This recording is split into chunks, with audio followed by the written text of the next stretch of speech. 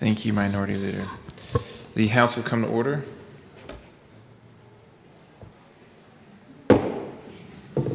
Please join Representative Luck.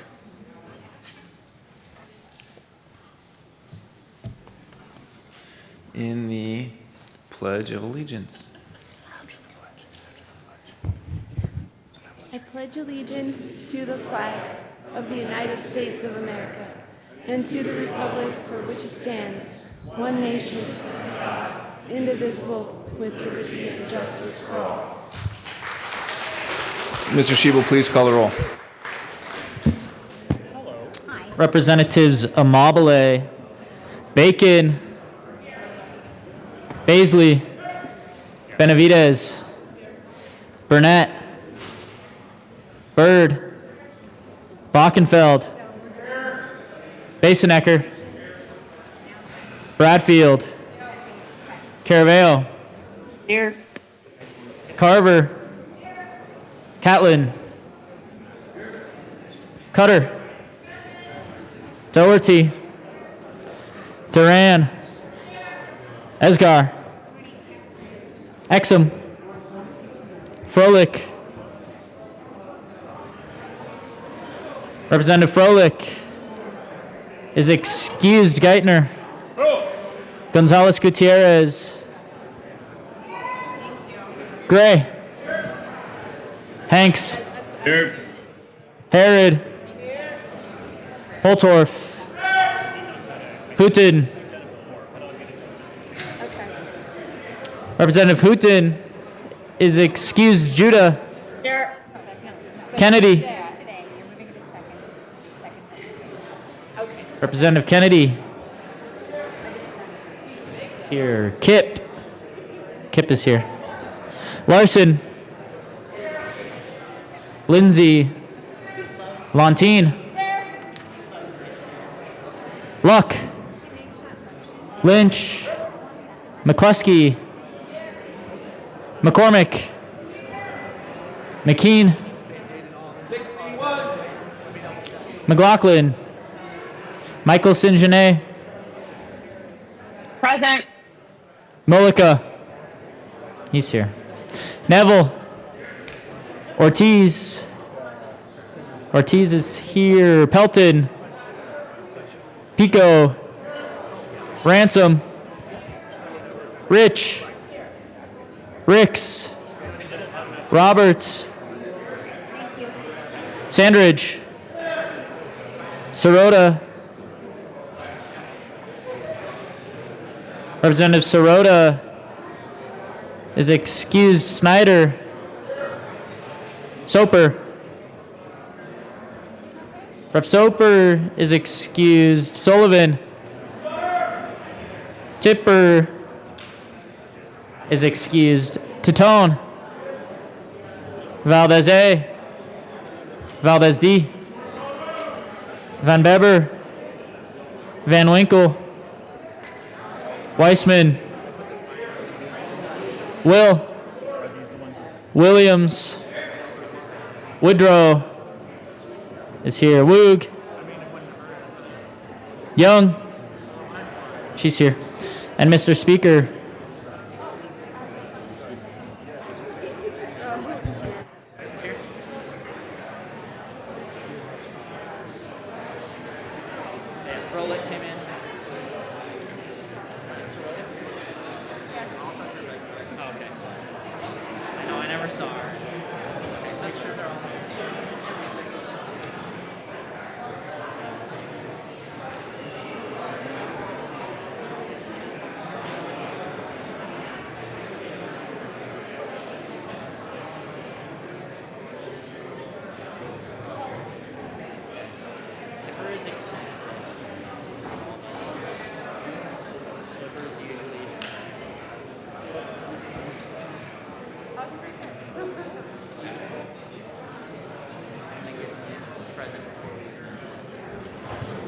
Okay.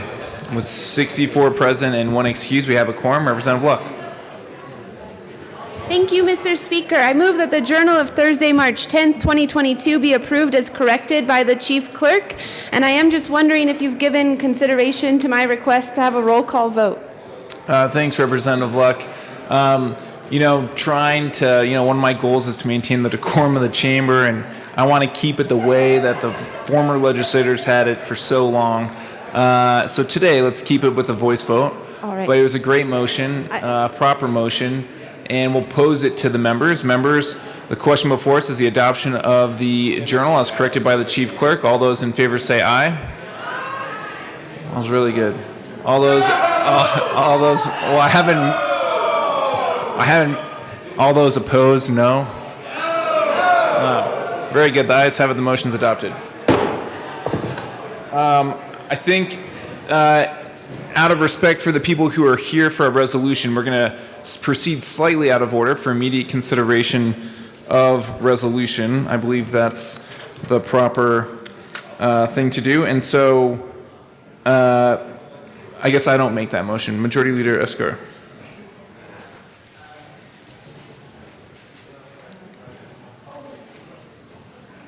Thank you, Mr. Speaker. I move to proceed out of order for immediate consideration of resolution, House Joint Resolution 1015.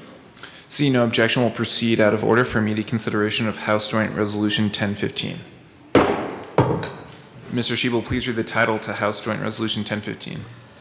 House Joint Resolution 1015 by Representatives Carver and Ortiz, also Senators Heisey and Lee, concerning the designation of a portion of Colorado State Highway 115 as the CW3 Scott A.M. Oswell Memorial Highway. Representative Carver. Thank you, Mr. Speaker. We move for the adoption of HJR 1015 and ask that it be read at length. It's a proper motion. Mr. Schiebel. Whereas Scott Allen Muir Oswell was born on August 18, 1973 at Mountain Home Air Force Base, Idaho. And whereas Scott A.M. Oswell attended Air Academy High School in Colorado Springs, Colorado, and graduated in 1991. And whereas Sergeant Scott A.M. Oswell initially joined the United States Marine Corps in 1990 at the age of 17 with his parents' consent, and was initially assigned to the Marine Corps Recruit Depot in San Diego, California. And whereas after 7 years, Sergeant Scott A.M. Oswell was honorably discharged from the United States Marine Corps in 1997 to enjoy private life and family. And whereas Specialist 4 Scott A.M. Oswell enlisted into the United States Army in 1998 and was assigned to Fort Carson, Colorado. And whereas Specialist 4 Scott A.M. Oswell was offered the opportunity to become a helicopter pilot in 2006 and attended training at Fort Rucker, Alabama. And whereas Chief Warrant Officer Scott A.M. Oswell served at Schofield Barracks, Hawaii and Fort Lewis, Washington, and served 2 tours in Iraq.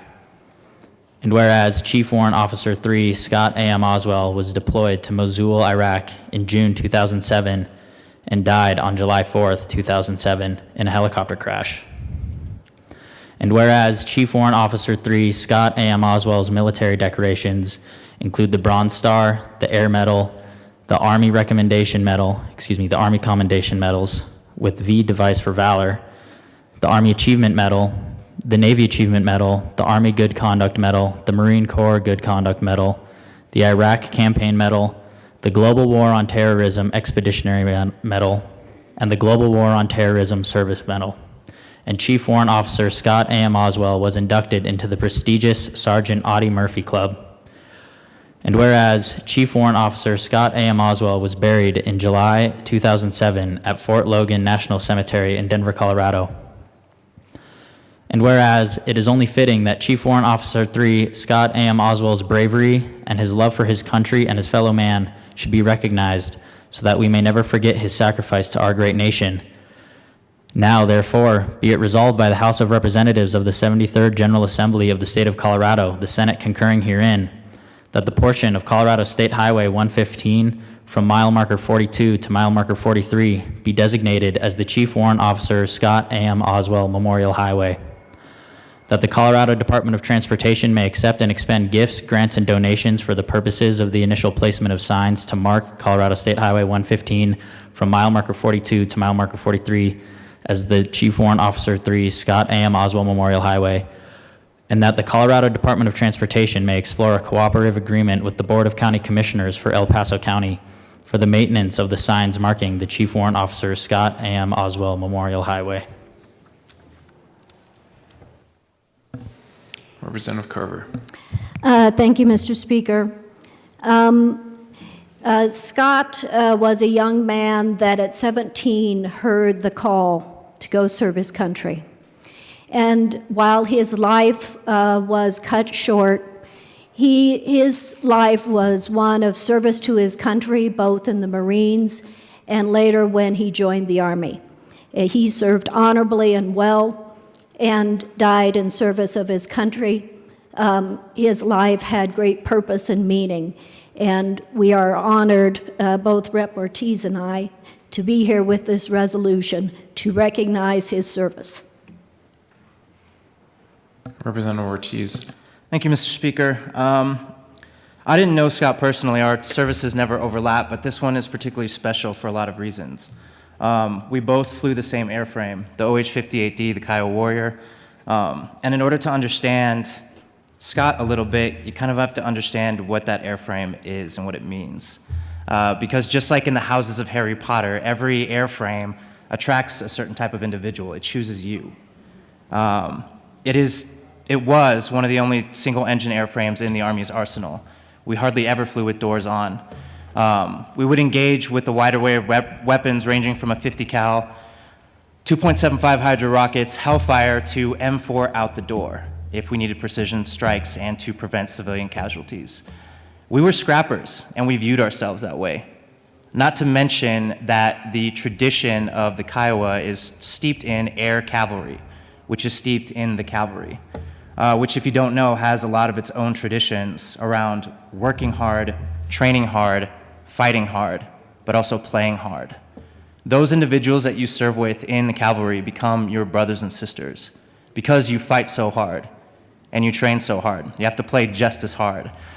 There's a poem that we have to memorize called Fiddler's Green, and that tradition reaches back to Irish folklore because there were a lot of Irish heritage individuals that served in the 7th Cavalry, which is where we get a lot of our traditions from.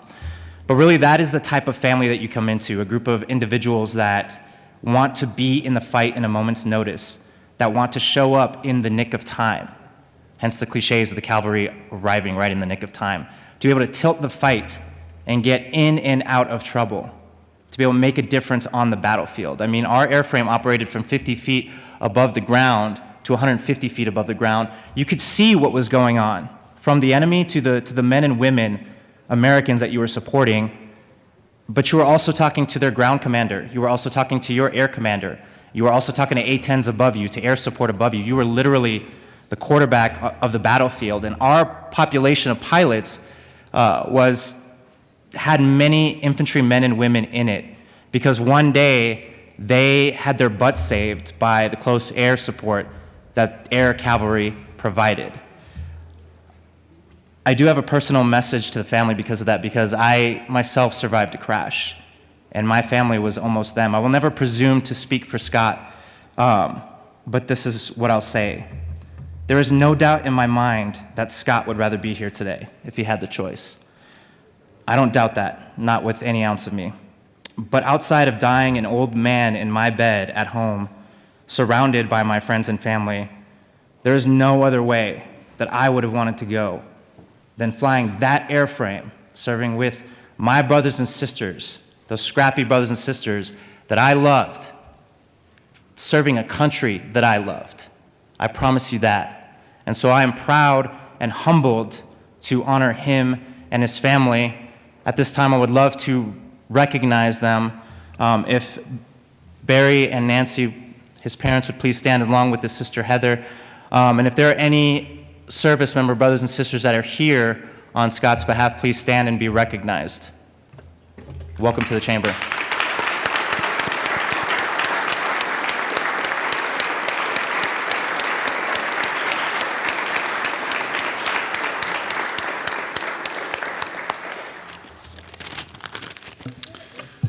Representative Carver.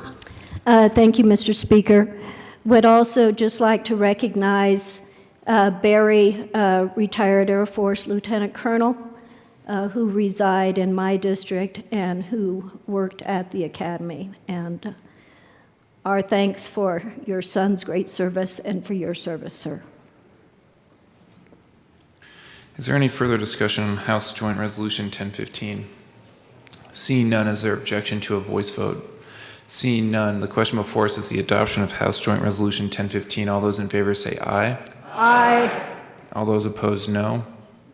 The ayes have it. House Joint Resolution 1015 is adopted. Representative Ortiz. Mr. Speaker, I move that this morning's roll call be added as co-sponsors. Seeing no objection, this morning's roll call will be added as co-sponsors. The House will be in a brief recess to greet the family.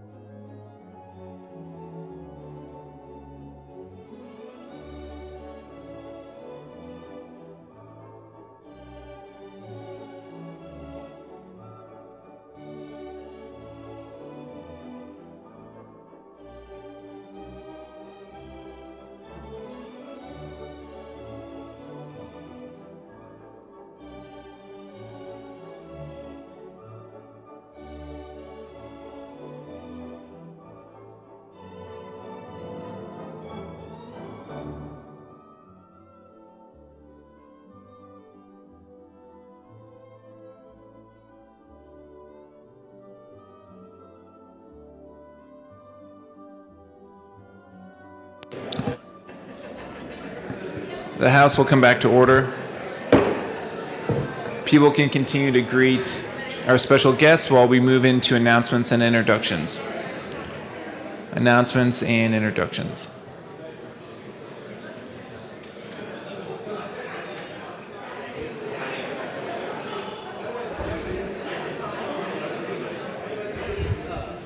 Representative Sirota.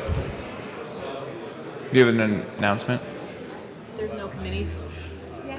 Representative Sirota. Thank you, Mr. Speaker. As you can see from your calendar, the Public Health Committee will not be meeting upon adjournment today. We have no bills on the calendar. Thank you. Representative McLaughlin. Thank you. I have permission to leave at 1:45 today. Thank you. So approved.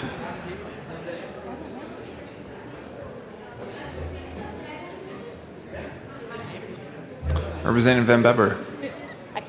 Division, no. I have permission to leave at 2 o'clock today. Thank you. So approved.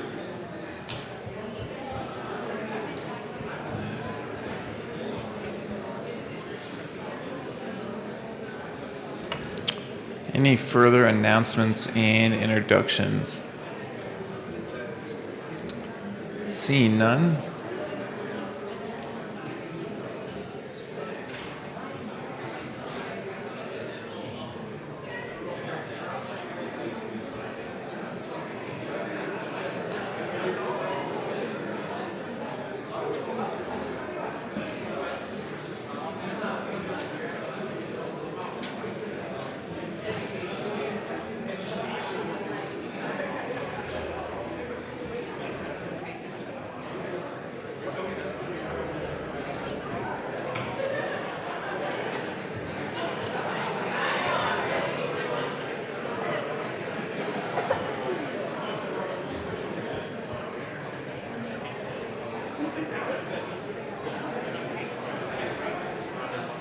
Seeing no other announcements and introductions, we will slowly proceed to third reading of bill's final passage.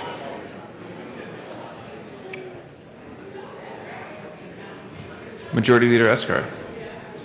Thank you, Mr. Speaker. I move House Bill 1082 on third reading, final passage. Oh, very good. Well, we will, before we move it, we will have Mr. Schiebel read the title. Mr. Schiebel, please read the title to House Bill 1082.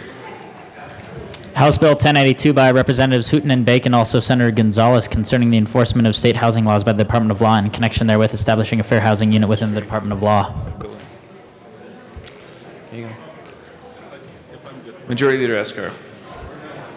Let's try this again. Thank you, Mr. Speaker. I move House Bill 1082 on third reading, final passage. Members, you've heard the motion. The question before us is the adoption of House Bill 1082. Seeing no further discussion, Mr. Schiebel, please open the machine and members, please proceed to vote.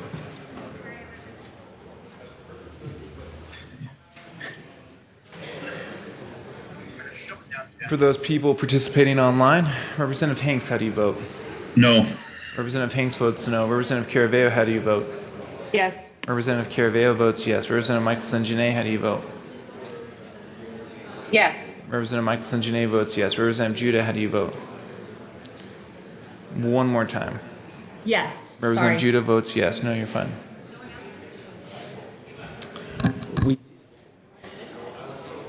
Minutes. Please close the machine. With 40 aye votes, 24 no votes, and 1 excuse, House Bill 1082 is adopted.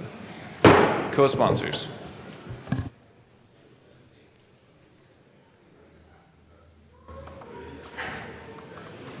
Representative Michelson-Janae, co-sponsor.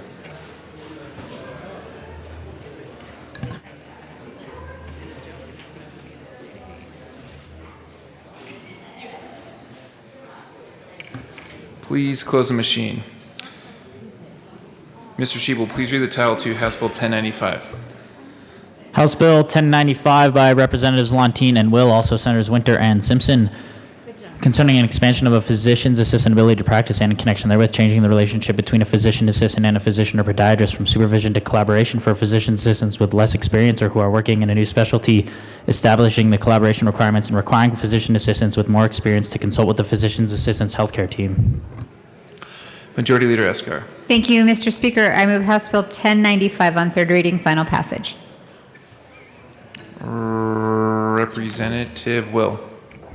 Thank you, Mr. Speaker. It's an honor to serve with you. Honor to serve with you too, Representative Will. I move that House Bill 1095 be referred back to second reading for the purpose of consideration of a substantial amendment. Thank you, Representative Will. Members, that is a proper motion. The motion before us is to refer House Bill 1095 back to second reading for the purpose of consideration of a substantial amendment. Mr. Shebel, please open the machine, and members, please proceed to vote. Representative Hanks, how do you vote? Yes. Representative Hanks votes yes. Representative Caraveo, how do you vote? Yes. Representative Caraveo votes yes. Representative Michelson Janae, how do you vote? Yes. Representative Michelson Janae votes yes. Representative Judah, how do you vote? Yes. Representative Judah votes yes.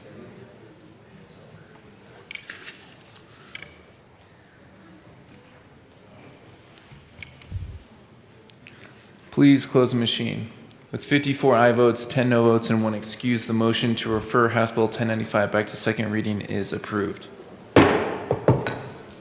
Mr. Shebel, please read the title to House Bill 1231. House Bill 1231 by Representatives Van Beber and Valdez D., also Senator Heisey, concerning a Bill of Rights for foster parents. Majority Leader Escar. Thank you, Mr. Speaker. I move House Bill 1231 on third reading, final passage. Question before us is the adoption of House Bill 1231 on third reading and final passage. See no further discussion. Mr. Shebel, please open the machine, and members, please proceed to vote. Representative Hanks, how do you vote? Yes. Representative Hanks votes yes. Representative Caraveo, how do you vote? Yes. Representative Caraveo votes yes. Representative Michelson Janae, how do you vote? Yes. Representative Michelson Janae votes yes. Representative Judah, how do you vote? Yes. Representative Judah votes yes.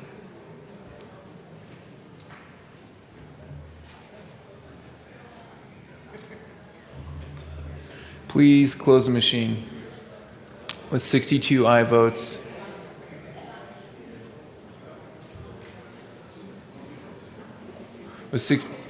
well, do you remember how many? Was there 62 aye votes, 2 no votes, and 1 excused? House Bill 1231 is passed.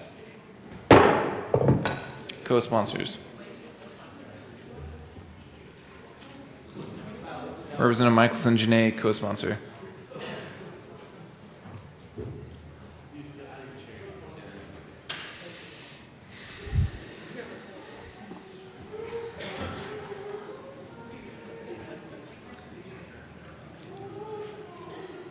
Please close the machine. Mr. Shebel, please read the title of Senate Bill 30. Senate Bill 30 by Senators Donovan and Sonnenberg, also Representatives McLaughlin and Catlin, concerning the expansion of Water Resources Review Committee to the Water Resources and Agriculture Review Committee. Majority Leader Escar. Thank you, Mr. Speaker. I move Senate Bill 30 on third reading, final passage. Question before us is the adoption of Senate Bill 30 on third reading and final passage. See no further discussion. Mr. Shebel, please open the machine, and members, please proceed to vote. My wife and I, Representative Hanks, how do you vote? Yes. Representative Hanks votes yes. Representative Caraveo, how do you vote? Yes. Representative Caraveo votes yes. Representative Michelson Janae, how do you vote? Yes. Representative Michelson Janae votes yes. Representative Judah, how do you vote? Yes. Representative Judah votes yes.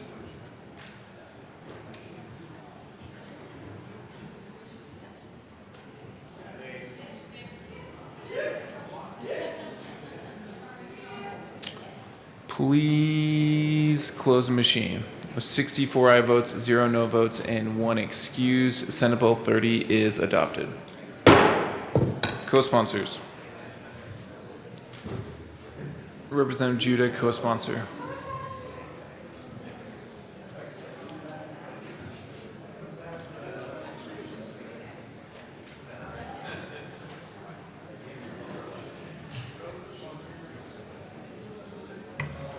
Please close the machine. Mr. Shebel, please read the title to Senate Bill 42. Senate Bill 42 by Senator Corum, also Representatives Esgar and Will, concerning changes to the membership of the Board of Commissioners of the County State Fair Authority. Majority Leader Escar. Thank you, Mr. Speaker. I move Senate Bill 42 on third reading, final passage. Question before us is the adoption of Senate Bill 42 on third reading and final passage. See no further discussion. Mr. Shebel, please open the machine, and members, please proceed to vote. Representative Hanks, how do you vote? Yes. Representative Hanks votes yes. Representative Caraveo, how do you vote? Yes. Representative Caraveo votes yes. Representative Michelson Janae. Yes. Representative Michelson Janae votes yes. Representative Judah, how do you Yes. vote? Representative Judah votes yes.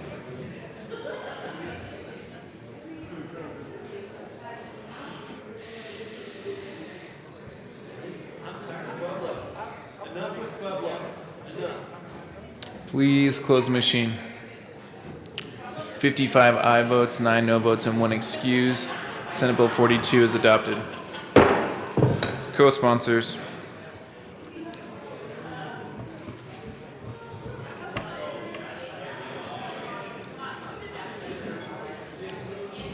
Please close the machine.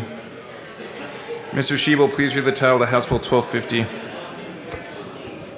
House Bill 1250 by Representatives Woodrow and Pico, also Senators Zenzinger and Woodward, concerning non-substantive changes of the Title VII of the Colorado Revised Statutes.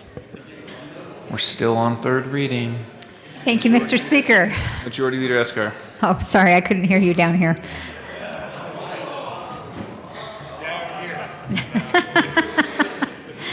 I move House Bill 1250 on third reading, final passage. Question before us is the adoption of House Bill 1250 on third reading and final passage. See no further discussion. Mr. Shebel, please open the machine, and members, please proceed to vote. Representative Hanks, how do you vote? Yes. Representative Hanks votes yes. Representative Caraveo, how do you vote? Yes. Representative Caraveo votes yes. Representative Michelson Janae, how do you vote? Yes. Representative Michelson Janae votes yes. Representative Judah, how do you vote? Yes. Representative Judah votes yes.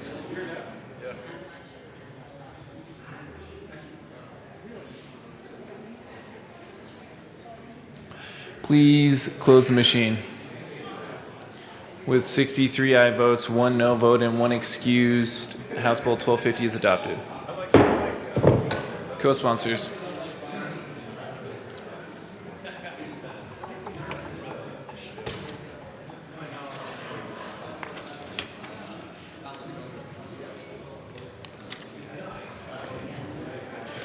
Please close the machine. Mr. Shebel, please read the title of House Bill 1108. House Bill 1108 by Representatives Rich and Amabile, just Rich and Amabile, excuse me, concerning a requirement to the Transparency Online Project web-based system, including the name of the vendor paid in connection with each expenditure included in the system. And Senator Scott, I And think. Senator Scott, sorry. No worries. Majority Leader Eskar. Thank you, Mr. Speaker. I move House Bill 1108 on third reading, final passage. Question before us is the adoption of House Bill 1108 on third reading and final passage. See no further discussion. Mr. Shebel, please open the machine, and members, please proceed to vote. Representative Hanks, how do you vote? Yes. Representative Hanks votes yes. Representative Caraveo, how do you vote? Yes. Representative Caraveo votes yes. Representative Michelson Janae, how do you vote? Yes. Representative Michelson Janae votes yes. Representative Judah, how do you vote? Yes. Representative Judah votes yes.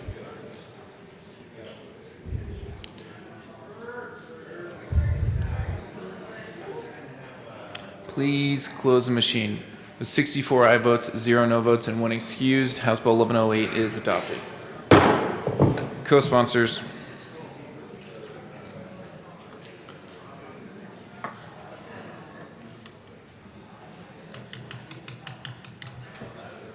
Please close the machine. That brings us to General Order, second reading of bills. Representative McCormick.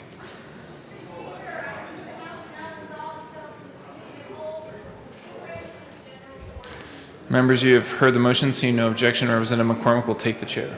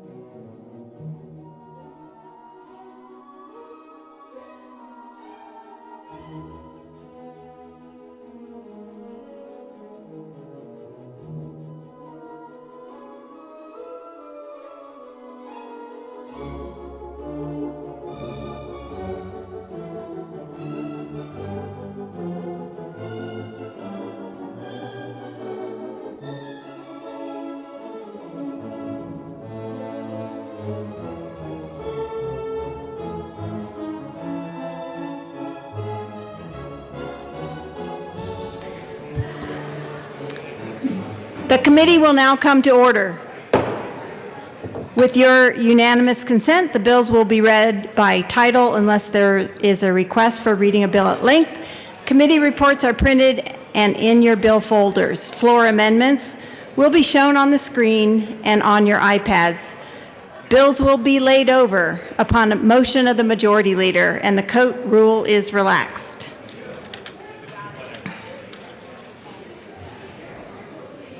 Madam Majority Leader. Thank you, Madam Chair. I move to lay over Senate Bill 95 until Monday, March 14th. Senate Bill 95 will be laid over until March 14th.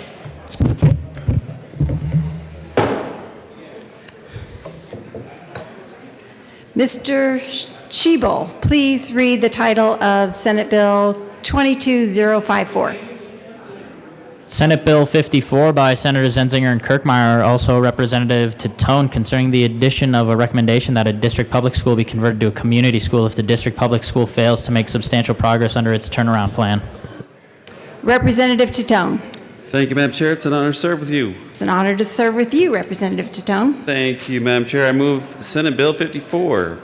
There's no committee report. All right, to the bill. Thank you, Madam Chair. Members, this bill is about community schools, using them for a turnaround plan. So a community school is a kind of school that is a type of innovation school. Not all innovation schools are community schools, but a community school is an innovation school. But we put community schools into the statute kind of on its own with its own definition a couple of years ago. And a community school has engagement of the community and the partners around it. It has to have a strategic plan, and it has to have a process to engage the partners in the community to achieve the goals of the school, and has to have a coordinator to assemble the relevant stakeholders to solve the problems identified with the needs assessment. So what this bill does is it takes a school that is struggling, that may have tried another option before on that turnaround clock, and then once that clock is getting to a point where they need to decide the final option for this school, that this is an option for that school. And it's not currently in the statute. It's not one of the options for the school to go through. And this will put that in place for a community school to be an option. Because it's so community focused, and community schools have been successful, if they have not decided to do this before at the school level, the district level has the opportunity to do this as a final way of saving the school from being closed. And I ask you for a yes vote on the bill. Is there any further discussion? Yes, Assistant Minority Leader Geithner. Thank you, Madam Chair. So members, obviously we heard this bill in education and we had a rather robust discussion. Heard primarily from Adams 14 School District. They're going through a little bit of a process here on this now. And we heard what the options were available when you find yourself, or when a school finds themselves in a position such as this. And there's 5. Amongst those is, of course, closure, but also the ability to go to a charter, the ability for a management company to come in, or management to come in, whether that's a district or private, public or private entity. And so as we kind of dug into the bill, in statute, there is a definition associated with community schools, and there was some ambiguity, and actually some of the testimony that we actually heard spoke about the ambiguity, the uncertainty, the lack of clarity that existed in statute. And so I'll just share a section of it with you around the definition of community school, and it has to do with, or part of it is an annual asset and needs assessment of and by both the school and the community that engages at least 75%. And then this is kind of where it gets vague, because it says 75% of families, students, and educators in the community. And so the uncertainty that I had was, is that the collective? Does it mean those three entities as long as you have 75% of that collective? Or must it be 75% of each category? So in an attempt to provide some clarity where I think clarity is needed in statute, I move L004 and ask that it be displayed.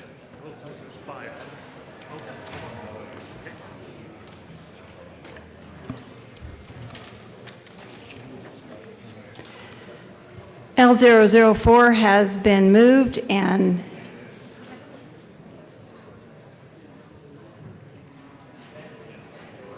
waiting to be displayed.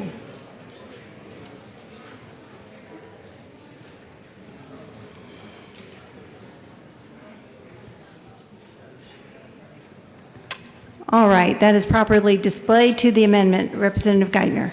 Thank you, Madam Chair. And so, members, what this amendment does, L004, is it says very clearly, as we look at community schools, that you need to have 75% of the families, you need to have 75% of the students, and you need to have 75% of the educators.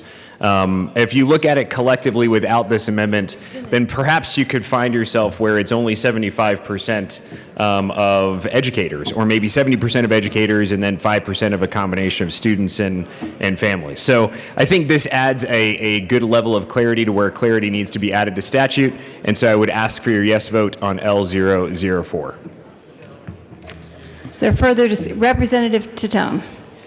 Thank you, Madam Chair. And we heard this same exact amendment in the committee, and we feel that, at least I feel, and maybe the chair will agree, that this doesn't fit under the title because we're not talking about the definition of the community school here. We're talking about the turnaround plan for a school to include community schools. This has nothing to do with the definition, and I would request that a title ruling be made on this amendment. The House will stand in recess.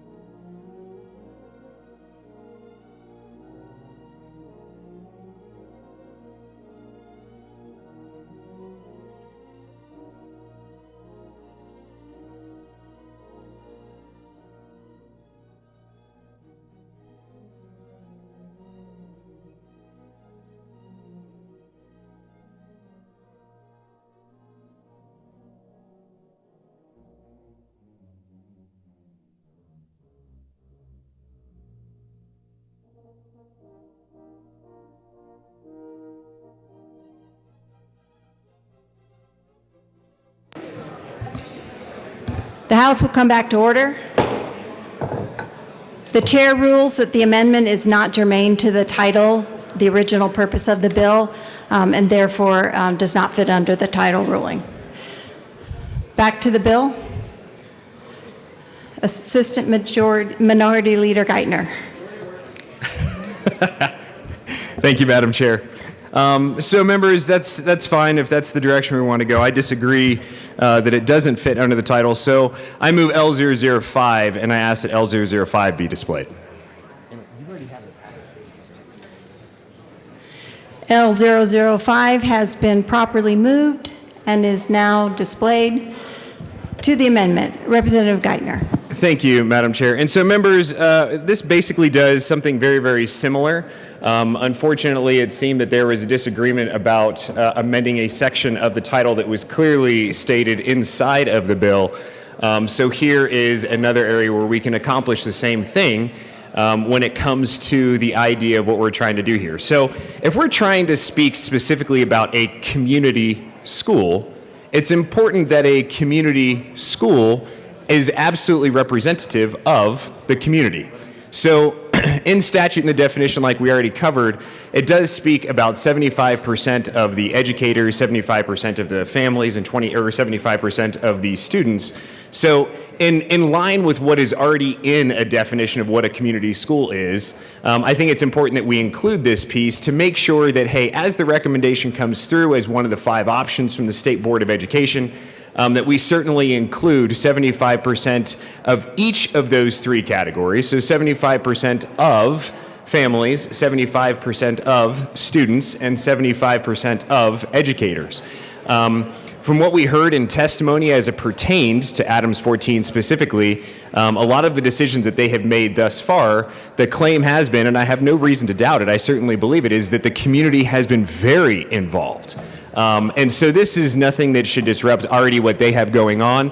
If anything, I think it ensures that the community involvement in future issues, certainly as it may be unrelated to Adams 14, is thoroughly included. And I think if we're going to adopt something that talks about community schools in a transition from one type of school to another, that certainly when it comes to that particular school or when it comes to that particular district, that 75% of the families are involved, guaranteed, as defined in statute, that 75% of the students are involved and that 75% of the educators are involved. I think that's how we actually turn schools around that may find themselves in this situation. So I would ask for a yes vote on L005, and let's make sure that we include 75% of families, 75% of students, and 75% of educators. Representative Titone. Thank you, Madam Chair. And, the Assistant Minority Leader has brought up Adams 14 quite a bit, but this bill has nothing to do with Adams 14. Absolutely nothing to do with Adams 14. And what this amendment will do is change the definition, essentially, of what a community school does. Community schools exist. They have existed. They've existed under the statute that we have, and they have succeeded under the statute that we have. We don't need to be changing the definition of community schools. They exist and they function properly and successfully as the statute is currently, and we do not need this change to mess with that definition, so I ask for a no vote. Is there further? Representative Van Beber. Thank you, Madam Chair. When we look at this definition, this is a definition that's commonly and widely accepted as to the scope and function as to who will be a part of the process of a community school. This is neither new nor is it something that is unknown, and so this is a wholly appropriate amendment, and I urge a yes vote. Members, it's getting a little bit loud in here. Please keep your voices down. Is there further discussion on this amendment? Seeing none, the question before us is the adoption of L005 to Senate Bill 54. All those in favor say aye. All those opposed say no. The amendment is lost. To the bill.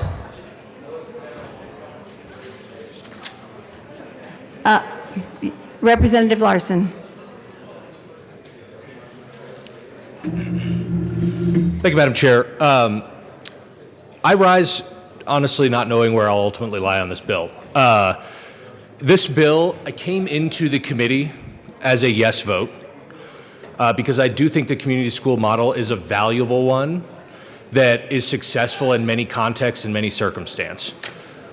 Over the course of the committee, when we heard about, it was a little bit unclear, frankly, as to why this bill needed to be passed. As my colleague alluded to earlier, there are already a myriad of options available to schools that are in a turnaround status situation, one of which is a innovation status school. And under innovation status, community schools are an option, and indeed we have schools that are functioning on the community model right now that are innovation schools. So this was already an option for schools in turnaround status to do. What this bill would have done is it would have essentially given a clearer, more direct path to this particular model of school, which didn't seem like that bad of an idea. Honestly, what ultimately flipped me to no in the committee was that we had testimony from a particular school district that seems to posit this as a way for them to change. They've been in turnaround status for about 12 years now, and they posited this as a way to kind of circumvent the process that was already going forward. And that was very troubling. So that was ultimately what I think changed a lot of the members in the committee from a yes vote to a no vote in committee. Now, I will tell you, right now this bill has a petition clause on it. And if that petition clause remains, then I don't see the harm in this bill moving forward, and I frankly will be more inclined to switch my vote from what I was in committee and to go to a yes vote. There was some talk about switching this to a safety clause, which would ultimately allow for this particular school district to make this change within the time that they're on the clock here. Now, I don't know how many of you read Chalkbeat, which is the education-oriented newsletter that comes out. I read it religiously as part of my daily reading. There was an article today from the Senate sponsor of this bill that made it very clear in no uncertain terms that this bill is not intended to help Adams 14 in their particular situation. I believe this is a direct quote, but if it isn't, then I'm paraphrasing. She said this is intended to be a first step in a process, not the last step in a last step process, which is what the Adams 14 situation is in right now. So members, again, community schools are a valuable tool, one of many in a toolbox. I don't think it's the end all be all for every situation because we're going to need to look at every situation differently. There are a lot of different reasons that a school is failing, and a lot of times the community school will be an appropriate model. What I do want to make sure that we're not doing with this bill is creating a situation for a particular district that is in a particular set of circumstance that I think we can all agree 12 years is a little too long to be failing students, but allowing them to change the rules of the game at the 11th hour. If this truly is a bill that is just adding an additional option going forward, which I think maintaining the petition clause on it would be a good show of faith that that is what the intention is, then I don't see the harm in voting yes. But I just want to make sure that what we're doing here is we're not going to move a bill that is designed to intervene in a process that has been ongoing, and that we're not allowing an opportunity for a district that's in turnaround status that has serious faults and that is seriously harming the students a way out at the 11th hour of a process that they should be engaging with. So again, members, I honestly don't know how I will be on third reading, but I just wanted to lay out sort of the context here, explain kind of where my no vote was in committee and where it could end up being. So thank you. Representative Baisley. Thank you, Madam Chair. I just want to augment a little bit what my colleague from Jefferson County just spelled out. So I also serve on the Education Committee in the House. And as we looked at this bill, I came into it relatively positively because it came out of the Senate with bipartisan sponsorship. So it's certainly been considered well there. However, as As Representative Larson had described, there was, through all of the testimony, there was a lot of focus on Adams County. Now, Adams County has a lot of struggles that they're dealing with. They have been for a couple of years. We wish them the best in having a resolution for the school district that will serve the students and their parents' desires for them. The problem that kicked up that was not mentioned, I wanted to add, is that this solution, the community school, was the only solution that they are looking at for repair, for recovery of the challenges that they're currently facing. And they specifically said that we are not considering charter schools or any other potential solution. That bothers me quite a bit. So I think that's where I ended up to be a no vote, was after that type of testimony from this one particular school district that is counting on this to exclude several very good options. And let me just remind, as I did in the committee meeting, the 7 out of the 10 best performing schools are charter schools in Colorado. So this is not a negative idea. It is something that is a great option for students, and why it would not even be considered is troublesome to me. So that's why I have been a no, and I'll stay there until further notice. Thank you. Representative McLaughlin.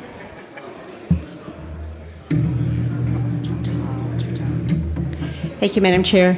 Adams 14 did have some choices. They did have a choice to close down the school.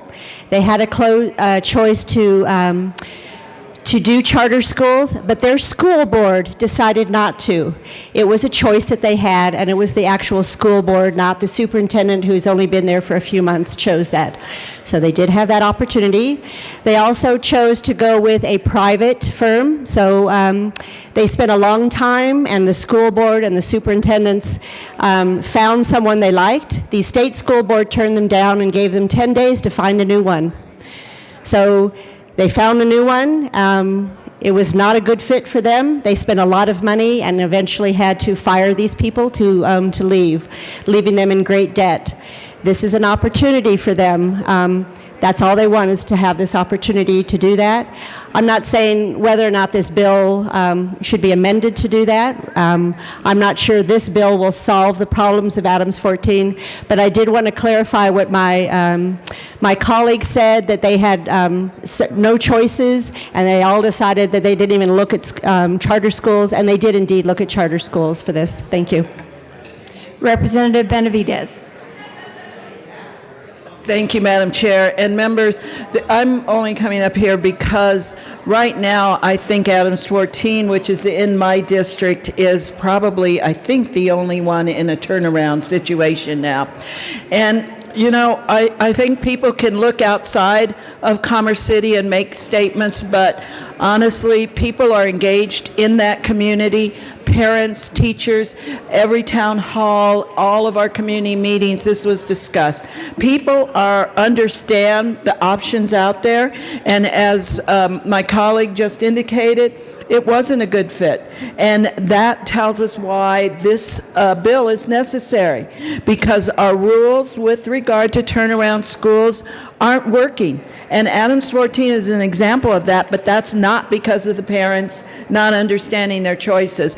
That's procedurally things that are involved in this. So I just wanted to say the people in Commerce City, the parents, the families, the students want that school district to maintain itself, and they're continuing to work. They've hired outside counsel, and they will do everything they need to maintain their school district. So I think this bill is a step in the right direction. I support the bill. Members, it's getting a little loud again. If you're going to have extended conversations, please take them off the floor. Is there any further discussion on Senate Bill 54? Seeing none, all those in favor of the question before us is the passage of Senate Bill 54. All those in favor say aye. All those opposed, no. The ayes have it. Senate Bill 54 passes. Mr. Schiebel, please read the title of House Bill 22-1227.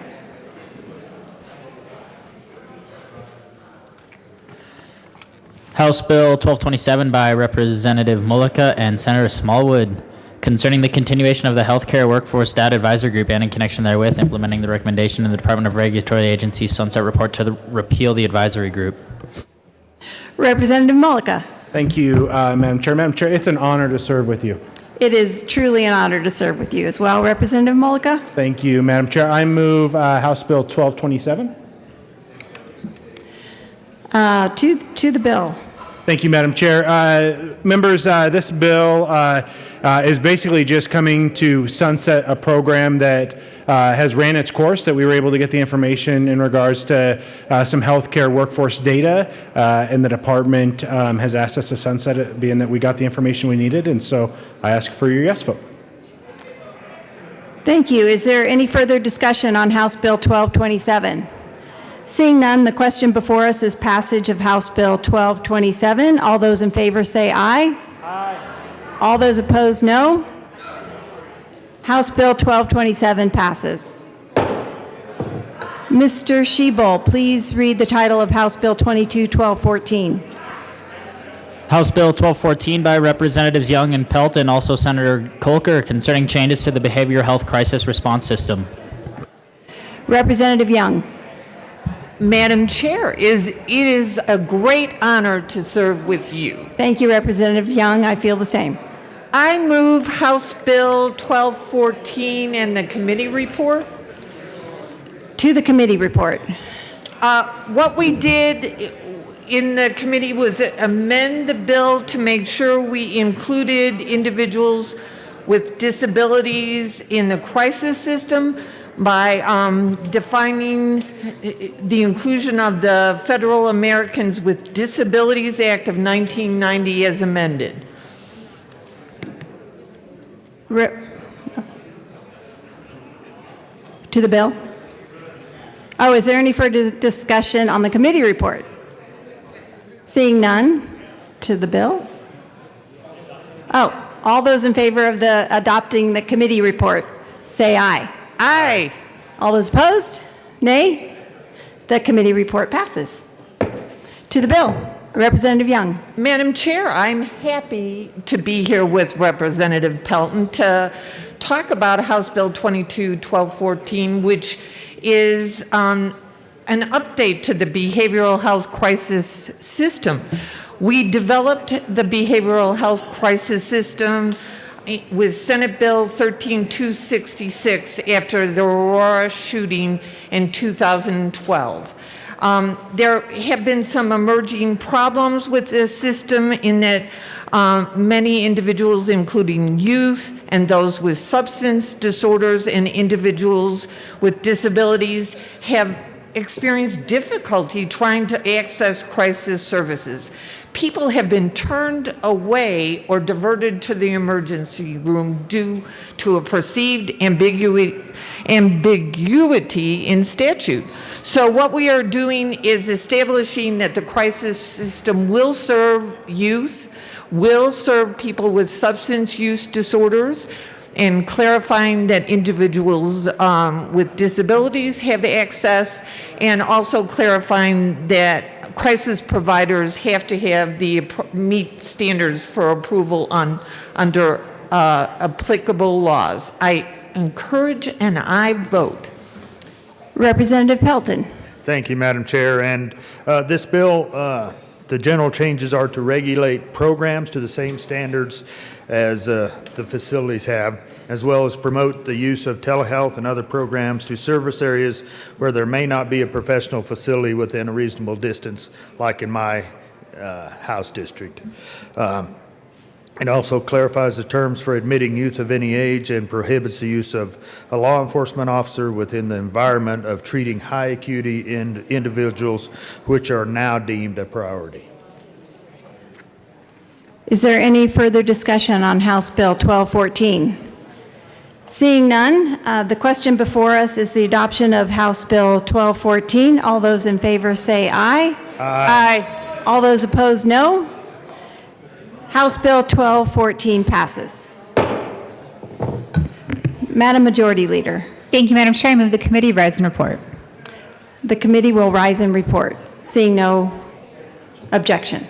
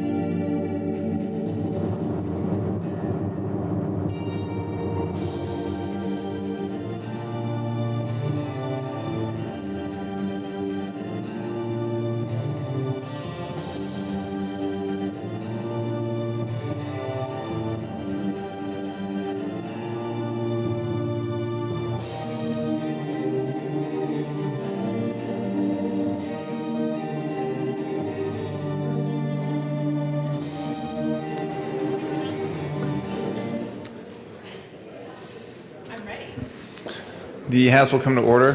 Mr. Shebel, please read the report of the Committee of the Whole. Mr. Speaker, your Committee of the Whole begs leave to report as under consideration the following attached bills being the second reading thereof and making the following recommendations thereon. House Bill 1214 as amended, 1227 passed on second reading in order engrossed and placed on the calendar for third reading and final passage. Senate Bill 54 passed on second reading in order revised and placed on the calendar for third reading and final passage. Senate Bill 95 laid over until March 14, 2022.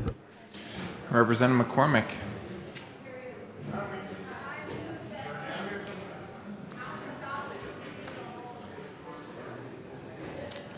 It's pretty close. It's good. It's good. Yeah. Thank you, Representative McCormick. Members, you have heard the motion. There are no amendments at the desk. The question before us is the adoption of the report of the Committee of the Whole. Mr. Shebel, please open the machine. Members, please proceed to vote. Representative Hanks, how do you vote? No. Representative Hanks votes no. Representative Caraveo, how do you vote? Yes. Representative Caraveo votes yes. Representative Michelson Janae, how do you vote?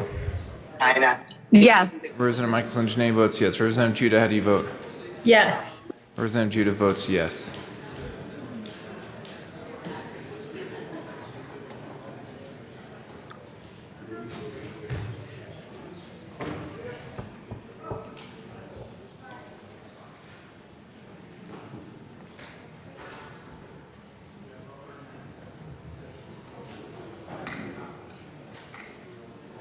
Please close the machine. With 41 aye votes, 23 no votes, and 1 excuse, the report of the Committee of the Whole is adopted. There was one announcement and introduction that we missed, so we'll do a quick announcement and introduction. Representative Herod. Thank you, Mr. Speaker, and I appreciate your graciousness. Members, we had the Appropriations Committee today, and I'm excited to announce the winners of our joke contest. Representative Amabile, Representative Benavides, come on down. Hey, you guys on the other side of the aisle, I want you to know that Representative Will and Representative Catlin cannot carry your entire caucus. We need y'all to step up with the jokes so that we can have some bipartisanship down here at the well next week. Thank you. Come on up. Representative Mobley. Thank you, Mr. Speaker. A three-legged cat walks into a bar, and the bartender says, "What can I do for you?" And the cat says, "I'm looking for the man that shot my paw."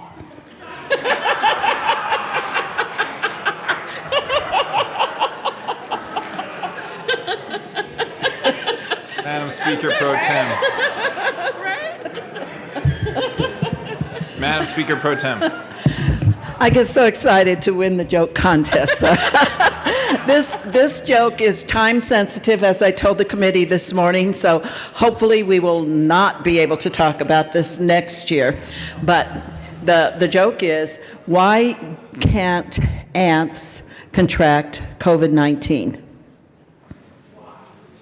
Because they have little antibodies. Thank you, Mr. Speaker. Majority Leader Escar. Well, that was worth it. Thank you, Mr. Speaker. I move the following bills be made special orders today, Friday the 11th at 10:21 a.m. Senate Bill 65, Senate Bill 75, House Bill 1139, Senate Bill 50, House Bill 1279, Senate Bill 92. Seeing no objection, the bills listed by the majority leader will be made special orders at 10:21 a.m. Representative McCormick.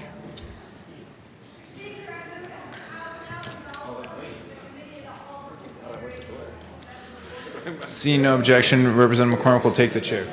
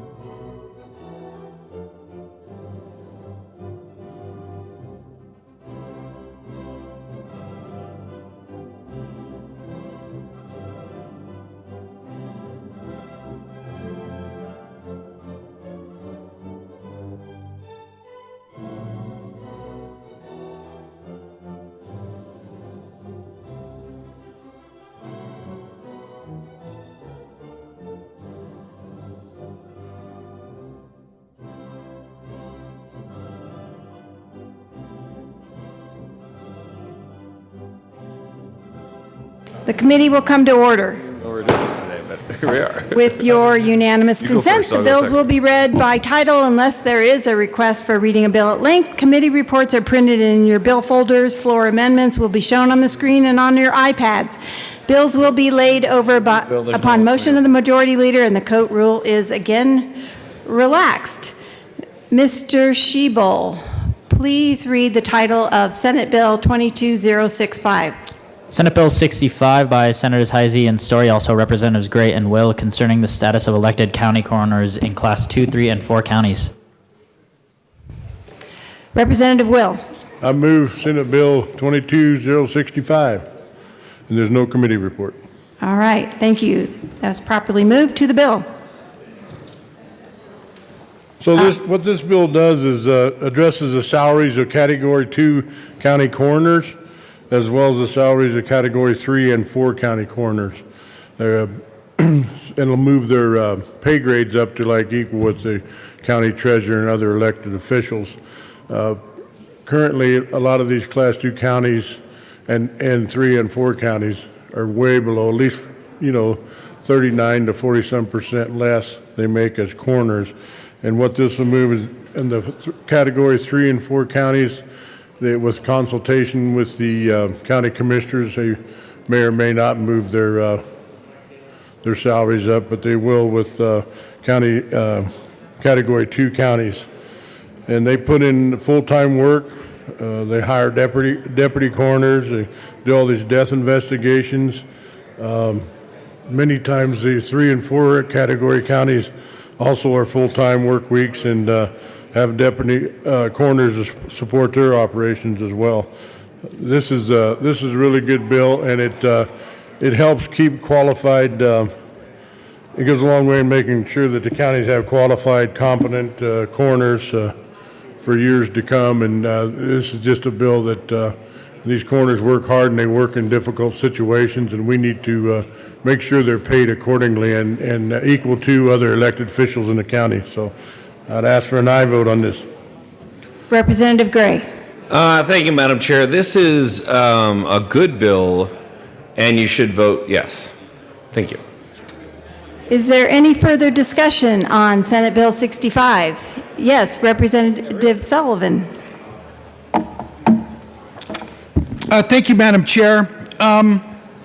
This bill here was presented in our local government, transportation local government committee, and the people who came to testify were coroners from rural districts.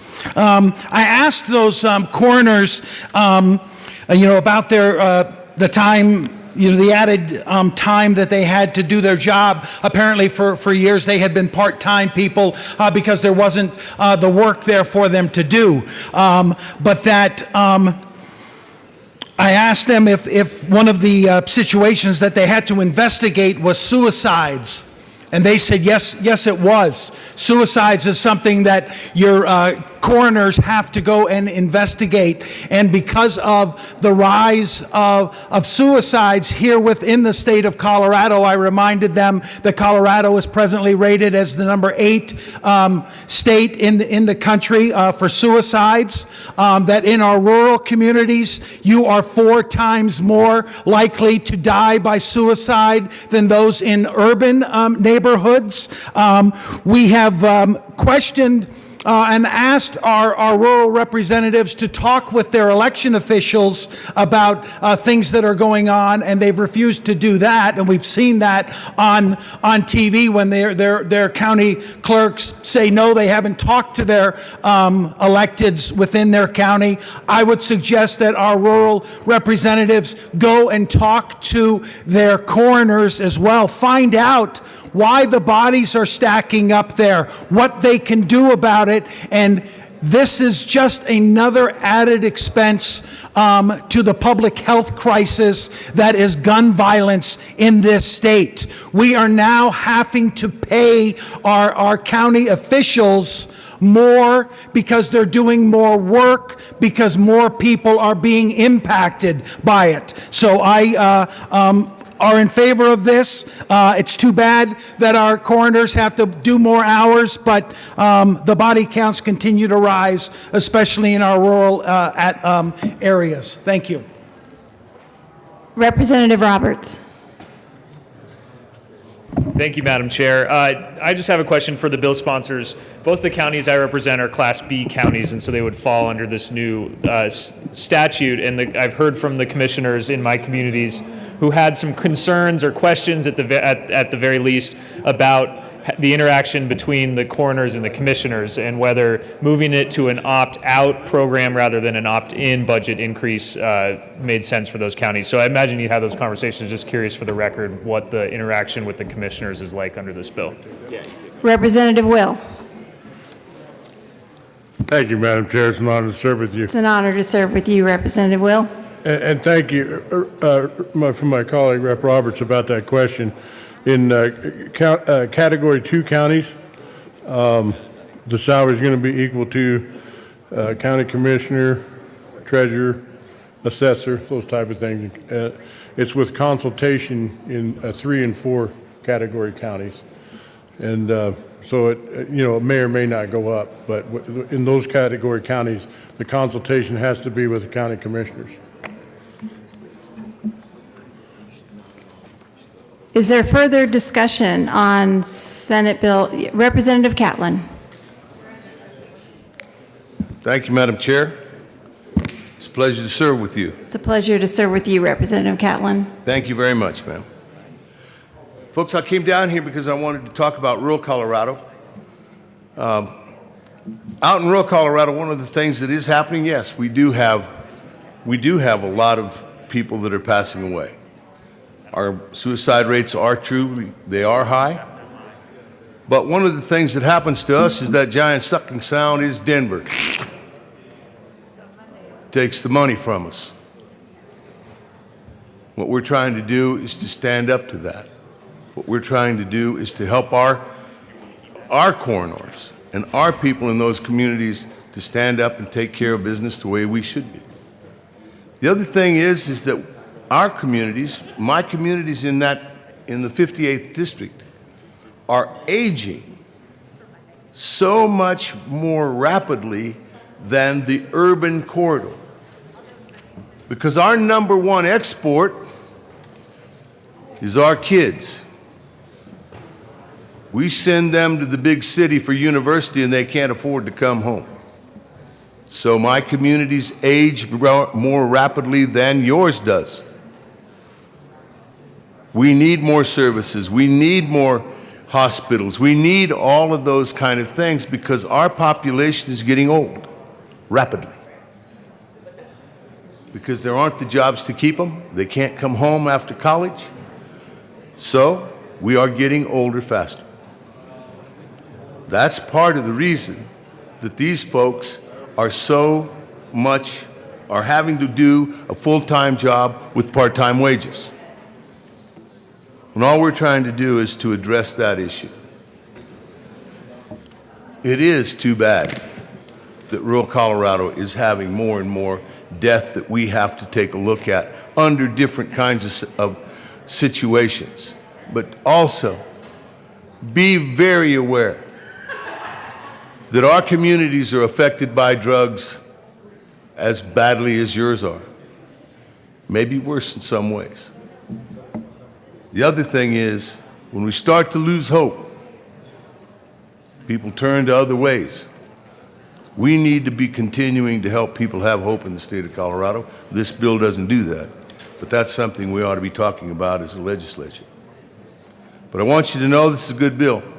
Vote yes. Representative Will. Thank you, Madam Chair. I just wanted to address that. I do talk to I'm a rural legislator, and I do talk to my county coroners. In fact, my county coroner, Rob Glassmeyer, came to committee and testified on this exact bill, and he's the coroner out of Garfield County. So us rural legislators do talk to our county coroners and stay in touch with those elected officials. Thank you. Is there any further discussion? Seeing none, the question before us is the passage of Senate Bill 65. All those in favor say aye. Aye. All those opposed, no.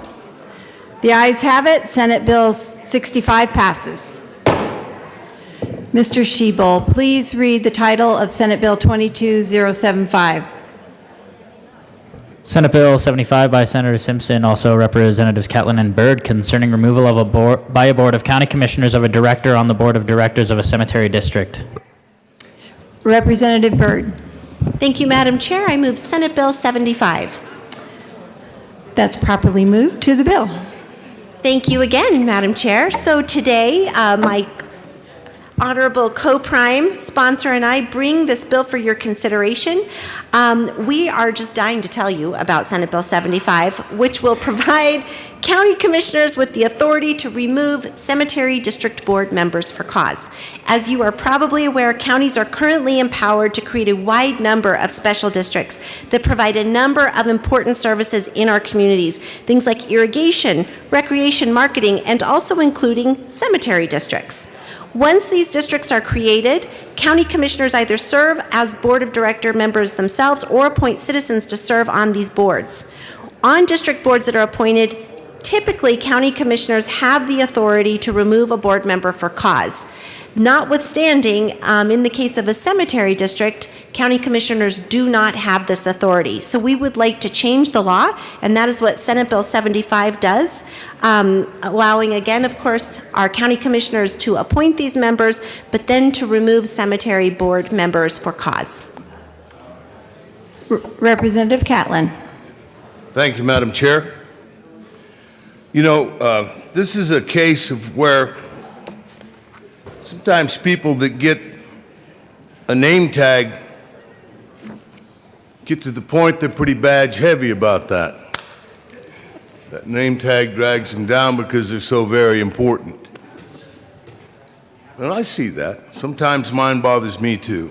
But anyway, what I'm getting at is that in the state of Colorado, we can't remove an individual that's been appointed from a cemetery board.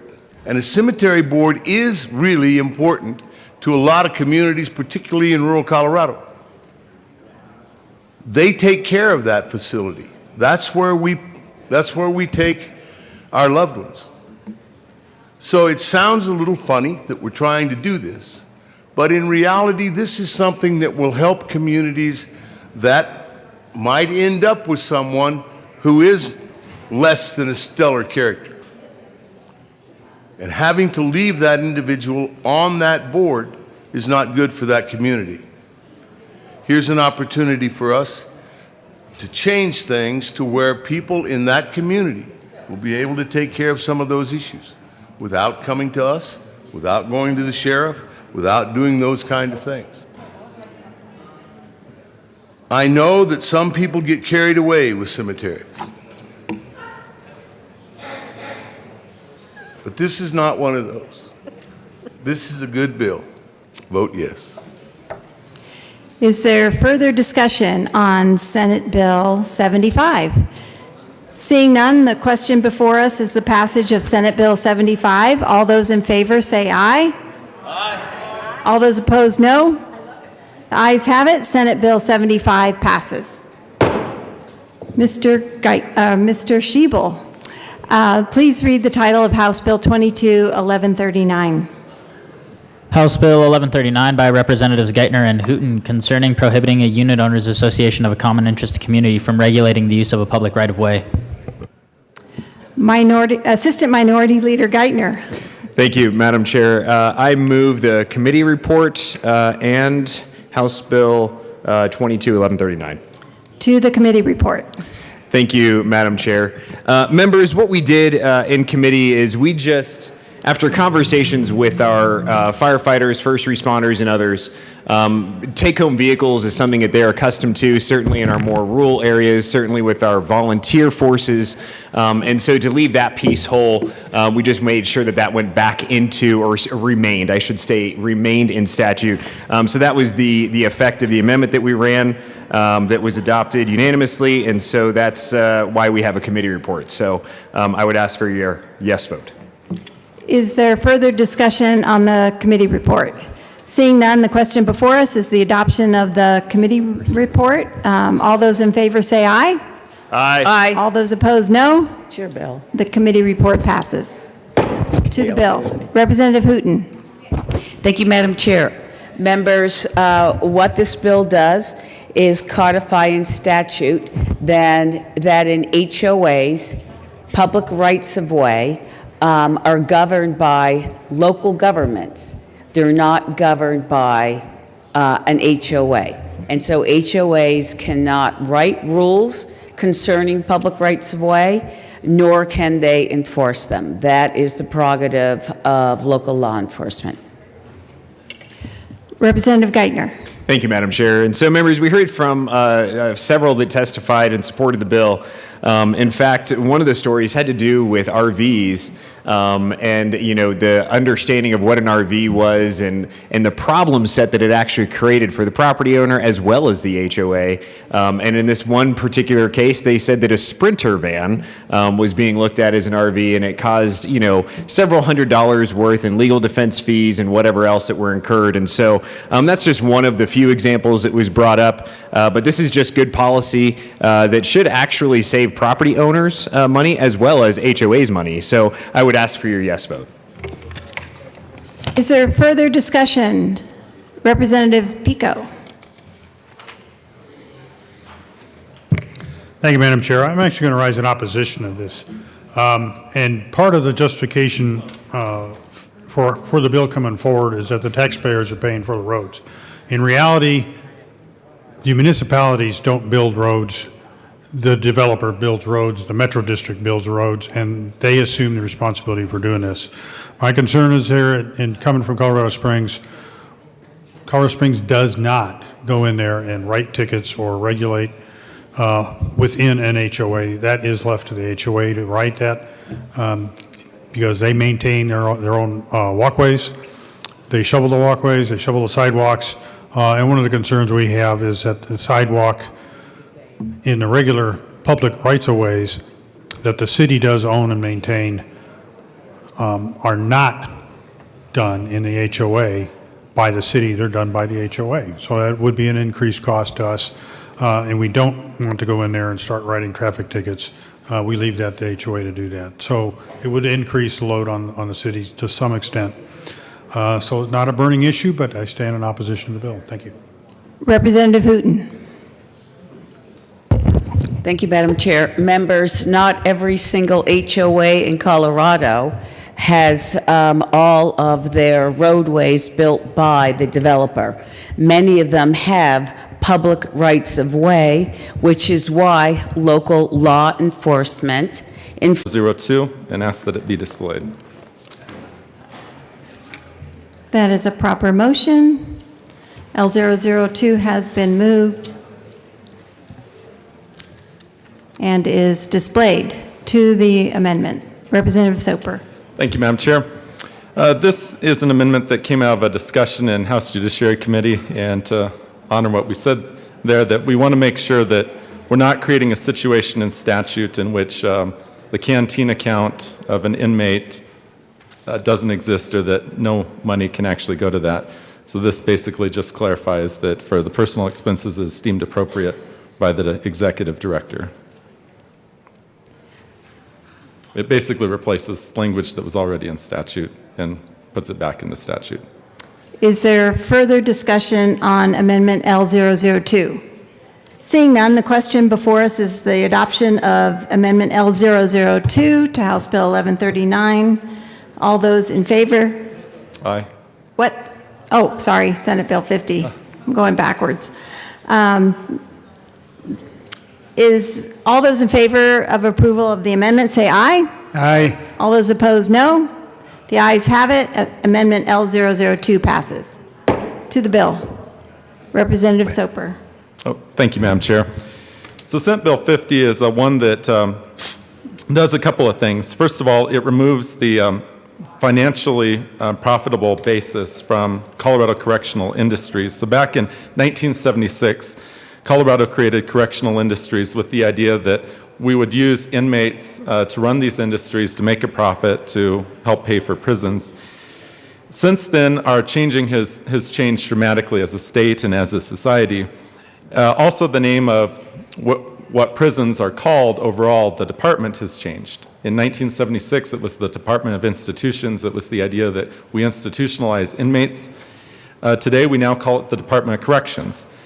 And that we now have a basis of knowing that 9 out of 10 inmates are going to come back to the general population and live in society amongst the rest of us. And it's our duty to make sure that they're good citizens when they come back. And part of that is having the experience of understanding how to get a job, being able to work, being able to learn certain skills.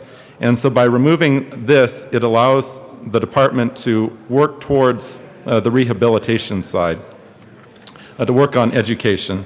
And then with it, it also strengthens the Take Two program, which is the Transitional Work Opportunities Program, which inmates can go in their last 6 months before release, work for a private company, be paid minimum wage. They are able to take the money and put that in an account so that when they're released from prison, they can make a down payment on an apartment, have money for a car, food, things that are part of the support network. And hopefully they don't go back and live with the same bad actors that helped influence them to be put in prison in the first place. I want to tell a brief story.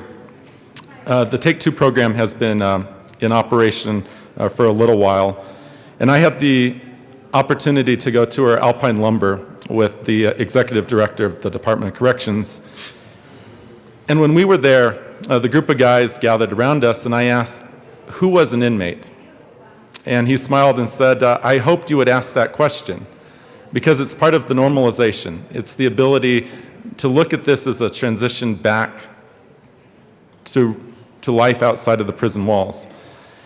And the inmates do have an ankle monitor, so rest assured that there is that security element. We're not just releasing prisoners to go out and work in the community without some security measure. But they were learning skills that they had never learned before in their lives. For most, this was actually their first job. They had went down a bad path from a young age, and this was the first time that they actually were learning those skills, getting paid, actually having that camaraderie of their fellow workforce. And it's yielded good results. I also toured the prison in Rifle, and one inmate said to me that he was part of the fire crew and was able to finally to say to his son, I'm actually doing something good and I hope to continue to be a firefighter after I leave prison. So these are great opportunities for inmates, and I hope everyone in this chamber will support the bill, as we also had unanimous support in House Judiciary. Representative Exum. Thank you, Madam Chair. Just to reiterate a couple of points that my co-prime sponsor has made, and I'm honored to be on this bill with Representative Soper. Rehabilitation, reentry, and reintegration to the communities, and making a distinction between internal and external programs within the department. What that means is that these folks, like Representative Soper have stated, these inmates recognize the mistakes that they made, but now they have an opportunity to repay their debt, not only to society, but to repay their debt to their family, to help make them whole again, so that they don't carry that culture that they were in and that they continued to be in while they were inmates. When they're out there working, it's a feeling of self-worth, that you're doing something to help, not only help the community, but you're doing something to help yourselves. And again, we want to reiterate this bill passed out of the Senate with unanimous vote out of committee and on the floor. And we ask for your aye vote. Thank you, Madam Chair. Is there further discussion? Yes, Madam Speaker Pro Tem Benavides. Thank you, Madam Chair. And members, I too agree this is a good bill, and I do support the bill, because part of what the Director of Corrections talked to us about is, in the past, we've had correctional industries, and they've managed to figure out ways for inmates to work. But this work garners them a whole $4 to $6 a day. And it doesn't make any kind of dent in the restitution they may owe, or child support they may owe, or voluntary payments to take care of their children. So this is the money that these inmates will earn is not coming out of general fund. It's coming from private businesses. And right now, when businesses are struggling to find workers, I think this is a huge step in the right direction. And again, it is for those inmates that have a good record while they're incarcerated, and also that are nearing the end of their prison term. And you should know that the average time people stay in prison is 4 years. So they come back out, and they're right there with all of us, and I think it's important that we do all we can to prepare people and to work towards rehabilitation. That said, there is one thing that I did want to put on record in the bill that I hope they will look at when, as this bill continues on. And as you all know, most of the inmates are in state-owned facilities, but we do have some inmates in private facilities. And what this bill contemplates and says is that the payments are not paid to the individual, they're paid to the director that keeps of corrections, that keeps it in trust for the inmate. But the director makes the disbursements, sort of like when you think of a garnishment on wages. They make their disbursements for restitution, for child support, for those things. With the amendment added, there'll be a determined amount by the director on how much is needed just to buy toiletries, clothes, things like that while they're in prison. The rest of it will be held in trust. And that all makes sense. But there's a Section 11 that talks about what happens at non-state-owned facilities. And these monies still go to the Director of Corrections, but it indicates in here that the non-state-owned facility will make those disbursements, those restitution, child support payments. And I'm not sure there's a real way to do this, and we didn't have time to really go into it in committee. But I hope that the sponsors look at this part of the bill and in the future make some changes. But I think it's a great bill, and I'm a strong supporter of it.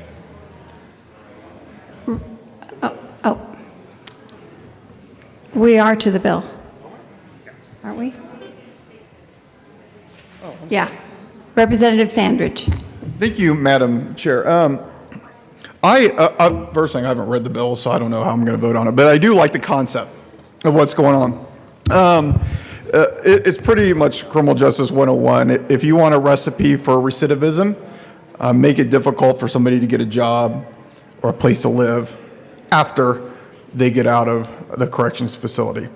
I'm getting really sick and tired of people coming back to our corrections system, us having to pay for them to come back and be in our facilities. This is actually save us money. Any way we can get them to not come back, I think is a great thing. It's a huge money saver. If I recall, we're up around $1 billion of our budget for corrections, for housing people and throwing them into jail at the state level. Any way we can save some money, keep people from coming back, I think it's a great thing. Thank you. Is there further discussion on Senate Bill 50? Seeing none, the question before us is the passage of Senate Bill 50 as amended. All those in favor say aye. Aye. All those opposed, no. The ayes have it. Senate Bill 50 passes. Mr. Shebel, please read the title of House Bill 22-1279. House Bill 1279 by Representatives Froelich and Esgar, also Senator Gonzalez, concerning the codification of a person's fundamental right to make reproductive health care decisions free from government interference. Do I move the bill? Representative Froelich. Thank you, Madam Chair. I move House Bill 1279. That's properly moved to the bill. Representative Froelich. Thank you, Madam Chair. Members, this bill does three things. It affirms that every individual has the fundamental right to choose or refuse contraception. Every individual who becomes pregnant has a fundamental right to choose to continue a pregnancy and give birth or to have an abortion. Fertilized eggs, embryos, and fetuses do not have independent rights under the laws of the state. Why now? Well, simply, our rights are under attack. As of June 2021, 561 abortion restrictions had been introduced that year in all but 3 states. 19 states have enacted 106 restrictions, including 12 abortion bans. And today, Texas Supreme Court upheld Senate Bill 8, and it has inspired at least 4 states to introduce copycat legislation. At its core, this bill is about our right to make private medical decisions. This affirms that people have the right to control their own bodies, lives, and futures. My beliefs, my boss's beliefs, my pastor's beliefs, my senator's beliefs have no place in private medical decisions. And I ask for a yes vote. Majority Leader Esgar. Thank you, Madam Chair. Members, reproductive health care is vital health care for every individual to be able to make their own decisions about what's best for themselves and their family, including whether to get an abortion in consultation with their health care providers. No one should have their most personal medical decisions controlled by politicians, neighbors, or even complete strangers. But that's exactly what's happening across the country.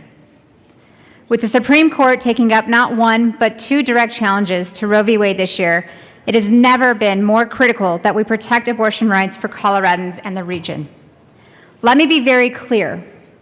This bill simply takes what is status quo right now in Colorado and puts it into statute, solidifying the rights to choose. We're not adding any new access points. We're not adding anything new to our laws. This is simply saying what happens in Colorado right now will continue to happen as long as we can. The danger is the patchwork of health care that is going to happen across the U.S. shall Roe v. Wade fall. What's even scarier is the patchwork that could happen if Colorado does not protect themselves right now. Municipalities and counties can create their own ideas of what a right to choose looks like. The time is now. We must move today. We must pass this bill to make sure that anyone who wants to become pregnant or anyone who wishes to not be pregnant has that right to make that decision with themselves and their medical provider without interference from anyone else. This is about freedom, and this is about liberty. We ask for an yes vote. Minority Leader McKean. Thank you very much, Madam Chair. It is an honor to serve in this building with you. It's an honor to serve with you as well.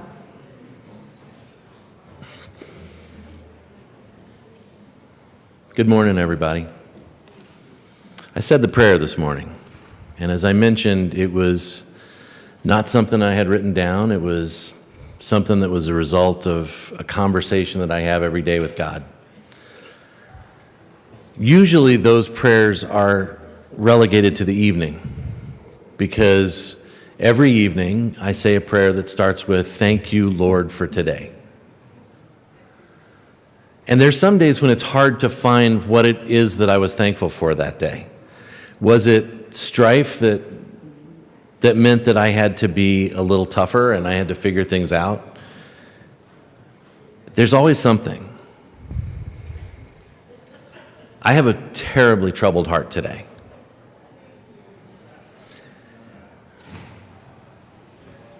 I came into the room a second ago after being outside talking to a few folks about water, of all things.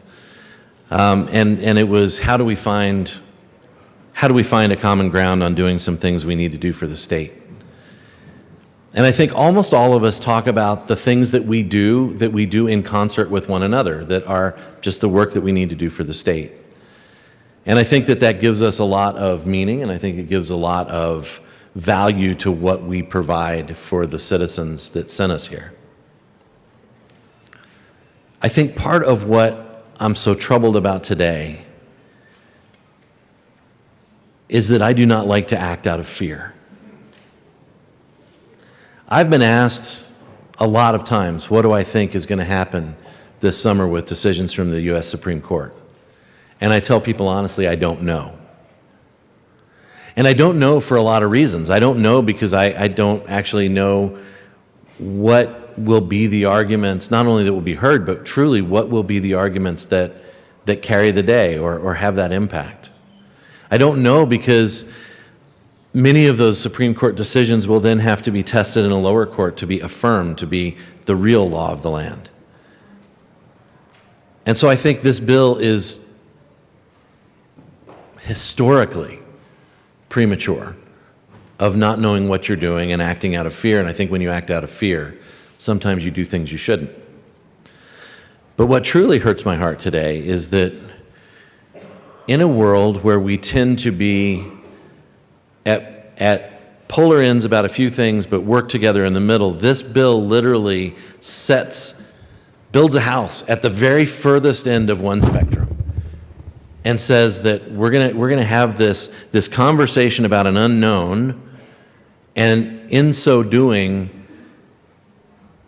eviscerate the middle part of this discussion, which means that those of us who believe not only that life is sacrosanct, but have deep understandings of where we think life and everything else belongs, are going to be relegated to one end of the spectrum while we see an entire end of the spectrum here.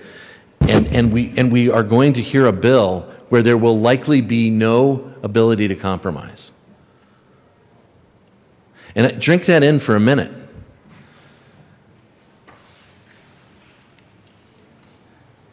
I thought on the way down, how would I put this in terms that I think anyone could understand? And the question that I would ask is, would this bill, if there was not Democrat control of the Senate, or let's say the same party as this, if we don't want to castigate, would this bill move forward? It would not. I'm going to see a lot of rolling eyes today, and I just saw some, but here's the thing, it wouldn't. And the reason why it wouldn't is because it does not occupy a place of agreement, a place of conversation about how do we make sure that we are are truly respecting the values each other hold, albeit different, but how are we truly respecting those values? Were the circumstances different, this bill would not move forward. Therefore,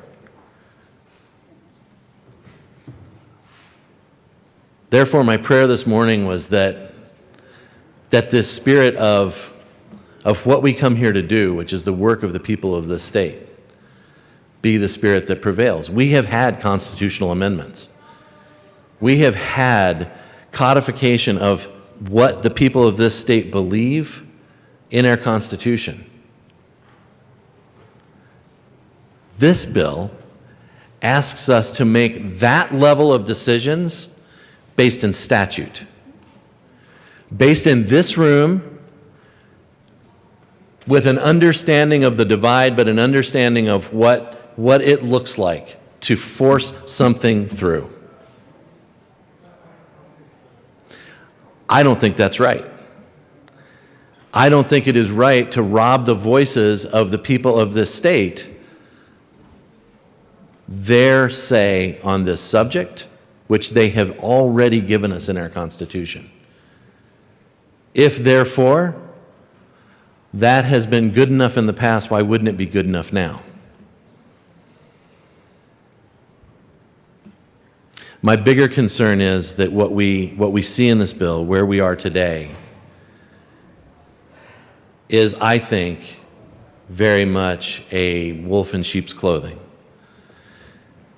A saying that this is health equity, when really it deprives some that have some who don't have a voice of that voice.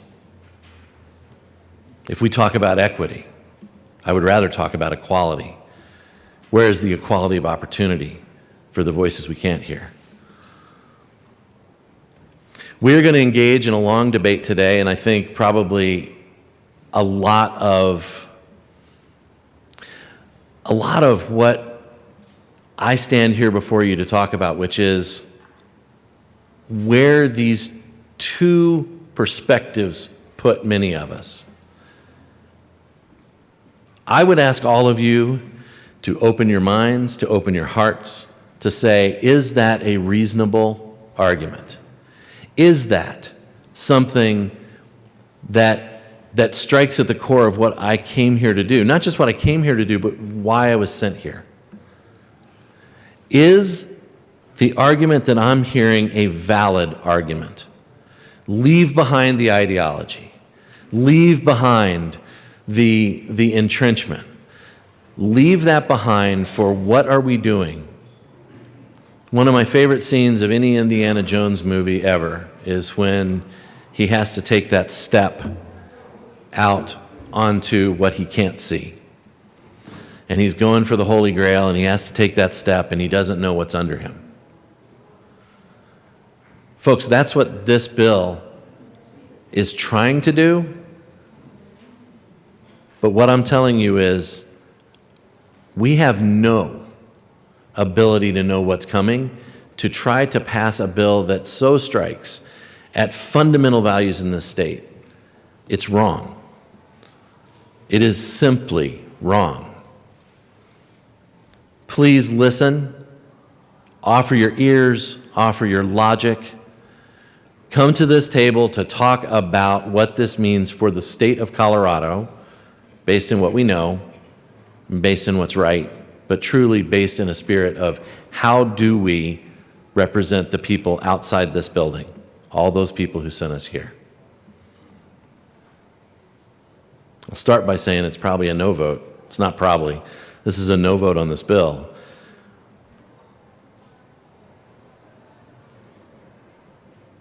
And I truly think it shouldn't be here in the first place. Majority Leader Escar. Thank you, Madam Chair. To say that this bill is being driven by fear, I'm not going to deny that. Women across the United States are living in fear right now. Texas Senate Bill 8 passed. – Many women don't even know that they're pregnant by 6 weeks. And if something were to happen and they wanted an abortion after 6 weeks, they would not be able to get one. There's a bill right now being talked about in Montana that would make ectopic pregnancy. You could not treat an ectopic pregnancy without going to jail. These are real decisions that are being made by politicians across the US that impact a woman's body. Taking away her choice, her ability to make her own medical decisions with her healthcare provider and herself and her families if she chooses. There are a lot of things happening across the US. You want to talk about the will of the Colorado voters. Would they appreciate this bill? Proposition 115 in 2020, shot down. Amendment 67, 2014, lost again. Amendment 62 in 2012 didn't even get enough signatures to appear on a ballot. Initiative 48 in 2008 failed. You say if the tables were turned, this bill would never, we wouldn't even be discussing anything like this. You're right. Since 2010, there's been 44 anti-abortion bills introduced in this legislature alone that would be here. Bills that would be taking away a woman's right to choose. That's the point of the conversations we have in this building. We bring both ideas, both sides, and have conversation. And you're right, Minority Leader. There probably isn't a whole lot of compromise on this issue. But to say that if the tables were turned and there was another power that nothing would be changed, 44 bills that have been introduced that would restrict a woman's right to choose in this state alone. Those would be what we would be debating at the well. I am listening to my voters. I am listening to my constituents. My constituents are in fear because they don't know what's happening. We don't know what's going to happen in June. But we today have the ability to protect the rights that we have in Colorado and solidify them into law. Because again, we are not creating any new idea.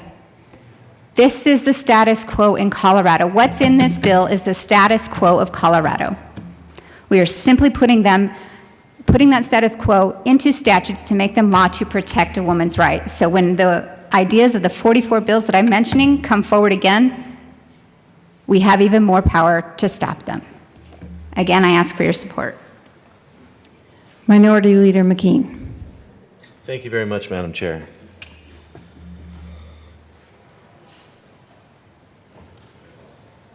So why then the fear not to go to the voters with the enshrinement of what you're asking? Because honestly, what you tried to lay out was, look, these issues have gone to the voters before. And I trust the voters more than the sometimes highly charged discussion that we have in this building. And what I said was not if the tables were turned. What I literally said was, if there was a backstop somewhere, then this bill would not have moved forward. And I think that says a lot. That says that there are others who are listening to their constituents and their voters to say, this goes too far. This goes too far. If what you want to do is create an unalienable right, then how is it that you do not enshrine that in the Constitution? Majority Leader Escar. Thank you, Madam Chair. If we don't have this law passed by the end of session, we actually risk the safety and security of abortion providers and communities that could move more rapidly to end access to abortion.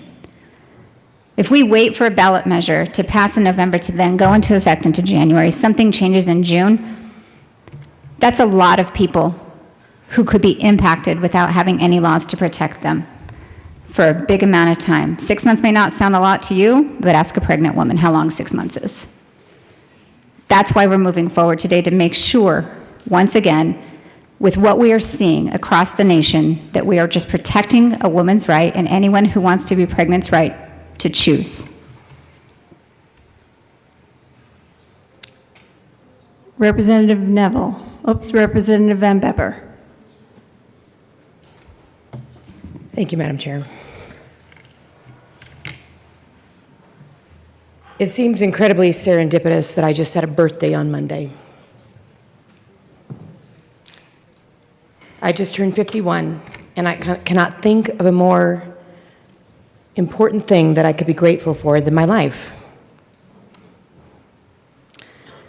When I think about who we risk the safety of, the reality is we risk the safety of hundreds of thousands of lives who have no voice. That is who we risk the safety of. You see, this isn't a quiet testimony. This isn't a hidden testimony. There are a lot of folks out there that know that I was born at 22 weeks. That is 4 months, 2 weeks, at which point my life was brought forth onto this earth. And the deck was stacked against me. I was not supposed to live. I was not supposed to thrive in the NICU, as I was kept alive by machines, nurtured by doctors and nurses, and given the grace of God that my life would continue.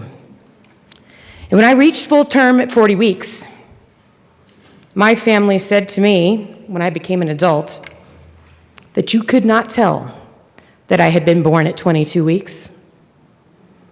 I was perfect in every way. This miracle is evidence that even when a baby is born in the second trimester, it proves that it is possible for the baby to not only survive, but thrive. And I have adopted that mantra. I have adopted that belief.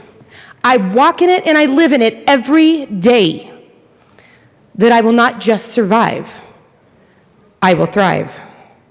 My life had value from the moment of conception. And to allow someone to do away with this invaluable gift is to cheapen everything that is afforded to us that we know as life. Life must be regarded above all.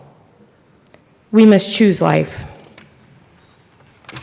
We must give those without a voice, the hundreds of thousands, a chance to succeed. To my Democrat colleagues across the aisle, especially those of you with children, I don't just ask of you, I beg of you to search your hearts, to tap into the love that you have for your family, your children, your community, and stand for the life that you yourself have been afforded, and for all of those to come. Convenience should never be the single basis for any decision, especially that of a human life. And so as I discuss this topic with the greatest of love for my colleagues across the aisle, with the greatest of respect for your decisions, this is my story. And I'd like to think I am speaking on behalf of those who cannot tell theirs. And so I'll take it a step further and I'll discuss at this moment, what is life? What does it mean to have life? The zygote created at the moment of conception and fully formed within 24 weeks of fertilization has 46 chromosomes and has determined the sex and physical traits of that person. This means that everything about that person is determined the moment they are conceived. This means that a zygote is a full person at that moment of conception. That's the science behind the heart, the soul, the life, the spirit of who we are. Though this person might not be fully developed, I am living proof we are fully human. To end this life based on how they are developed means that anyone with abnormalities can be killed. This opens a door, honestly, that has repercussions beyond anything we can conceive of at this moment. It's not just a slippery slope, it's a cliff which we will jump off of, perhaps never to return.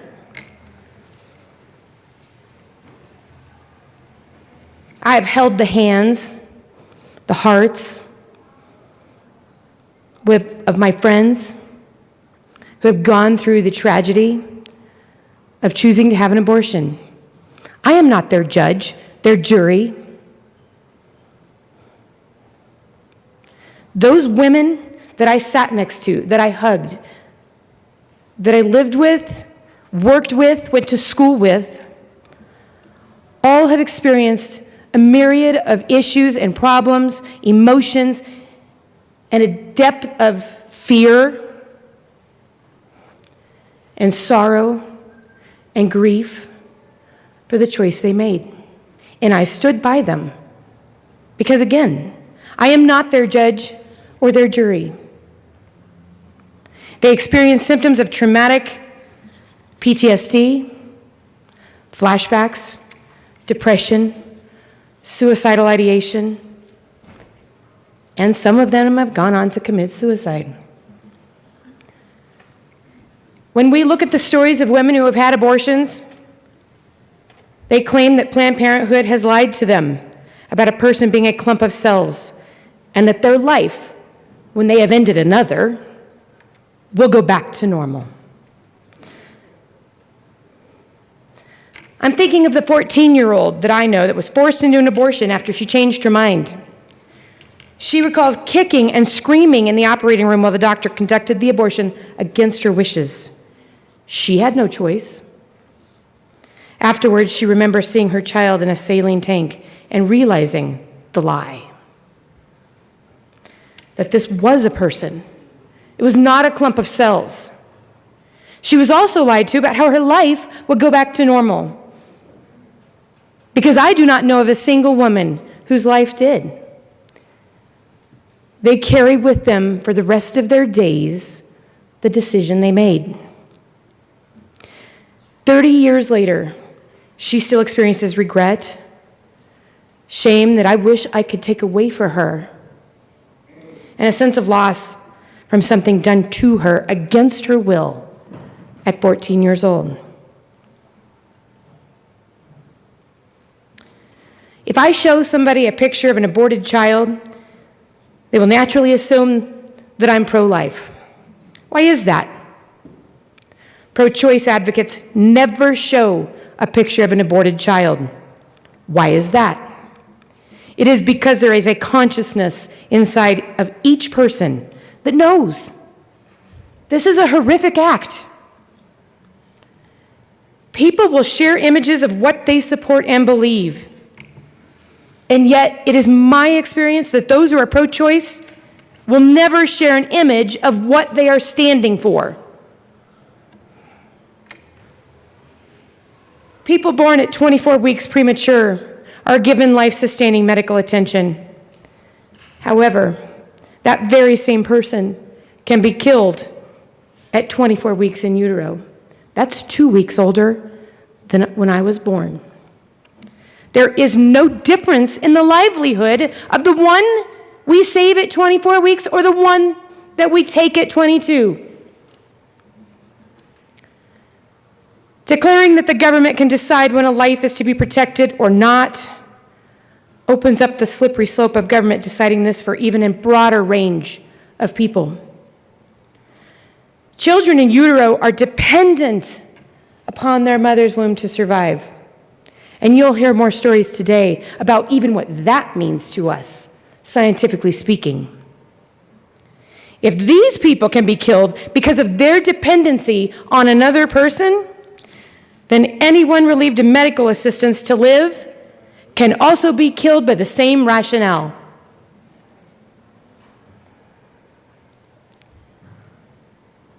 When I think about the methodology of where you can go and how you might receive an abortion, I think of Planned Parenthood and its founder, Margaret Sanger, who openly believed in ethnic cleansing in order to limit or even erase, quote unquote, the black presence in America. She opened Planned Parenthood centers targeted at black communities in order to lessen the population. This is substantiated. This is fact.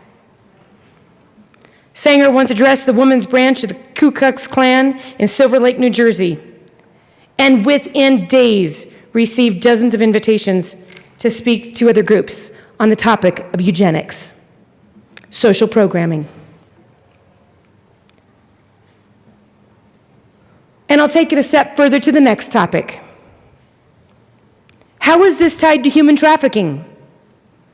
Unrestrained abortions allow for sex traffickers to keep young girls under their control. We cannot come to this chamber and discuss human trafficking and ignore this issue.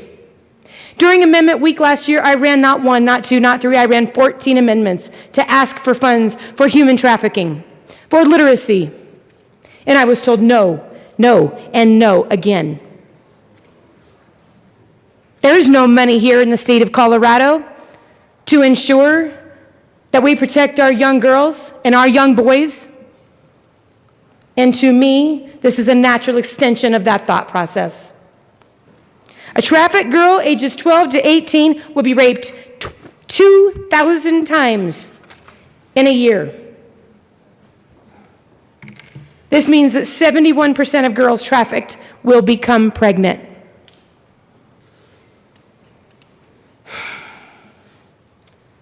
Traffickers use Planned Parenthood to cover up their operations by forcing abortions and forcing operations so they can keep the girls in their trafficking under their control. 58% of girls trafficked have had forced abortions against their will. 21%, 1 in 4, trafficked young girls have had up to 5 forced abortions. Girls will be taken to the same Planned Parenthood clinic for their several abortions, and no one will report their frequency.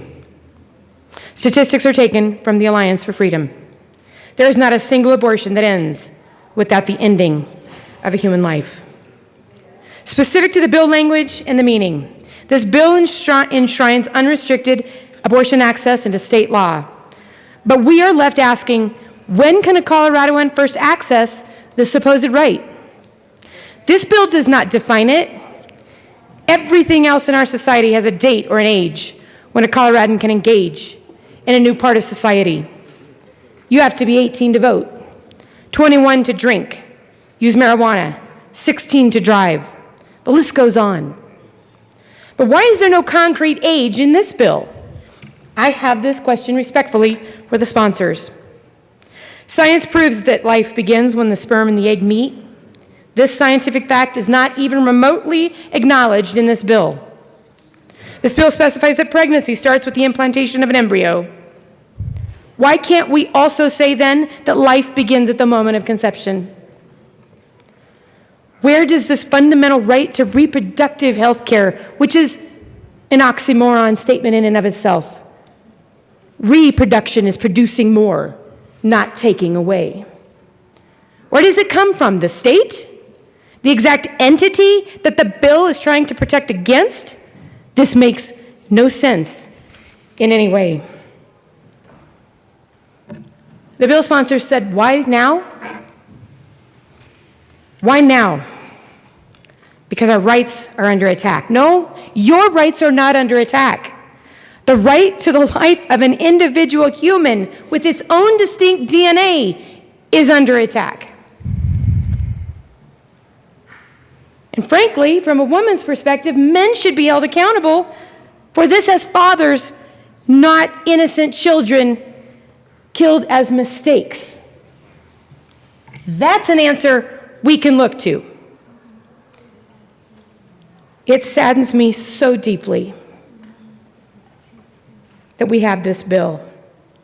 Because as the bill sponsors just said, this bill is the status quo. I cannot think of anything more disturbing than taking a life being the status quo in the state of Colorado. I ask you, my colleagues across the aisle, I ask you to save a life, not take a life. I just had a birthday. I believe everyone else deserves a birthday too. And members, just as a reminder, it's not proper to name any organizations or proper names. Representative Burnett. Thank you, Madam Chair.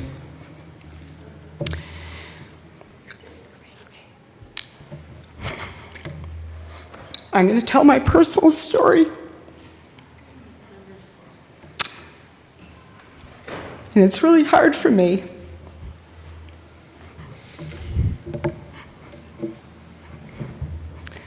The other week I talked about, on the floor, about the challenges I went through to have my children. Let me tell you a little bit about one of the miscarriages I had. It was in my home, where I was able to privately grieve with my husband and call my parents, who desperately wanted a grandchild. Anytime a woman suffers a miscarriage, she asks why. There's guilt, there's grief. And thank God it's private grief, because so many cruel things are said when a woman has a miscarriage. I am grateful that I was able to process my grief in private. I didn't have to prove to anyone that I willfully caused this miscarriage. Then I was blessed to carry to full term the love of my life, my daughter. It took bed rest. I went through preterm labor, but I had this most beautiful daughter. My daughter taught me the joys of motherhood. And then later I told you about my son. My son taught me how to be a mother. But my son was, I call him the highest technology baby you'll ever meet. I had multiple procedures, multiple IVS, and then I was blessed to be pregnant with him. Twice weekly blood tests, bed rest. I went through everything. But I didn't tell you what happened partway through my pregnancy with my son. For a brief period of time, about 12 hours, I had symptoms that indicated that my life might be in danger. For 12 hours, I had to contemplate, what should I do? Should I live so that I could be a mother to my daughter, or not? But I was comforted by one thing. It was my choice. My choice to be made with me and my doctor. Thank you. Representative Neville. Thank you, Madam Chair. Members, I stand here in opposition to this bill, not only because I believe it's extreme and radical. I do think it will make California and New York blush. It will gut, in its current form, our current parental notification requirements. But mostly, I stand in opposition to this bill because I believe everyone deserves a birthday. And I say that today on my daughter's 14th birthday. Happy birthday, Kate. It makes me reflect back on her life that started more than 14 years ago today. I'll never forget being in military training and my wife giving me the exciting news. I was stationed in Fort Sill, Oklahoma for some training, and she was living here in Colorado, and we would meet in this little tiny town of Lawton, Oklahoma, when I could get out for more than a day or two, and she gave me the wonderful news. Started with that little test that you see. And I'll never forget going to the appointments and hearing that lovely, beautiful sound, that it was really fast. That was her heartbeat that was going. We even got a little used one that we could sit at home ourselves, that when I could see her, we could try to hear that lovely sound. And remember I wasn't very good at it, but you could tell when it was the mother's heartbeat, it was a little slower. When we finally got Kate's heartbeat, it was that fast-paced, little energized heartbeat. I remember on her birthday 14 years ago, we actually came in well before, expecting a natural birth, and things got complicated after more than 30 hours.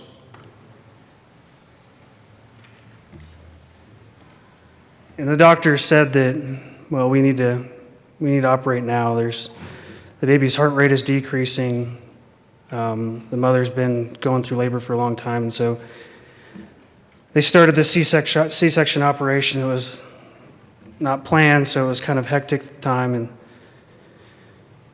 I'll never forget when they pulled her out. It wasn't the normal experience you get because there was that little umbilical cord that had sustained her through her whole time in the womb. Was actually what was about to kill her. See, it was wrapped around her neck 3 times. So normally the father gets to cut the umbilical cord. I didn't get that opportunity. The doctors cut it right away and released her neck, and I saw her neck expand and didn't know exactly what was going on. At that moment in time, I knew something was wrong, but her original APGAR score was a 1. See, she only had a heartbeat, and that was it. And so I immediately follow her in, hoping my wife is still okay, and she bounces back immediately, and it's really a wonderful experience of life. And I reflect back on the committee hearing, I was actually shocked and surprised. I couldn't even speak any words when I found out, but I remember that the doctor that actually delivered her was there at the committee hearing and was speaking in support of this bill. She's now a VP of Planned Parenthood. And I did some more research too, and it kind of shocked me that cutting the umbilical cord in that case actually saved my daughter's life. And she'd done some research about how cutting that umbilical cord in the womb can be a safe way to cause an abortion. I left when my daughter was about 12 days old and deployed for a year in Iraq. So she didn't know me very well for those 12 days. But I'll never forget when we finally got Zoom or something similar to Zoom, I think it was Skype. It was about 6 months into my deployment. I remember setting that up and being all excited. And my daughter, I remember the screen comes up and it was kind of a delayed little reaction. The screen comes up and my daughter and my wife are just staring at it. And my daughter's being really still, just sitting there kind of watching the screen. And then when I say, "Hi, how are you guys doing?" she recognized my voice and just started doing her little bounce. See, she recognized my voice earlier than that when she was in the womb and remembered that. I'll never forget years after that when we got excited, same thing, the test. You get the test, you're excited, we schedule the appointment, we get the sonogram up there, and there was no sound. There was no sound. See, our second child didn't get a chance to make it. That was a life. That was a lot for my wife to go through. That was tough as a guy trying to be there to be supportive. But my wife will tell you that was a baby. I'll tell you that was a baby. And we'll meet him or her in heaven. And unfortunately, this happened a second time. But I remember the second time was even scarier. You know, see, that after you experienced it once, you're not jumping out excited and saying, we're having a baby, we're having a baby. You're cautious until you get through a certain amount of time because you don't want to have to go through that pain. But being cautious didn't even help us that second time when we lost our second child. Our third child then came about 3.5 years later after our first. Our fourth child, 3.5 years later after our first. And we were scared and concerned, and we're seeing those beautiful ultrasound pictures. And then I'll never forget when I actually got to see her and see her life. This time I actually got to cut the umbilical cord. We didn't know it because of complications from my wife's first surgery. That's probably why we had the 2 miscarriages. We didn't know that until our 4th child. And then we had our 5th. But I tell you, every single time, early on, at the moment of conception, as soon as we knew, that was a baby.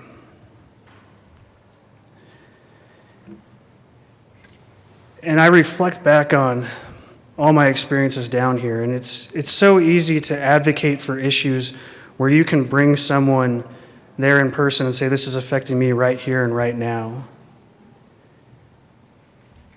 This is one of those issues where we can't see the ones that we are defending.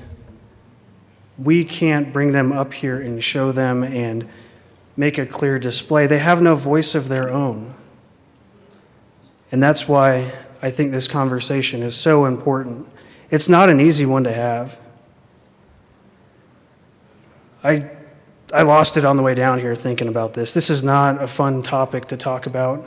We can talk about other topics. You guys have seen me talk about other topics that I feel passionately about, but this is the issue, because now's our moment in time to defend those who have no voice for themselves, for the unborn.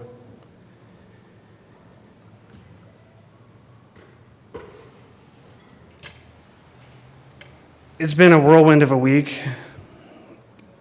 To be honest with you, legislators, I thought that there was a possibility I had some other opportunity I wouldn't be back here today, but I do need to reflect and notice that there's a reason that I'm here today. There's a reason that you are here today to discuss this. And I'm going to say throughout this debate, I'll do my best not to try to ask for your vote one way or another, but the one thing I will ask for is for you to soften your heart for this issue. If it's not on this bill, years down the road,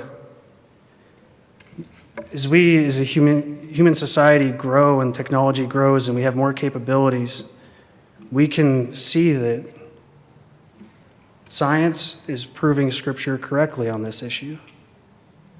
And life does start at conception. And so please soften your hearts on this issue. It's not an easy one to speak about. And truly, I want you to think to yourselves, doesn't everybody deserve a birthday? Thank you. Representative Ransom. Thank you, Madam Chair.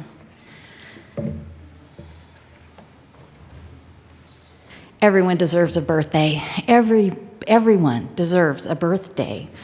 I know a lot of you here were born after Roe versus Wade was passed. I actually remember it. I was a kid, but I remember the decision coming down from the Supreme Court.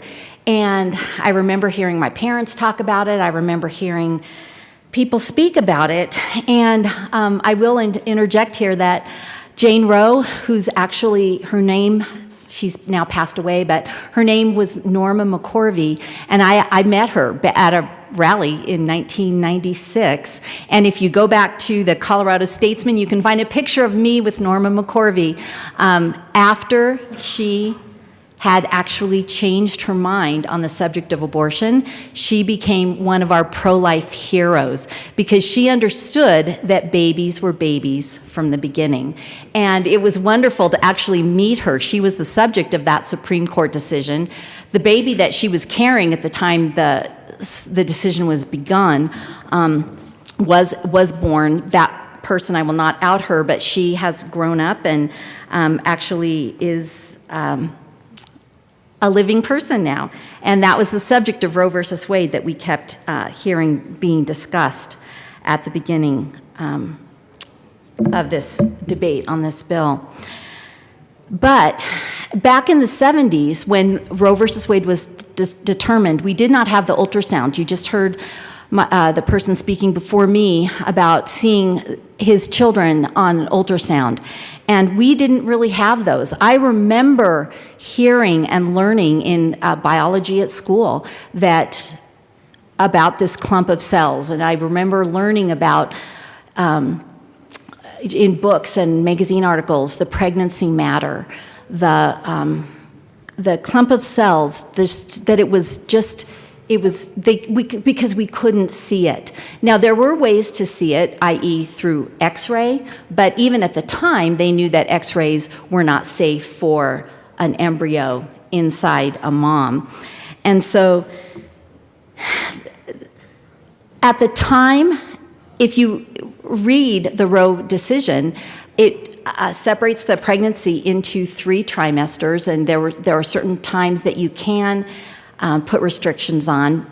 And we've also heard from one person today who was born in the 2nd trimester, at 22 weeks. And if you read the Roe decision, at that point, they did not know that babies could live and would live at 22 weeks, at least not on a regular basis. So I remember learning about that decision as I was getting a little bit older, understanding what abortion was, having friends, even as I got into high school and college, that had unintended pregnancies, and recognized that this was not about what people thought or what they felt, but it was more science and biology. And I remember hearing people say, history will show that this was a bad decision, that Roe versus Wade was the wrong decision.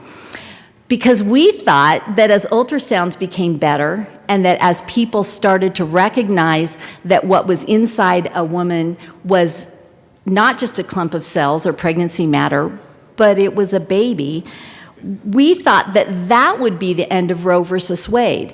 And we kept thinking that as we progress and get better and better ultrasounds available, we now have the 3D ultrasounds. I hope some of you have seen them. It actually shows a baby's face. You can tell who the baby's going to look like, whether it's going to look like mom or dad.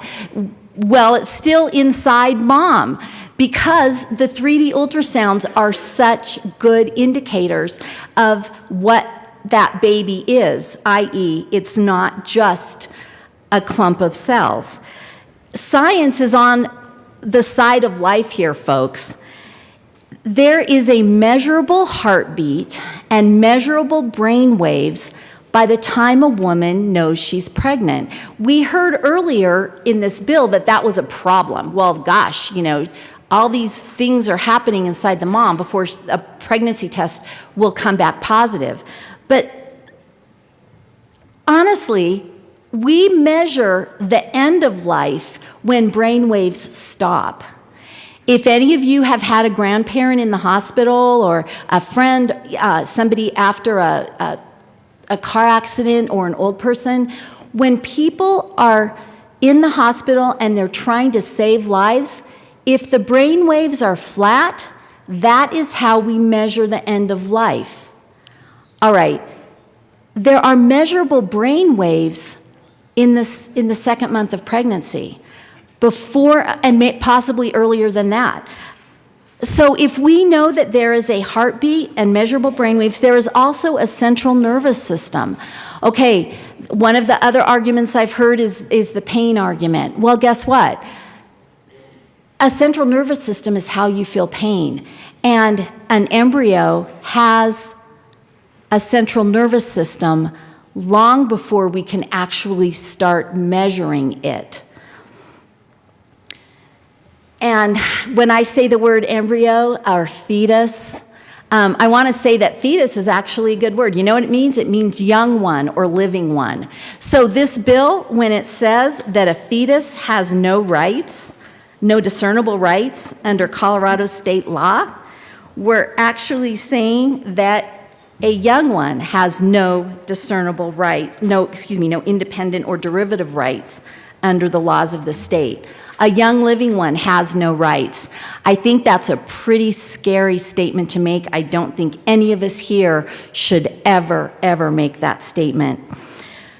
We heard a lot about women making choices, and I know I grew up in the day, back in those days that Roe versus Wade was much more accepted, when we didn't have standard ultrasounds all the time, when we couldn't see the baby inside growing at the rate that we can now. But when we keep talking about the woman, we keep talking about the woman's rights. I am a woman. I will admit I've had an unintended pregnancy. I've raised a lot of kids. You all know that too.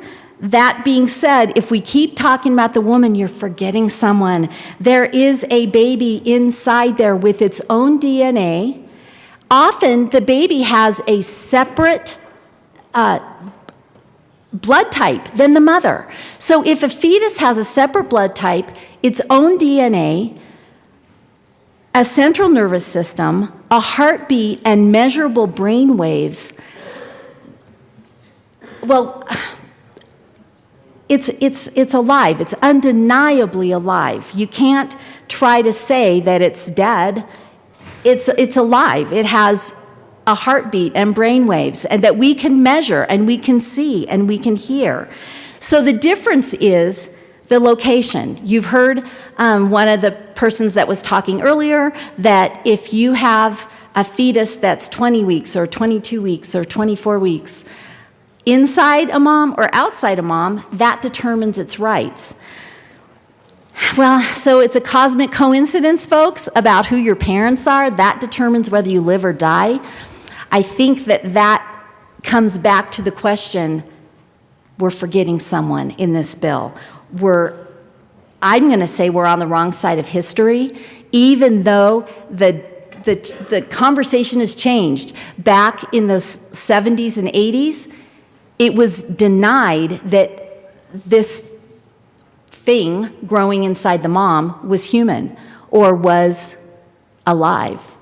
When does life begin? Well, it was denied back then that life began while the baby was still inside the mom, while the fetus was still inside the mom. And now we're changing the dialogue and saying, well, if the host, if the woman, if where the baby is determines its worthiness of living, that is how we're going to make these decisions of life or death. Everyone deserves a birthday. Representative Paisley. Thank you, Madam Chair. I'm going to give you your one moment of humorous levity in a few minutes. Stay tuned. But this is this conversation on second readings. So I'm here for the time being to talk about how things went in the committee meeting, and I'll have more to say later on. But let me just describe what we heard and what was considered, and how I concluded my vote that late night, Wednesday night. So there were hundreds of witnesses, and as you probably knew, we went well past 3 a.m. I see some of the folks that were there 3 a.m. On Wednesday night. Thank you for being here again this morning. So good to see some familiar faces that are devoted to this important topic. The witnesses in favor of this bill included several medical doctors that gave their perspective. There were, I'm guessing, 3 to 4 times as many doctors that came in and gave witness against this bill, including one medical doctor who was there at like 3:20 a.m. I mean, just it was amazing. The poor guy was zooming in from his house, obviously very tired, but he wanted to deliver the message that abortion is not health care. And we heard that multiple times from medical people. There was also an OB, a medical doctor, who was there in person, and she gave her testimony how she used to provide abortions for some time as an OB. And then, right in the middle of one, it struck her that she was dealing with something that was a living human being. Stopped that practice, and it was a tearful moment for her testifying for us. The humorous part came, and I'll share this with you. I got a charge out of it. As testimony is being given, there's text to type that comes out over the screen, of course, and one phrase that was repeated several times was a fertilized egg, embryo, or fetus, so on, and the type said a fertilized egg, burrito, or fetus. Made me giggle. On a very important topic, very sober topic. The two reasons that I came out of that and expressed to the sponsors of why I could not support the bill. One is that it is very one-sided. Now, obviously, this is a two-sided bill, two-sided topic. Obviously, it is, because we're here to debate it. We're going to debate it for quite a long time because there are two sides to this conversation. But the bill only addresses and only asserts one perspective and gives no consideration to the other perspective. Now, recall, this is the sort of thing that happens in a democracy, and the United States is not a democracy. We are a republic, which means that the majority rules, but the rights of the minority are always respected. So that's not happening in this bill. The majority position is asserted, and asserted very purely, giving zero regard to the rights of the minority, and the minority in this case being the unborn, being that embryo, egg, or fetus. And then my second objection to the bill itself is that it addresses, and I'll read the words, it's pretty brief. It says that a fertilized egg, embryo, or fetus does not have independent or derivative rights under the laws of this state. It does not include infant, toddler, and so on. An egg, embryo, fetus.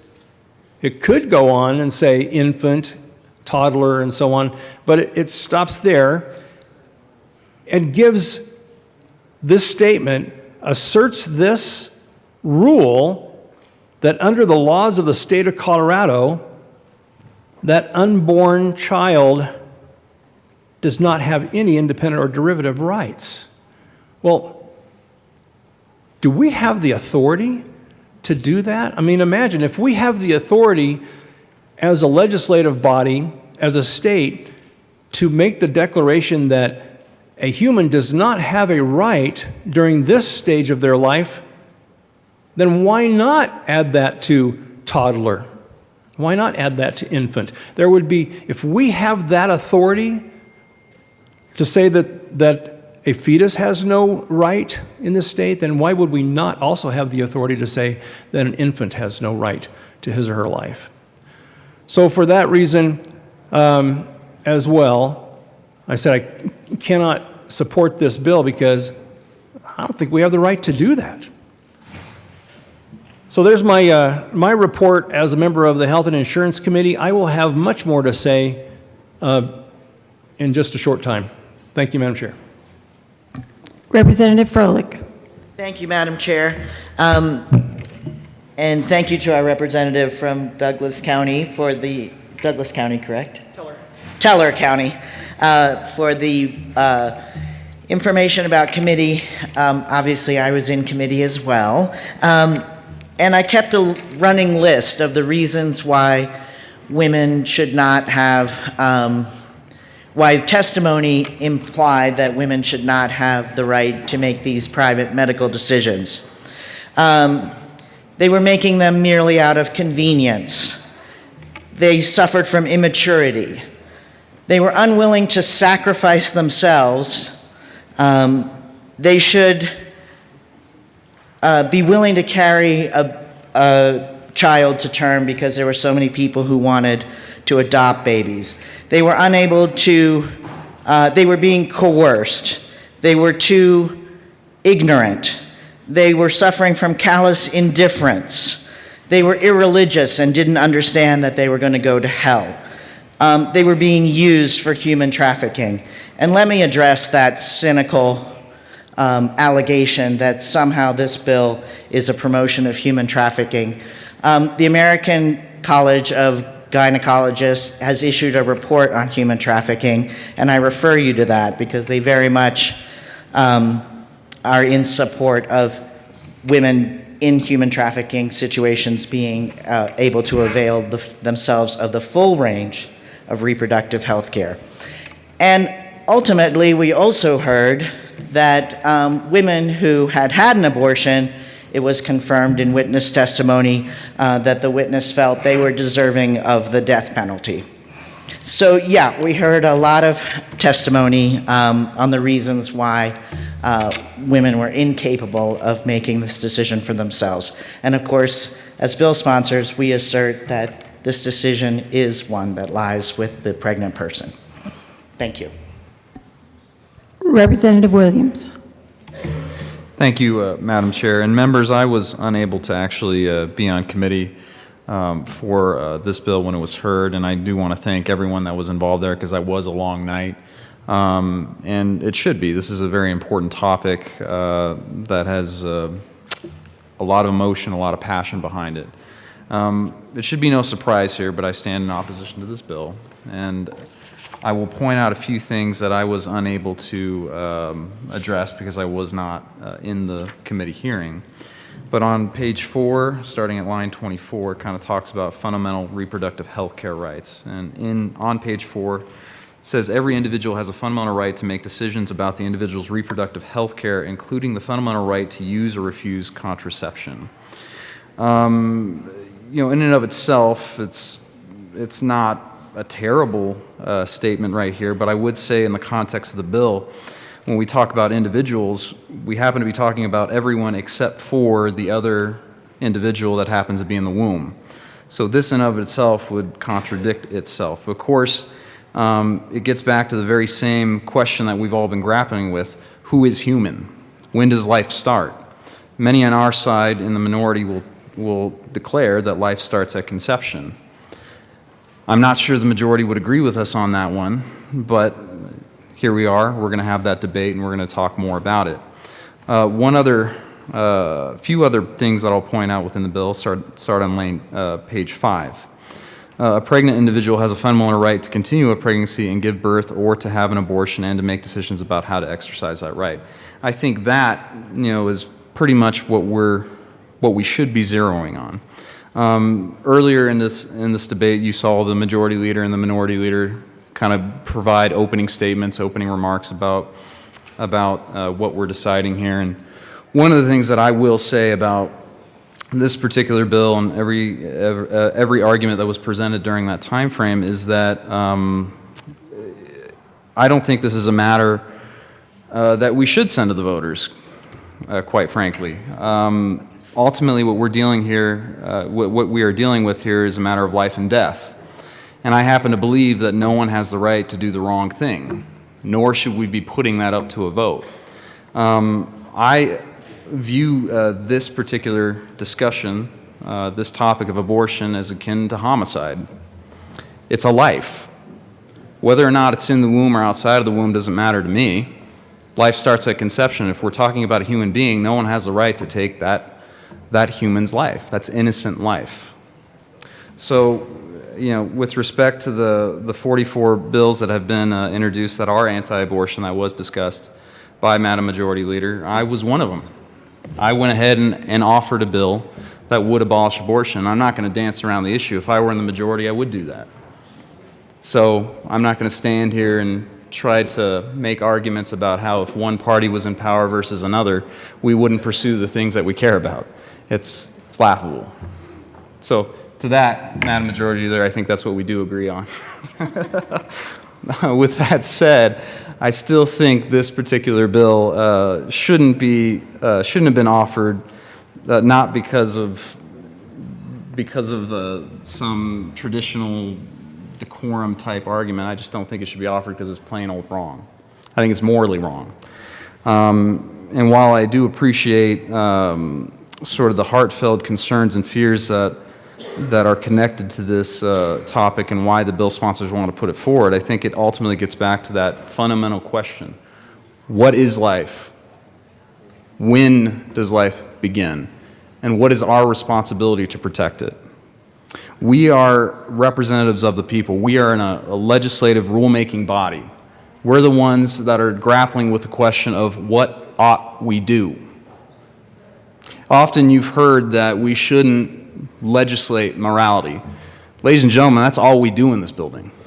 We legislate morality on every single issue that comes before us. What is the right thing to do? What is the wrong thing to do?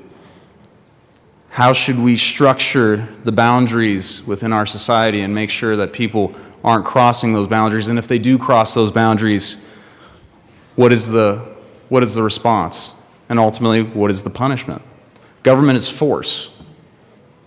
If we put a rule in place, if we put a law in place and an individual breaks that law, then it's the responsibility of some government actor to come in and to enforce that law and potentially punish the individuals who broke that law. Again, all this place does is legislate morality. So the question in that context is, well, which morality is going to win out? Well, we have a majority, we have a minority. Typically, the majority is going to win out in these cases. I mean, you all have often said and heard it before, especially in this chamber, that the majority gets its way, the minority gets its say. That's how it works, especially in this republic, as Representative Basley was referring to. The importance of that is the majority does get to have its way. They were duly elected. They're the ones that the people entrusted with power. But on the flip side of that, the minority gets its say. Why is that important? Because the minority has the ability to be the loyal opposition, so that if the majority gets away from their sacred duty to do what's right by the people, then the minority can highlight that to the voters and then potentially make sure that there is a change in government. But I digress. My point in all this is we're deciding what we ought to do. What is the right course of action in all this?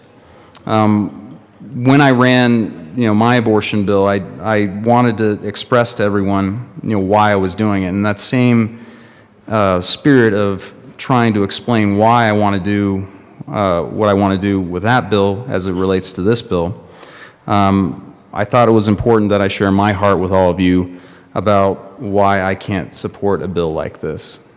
I mean, I do support reproductive rights, maybe not in the same way as defined in this bill, and I would like to point out sort of the inconsistency, I think incorrect term with reproductive health care.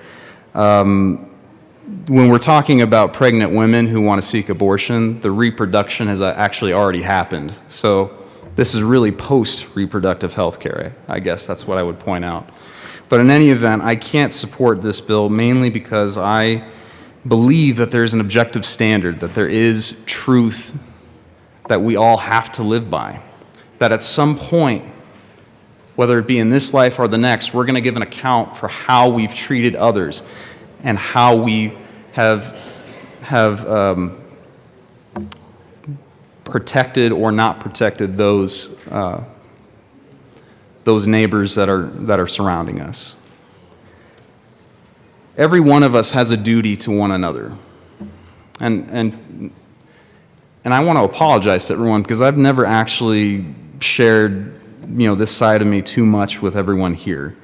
I'm a Christian. I believe in Jesus Christ, and my faith informs me of every decision that I make, especially in this chamber. If I were to vote for this, it would be not only a violation of my faith, but I would have to give an account to my Maker whenever I depart from this world. And this is not the type of account that I want to give to the creator of the universe, to God. And I invoke this because I think it's important. It's important to invoke, because all too often we try to separate morality from what we do here. And that's why I'm telling you that every single time we debate on some issue that is important, all we are doing is debating on morality. So we need to get back to the question of what is right. What is good? What is the standard? What is our plumb line? And I think we can only really truly know what that standard is and find out what it is by going back to Scripture. So that's how I look at it. I now understand that people may disagree, but in Scripture it's very simple. It talks about life and what life is, that we should choose life and have life more abundantly. It also says that we should not murder. I know that might be controversial to some here, but I actually do believe that abortion is akin to murder. I do believe it's akin to homicide. Regardless of the reasons that one might seek to obtain an abortion, it is still the taking of innocent life.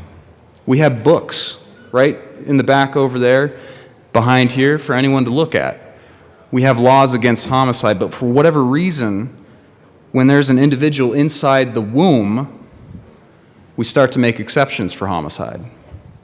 That I don't truly understand. And I know that there are individuals that may not want to hear this or may not want me to talk in these terms, but I don't know how else to describe it. If a life is a life, then what's our responsibility? Our responsibility is to protect that life, plain and simple. There's much more that I would like to talk about, and I'm sure we will. We're going to have a long debate over this particular issue, but the one thing that I will leave you for right now is we should be focusing on the root of this debate. And the root is not about whether or not we should ask the voters, not about whether or not it's in the Constitution or if it's in state statute. The question that we should be grappling with is what we ought to do, what is right, and by whose standard. Ultimately, I only think that standard can be found in Scripture. And I'd be happy to share with all of you more about that as the debate goes on. So please vote no. Representative Wiseman. Thank you, Madam Chair. You know, I thought I would start by just acknowledging the very personal, difficult stories that were shared by some colleagues from Douglas and Weld and Boulder counties. I suspect that when the time comes for voting, I'm going to land on the same side as one of those three and on the opposite side as two of them. But it's not easy to come to this spot and to say those things in a very public way. So I just wanted to acknowledge that, even where I may differ on other things. You know, the representative from Larimer County said that he was troubled. And I am very, very deeply, profoundly troubled, too. Frankly, I am troubled that politicians even think that this is a subject, that women's lives, that women's bodies, that women's moral autonomy is a subject to be kicked around in a legislative chamber. In 2022, I am very, very deeply troubled by that, and I may have more occasion to say how much so later on. You know, we were counseled to not act out of fear. Frankly, I think if you were born with a Y chromosome, you don't know fully, I will at least admit, I'm not going to pretend to know fully what the fear is when legislatures, when courts are presuming to exercise domain over your body, over your humanity. I would further submit that, you know, maybe if you're not afraid, you're probably reading different news sources than I have been for months and years. Because we see it happening out there. There was a reference to not having a conversation about the unknown. All due respect, I believe we know very well what's going on and why this bill is in front of us. It's in the news. We can read those articles. We can read the legislative enactments or proposed enactments of other states. We can read the ones that have been referred to in this state. We can read the court documents. We can read the pleadings. We can read the arguments being made, which, however they are framed, have the role of reducing women in our society to something less than fully equal, if those arguments are accepted by courts. You know, there was a reference to forcing things through. I submit that that is exactly what is happening in a number of other states around this country. And attempts are being made to do that through our courts as well, including the highest court of this land. I think we are here to say in Colorado that women have the right to decide for themselves. Either way, I think it's important the bill is written the way it is. You can choose to carry it to term or not. It is your choice either way. It is not the choice of this place. It is not the choice of the people in this place. It is not the choice of any legislature or any court, in my opinion. It was stated previously that the people of the state ought to have their say. For example, on a ballot measure, I believe that they have had repeated opportunities to say very plainly what they believe. And they have said that the government has no right getting into this space, into this business, into these choices, into the moral autonomy of women. We have seen those ballot measures rejected time and time again by broad margins, or we've seen them fail to get on the ballot entirely. You know, to the concern about parental notification, we have that law on the books. It's been there in its current form, almost 20 years, longer than that in a prior form. I do not believe that that law is impacted here. There's nothing in this bill that changes that statute at all.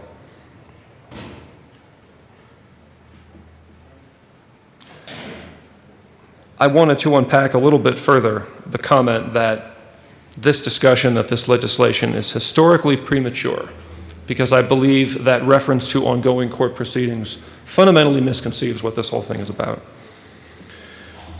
The interesting thing about our country is that we are a relatively young country in the scheme of the world if you look at societies in China or India or even in Europe.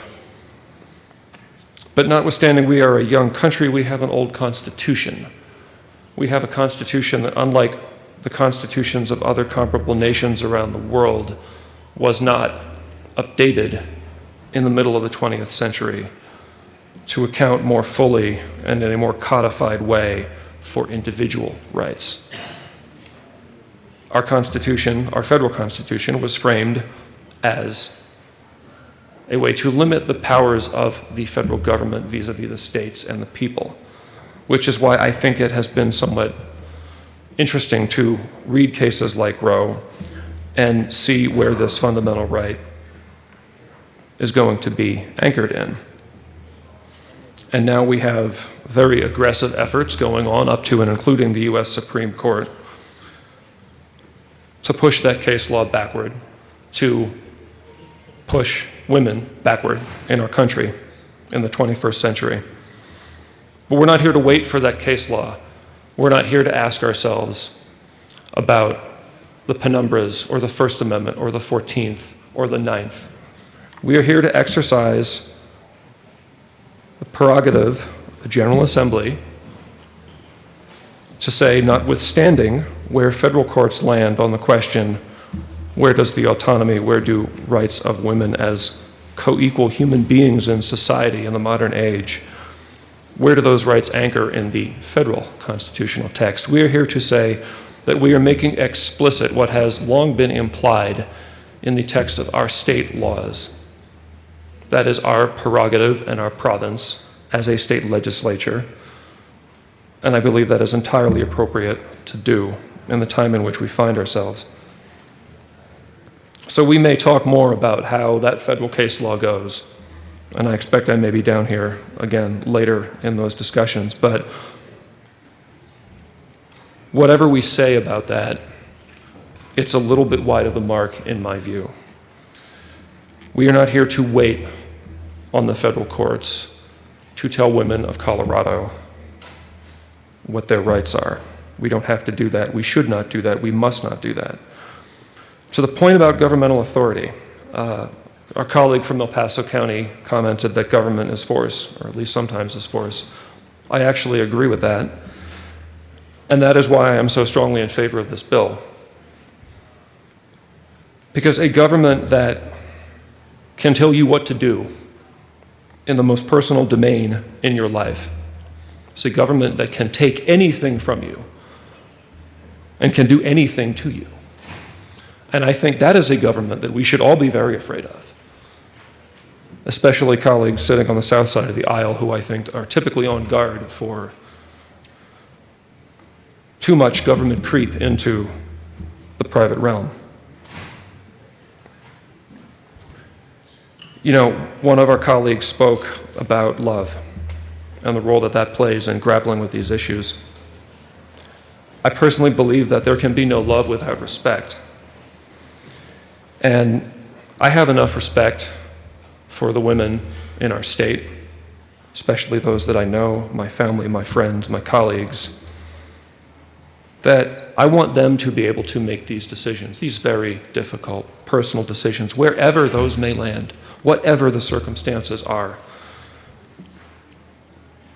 I think anyone who is choosing to become parents, you know, everybody wants a medically perfect pregnancy. And we know it doesn't always happen that way. And in that zone, there is just, in my opinion, no realm for the state, no realm for the government, no realm for any of us standing here with their names on that board to say anything less than women ought to be empowered to grapple with those decisions themselves, with the counsel of whoever they choose to take counsel of, is, in my opinion, to say that women are less than men, that women are not equal, that women are not morally capable, are not moral actors in society. And that is a rebarbative, abhorrent statement. So I stand to make the opposite statement. I stand to support this bill, to thank the sponsors for bringing it, and to say that I trust women in our state and, frankly, our country to grapple with these tough decisions themselves. And I want the government to have no part of that. Thank you. Representative Rich. Thank you, Madam Chair. Of course, I rise in opposition to this bill. And I've been listening to everybody talk about this, and this is something I've dreaded to have to listen to today. I think it's probably the most important bill that is going to come before this legislature. And it's interesting to me when people come up here and talk and say, you know, government should not be involved in making these decisions, yet here we are, the government, making these decisions. You know, they talk about here that a fertilized egg, embryo, fetus does not have independent or derivative rights under the laws of the state. But it's already been proven that you can call it a fetus, I call it a baby, has a heartbeat. Now, in an emergency room, if someone is near death but they have a heartbeat, our medical professions will go to extremes to save that person's life. Yet now we're making an exception to not go to extremes to save a baby's life. Colorado absolutely deserves better than this bill. I don't know why. I don't live by fear. I don't know why you have to be so afraid of what is to come. I was looking at this bill and I see that, you know, it proudly says Colorado was the first state to decriminalize abortion. I don't think that's anything to be proud of. I mean, we don't need to be known as the killing state. I'm just so, I'm so disturbed by this. I don't even hardly know what to say, but I'll probably think of something as the day goes on. One of the things that I got in the mail was talking about the SLED reasoning, and that has to do with size, level of development, environment, and a degree of dependency. The unborn is smaller than a toddler, but toddlers are smaller than adults. The unborn is less developed than the toddler, but toddlers are less developed than elementary school kids. The unborn is in a different location than the toddler. But toddlers can change environments without changing their value. Finally, the unborn is more dependent than a toddler, but toddlers are more dependent than adolescents. And many other born people depend on medications, caregivers, and spacesuits to sustain their lives. They are more dependent than those who don't need these things. So there are only 4 ways the unborn differ from toddlers, but many toddlers and other born humans differ in exactly the same ways.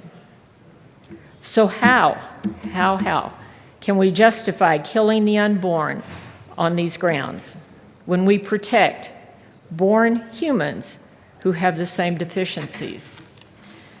I urge no vote. Representative Kipp.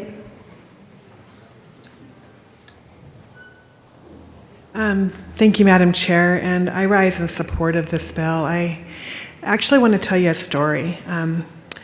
So I have a friend who lives in another state, and many years ago she was trying to start her family. And when she went to try and start her family, she was many months into her pregnancy when they determined that the baby wasn't going to live. They said, you really, you should get an abortion because your baby will not survive. And because of where she lived, she was actually not able to obtain that abortion. She actually ended up carrying that child to term, delivering the baby, and having it die within an hour.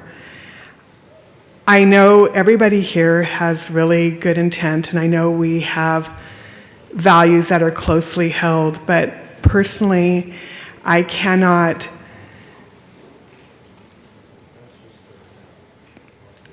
subject a woman to that experience of being forced to carry a baby, deliver it, and have it die when that's not unnecessary. It's not like she didn't want to have children. This woman later went on to have 2 children, and they were fine, but that was a traumatic experience in her life, and I don't think we should force women to have to go through that. So thank you for your time and attention, and that is one of the reasons I rise in support of this very important bill. Thank you. Representative Carver.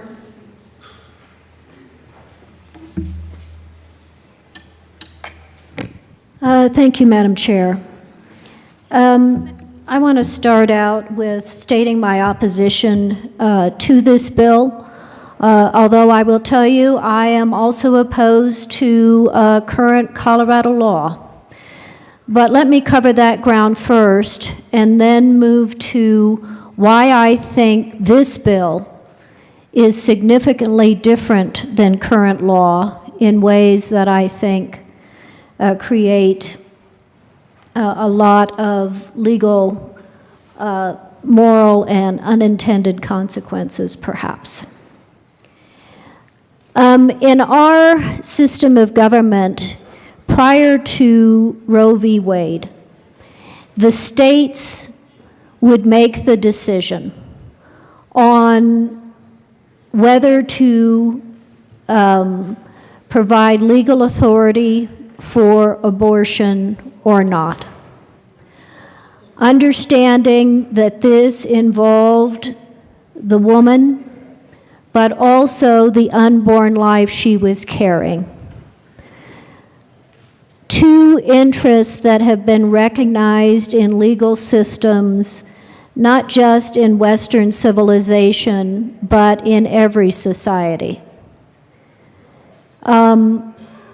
It is always, I don't quite understand the view that the unborn baby being carried is not a human life and does not have any status worth protecting under law.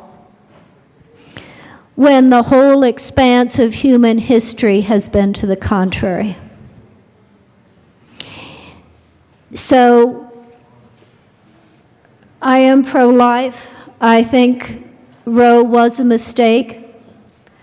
But I think this bill vastly expands beyond what current Colorado law is in denying any avenue for public entities, whether it's state legislative bodies or others, to recognize the human life of the unborn child. And I think that is regrettable. So I want to move to what I think is, I disagree fundamentally with the opening statements by the bill sponsors that 1279 does not change Colorado law.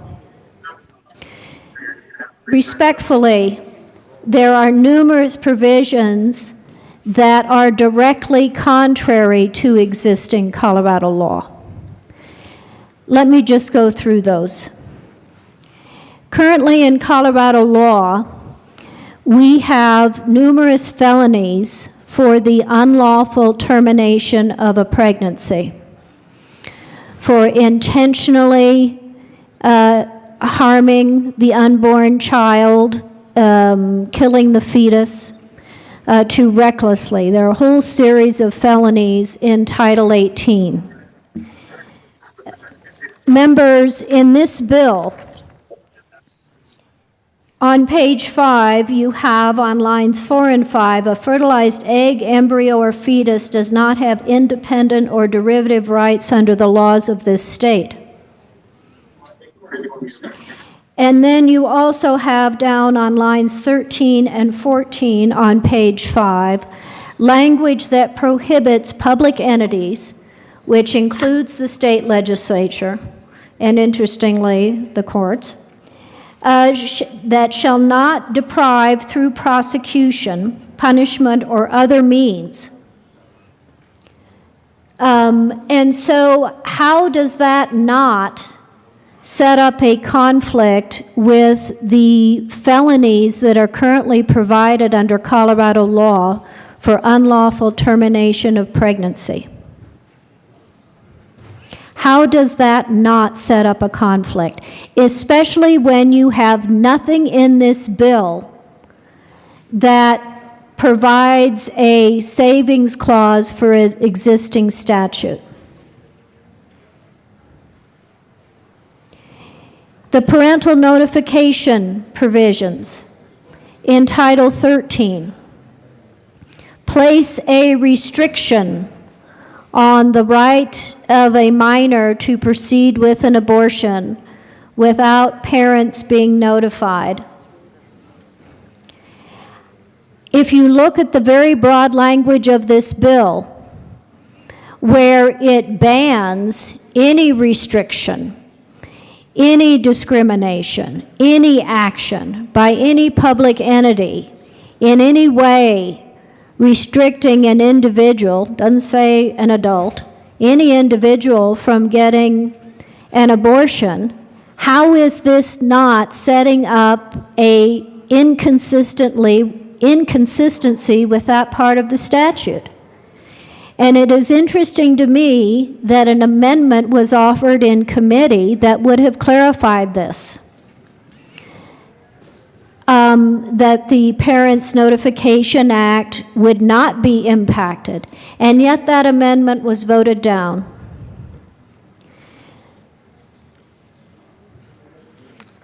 You know, usually when we are talking about conflicts in statute, we look at the bill that is being proposed when there is a conflict or potential conflict that is resolved. within the bill. That is not the case here. And so I think this language is very broad, very ambiguous, but of course that's just the start of the problems with this bill. How do you apply the language on page 5 saying that public entities, this is all levels of government at both state and local, cannot deny, restrict, interfere with, or discriminate whether to have an abortion or not, continuing a pregnancy or not, in the regulation or provision of benefits, facilities, services, or information. Or information. What does that mean? Are you saying that a local jurisdiction now needs to consider 1279 in whether or not to issue a permit to protest for or against a certain facility that provides either pregnancy services or an abortion? I don't know what this means.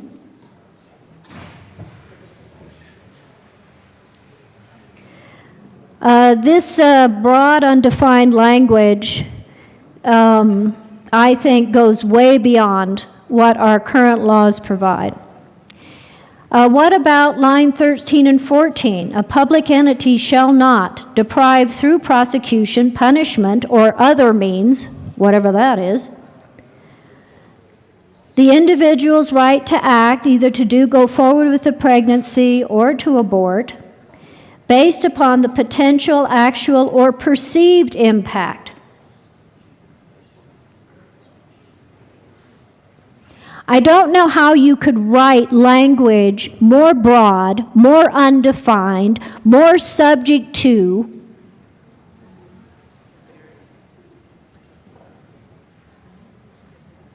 creating contentious conflict in this area.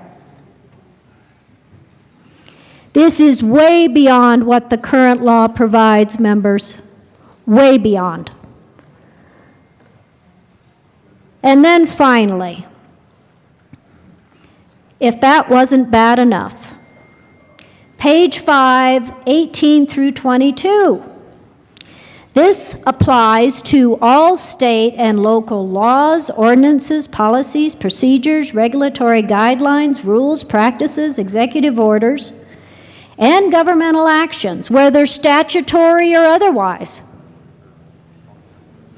What are we talking about here? If you have a county who has a zoning issue, and one of the entities seeking a variance is a clinic that provides abortion, does this tell the local county zoning board that they must give priority always to this interest, this view? I don't know. I don't know what this language means. But I think it opens this area up to all of those issues. So, members, respectfully, this is not currently Colorado law. This is much, much broader, much more undefined, much more subject to abuse. It does not even resolve potential conflicts on whether existing felonies in Colorado law or the Colorado Parental Notification Code still stand if this bill becomes law. I think those are fairly important questions that need to be resolved. So I am opposed to this bill full bore on principle, I am opposed to this bill on where I think it takes us in a legal respect way beyond what current Colorado law is. And I ask for a no vote. Representative Catlin. Thank you, Madam Chair. Thank you for getting me in between all of the lawyers. I see they're all lining up here to have an argument, and I was hoping one gave me a pass. So I'm down here as just an individual, state representative that was trusted enough to send me up here. I'm not here to argue the legal points. I'm not here to argue the fine points. I heard that people, should be able to determine their own body. I want to ask a question in regards to that. Yet we turned around and required vaccines to keep a job. My question is, what happens if an employer requires an abortion to keep a job? Wouldn't that be a case that we would bring to the courts? Isn't that something that we would discuss as legislators? And there are some jobs that might be brought up. One of the other things that I wanted to ask, and I've heard both sides, and I want to make sure that I'm asking my question.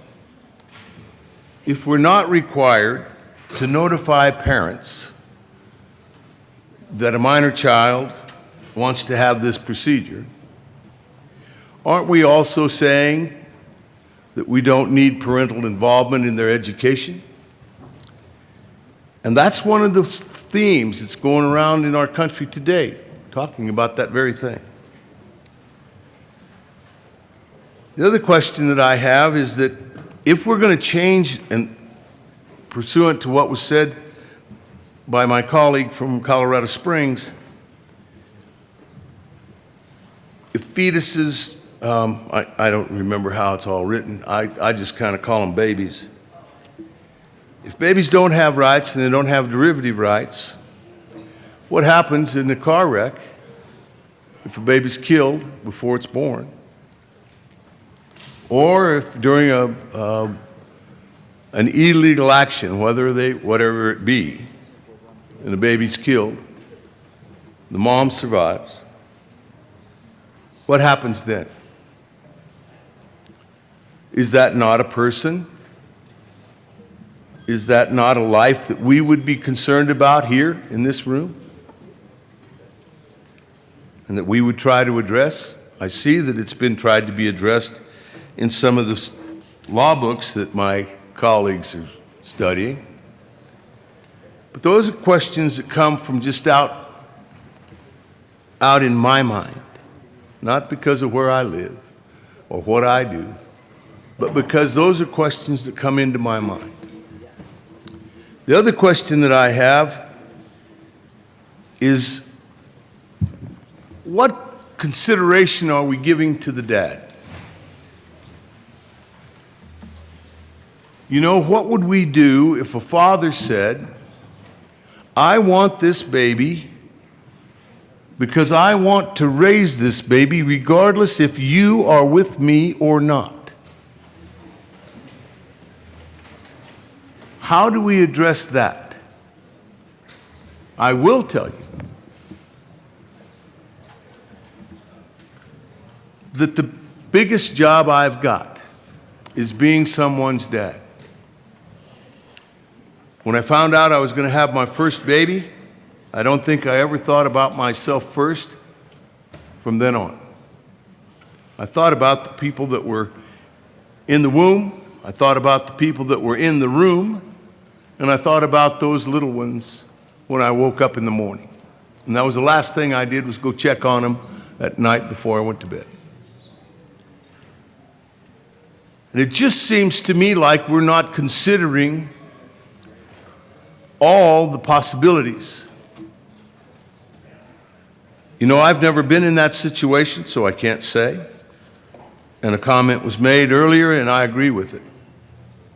I'm the last one to be talking about this, really, because I have no idea. And I do have a lot of respect for the women that are in this room, and for the women that I live with, and for the woman that raised me. But these are some questions that I would like to see if we can answer. This is a serious issue for me, and I will tell you that it is saddening for a lot of different reasons. And I'm the kind of guy that it's a lot easier for me to be mad than it is to be sad. I can tell you that. I'm not angry, I'm not mad, but I am sad because I'm not sure we've taken a good enough look at some of these questions that come from average people, not from attorneys, because I got a lot of respect for attorneys, especially when I'm in trouble and I need one. But I do have these questions, and I'm hoping that we'll think about these in a way that will help the people in the future. You know, I know today from testimony that we can save babies in the short period of time that they've been in the womb. And I'm a believer in life. I want you to know that. I am a believer in life. And I am believing that they do start. Life does start at the time of conception. And this is a very, very difficult discussion that we're all having. And I want to have it as respectfully as I can. These are some of the things that I consider when I look at that bill. It's very short. And, you know, talking about zoning and all those kind of things, well, there are a lot of questions involved here. But I'd like to talk about the people. The people that are too little to talk, people that don't have the ability yet.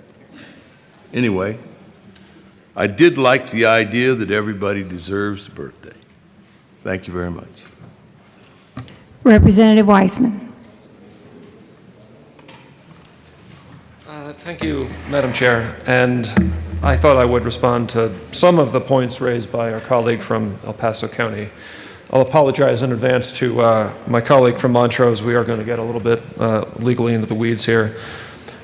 To the point about the broad language, you know, as I read this bill and what I believe it's trying to do and what the sponsors have told us expressly that they intend to do, some of those statements are necessary to effectuate what we're talking about here. And I think the key language is to be found at the bottom of 4 and the top of 5. We are setting forth in statute that these decisions, one way or the other, are fundamental rights. Those are not words picked casually. Those are term of art words in the law. And what we mean by that is that these rights are the highest rights. They are not privileges, they are rights. And they are not just any rights, but they are rights to be given the highest status in the law, including by courts that might later be interpreting what we set forth here.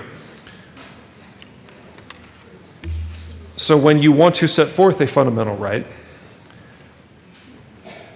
typically you are going to do so strongly, broadly. You are going to make sure that your legislative enactment is communicated pretty clearly, for example, to local governments on page 5, or to courts that might ever have a question that involves looking at this act, proposed act of the legislature here. What do we mean by fundamental rights? I'll give just a few examples that our state courts have set forth in Colorado. The right of citizens to participate equally in the political process. The right of counsel, you know, if you find yourself in a criminal matter. confrontation of witnesses, cross-examination, the power of initiative. We've alluded to that earlier today. The right to vote, or another one about elections, the power of recall that we have in Colorado. Some of these most fundamental things that anchor in our state constitution, in the case of some of our election provisions, or in our federal constitution. That is what we mean by a fundamental right. That is why I believe the bill speaks broadly to those issues. Concerning parental notification, again, we have a statutory framework for that. You can look it up. It's rather detailed. We have a series of detailed forms that the courts have set forth in connection with petitions under that section. Nothing in this bill changes that. And I've lost track. Oh, there's Rep. Catlin. We have something called the canon against implied repeal in statutory interpretation. And what that means is that because we are not specifically going into Part 7 of Article 22 of Title 13 in this bill, if the question ever comes up, the court is going to be inclined to give effect to that other law that was duly put on the books by this legislature many years ago, as well as this. That is about process for certain individuals who have not achieved the age of 18 or emancipated. And what we are talking about here, I believe, is something different than process. I personally find no conflict with the notification statute. I believe we've heard the sponsors state that no conflict is intended. Representative, to your point, your hypothetical, what if a business presumed to require an individual to have an abortion as a condition for working there? That's abhorrent. Frankly, I'd be in there pretty quick with an amicus brief. Again, because I don't think it's the government's choice, or because it is a fundamental right. And fortunately, the bill speaks to that concern. Top of page 5. Pregnant individual has a fundamental right to continue a pregnancy and give birth, or to have an abortion and make decisions about how to exercise that right. I believe the bill speaks to that concern. Lastly, to some of the references to provisions of Title 18 that make it a criminal offense for unlawful termination of a pregnancy, I believe the statute speaks very plainly to that. 18.3.5.101 sub 6. Unlawful termination of pregnancy means termination of pregnancy by any means other than birth or medical procedure, instrument, agent, or drug for which the consent of the woman has been obtained. Other than where consent has been obtained, which brings us back to the whole point of the bill, which is consent, which is we are saying that the government does not have the right to take away consent for these most personal, sometimes very difficult choices. I urge a yes vote. Representative Mullica. Thank you, Madam Chair, and I'll get sandwiched between the lawyers here, but and I'll preface by saying I'm obviously not a lawyer, but I think that our views on legislation and on life, we all have a unique lens that we look at those through. For me personally, among others, some of the biggest things I look at when I'm looking at legislation or what I'm doing is through the lens of being a father or a husband or a son and even a nurse. And when I look at that, and we heard the representative from Montrose talk about feelings, and we heard, about not being mad, but being sad. Well, members, I'm scared. I'm scared to think about the world that we're leaving my daughters. I'm scared to think about the rights of my wife and my mother. And that's what I think about. And I think about my community and the women in my community, and what are we down here fighting for? What are we down here trying to ensure? And it's those rights that they can choose what they want to do with their body, that they're not forced to do something against their will. And then I put that nurse hat on, and I think about my patients. I think about working in the ER, not knowing whatever is going to come through those doors. But if we don't have these rights, having a patient come through those doors that had to take matters into her own hands because she had no other options, and that I would have to take care of her as her nurse, knowing that it was preventable as long as she had those rights, those basic rights to reproductive health care.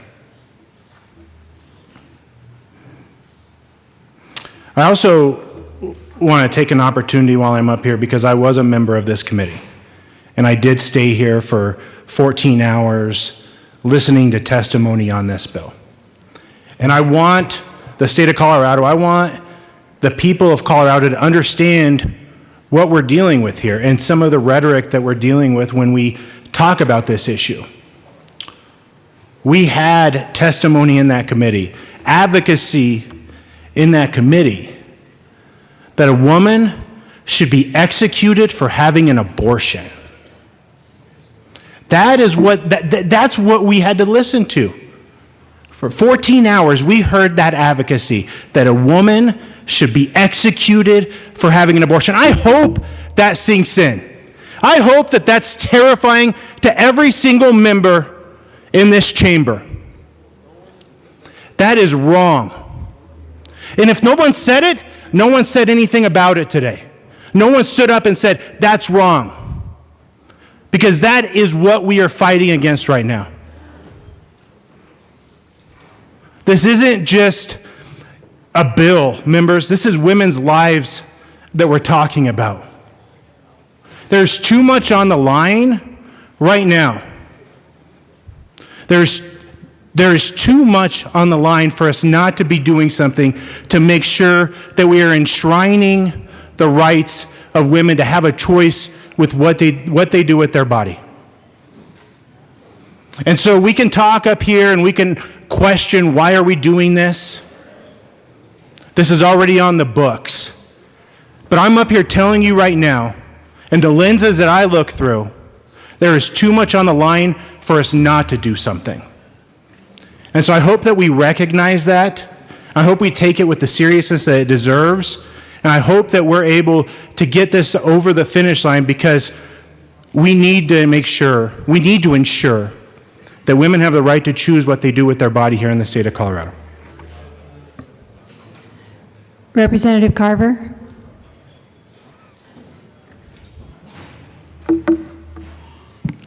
Thank you, Madam Chair.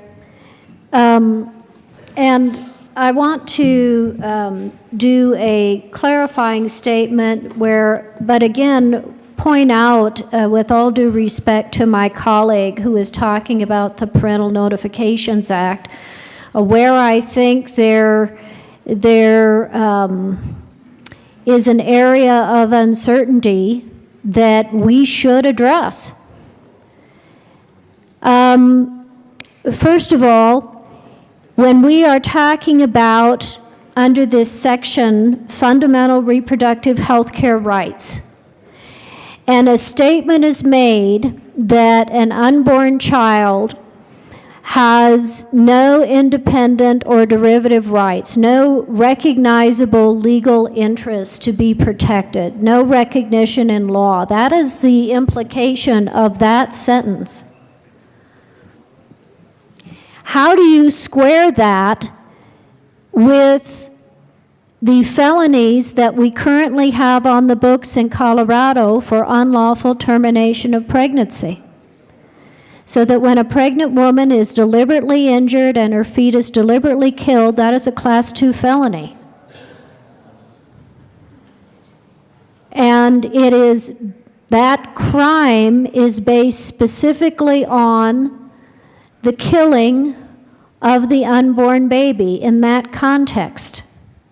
And yet, these lines in 1279 denies any legal recognizable right or existence of an unborn child in Colorado law and declares that to be fundamental law. I don't see how those two areas are not inconsistent. I also don't understand how you can possibly reconcile the Colorado Parental Notification Act, which puts a restriction on a minor's decision to do an abortion, when this bill is directly banning any state or local action, including by the state legislature, to restrict the decision to go forward with an abortion. So I just respectfully disagree with my colleague, who I have great respect for. I think it's part of the challenges with how this bill is written. And you know, members, it's interesting when you go back and you look at how legal systems have developed around the world, different traditions, different history, different culture. And yet, isn't it amazing that in all of those, going back millennia up to the current day, there is a recognition of life, of the unborn baby having an importance and a recognition in law as part of how we protect and recognize the sanctity of human life. And respectfully, this bill is directly contrary to that. And not just a statement by the state legislature, but really a silencing that is now imposed upon every public entity in the state of Colorado in how they provide information, in how every decision they make, statutory or otherwise, a conformance with this particular view, which quite frankly, I think is deeply inappropriate. And so again, members, this is a bad bill on so many levels. I ask for a no vote. Majority Leader Esgar. Thank you, Madam Chair. I just want to clarify, this bill today does nothing to impact parental notification. That still exists in statute in a whole different title than where this bill originates from.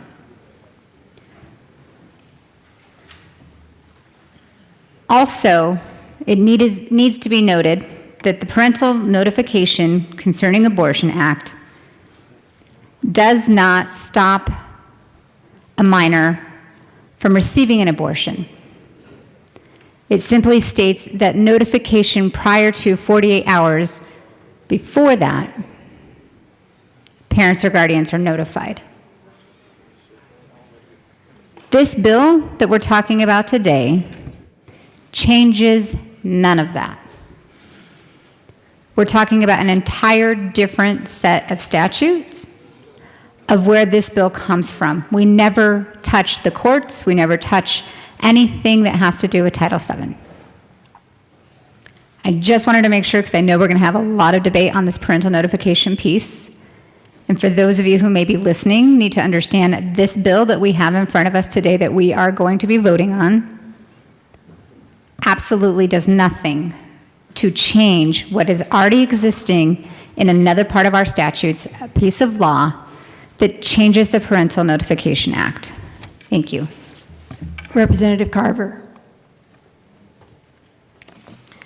Thank you, Madam Chair.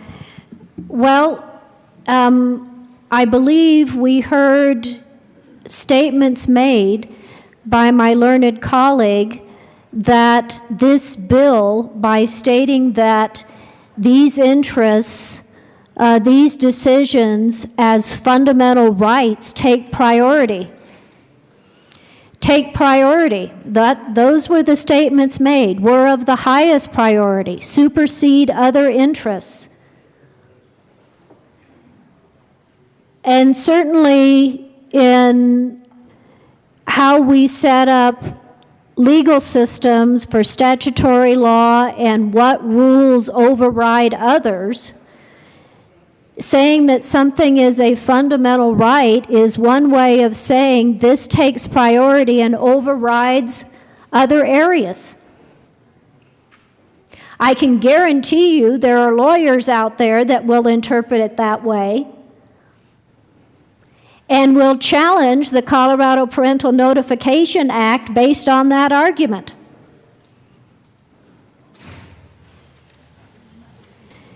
So,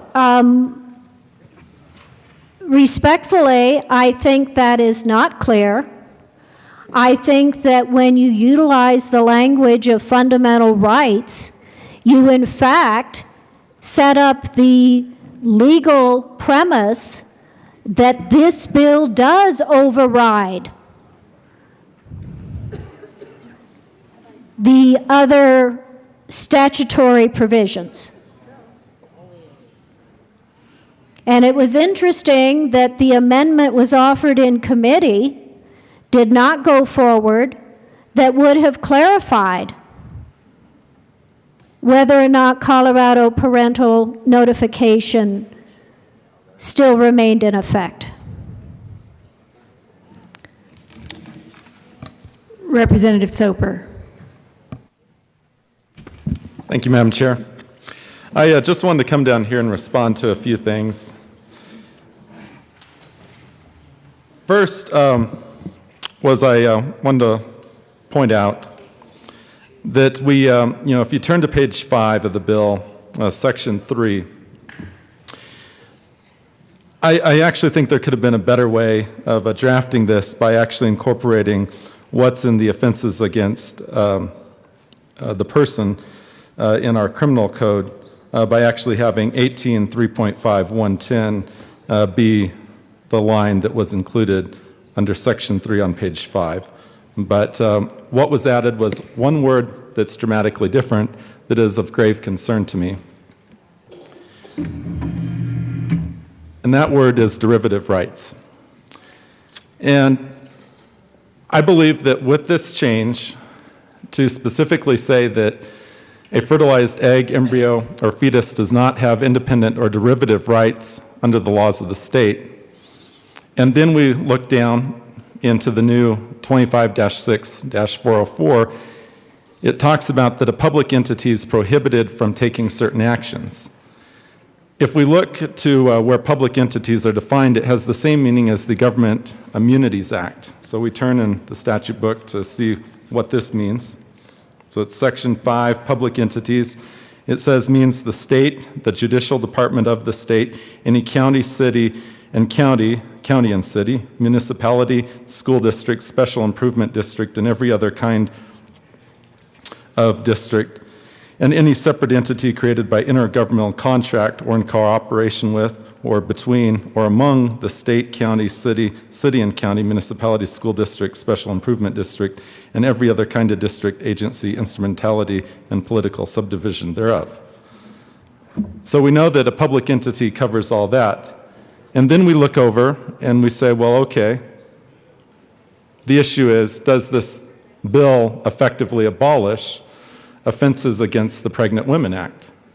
And I would argue that yes, it would, because what is actually being said here is that a prosecutor, who's an entity of the state, and the judicial department that houses the courts that would hear any sort of a charge by committing a crime, would not be able to do so because the underlying basis for doing so has actually been stripped out and removed. That should be of grave concern to the entire General Assembly, that we're effectively telling district attorneys that when a particular case happens, like what my colleague from Montrose described, what happens if there's a careless driving resulting in unlawful termination of a pregnancy? Shouldn't that person go ahead and be charged with 18-3.5-109, which is the underlying offense? I think so. I think that that is of state interest to be able to prosecute that individual. If we turn back in the criminal code and we look at how about a vehicular unlawful termination of a pregnancy? Now, this would be where drugs or alcohol was involved. Driving the vehicle in a reckless manner. Driving a car in a reckless manner is already under our criminal code. But in 2003, this body decided to make it a crime for the vehicular unlawful termination of a pregnancy. And this bill would effectively cut the legs out from under these particular criminal provisions and say that that wouldn't be an underlying basis for prosecution.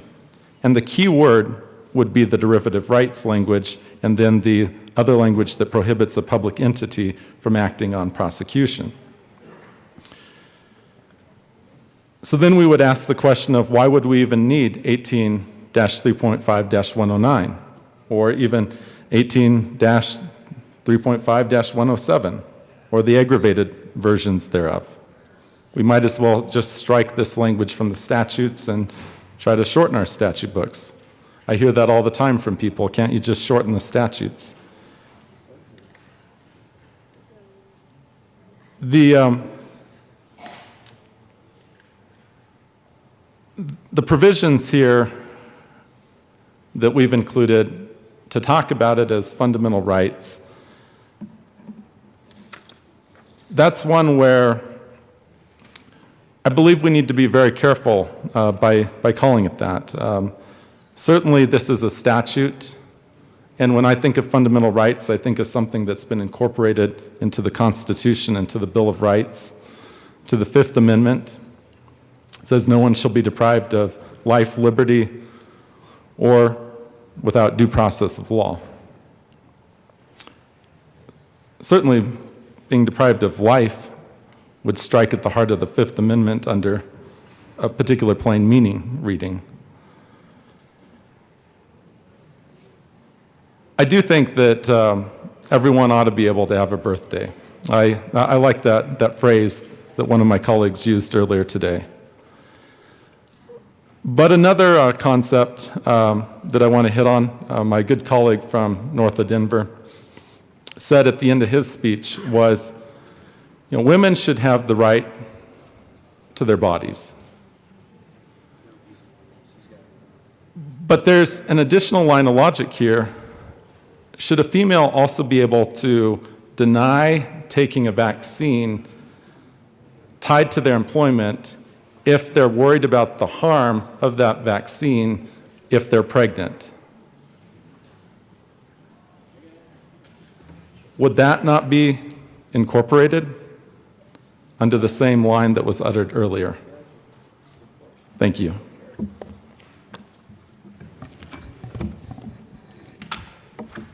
Thank you. Representative Wiseman. Thank you, Mr. Chair. I wasn't necessarily planning on coming up a second time to speak to these issues, but since they have been re-raised, I do believe that a woman's choice as to her own body, her own moral autonomy, is a fundamental right. And I believe it is appropriate to say so in this bill. At the same time, I do not believe that this legislation in front of us vitiates some of these other statutes that have been referred to. The analogy comes to mind, the representative from Delta and I have actually worked on these things together. It is the province of this General Assembly to set forth the elements of criminal offenses. In fact, we must, because there is no such thing as a common law crime anymore. That's long gone. So we decide what the elements, each of which must be proven beyond a reasonable doubt, are. And there are instances, we've talked about one here, but by analogy, bias crime legislation, where if it is proven that somebody was targeted because they belong to a certain race or ethnicity or speak a certain language or so forth, then there might be a higher penalty than if somebody was not in one of these protected classes. The legislature, the state, our predecessors have seen fit to set that forth because there's a wrong to be prevented there. When we talk about the statute 18 Article 3.5 that we've spoken of, or 18.1.3, 401 sub 13, there's some provisions in there. We have provisions on the books that do provide for sentence enhancement where a crime has been committed against a woman who was pregnant.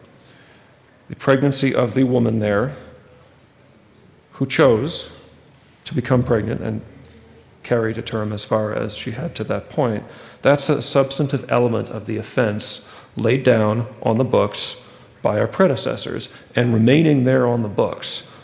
And I believe that that substantive element of that offense retains force, regardless of what we set forth in this bill, which is about autonomy and choosing to carry to term or not. Stated both ways in the bill, I think that's very important. So we have that set forth as an independent element of certain sentencing provisions in multiple places in Title 18. I've spoken to 3.5, consent being the key issue there. I believe this legislature had that debate in 2013.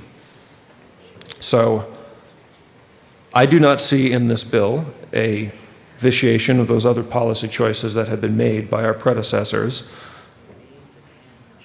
I don't believe it is the intent of the sponsors. I was not in committee, but I've certainly heard nothing about that come up in the discussion in the last 48 hours or so subsequent to that day in committee. And I think that both of these things can be true at the same time, that as to the attempt of governments, and yes, the cross-reference is to the CJA, because that, in that statute, which is quite different than what we're talking about here, government is defined broadly.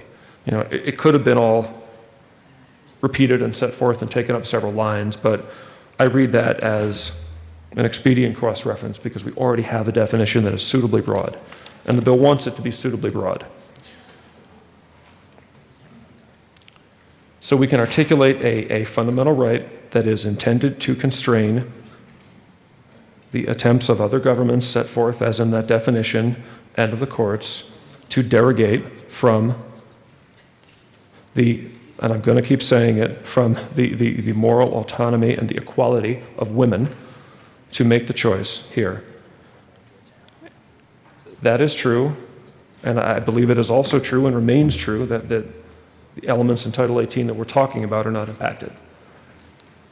I guess that's as clear as I can try to express what I think the law would be upon passage of this bill at this point. Representative Neville.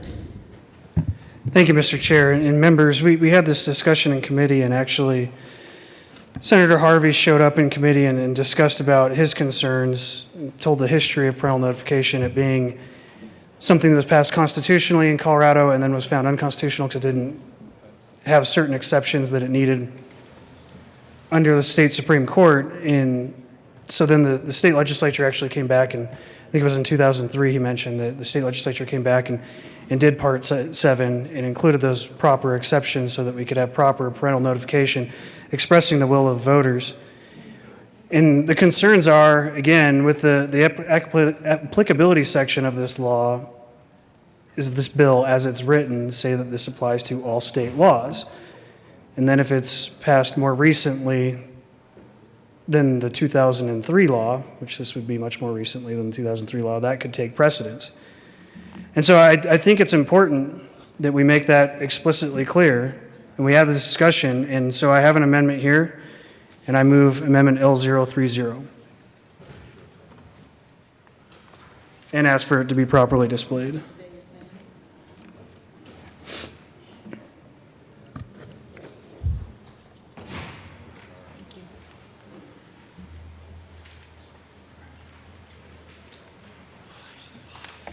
That amendment has been properly moved and announced before us to Amendment L030. Representative Neville. Thank you, Mr. Chair. Members, this just makes it explicitly clear that this bill, nothing in this Part 4 modifies, revises, or otherwise affects the application of Colorado Parental Notification Act, Part 7, Article 22 of Title 13. So that is that section of law, and this would make it explicitly clear and avoid any confusion. Thank you, Majority Leader Escar. Thank you, Mr. Chair. This bill will not impact Colorado's parental notification statute for minors seeking abortion care. The system is not impacted by RIA because access to an abortion and the ability to choose an abortion are two different matters. Parental notification is a barrier to access, but not a barrier to choice. And this bill and the bill title is strictly about, it says decisions, which is choice. So for that reason, I would ask for a title ruling. Thank you. The committee will be in a brief recess on the title ruling.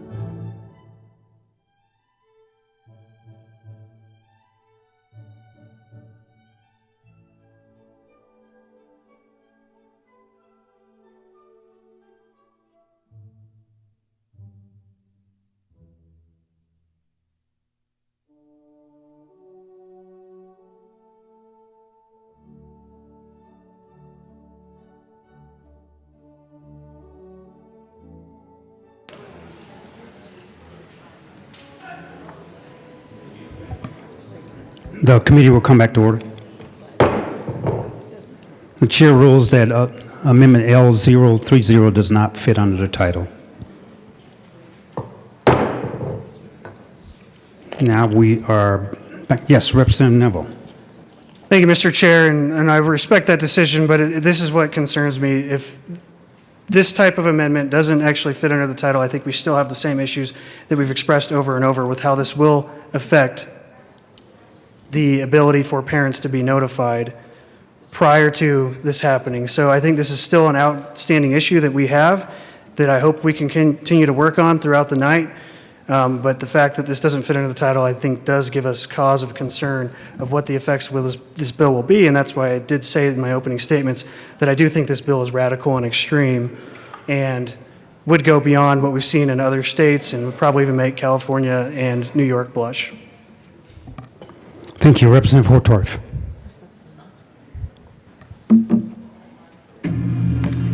Thank you, Mr. Chair. Esteemed colleagues,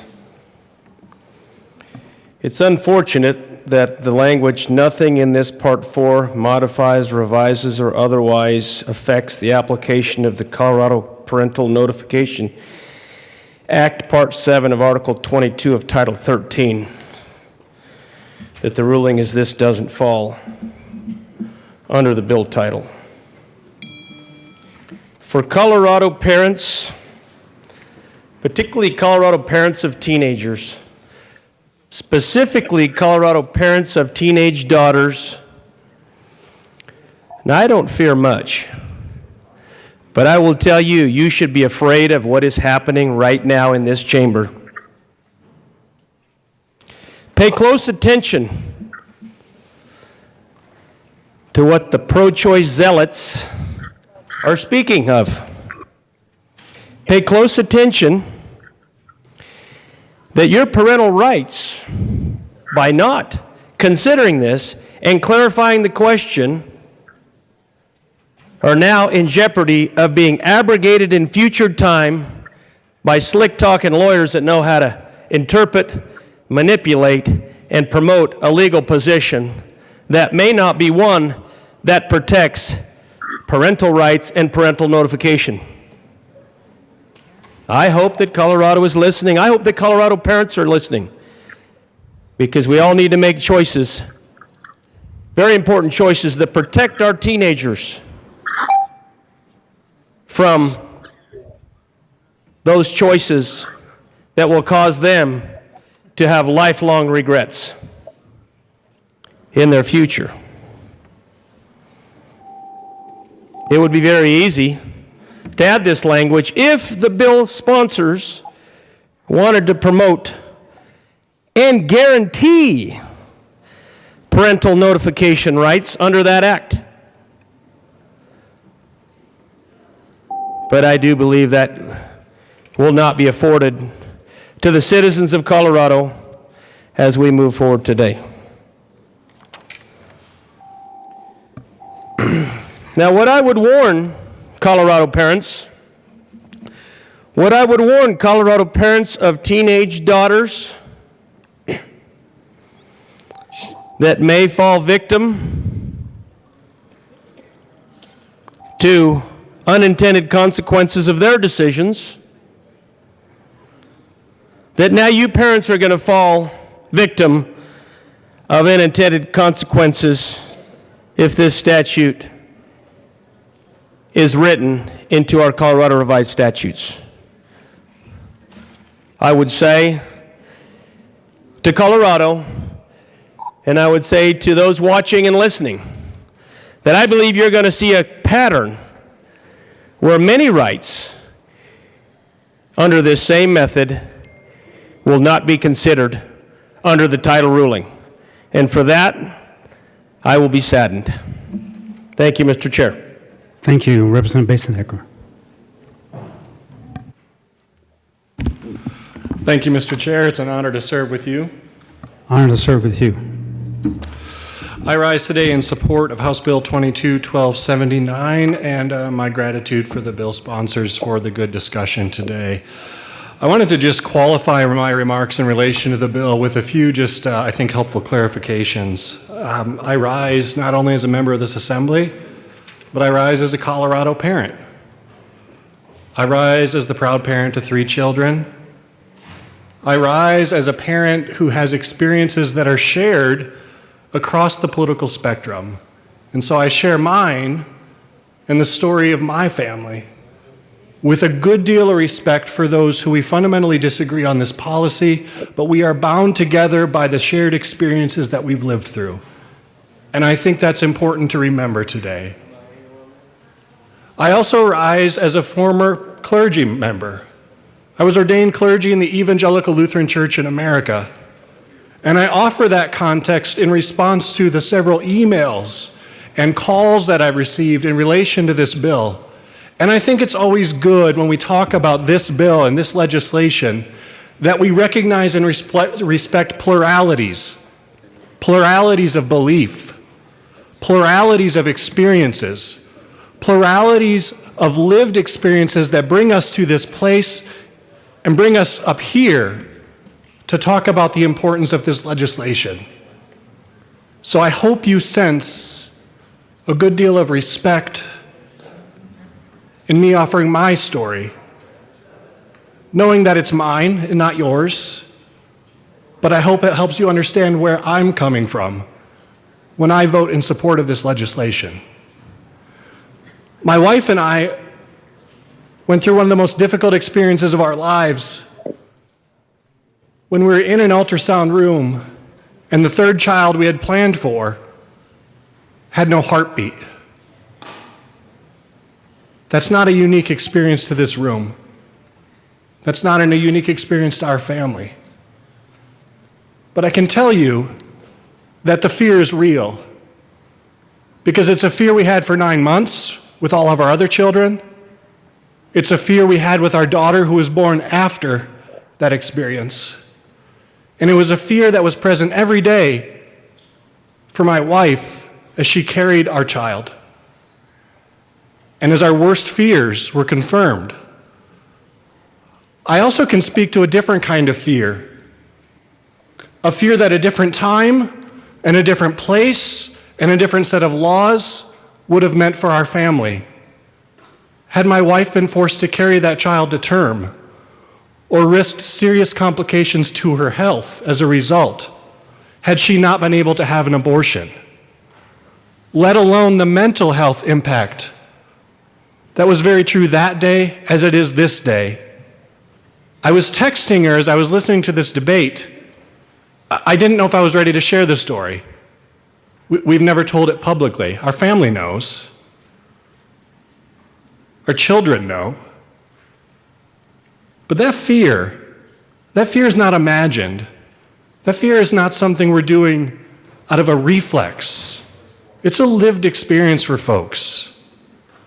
And I fear a different time if we don't pass this bill, when our fears will come true, where the negative health impacts on women, my family, your family, become real because they cannot seek access to the reproductive care that they need and, quite frankly,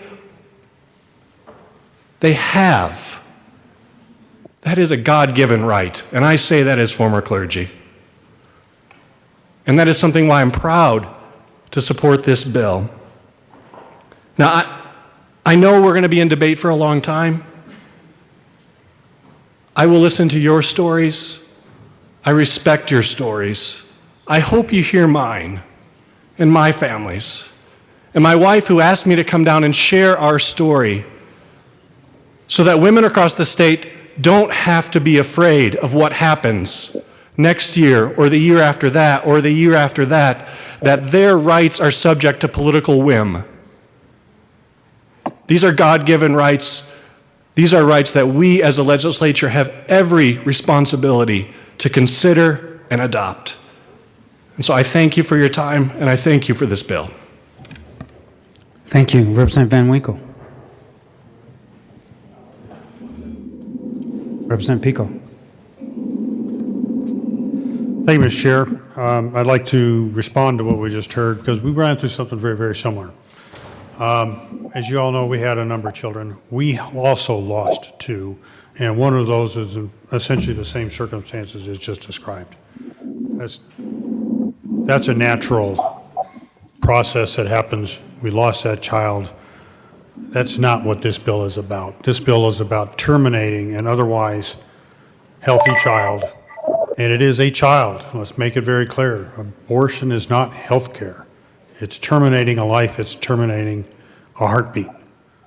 If you don't have a heartbeat anymore, that child is already passed, and it will come out another way.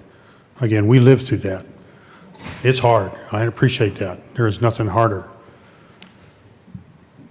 We have on our wall the pictures of all our kids, and we have on there for the two that we didn't have a little box for flowers, and we call it our Saint Baby, and we'll see her or him again some other time. That's not what this bill is about. This bill is about terminating a live child, and let's make sure we know what it is. Everyone deserves a birthday. Representative Van Winkle. Thank you, Mr. Chairman. And just to, I guess piggyback on that a bit, it brings us really to the heart of the debate. It brings us to the central question that is being asked today.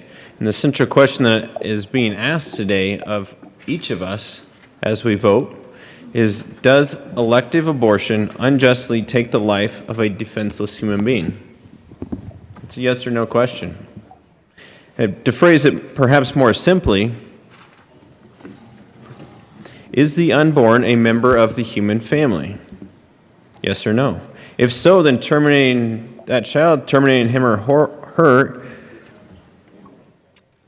by election is a serious moral wrong. If no, then it's a medical procedure akin to pulling a tooth. Answer that question for yourselves, but based on any way to look at the questions, whether it be science or logic or perhaps faith, it's really difficult to make an argument that babies are not human beings and should be protected. I believe they are. I believe they are someone, and I believe they deserve a birthday. For many, all they need to do, like I did with my two children, is look at a 3D image of the child and see that's a human. If the unborn are human, like toddlers, we shouldn't terminate them in the name of choice any more than we would a toddler. Again, this debate is about just one question. What is the unborn? Are they human, or are they perhaps something else? Scientifically, we know that from the earliest stages of development, the unborn are distinct, they are living, and they are whole human beings. I've heard several arguments against babies being human persons. First, they're tiny. They're really, really small. And that's true. Embryos are smaller than newborns. Newborns are smaller than adults. But why is that relevant? Do we really want to say that larger people are, based on your size, you have different rights? As my colleague from Aurora stated earlier, men typically are larger than women. Does that mean they deserve more rights? Of course not. Size does not equal value or the right to life. I've also heard, well, they're not fully developed. They're still very early on, they're still developing. And that's true. Embryos and fetuses are less developed than the adults that they one day will become. But again, why is that relevant? My 4-year-old daughter is less developed than a teenager. My 4-year-old is more developed than my 2-year-old. Should older children have more rights to life than their younger siblings? Some people say that higher mental abilities and awareness makes one human. Won't get into the feeling of pain, but if that's true about mental awareness and mental abilities, then newborns don't qualify as valuable human beings. 6-week-old infants lack the immediate capacity to perform high mental functions, as do those who are sleeping when we go to bed at night, or those who are reversibly comatose, or those with Alzheimer's disease. And here's another, and I won't belabor this forever, but there are points that I heard made Wednesday night. A baby is in the womb. They're not outside the womb. But members, where you are has no bearing on who you are or what right to life you have. Does your value change when you cross the street or travel into outer space or from this place to that? If not, then how can the journey of an 8-inch, the birth canal is different. Because the birth canal is only 8 inches, it's not across the street. How does that 8-inch travel down the birth canal suddenly change the essential nature of the unborn from a non-human to suddenly be then human? If the unborn are not already human, merely changing their location doesn't change their value as an individual, as a person with rights, the right to life. I've heard, well, they're dependent on mom to live. They're dependent on mom for everything. Well, at some point, we all depend on others to live. If total self-viability makes us human, then there are none among us who at all points will have the right to life. In short, it's far more reasonable to argue that although humans differ immensely in respect to talents, accomplishments, degree of development, they are nonetheless equal because they share a common human nature. Members, I look forward to speaking in greater depth on this bill and on hopefully some amendments that we can offer to bring some sensibility to it. But as the bill is written right now, it is a very radical bill. I believe it is a barbaric bill. I ask for a no vote. Thank you. Madam Speaker Pro Tem Benavides and Representative Baisley, you are in the queue with Representative Sandridge. Thank you, Mr. Chair. Members, my remarks are going to be extremely short, and it really is, I see he's left, but our colleague from the Fort Collins area, I appreciated his statement, and I know how difficult it was for him to get up and say this. He said it was something he had not shared outside of his family with what happened to his third child.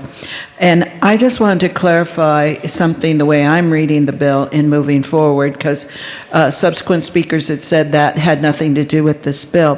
But as reproductive health care is defined in the bill, this bill is not just about abortion. It's the fundamental rights of an individual to make decisions with respect to reproductive health care.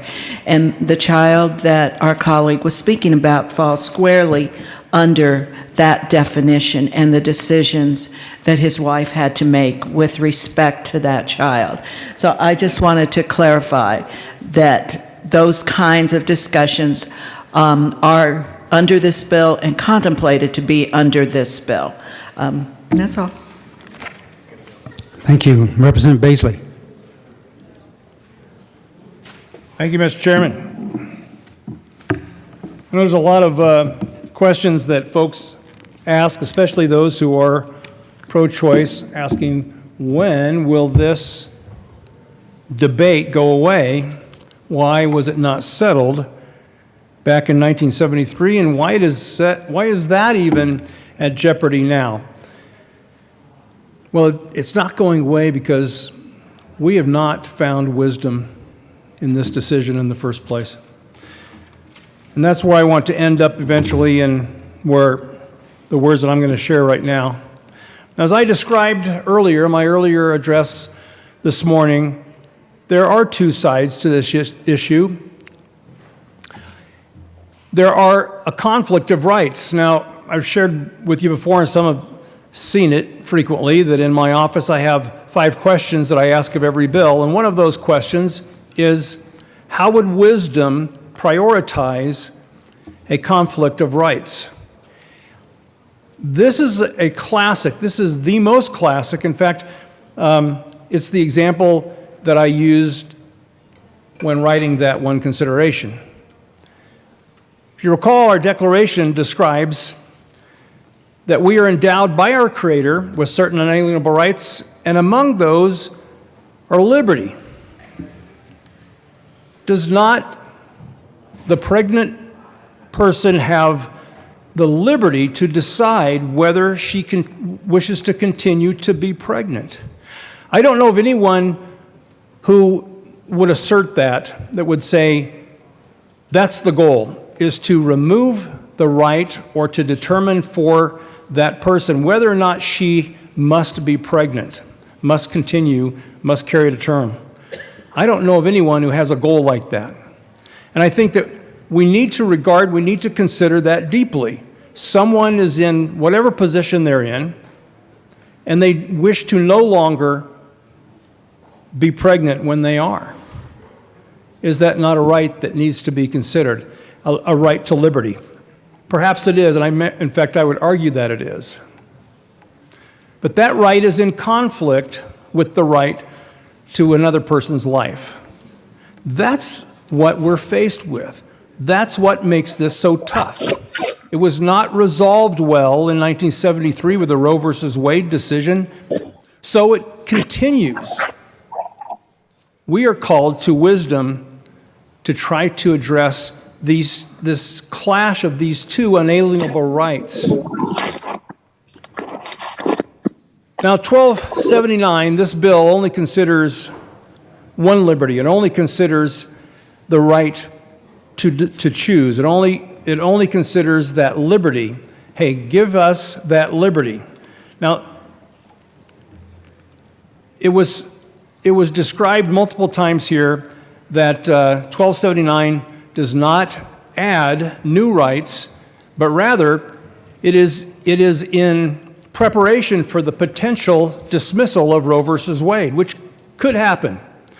Well, I want to quote, well, I don't have this exact quote, I just recall reading this in his book, The Tempting of America, but Judge Robert Bork said something like, Roe versus Wade is 52 pages of lengthy justification.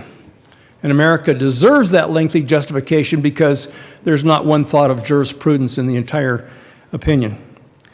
It is not a good opinion. It was a sloppy opinion, and if you look at what they did in their consideration, they actually called in the question, when does life begin? They had scientists come and give presentations, give the current day understanding in 1972 and 1973, because it took them both years, by the way, to resolve and arrive at their opinion. And that's how they came up with this trimester concept. 1279 takes us beyond what the opinion says. I'm going to read some parts of the Roe versus Wade opinion.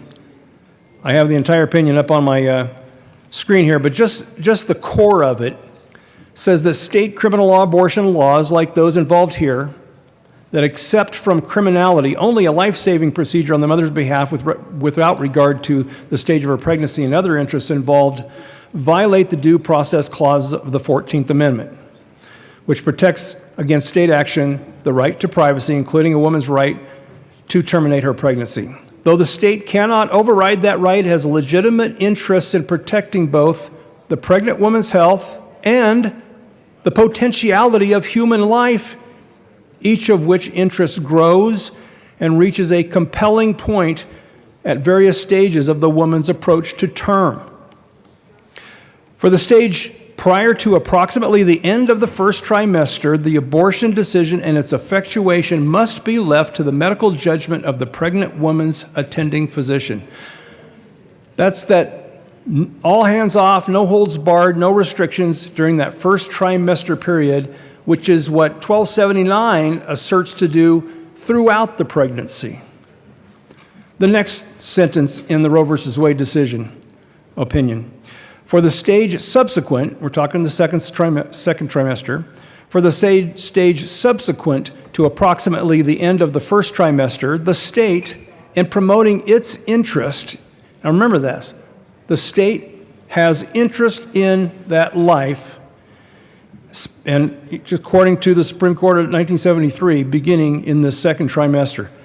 For the stage subsequent to approximately the end of the first trimester, the state, in promoting its interest in the health of the mother, may, if it chooses, regulate the abortion procedure in ways that are reasonably related to maternal health.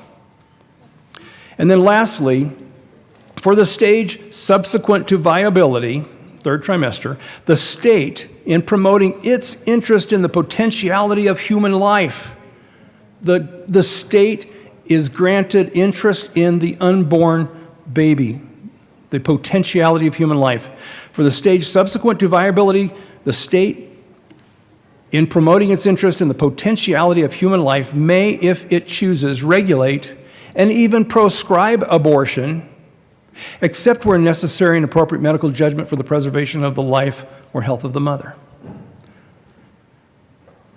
So we see the graduation of protections based on the trimester concept after they listened to the science at the time and did not come up with the words that we see in 1279 that egg, embryo, and fetus have no rights. So let's look back at how did we get here in the first place? Well, having unfettered access to abortion solves a problem with someone who wants to not be pregnant anymore, and especially after being in the social position of being too young, being not married, being still in high school, or whatever the condition. How did we get there? Well, a lot of us, including myself, were old enough to remember when just having that engagement outside of marriage in the first place was taboo. But that's where the issue started as we began as a society to stop paying attention to the instruction given us by our Creator. And here's the real problem. That declaration that I mentioned earlier describes our Creator. Now think of where the people were who wrote that declaration in the first place. They were breaking away from Mother England, said we will no longer be part of the crown in our government, but we ought to consider creating a new government in its place. And where did they start? They started with what they called the laws of nature and of nature's God. And after that statement, they go on to the famous words that we all have memorized, saying that our Creator endowed us all equally, that Creator God endowed us all equally with our rights to our life, our liberty, our pursuit of happiness. And the next phrase says that what our job is in this body. Talks about us, government. Government is instituted to ensure those rights given us by our Creator. The 1973 Supreme Court of the United States made an enormous error in their Roe v. Wade decision because as they were rolling this out and saying, hey, we have some interest beginning in the second trimester and in the third trimester even more interest, but then at the point of birth, now that human, that baby, has rights going forward. What did they do in that decision? They did what was being described, being implied in the 1279 bill. The Supreme Court of the United States in 1973 in the Roe v. Wade decision endowed humans with their right to life, beginning with birth. It's not their position to do. They are government employees as we are, and their job is not to endow nor to remove the rights of any human, but to ensure the rights given by the Creator. That's our founding document. That's our role now, too. We're no greater than the Supreme Court, who says life begins at birth. They did not have that right. They did not have that role. They are not God. They are not the Creator. They're government. We are government. Our job is to ensure the rights endowed by the Creator. So let's face that directly. I have a challenge for all of you, and I have it here in the form of an amendment. I submit this amendment, and I ask that it be displayed. So, Mr. Chairman, I move L022 to House Bill 1279. And I ask you to display it, please. Thank you. That's a proper motion. The amendment is now before us to Amendment L022. Representative Beasley. Thank you, Mr. Chairman. In facing this directly, what I challenge is that we admit to what we're really doing in this bill, which is what was really done in 1973 with the Roe versus Wade decision. I challenge that we do these words: the state of Colorado endows humankind with the right to life beginning at the moment of birth. That's my amendment. Let's admit that what we're doing is we are putting ourselves in the role of the Creator and saying, here's when life begins. It does not begin when an egg, when an embryo, when a fetus. It begins at the moment of birth. So we therefore will displace the Creator in this action by voting for this bill as modified, as amended, to say that we, the government, the state of Colorado, hereby endow humankind with their right to life beginning at the moment of birth. Further discussion on Amendment L022. Yes, Representative Sandridge. Thank you, Mr. Chair. Where do I go with this one? I think if this is what you believe, this is something that needs to be, we shouldn't be shy about putting it in statute. It's something that I'm not a believer on, but because obviously I'm pro-life. But if this is how you feel, you shouldn't shy away from it. You should put it in statute. So I think this is something that a majority here can get their arms around and showcase to Colorado. So thank you. Thank you. Further discussion on Amendment L022. Yes, Representative Hotorf.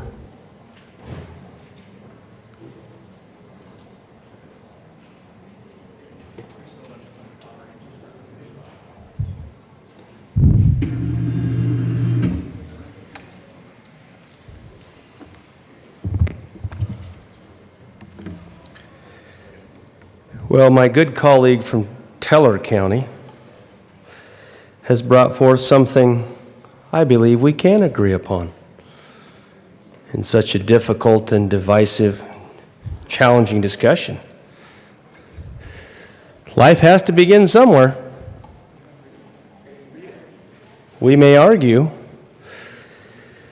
different points in time when life begins, but just so I get it, so my folks back in Elba, Colorado get it, I'm going to read it again just so I get it, Mr. Chair. The state of Colorado endows humankind with the right to life beginning at the moment of birth.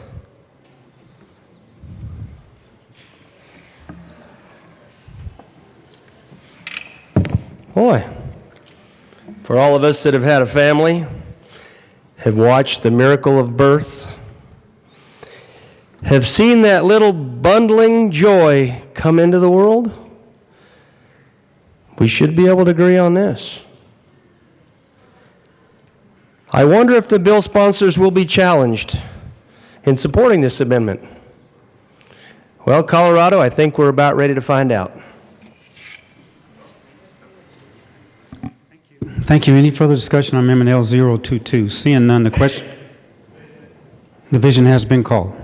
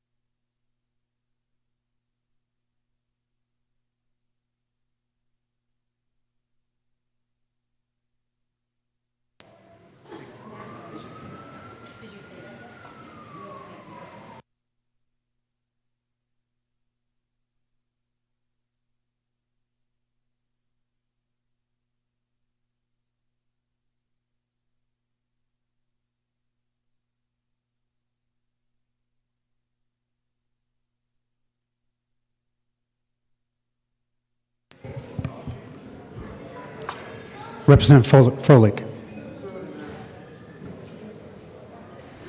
Thank you, members. Thank you, Mr. Chair. I urge a no vote.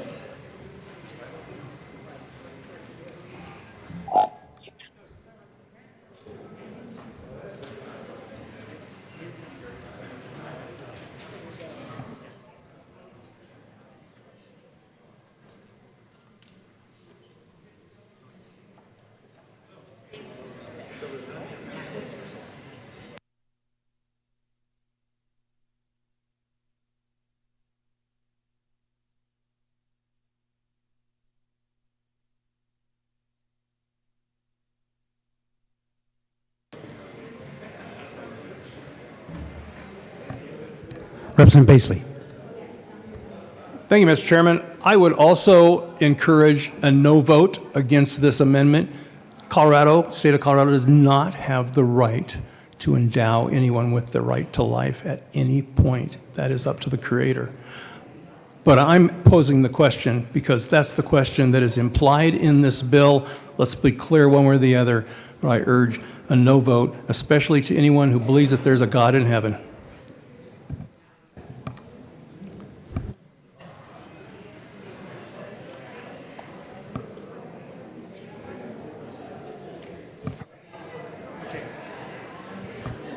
The question is the adoption of Amendment L022. A division has been requested. All those in the chamber not entitled to vote, please be seated.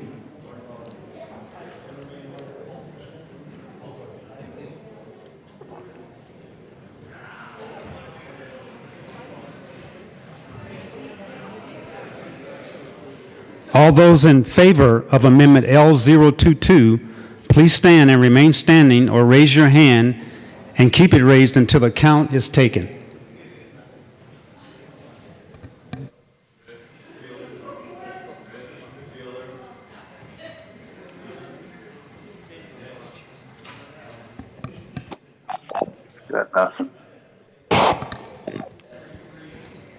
Okay, the amendment fails. Back to the bill. Representative Baseley. Thank you, Mr. Chairman. And thank you, fellow members. That was the right decision. But thank you for thinking it through with me for a moment. Because going back to this bill, 1279, it says that the human...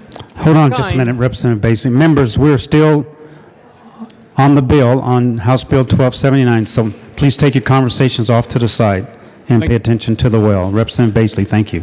Thank you, Mr. Chairman.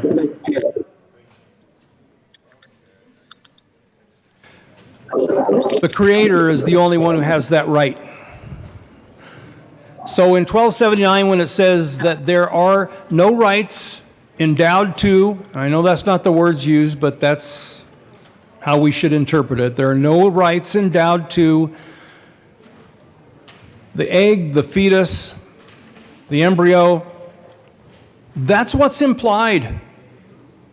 That we as a state, if we vote yes on 1279, we are doing what my amendment was clarifying. We are saying that we as a state endow humankind with their right to life beginning at the moment of birth.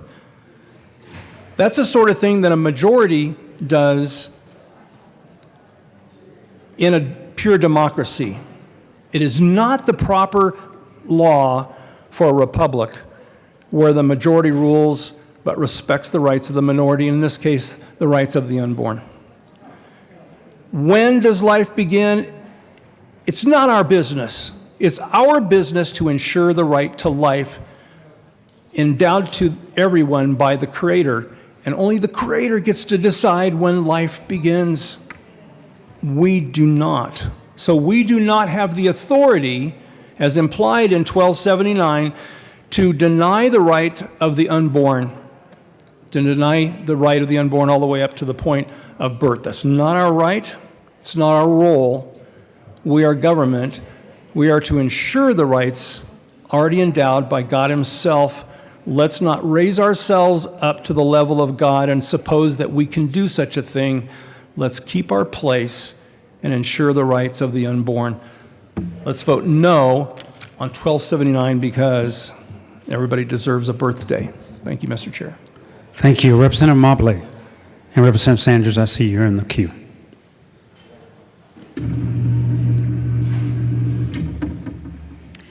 Thank you, Mr. Chair.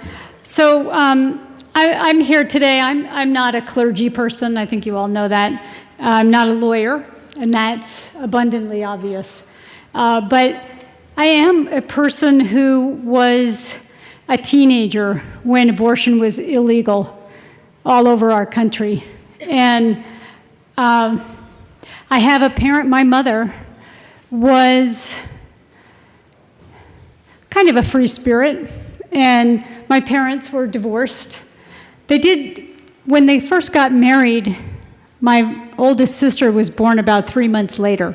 So they said she was just early, but when we got older, we realized, there was a reason they got married in a very short order and then had a baby right away. And there are 5 of us, and at some point my parents got divorced, and we moved to Colorado, me and my mom and a couple of my siblings. And I was in high school, and Roe v. Wade got passed. And my mother got pregnant. And she really wasn't in a good place to have another baby. And she was able to come to Boulder and get a safe and legal abortion. And that's what she did. And that was her right. It was her body. It was her choice. And it, of course, would have completely altered all of our futures if she hadn't have been able to make that choice. And when she was younger, she didn't have the ability to make that choice. And that led to, it led to us being here, but it may not have been what she wanted for her life.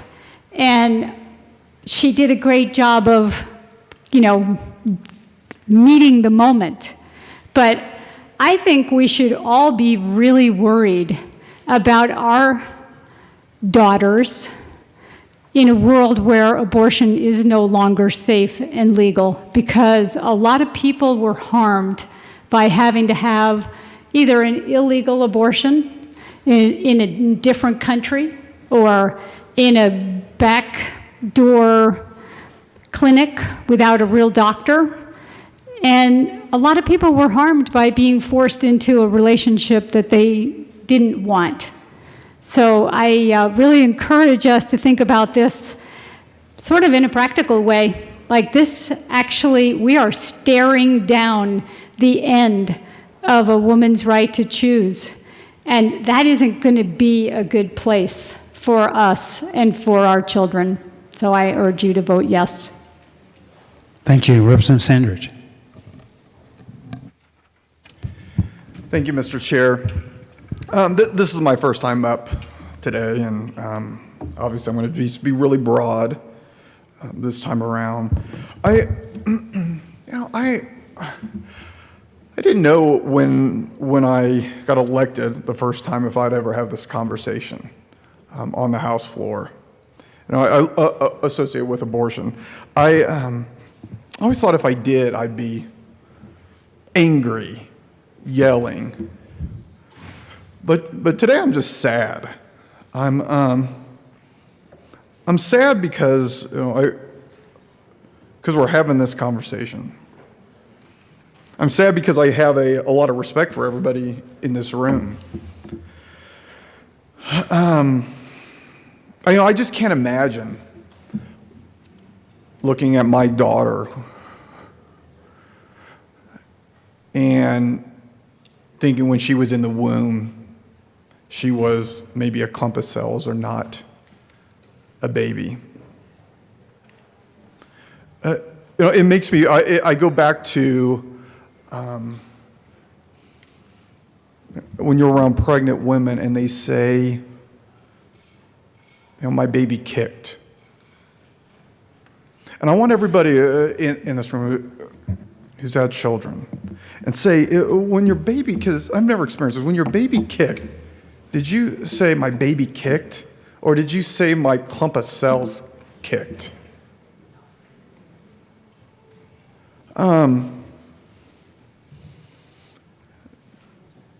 So that kind of concerns me. I think we all know that what we're doing here.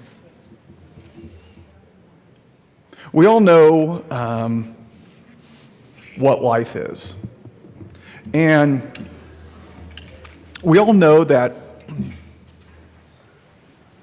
how the words reproductive health is really being used right now. And when I see this trend of the words reproductive health to cleanse killing a baby, it's something that we've seen before. I mean, if you look at the history of abortion, you'll see words that cleanse and act. I mean, gosh, in war you hear ethnic cleansing to describe mass murder. But the United States, you know I'm patriotic, I love this country. But we have in history, just like every other country, we've used words of cleansing, like reproductive health. Remember when there were words to justify slavery and concentration camps for Japanese people? There were words to cleanse it and justify it. But then our country matured and wised up. The reproductive health and the definition, I don't know if you look up health, but I don't think that involves killing a child. Does killing killing associated with health? That's a cleansing word to justify killing.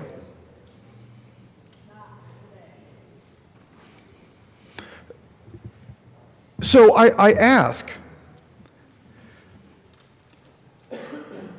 we all know that often abortion is associated with convenience. I mean, we just heard an example of convenience. It wasn't really my time to have a child. So we're going to kill the baby out of convenience. Even though I knew how a child was made, really didn't want a child, so I'm going to kill the child out of convenience. I don't really want to experience the ramifications of my actions, so I'm going to kill the baby.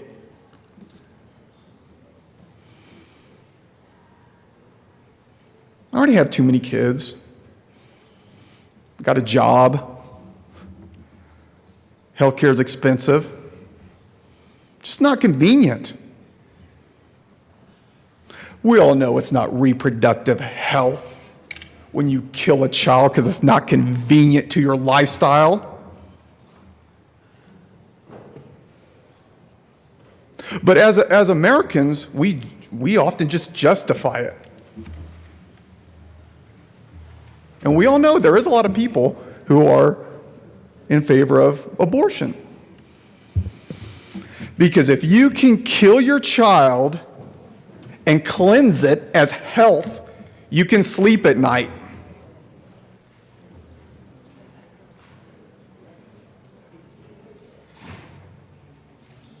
And we all hear, follow the science. When you feel pain, in just a few weeks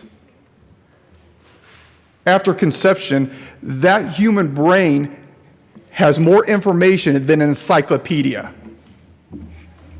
When you take in oxygen, when blood is going through your veins,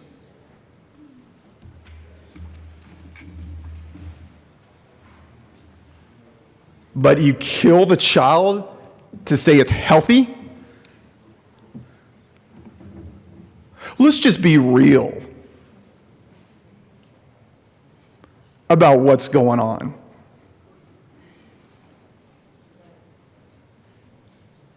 To say, and this is something I know because the people in this body are smart.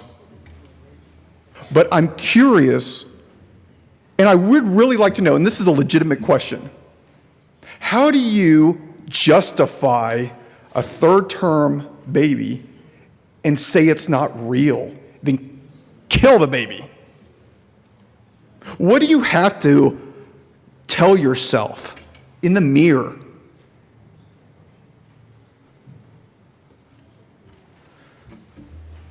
It really is, I just don't understand, and that's why I have questions. And hopefully we can have that discussion, because I want to learn of how you justify that.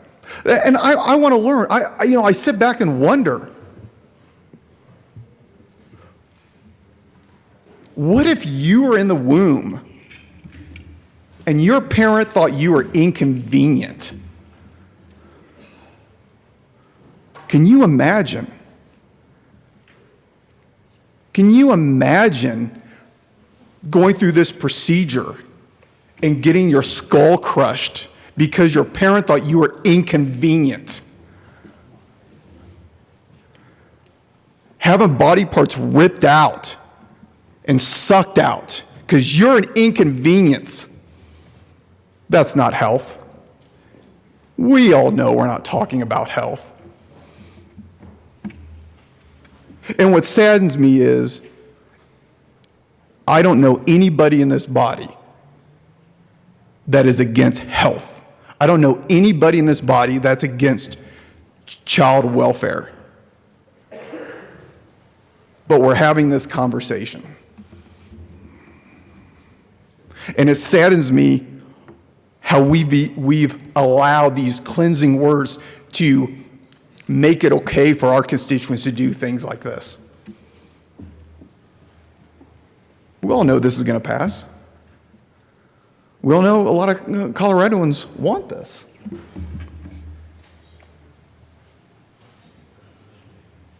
But we've made it as a society easy to kill our kids. If you look at our current lack of laws, lack of structures, lack of guidelines, lack of guardrails, dictators look at our country and go, what the hell are they doing? That's our laws. Look at North Korea.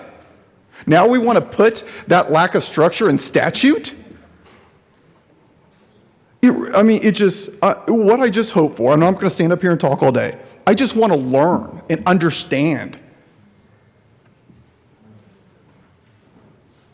But I still go back to my own daughter. And there's nothing you could say while she was in the womb, taking oxygen, blood going through her veins, feeling pain, kicking, that it's okay to kill her. I just don't understand. So hopefully, I'm going to be all ears today because I'm willing to learn. Maybe I'll be enlightened why it's okay to kill your baby.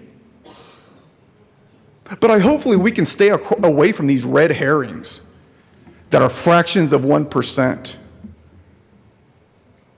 associated with the mother actually dying if she doesn't have an abortion. We all know that's not what this is about. Let's talk about the 99.9% of the ones that aren't that. So hopefully we can stay on task, and I'm willing to learn, and I'm willing to listen to understand this choice. Thank you. Thank you, Representative McCormick. Thank you, Mr. Chair. I hope I could share a little enlightenment on this issue.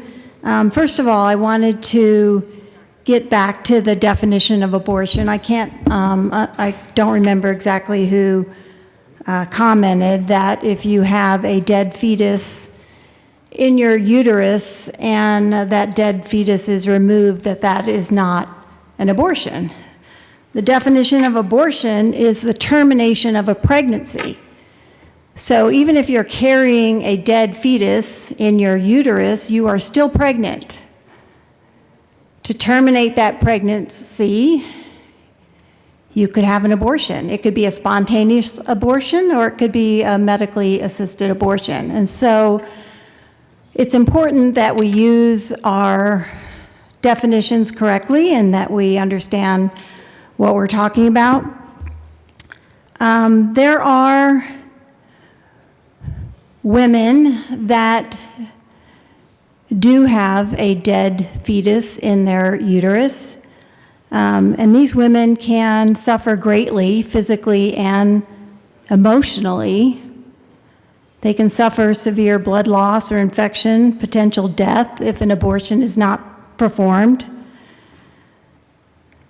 Women, pregnant people, can also receive a fatal fetal diagnosis, anywhere between 18 weeks, sometimes up to 32 weeks of pregnancy. A couple examples of a fatal fetal diagnosis are anencephaly, which means the fetus has no brain. Bilateral renal agenesis, meaning the fetus has no kidneys. When given a fatal fetal diagnosis, that means your fetus is either already not progressing in utero or may die soon after, within hours or days after birth. Most women who get a fatal fetal diagnosis choose termination of their pregnancy. These women choose to abort. They choose to terminate their pregnancy. As heartbreaking as that is, these women wanted to be pregnant. They wanted to have a healthy baby. But they choose abortion at that point in time so that their grief process can begin and not be agonizingly delayed and to potentially put their own health in danger. Others in that exact same situation may make the choice to continue their pregnancy, even though they have received a fatal fetal diagnosis, knowing, because of our advancement in technology and medicine, knowing that the eventual outcome is a stillborn birth or having to grieve that baby once it's born soon after birth. The key word in this description is choose and choice. Pregnancy is a medical condition. Not every pregnancy always goes right. We must leave medical decisions regarding medical conditions to the patient and their medical team.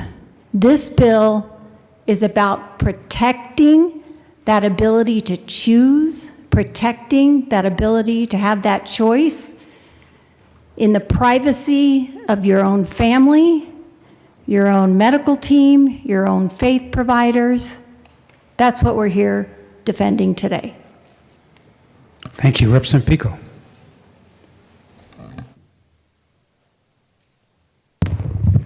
Thank you, Mr. Chair. Yes, that's exactly what we went through. I understand very well all of those medical conditions because we lived through that. That's not what this bill is about. What we went through was termed a spontaneous abortion, a miscarriage. You can call it a lot of things, but we did not terminate a live pregnancy. We did not kill the child. The child was already dead. That's not what this monstrosity is about. This is an immoral bill and a monstrosity, and it deserves to die.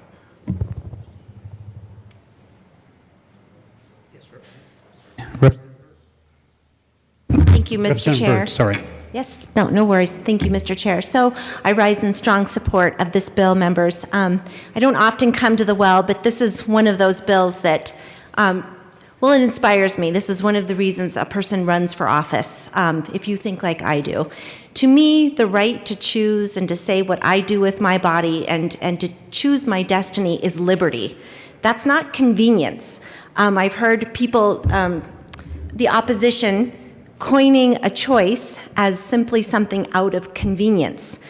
I'm hard-pressed to think about my liberty and my ability to choose my future, my daughter's right to choose an education, to choose that opportunity to pursue her greatest and highest dreams. That's not convenience, that's liberty that every one of us has. And government, we should not have big government regulating what we do with our bodies. It is my body, it's my daughter's body. We get to decide when and whether we will be a parent. That is fundamental to our ability to participate equally as citizens in this society.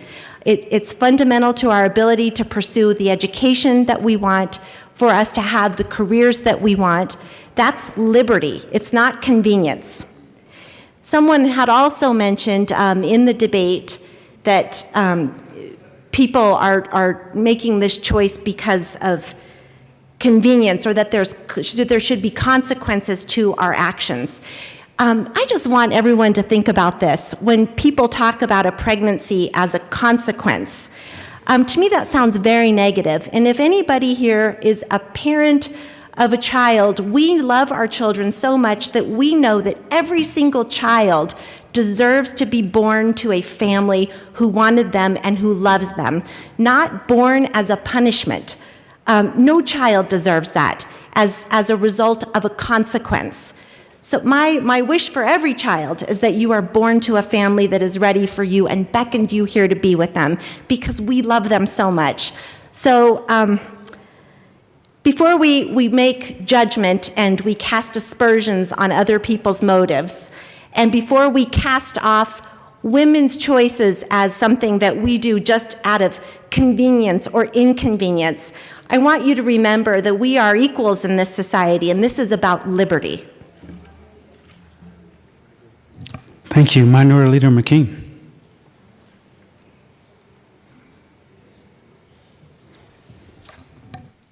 Thank you, Mr. Chair. Representative Byrd, thank you. As always, thank you for what I think is an approach that makes me think. I'm going to split this into two, because in some ways my concern is that when we get lost in the words, then we get lost in a challenge of aspersions, and this is what you're saying about somebody else. One of my great disappointments in reading this bill is that it seems to me that it doesn't speak to anything but the termination of a pregnancy, or interfering with the termination of a pregnancy. Because I would agree with Representative Byrd that we want every child to be born into a loving home that welcomes that child and is ready for them. And yet we also know that we have thousands of people in our state who are waiting to adopt a child, who are waiting to welcome those children into their home with loving arms, to raise them as their own, because for whatever circumstances they can't, or they feel that that is their mission that they have in this world, is to bring children put up for adoption into their homes. And I would love to have seen support and things in a bill such as this for that.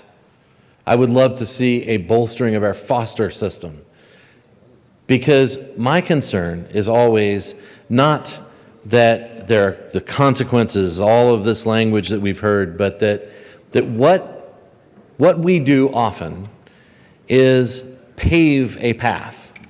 And if that path is the path of least resistance, then my great worry is that a decision gets made to pursue the termination of a pregnancy because that has become a path that is paved.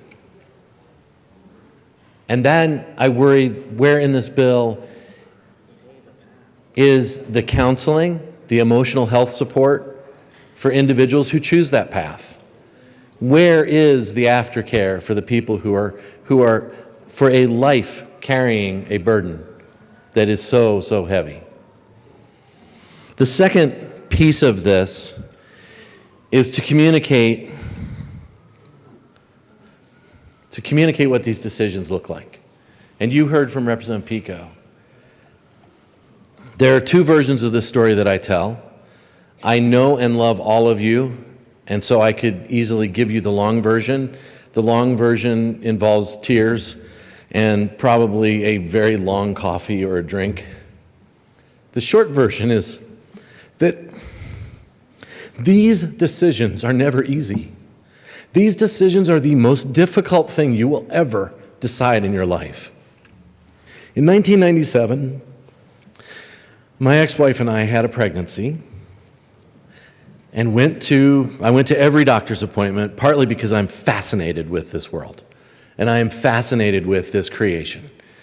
And we went in for the ultrasound. The ultrasound tech put the jelly on her belly, and we looked and moved it around, and we looked again, and she kept moving the wand around to see something, and we didn't know what it was. And so finally she said, I can't see a 4-chambered heart. She's like, I should be seeing like a little clover leaf, and I should be able to see that here, and she couldn't. She said, I think we're going to refer you somewhere else. And so with heavy hearts, we left, not knowing what this meant. And we came down to Denver. We came down to Denver to go see a pediatric cardiologist. And I'll never forget that morning. We went into an ultrasound room, and I saw the most amazing thing I've ever seen. I saw a Doppler color echocardiogram of my child. And sure enough, there were only 2 chambers to that heart. And it was a condition called hypoplastic left heart syndrome. And that means hypo, meaning not. I mean, it's smaller than. The left side of the heart just didn't form. So the right side of the heart did. And so the tech there said, this is really, really bad, and she left the room. And I've always thought that was one of the meanest things anybody's ever done to me in my life.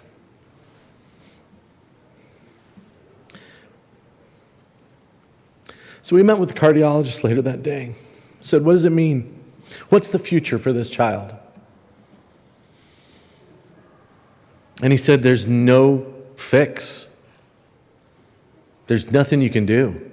She's as healthy as a horse because there's this beautiful little patent ductus arteriosus that lets blood mix in her body and keep her just fine. Everything else in her body is progressing. He said, you're faced with 3 things that you might be able to do. He said, number 1, you could get a heart transplant. And a heart transplant for an infant is virtually impossible, and for good reason, and thank God, infant hearts are hard to come by. But they also don't grow with the body, and so you need a heart transplant as an infant, you need a heart transplant as an older child, one as an adolescent, and one as an adult. And that means a lifetime of anti-rejection drugs and everything else. So he said, that's option 1. Option 2 is something called the Norwood procedure, and he said there's a doctor in Ann Arbor, Michigan who's doing this, but we don't do it here because of the altitude. And he said, we just have not seen success with it. And he said, number 3 is my advice. He said, take her home and let her die. He said, you would not believe the number of sudden infant deaths that have probably come from this undetected. Take her home and let her die, or terminate this pregnancy.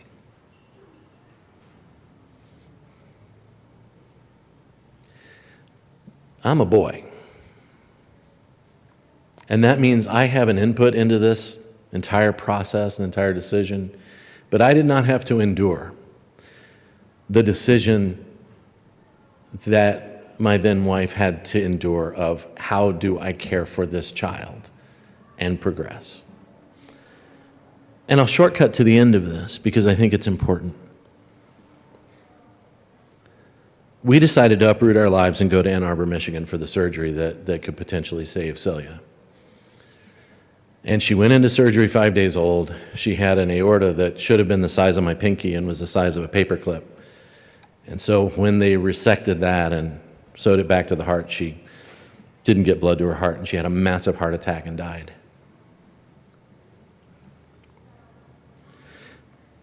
But what became incredibly clear to me in that moment was to look back at the decisions we'd been given, to look back at the advice of a person who's still my friend today. Dr. Taves is an amazing doctor. He gave me his best advice of what was best for the outcome of this child. But it was our decision.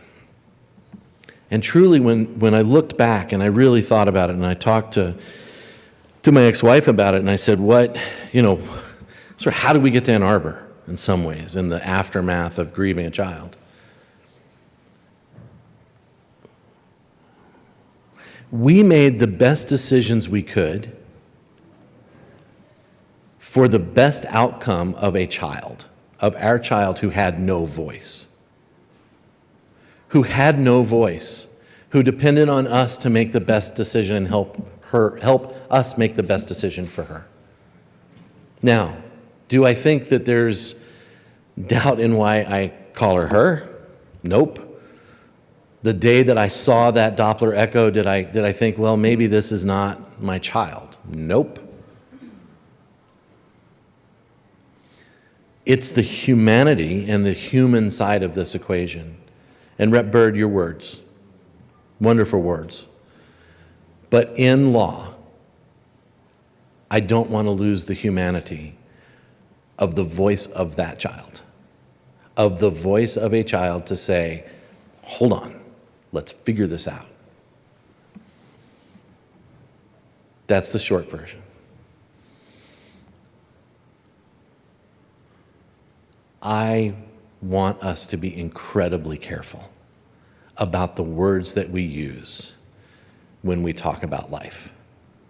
And I want to be incredibly careful about how we pave the road to what this looks like that's the best for everyone. The best for everyone.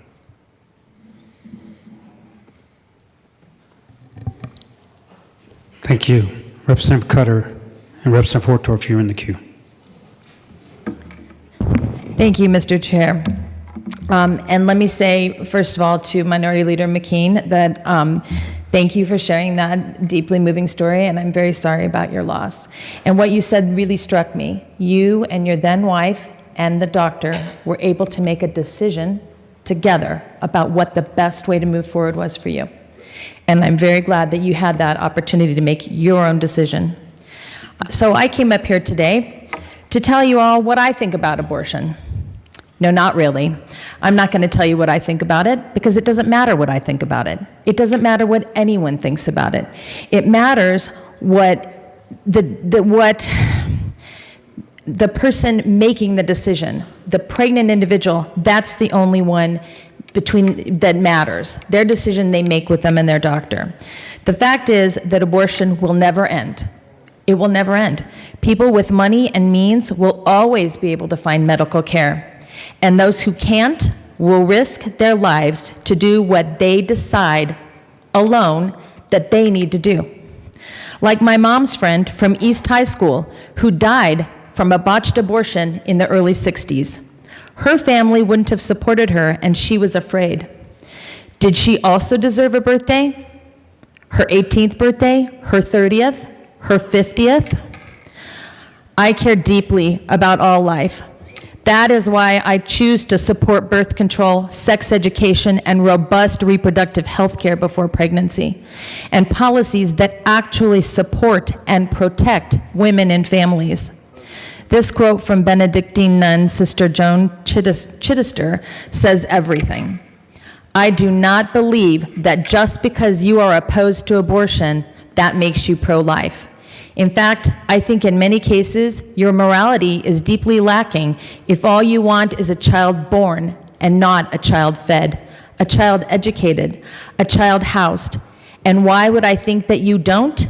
Because you don't want any tax money to go there. That's not pro-life. That's pro-birth. We need a much broader conversation on what the morality of pro-life is. And I hope that everyone in this chamber arguing against this bill can say with good conscience that their votes, all of their votes, align with real pro-life policies. I urge a yes on this very important legislation. Thank you. Minority Leader McCain. Thank you, and Rep. Cutter, thank you for your words. But let's make it clear. It was a choice, but there were three of us.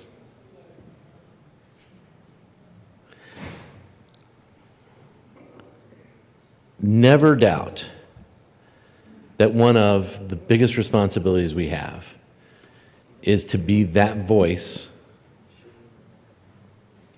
for our kids. There were three of us there. There was me, there was my ex-wife, and there was our child. That voice had to be expressed. It had to be expressed through the best decision for that child. And that's what I mean when I say let's be careful about the road we pave. Because if that road leads to the death of one of the parties that's interested, then I would suggest that that's probably not with full consideration of what's best for that child. And that to me is the focus when you get right down to it of what exactly it is that you're here to consider. And I would say as well that the choice you describe is there today. I go back to my words earlier today. That choice is there today. It does not need a law. It does not need a law offered to us out of the fear of what might come.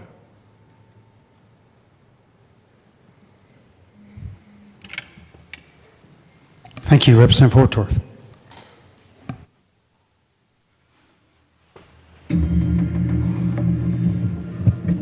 Thank you, Mr. Chair.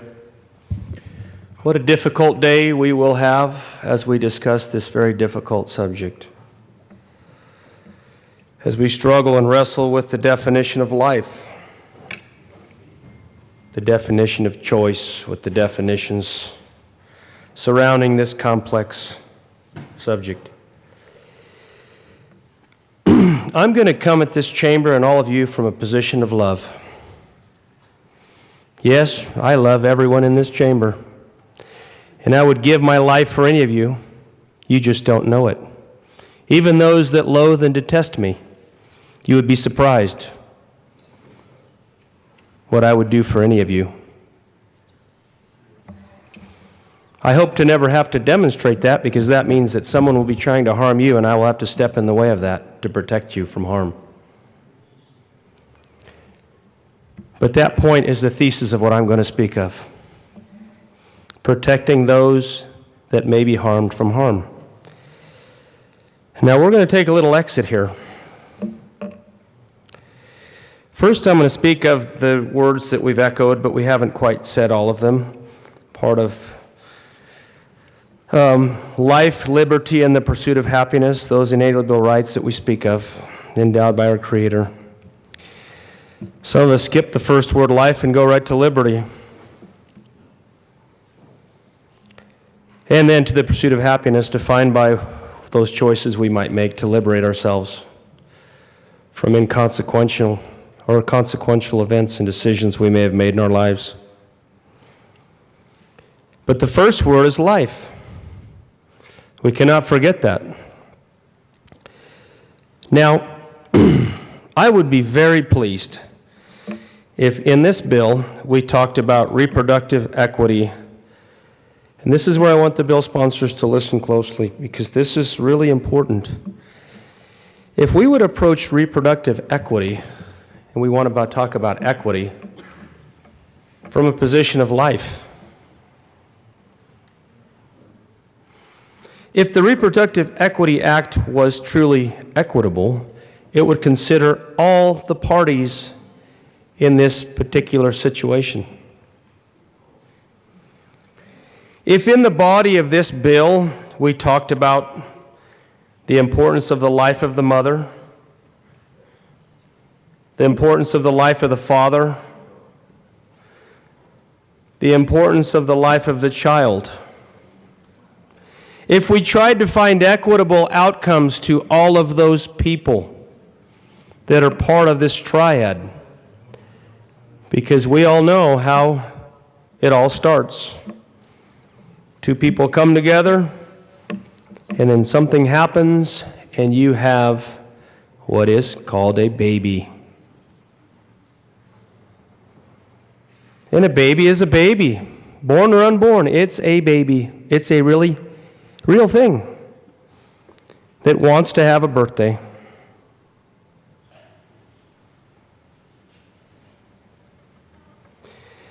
So we cannot discount the life of the unborn child, nor can we discount the life and the choices that the father and or mother, in most cases the mother, because the mother's alone, oftentimes,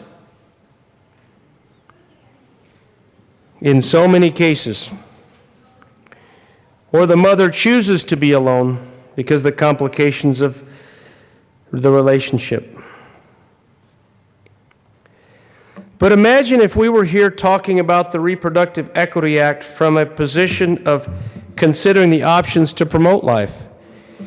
We would have a bill that in its codification would say we are going to do everything in our power to have every consideration available.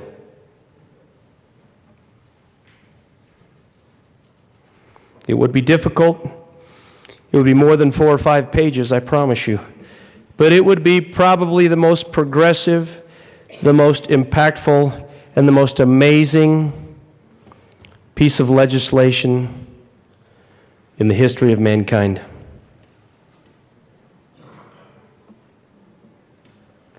I think we could do it. I think we could do it right here.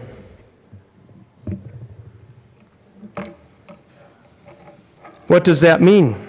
And I'm the father of 5 daughters. Believe me, I could tell you stories all day about this subject. I have lived them 5 different ways. And I might later, if I want to bare my soul, and I know how hard it is for people to come here and bare their souls. And I respect those who share those stories more than you'll ever know, because they're true stories. And there's so many more, hundreds of thousands of those stories. But if we were to approach this particular legislation, and in the body of this legislation, it would say things like, we are going to create conditions within the state of Colorado that allow for that pregnant mother to have every opportunity to analyze their situation, to have every opportunity to analyze and understand the life of the baby within them, to have every opportunity to have the father, the parents, the support structure within a community, our religious faiths to participate in the outcomes. Considering everybody involved. If we would make sure that those mothers had the best medical care that Colorado could muster, and that all options for life were also on the table, equally with the options for, and the counseling required if the decision was made to end the life of the unborn child. Now, I know earlier we talked about God-given rights. I don't think this is a God-given right. I don't think it's a God-given right to take the life of a living, growing human being. But there are instances and conditions where it is necessary, and it is justified. It is argued that conditions of incest and rape should qualify. It is argued that for the health of the mother, or has been talked about earlier, that in a stillborn pregnancy, the life of the child may already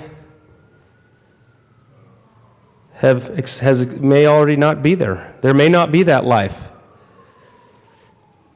So, and how do we determine if there's life there? Well, we heard an earlier testimony that the beating heart, a healthy development, nervous system, and we'll talk more about that later this evening. But all those things come into play. If we had a bill that actually worked in this space, then not only would I smile and many of my colleagues smile, we would be partners with you. Instead of having a collision, right now we have a collision. Nobody in this country has even thought about this. We just continue to collide. We do try in parts and pieces, but not from a holistic approach, where we have a combination of systems that come together to address the matter in a spirit of cooperation and searching for positive outcomes, keeping all parties in consideration. And yes, the mother is very, very important in this, the well-being and mental health of the mother. But I would argue that we should equally consider the well-being and health of that child.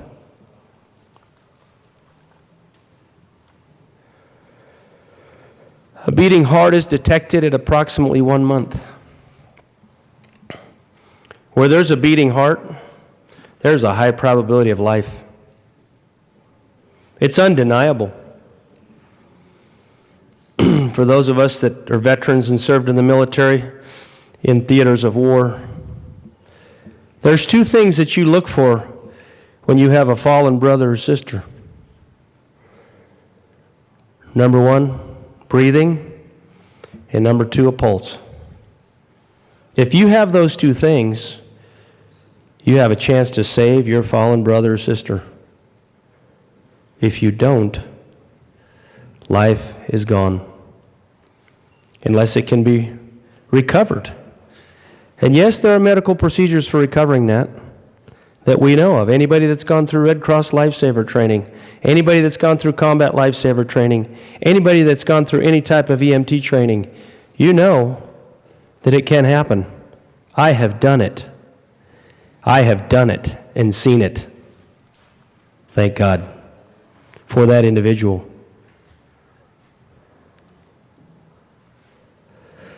Now, I'm not going to talk about personal stories because this is a larger issue than ourselves. Imagine if we could refer this back to committee. Imagine if we could actually form a team in this chamber that really had the sincere desire to work together. Imagine if we could create legislation that was not in conflict, but actually addressed some of the tenets and issues that divide us.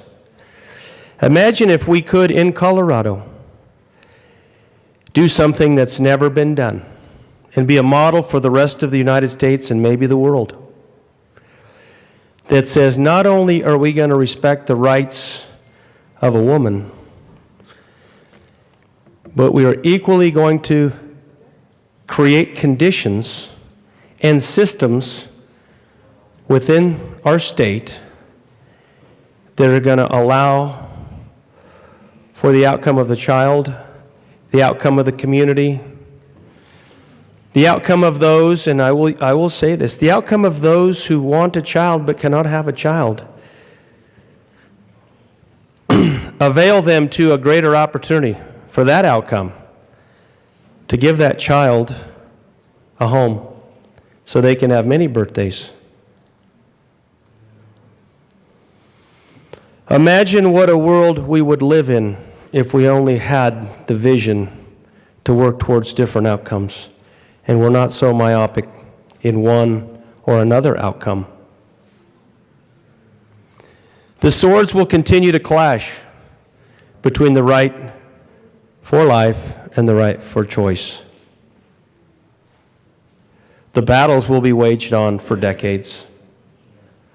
Regardless of which way the will of the people is determined based on the winds, the political winds that blow, and the sentiment of the population as it changes over time.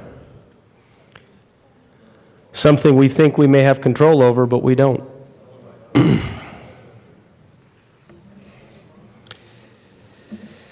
Imagine if we had better care for the mother that's alone, and she did make a choice to take the baby to term, and that baby did go up for adoption. Imagine if instead of the abortion to regain a woman's freedom and liberty and redefine their personal happiness. Imagine if you could have both. Imagine if you could have both. Well, ladies and gentlemen, I will tell you, you can. You can have both with the right systems in place. This bill is not the right system. It's not the right vehicle. It's one-sided. But it could be redone. We could have a better outcome.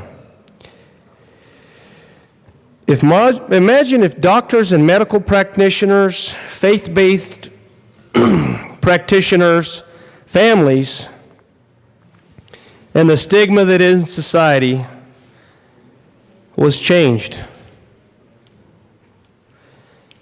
because of things that we did in this chamber. From a place of love, all of us working in love and trying to share that love, to create a better outcome and experience for everyone.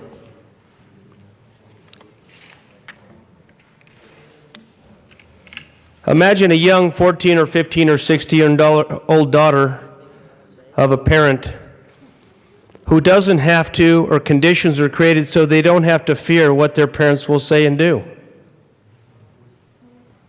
because there are systems in place to help with that. Imagine if that young person was able to take their baby to full term and not have to live with the ongoing trauma of knowing the horrors of abortion and living with that guilt because of different outcomes. A lifetime. You know, they say that 1 in 4 women have experienced abortion or a failed pregnancy. And that's probably an accurate statistic. And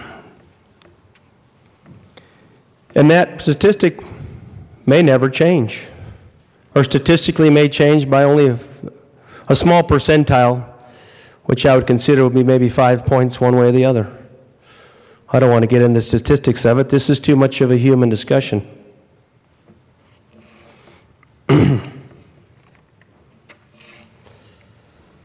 For those of us that are deeply embedded in our faith, for those of us that are the fathers of daughters, nothing. Well, there are many things in our family units that are stressful, but I would tell you that nothing is quite as stressful as your daughter having an unwanted or unexpected pregnancy. And even worse than that, those women find themselves alone. And worse than that, if we don't have the right conditions, if we haven't set up systems, if we haven't talked about how we can help those, other than just defaulting immediately to the abortion clinic or the Planned Parenthood clinic,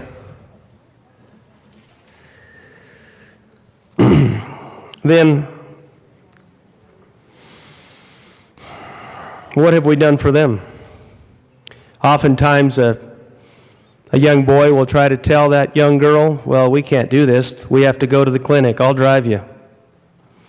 We can take care of this and nobody needs to know. Been known to happen. But the woman, the young woman involved, the young teenage woman in many cases has to live with that the rest of her life. Not the boy. Yes, he may carry that sentiment, but he doesn't have to live with it. Because the baby is inside the womb of that young woman. She is the one that carries that life and brings that life forth. The male is just in a support role. A lot of times young couples will say, well, we're pregnant. Yay, we're so happy. It's wonderful, it's beautiful. And yes, it is. But really, who's pregnant? Who carries the baby? And it is a baby. And there is life. It is life abundant, a beating heart.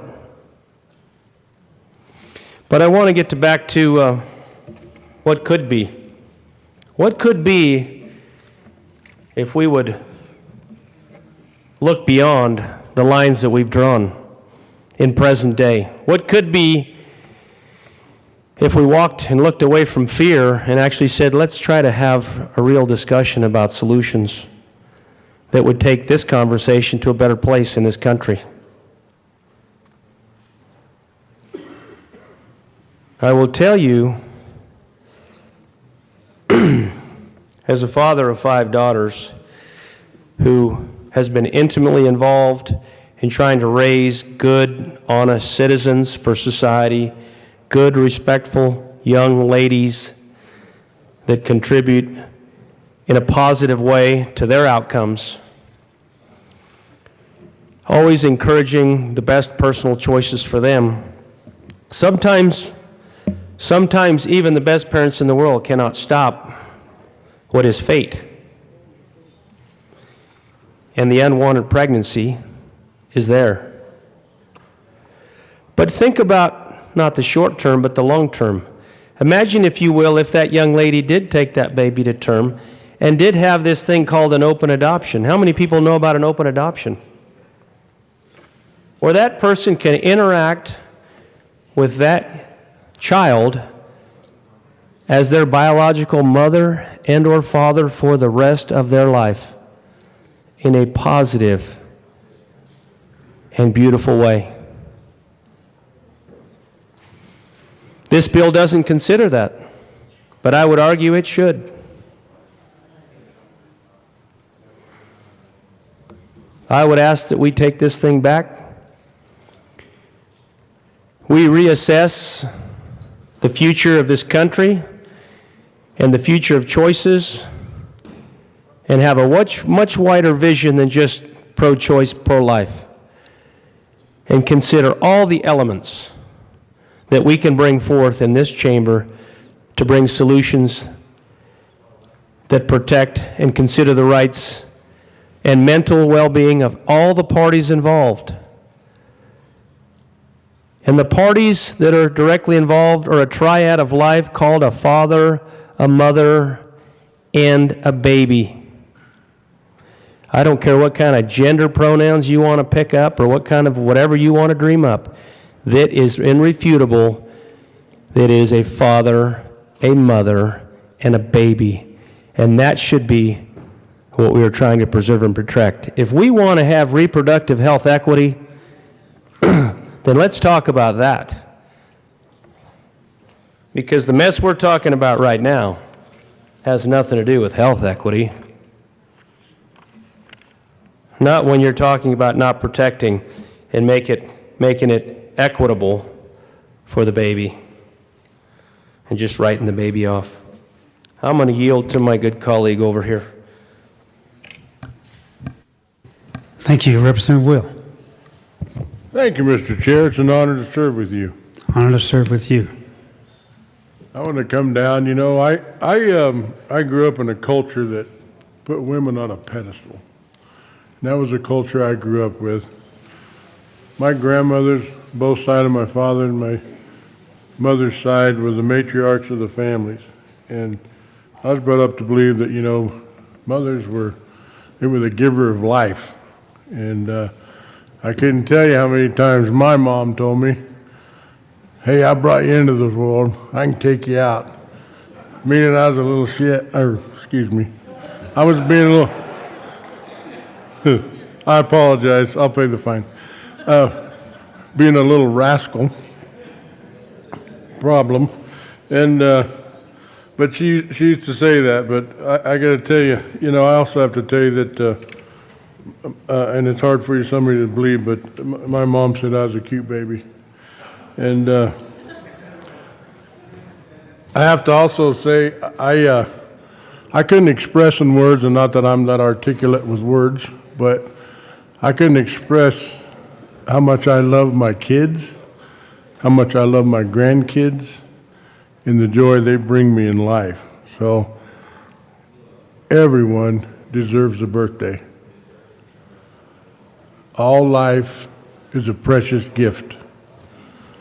I grew up that way. I've lived that way. All life is a precious gift. So as I sit here and listen to this, I get to questioning whether this is a health issue or a societal issue. It's starting to appear as a societal issue, not a health issue. And where the desires of one overrides the other, really no one has a right under this bill, and the baby in the womb should have that right. I hear about the right to make private medical decisions, right? We all agree with that, make private medical decisions. However, when that medical decision concerns another individual's right to life, I do see that as a problem. That doesn't play well. I have to tell you, this is, like my fourth year down here. I come in early in a mid-session as a vacancy, but this being my fourth year. But I remember a couple of years ago, right here in this chamber, we were having a huge discussion about the state's death penalty. And this bill, now it looks like we're going to allow doctors who have taken the Hippocratic Oath to do no harm to kill human beings up until they're in the birth canal. Yet Colorado does not condone capital punishment of rapists, murderers, violent offenders, repeat violent offenders.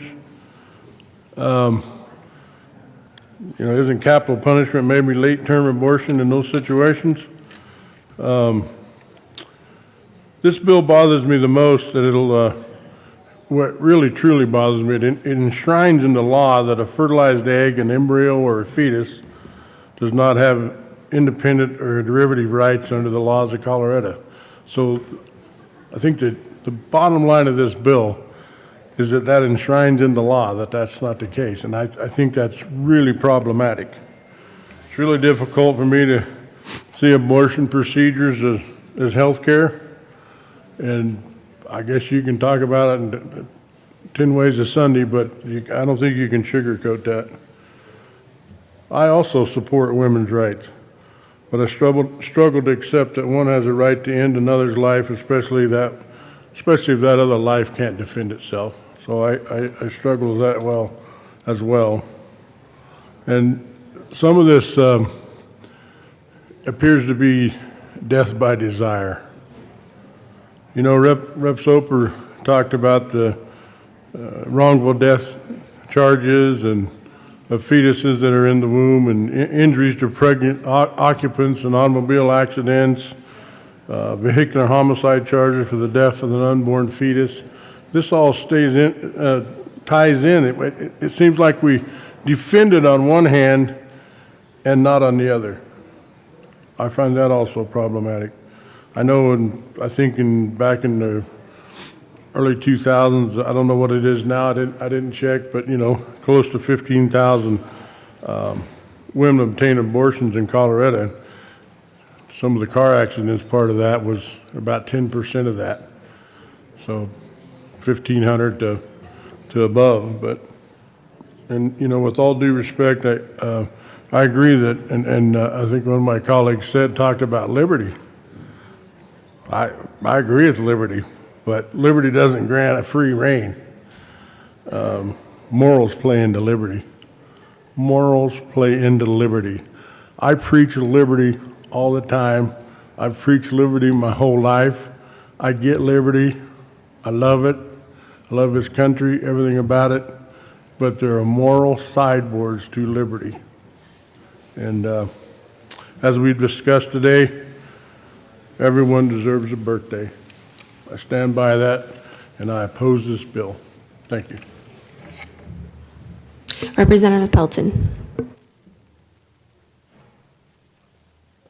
Thank you, Madam Chair. And I, too, grew up in the same era, same culture as Representative Will. We both grew up in Cheyenne Wells, Colorado, where we deeply respected our grandmothers and our mothers.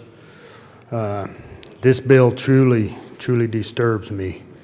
Being a Christian, being on the church board, reading the scripture that I do, we're crossing a line here.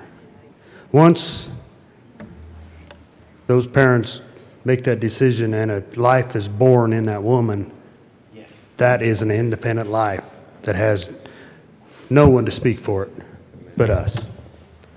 And I think this country and its morals are going down a very dangerous path that we will pay a huge price for eventually.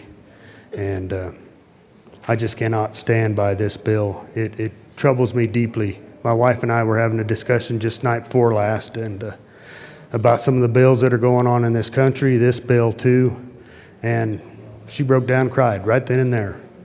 It just, we hold life at such a high regard that any bill like this that just shakes us at our core is just hard to live with. So I truly ask for everyone to really search their soul, look past their political ideology and think about the innocent child that is in that woman's body and what this bill would do to that. So with that, I truly believe everyone deserves a right to have a birthday. Representative Williams.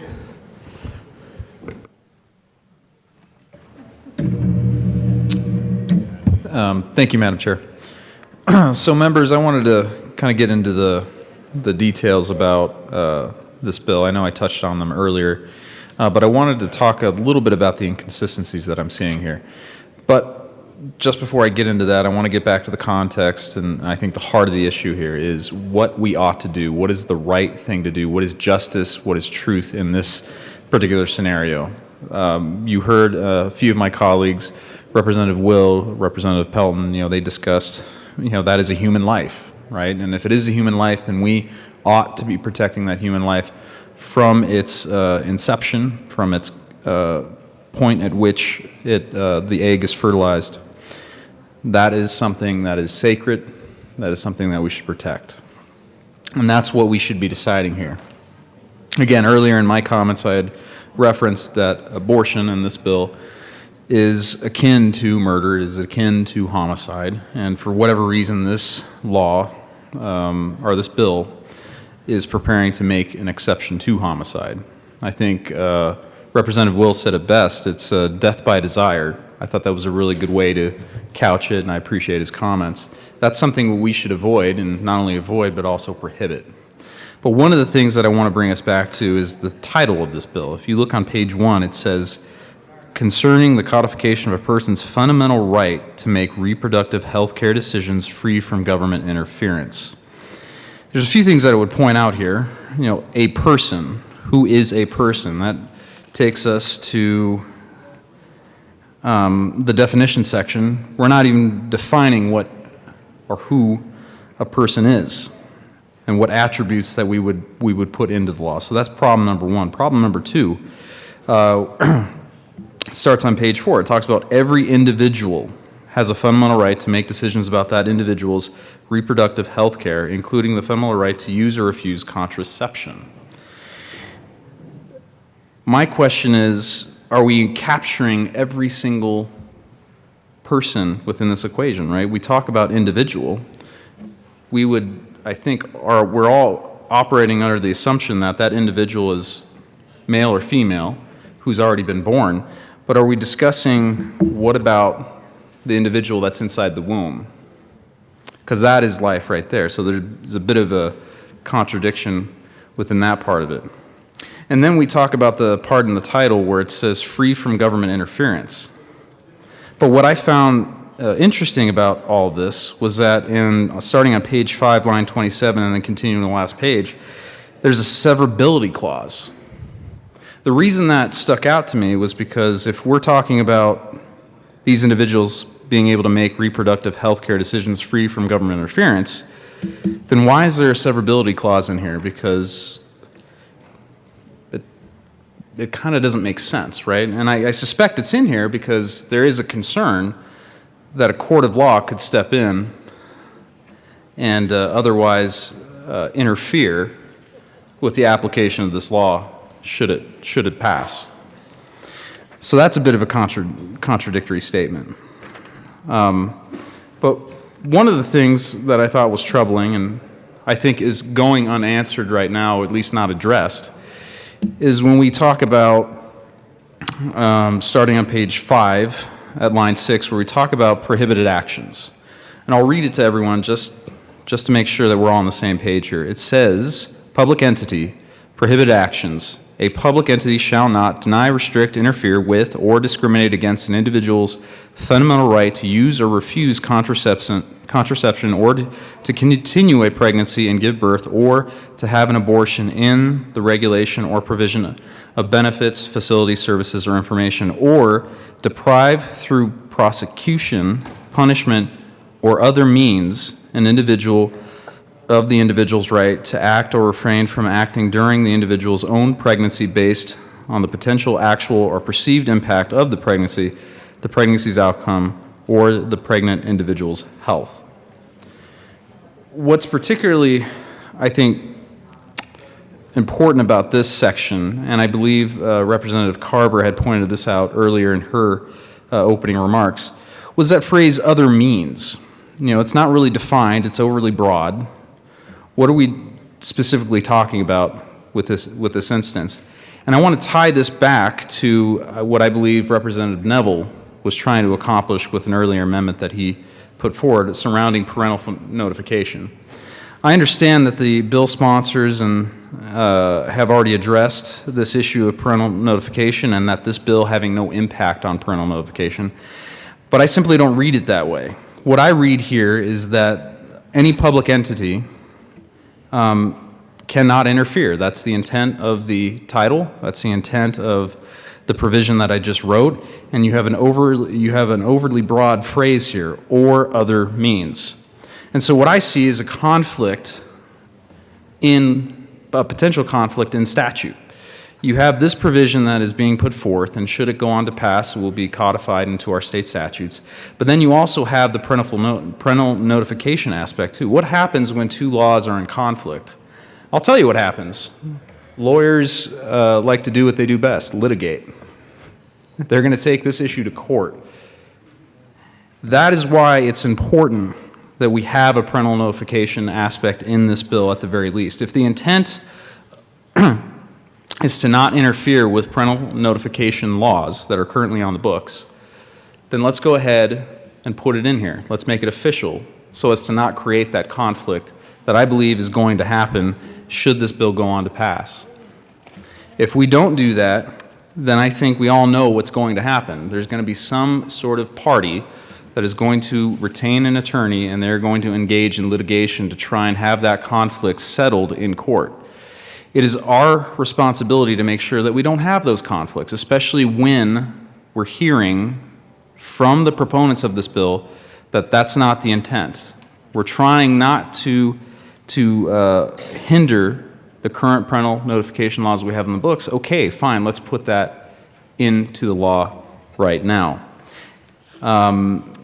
Members, there are others who are in the queue here, but I will commit to you this, that I'm not going to drop the parental notification issue that I see needs to be addressed in here. So at a later time, I'll be bringing forward hopefully some sort of solutions that will address this issue. And if in fact there is a desire to make sure that we're not interfering with those provisions, then I would ask that we address those, support it, and at least take that off the table. But right now, as the bill is currently written, it does attack those parental notification laws, and that's wrong and it needs to be addressed. Thank you. Representative Lontine.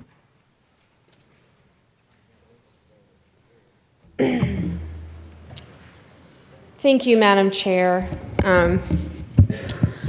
I spent 14 hours listening to all sorts of testimony on this bill, along with the other members of the Health and Insurance Committee. As my colleague from Adams County explained, some of it was eloquent, some of it was plain disturbing. That's not what I have in my written remarks. I'd like to start off by talking about when I was first elected. There aren't many of us in this chamber who were there then. There's a few on both sides of the aisle, but not a lot. But we had a member of my caucus that, you know, many of us, and some of us, even those who weren't here, might know who I'm referring to. But she was kind of, maybe thought of it herself this way, but like our den mother. And she took me aside to impart some wisdom. It was actually some pretty good advice, and I'll never, ever forget it. She told me that every vote I take should be guided by the 3 C's: my conscience, my constituents, and my caucus, in that order. That the more contentious a bill is, the more your vote should be guided by those 3 things. And I think we can all agree in this room that this bill is really contentious. Earlier at the beginning of our debate this morning, there were comments made here at the well that support for this bill is for purely ideological reasons. And I can't speak for anyone but myself, but I support House Bill 1279 because in my heart and with a clear conscience, I believe that a yes vote is the right thing to do. What may come as a surprise to some in this chamber today is that one can personally oppose abortion and never make that choice for themselves. And yet that same person can also support and fight for that choice for someone else to make. I firmly believe there is no greater liberty than having control of your own body. So my conscience is clear in support for House Bill 1279.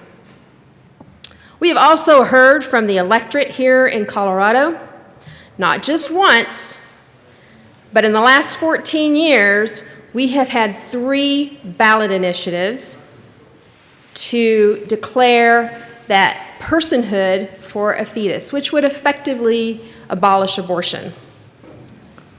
What's really interesting about the vote on all 3 of those ballot initiatives is that all 3 came back with the same proportion of votes against. 70% of voting Coloradans did not want personhood. They were pretty loud and clear about that. If it was once, then maybe I could understand, but 3 times, 70% said no. I'd also remind all of you that in 2020, Proposition 115 was on the ballot. Proposition 115, for if you don't remember, was a ban on abortion over 22 weeks. This initiative also lost. 60% of Coloradans said no to Proposition 115.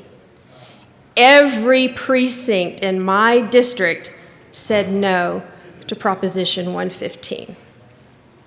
And while my precinct is largely Democratic, my district is largely Democratic, my precinct is the most conservative in Denver, probably more akin to districts outside of my own. Trump won in my precinct over Biden.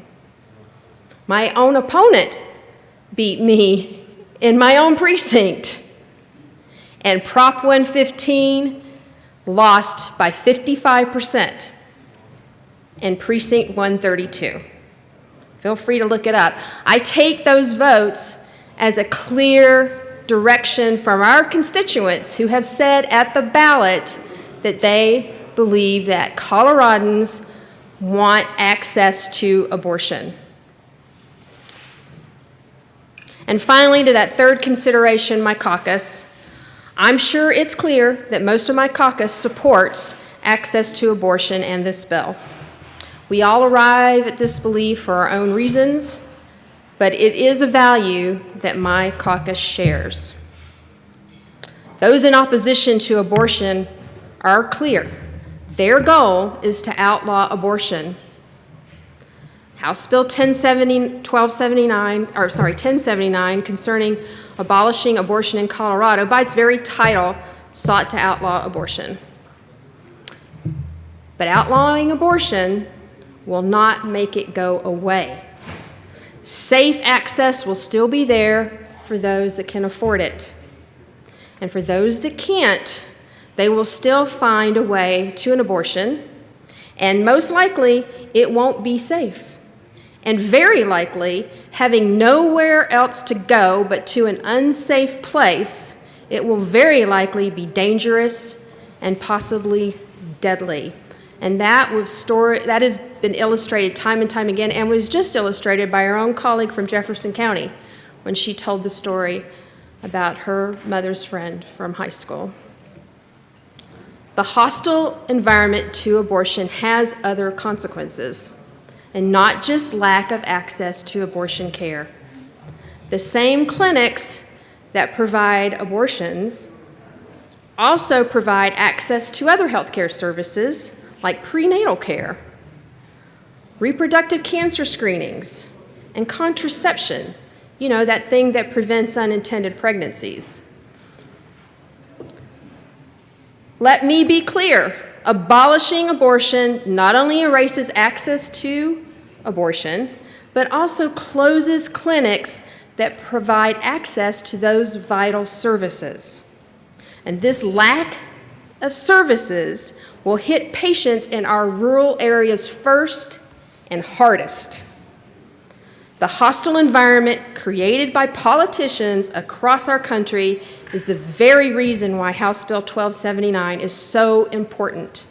This is about protecting the rights of bodily autonomy, because my body, the bodies of our daughters, belong to us and not the government. Representative Woog. Thank you, Madam Chair. Of course, I'm a no on this bill, ladies and gentlemen. It's inhumane. This is not showing compassion for human life. I don't understand why a human that doesn't have a voice yet, why don't they have a value? Is there no value on that baby, on that human, that they can't speak yet, so they don't have a value? They're not valuable to us? Don't understand that. I don't understand, with all due respect, it's her body or it's my body. I'm not a doctor or lawyer, as one of my colleagues said earlier, but I don't understand that. To me, that's a living body. It's a separate body. So why is a civilized society, it's a separate human being within the woman's womb? I understand that, but to me, that's a separate individual.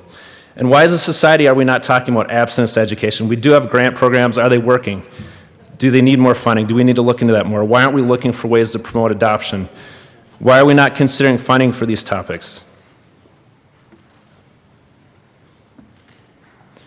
To health departments and school districts, there's really no fix to stop all unwanted pregnancies. We know that.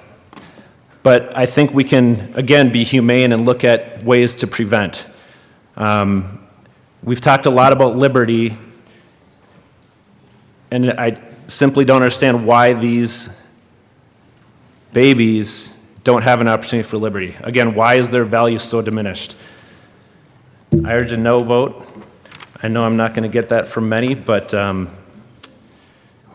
just think this is a horrendous bill, and I really wonder how you would like it if a bunch of people vote on whether you live or die.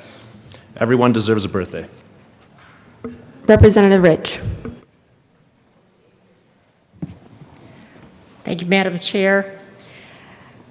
There's a quote from Mother Teresa: "The greatest destroyer of peace is abortion, because if a mother can kill her own child, what is left for me to kill you and you to kill me? There is nothing in between." I was looking at this title to the bill, and it was talking about making reproductive health care decisions free from the government. And I said earlier, okay, if it's free from the government, we're the government, and we're standing here talking about this, and we're about to make some decisions. But I have some stories from some women that had an abortion. And this one is, my boyfriend and I were in our first year of college. We had been dating for a year, but had known each other for 3 years. When we found out I was 3 months pregnant, we were very joyful and excited about the arrival of our baby. But feelings changed once we told our families. They believed it was too soon for us because we were just starting out our adult lives. They suggested abortion, and we went along with it. Now I feel guilty and ashamed of the thought that I killed an innocent life because my family believed the time was not right. Another story is, now that it has been almost a year since my abortion, I cannot really do anything but think about what I did to my child. I was dating an amazing guy. I was his first and he was my first. We had it in our minds that we would always be together. But that all changed when I found out I was pregnant. I wanted to keep the baby, but he made me choose. He said that I, quote, "It is either me or that." I wanted to be with him so bad that I made my appointment at the clinic for 2 weeks from that day. I thought no one would find out about it, but he told his best friend, who told another person, who told another person. Eventually it got around to everyone. And I was chastised for it every day of my life until this day. I wake up at night and I think I hear a baby crying. But then I realize it is only in my head, and I lie back down and cry myself back to sleep. Girls and guys, abortion is permanent. It is a horrible thing to have to go through, and it is not the only way out. Every day I cried thinking about my baby. I just want to tell anyone who is thinking of an abortion, please, please make sure it is the right thing to do, because there is no turning back after you wake up from surgery. You know, when we talk about health care decisions, there's nothing in this bill about how we take care of these people once an abortion has happened. There's nothing in this bill that even cares about them once they've made that decision. I think that is so sad. This bill represents extreme, unnecessary, poorly drafted policy that will lead to a litany of litigation while perpetuating the taking of innocent life without changing a thing today related to current access to abortion in Colorado. I don't know what else to do but ask you to please vote no. Representative Neville. Thank you, Madam Chair. It's funny that we've brought amendments, but we've heard that this bill's about decisions and not access. But then we've heard a lot of talk about access to abortion from the majority party. So it does make me wonder about the intent of the bill and how that's going to affect other statutes. And I think that's one of the reasons why I consider this bill extreme and radical. Another one is what we heard in committee from testimony from both opposing and supportive witnesses. So let me tell you what we heard a little bit in committee from one supporting witness. They support this bill because they were here to advocate for the rights of their patients. And so I asked that person, when you have a pregnant mother come in, who is the patient? Without questioning, she gave the story about how you have the mother, but of course you have a passenger, and they're both patients. So there is two lives in this discussion. And under this bill, we're talking about no governmental interference regardless of the gestational age of the baby. It's on Representative Holtorf's desk too, but we have, if you want to take a look at it, we do have some displays of what that actually looks like. We'll move it around the chamber, but if people want to see, they can see it over there. We had people describe the procedures for an abortion for a 22-week-old baby. This baby is literally injected with a poison called digoxin. They say that the baby usually starts kicking and squirming because at that point, the baby can clearly feel pain. There's consensus with science. Some say it's 12, some say it's 18, 22 weeks. But after 22 weeks, they can clearly feel the pain. And that is not a painless process. The baby kicks and then eventually they hope it dies. Another way to immediately kill it is to cut off the umbilical cord. So you essentially starve the baby of nutrients, which is also not a painless way to die. And that's in hopes that that actually does kill off the heartbeat and kill off the baby. Sometimes it doesn't. After that, the procedure is to literally take in Sofer clamps and grab the first thing they can, it's usually typically an arm or a leg, and rip it out. And continue that process. Some doctors came and testified that they had done this and they saw the baby kick when they started this process. Baby at that point that can recognize its mother's voice, feel pain.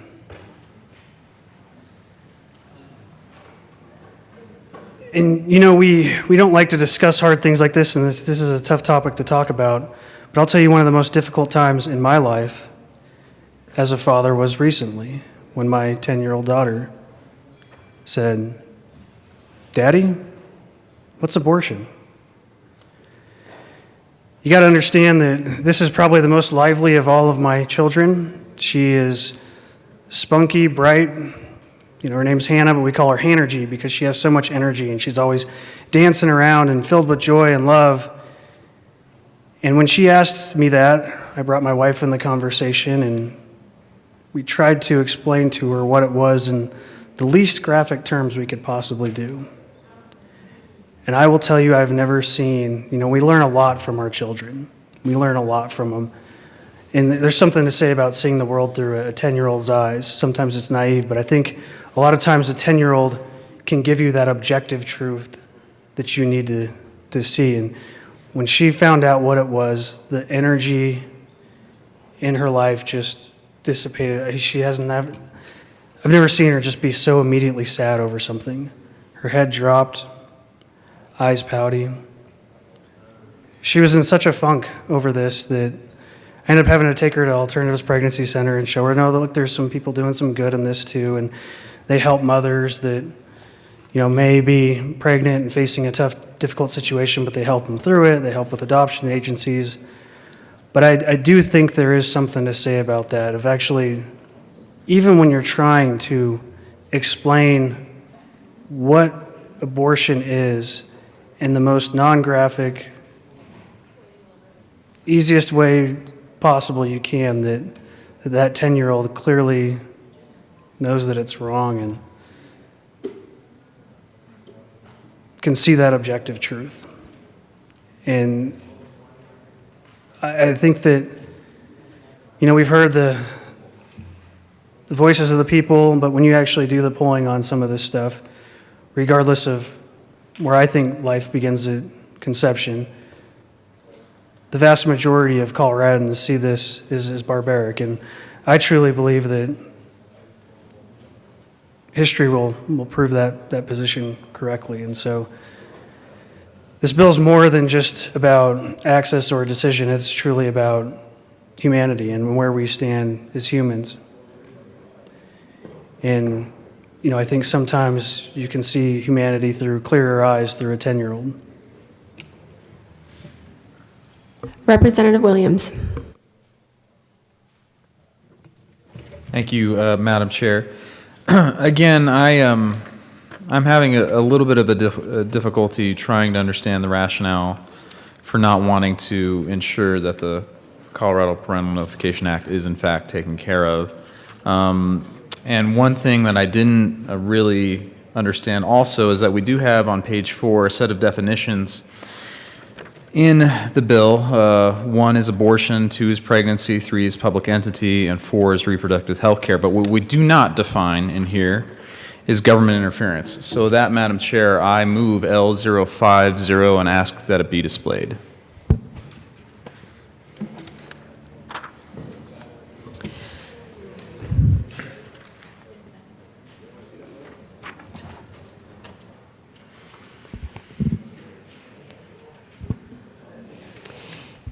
The amendment has properly been displayed. Representative Williams.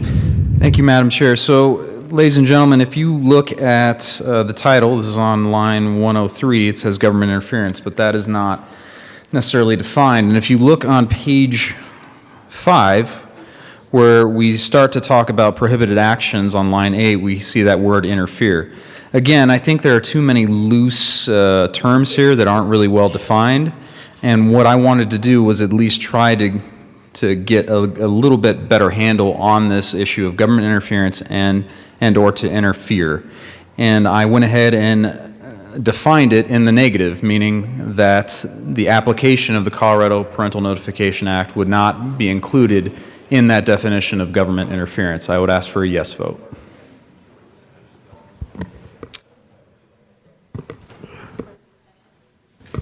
Is there any further discussion on the amendment? Representative Geithner. Thank you, Madam Chair. I want to thank my colleague from Colorado Springs for providing the amendment. We tried this before, and it seemed that it was being ruled as it didn't appropriately fit under the title. I feel like anytime that you're talking about medical procedures, access to medical procedures, psychological help, any of those types of things, the role of the parent is absolutely necessary. Now, not all families operate the same. Of course, I concede that. But certainly, I know within my family, many, if not all of the families that I know, decisions, especially difficult decisions, are best made with mom and dad, however that family operates. Maybe it's grandma, maybe it's grandpa, whatever that is. And I think if we don't solidify in statute, in 1279, the role of the parent, or the fact that the parent at least can be informed to try and come alongside their child and provide guidance, provide information, talk about the very things that we heard Representative Neville talk about. Making sure that a child understands what is an abortion. Well, if there are other options other than abortion, what are those other options? There's, places like Life Network in Colorado Springs, for instance. This is the role of the parent. And I would argue that 1279 is currently drafted does not give that latitude. In fact, I would argue it actually takes that latitude away. And so something like this, and this amendment, I think it's L050, would make sure that that's there. Kids have it's a very different world from the world I grew up in. And I'm 43, I'll date myself. But there's so much information out there. There's so many discussions, everything is polarized. The role of the parent now, not that it's ever been less than what it is now, but is certainly needed. And we saw that with COVID. I think L050 does a very good job at ensuring that there is a role for parents when it comes to this. And informing a parent doesn't take away, it only adds to. And so I rise in support of L050, and I am absolutely opposed to 1279. But I think that the role of the parent is one that needs to be respected. And without an amendment such as this, I think that we risk litigation, which has been talked about. I think we risk providing guidance to children. I think we risk a lot. And so I am in absolute support of L050. Representative Sandridge.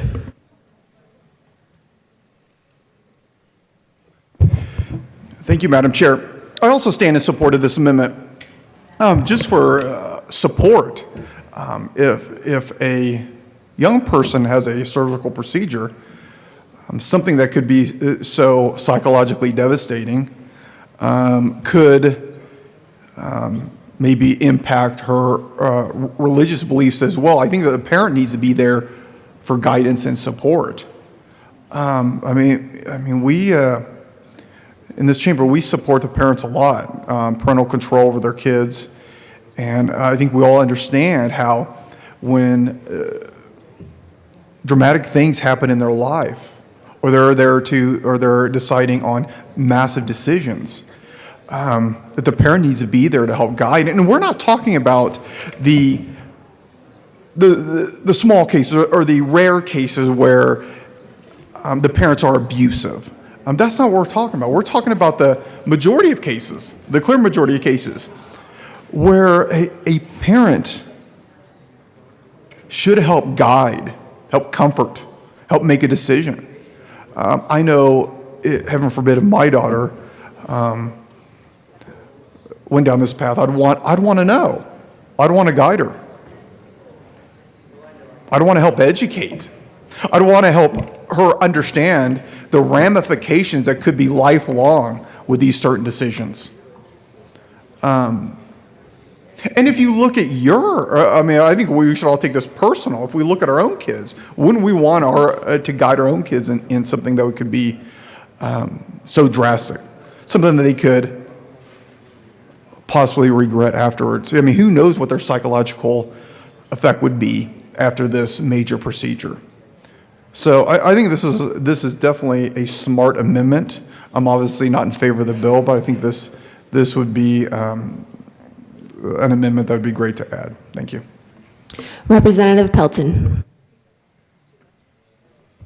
Thank you, Madam Chair, and I rise to show my support for this amendment. Seems like there's a lot of bills in this chamber, in this whole Capitol, that is trying to erode parental notification, parental rights. With this amendment, it still makes it to where I can't support the bill, but it makes this bill better because the parents need to be involved. This is a very major, not really operation, but very major incident that they will be going through, that the parents need to be involved. They need to be there from the start. So I'm in full support of this amendment. Madam Majority Leader.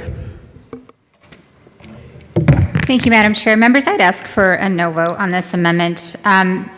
First of all, this is I always mess up the word. This is not needed. Superfluous, I think that's the right word. Not an attorney.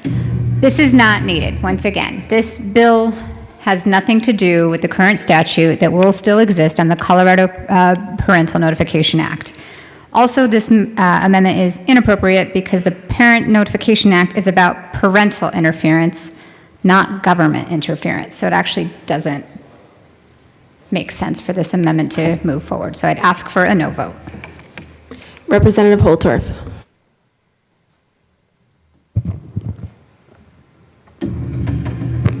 Thank you, Madam Chair. I think what you'll see in these amendments, and this will be one of many, is that my colleagues and I are standing for the parents of Colorado. We want your parental rights to be protected, and we want Colorado parents to know that there will be no question that what currently is in statute will be honored and protected. Now, one can argue that this is not relevant, but how many times have we seen legislation come through this chamber, through this body, make it out of the Gold Dome, and then be legally challenged in state court and be overturned? So, what you see in this amendment is my colleagues and I standing up for the parents of Colorado and your parental rights under that Parental Right Act. Let's be clear. If we want to remove the doubt, then accept the amendment because it removes the doubt. Or if you don't like the language, then negotiate with us on what the proper language should be and put Colorado parents and Colorado parental rights in front and first and foremost as rights that should be protected. That's an important distinction. The rights of a 14-year-old, 15-year-old, 16-year-old girl that's confused, perhaps misinformed, perhaps misguided, perhaps lied to, perhaps immature and naive and does not know the decision that she is getting forced into. Under the language of reproductive health equity, which I question even the word health in there with respect to my perspective of the child that deserves a birthday. Everyone deserves a birthday. Colorado. Representative Holtorf, we're on the amendment. Please speak to the amendment. Thank you, Madam Chair. I was just thinking about my birthday coming up. So, right here, once again, my colleagues and I come standing before Colorado and before all of you in this chamber, standing up for the rights of the parents. Who's looking out for your rights, Colorado parents? Representative Neville. Thank you, Madam Chair. And members, we can say that the Parental Notification Act is parental interference, not governmental interference. But the fact of the matter is, that is books on the law from the state government. Those books on the law also state that the required by the government is in advance of 48 hours of a procedure being performed on a minor, that the notification must be sent to the parents. So there is what could be, with the broad language under this bill, governmental interference. It would essentially, this bill would strike down that law, the parental notification law, once that's adjudicated in the courts. Now here, let me tell you why this is compelling, not only from a standpoint of parents' rights and just parents being notified, but this is also a big reason that actually can prevent human trafficking from doing and abusing our children. If they can abuse our children and be sent into a clinic to obtain one or multiple abortions, and the parents are never notified, that allows the abuse to continue going on and not even allow the parents the ability to ask, what's happening? What's going on? Why is this happening?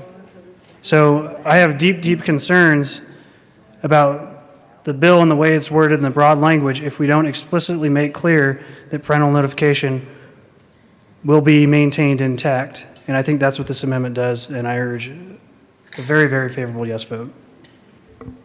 Representative Sandridge. Thank you, Madam Chair. And again, I stand in support of this. This is a common sense amendment that adds clarification and also gives somewhat of an olive branch too. In this amendment, it intrigues me, and I think the opposition intrigues me too. How many of our voters would like to come up and say, I do not want to be informed of a major surgery on my child? Just don't tell me. I don't want to know. How many do you think of our voters, I mean, it's kind of outlandish what I'm saying. How many do you think of our voters say, I do not want to be notified of a medical procedure? Please don't tell me.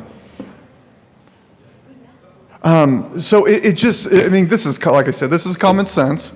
It'll put at ease some of the opposition, and I think it'll just tell all of our voters, doesn't matter what side of the aisle you're on, hey, we respect your authority over your child. We expect the right for you to know. Pretty clear, so I ask for an aye vote. Thank you. Representative Froelich. Thank you, Madam Chair. Our RIA will not impact Colorado's parental notification statute for minors seeking abortion care. States that have notification or consent requirements are legally required to have some sort of system to bypass notification or consent. This system is not impacted by RIA because access to an abortion and the ability to choose an abortion are two different matters. Parental notification is a barrier to access, but not a barrier to choice, because even if a parent is notified of their child's choice to pursue an abortion in Colorado, they legally cannot prevent the abortion from happening. Once more for the back, I urge a no vote. Any further discussion on the amendment? Representative Luck. Thank you, Madam Chair. So a public entity includes the state. I'm just reading here from the bill, shall not interfere with an abortion, an individual's right to an abortion, in the regulation of information. That's what Section 404 says. And then Section 405 says that this Part 4 applies to all state laws. All state laws. So, in essence, parental notification is a state law regulating information as relates to abortion. It is a state law, and one could argue that it interferes with an abortion insofar as looking at the data that says that many girls who were planning to pursue an abortion, once their parents were notified, no longer pursued that abortion. So there is interference there. So I really would like to have a more robust conversation about what is meant by a public entity shall not interfere with this right that's being created in the regulation of all of these different things, and that applies to all state laws. Thank you. Any further discussion on the amendment? Representative Williams. Thank you, Madam Chair. So members, just briefly, I wanted to respond to this choice versus access distinction that's trying to be made. And while I do appreciate the distinction, I think they both go hand in hand. If you affect the choice, you certainly affect access. And if you affect access, you're most definitely impacting one's choice. And so they can't easily be separated here.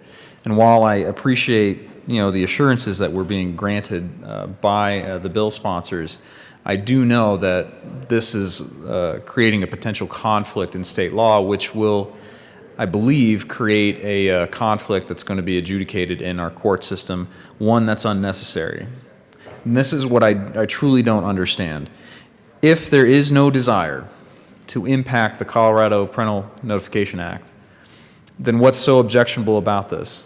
If the argument is it's duplicitous, that it's redundant, well, then I'll point you to all the statute books back there, which have plenty of duplicitous and redundant statements in it. But on this particular issue, for some reason, we don't want that redundancy, if in fact it is there. I don't see it. I don't see it in the bill itself. I read it very much as Representative Luck read it, as well as Representative Neville and others have pointed out, that there is a conflict that is going to be, I believe, exploited should this bill pass. This amendment here does nothing more than allows for this Notification Act to remain, if this bill does pass. So there's absolutely really no good reason to vote no on this if the intent is not to impact the Colorado Parental Notification Act. If that's not the case, then I certainly understand the opposition, but that's not what I'm hearing. So I would ask that all of us work in good faith to not undo this provision in law. So please vote yes on the amendment. Is there any further discussion on the amendment? Seeing none, the question before us is the adoption of Amendment L50 to House Bill 1279. Those in favor say aye. Aye. Opposed, no? No. The amendment loses. To the bill, Representative Soper. Thank you, Madam Chair. I rise in opposition to this bill, and one area that certainly troubles me in this bill is the element that talks about what public entities are prohibited from doing. And this is a very specific list on page 5.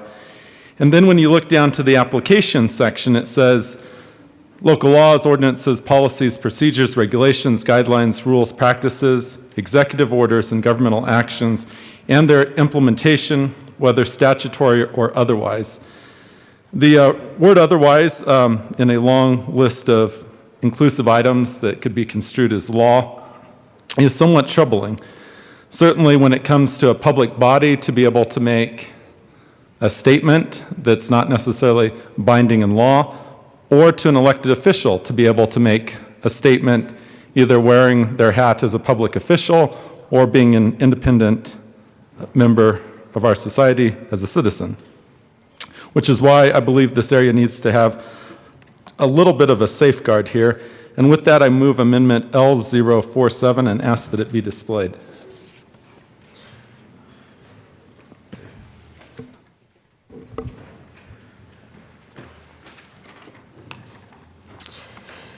The amendment is properly before us. Please proceed.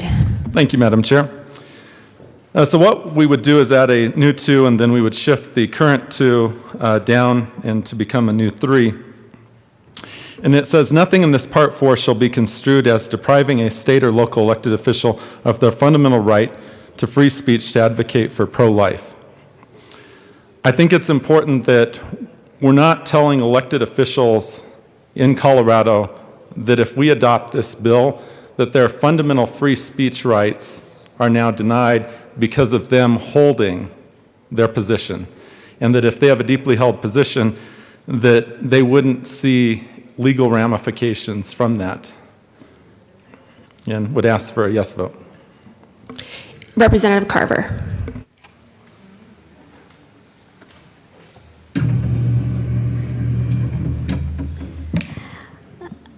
Thank you, Madam Chair. You know, as we have read and reread sections 404, Public Entity Prohibited Acts, and how it's to be applied in 405, the language is so broad and sweeping. It includes providing information that seems to take a position against the right to abortion or any other action undefined under the section 405. It is fairly common, members, for cities and counties in Colorado who are independently elected officials, many of which exercise home rule authority. But it is not unusual at all for these entities to pass resolutions in support or opposition to ballot initiatives, to take positions on legislation, to take positions on an action or an issue, and yet this language sweeps so broadly, is so ambiguous, that I believe we have a threat of conformity and silencing of these public entity elected officials who take a position officially in this area. That they will be somehow deemed to be in violation of 1279 in this regard. And so given the lack of clarity on the reach of the language, I rise in support of Rep. Soper's amendment and would hope that the bill sponsors would consider either more precise language in the bill or clarification, given, as you recall, Rep. Soper earlier in the debate read the definition of public entity, which is very, very broad and certainly covers elected officials in the political subdivisions. So, ask for an aye vote on the amendment. Is there any further discussion? Representative Benavides. Thank you, Madam Chair. Members, I urge a no vote on this. I don't think this needs to be put into statute. Elected officials have the right to make decisions and make statements however they want. There's nothing in this bill that removes their rights as elected officials. I think it's unnecessary in this bill, and I would urge a no vote. Representative Carver. Thank you, Madam Chair. Well, with all respect to my colleague, let's look at the language on prohibited actions by public entity, which certainly includes city councils and county commissioners. A public entity shall not deny, restrict, interfere, or discriminate against the individual's choice on continuing a pregnancy or having an abortion in provision of benefits, facilities, services, or information, or deprive through prosecution, punishment, or other means, completely undefined. So what if there is a ballot initiative that would restrict late-term abortion? And a city council or a county commission decided they wanted to do a resolution in support of that ballot initiative. They are acting in their official capacity. They are a public entity. This language seems to me so broad that it certainly could invite an action by the other side that they are now in violation of this legislation. So respectfully, this language does, in fact, raise this issue, and the actions of public entities to take positions contrary to this, the stated position in this bill, because of the way it is drafted. Ask for an aye vote on the amendment. Seeing no further discussion, the question before us is the adoption of Amendment L47 to House Bill 1279. Those in favor say aye. Aye. Opposed, no. The amendment is lost. To the bill, Representative Soper. Well, thank you, Madam Chair.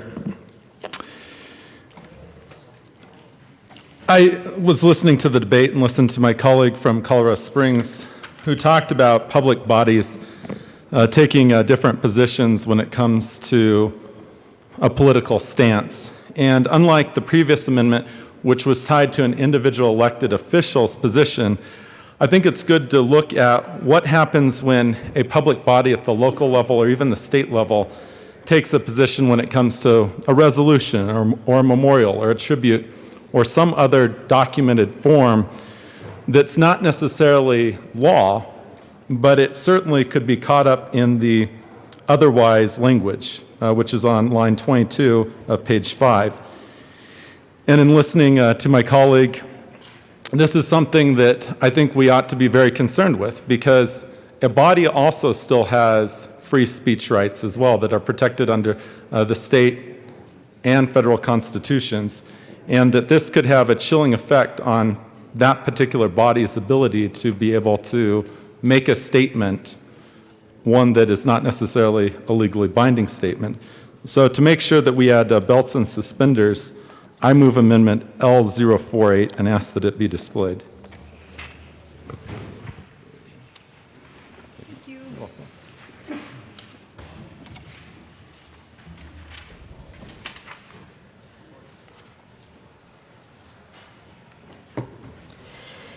The amendment is properly before us. Please proceed. Thank you, Madam Chair.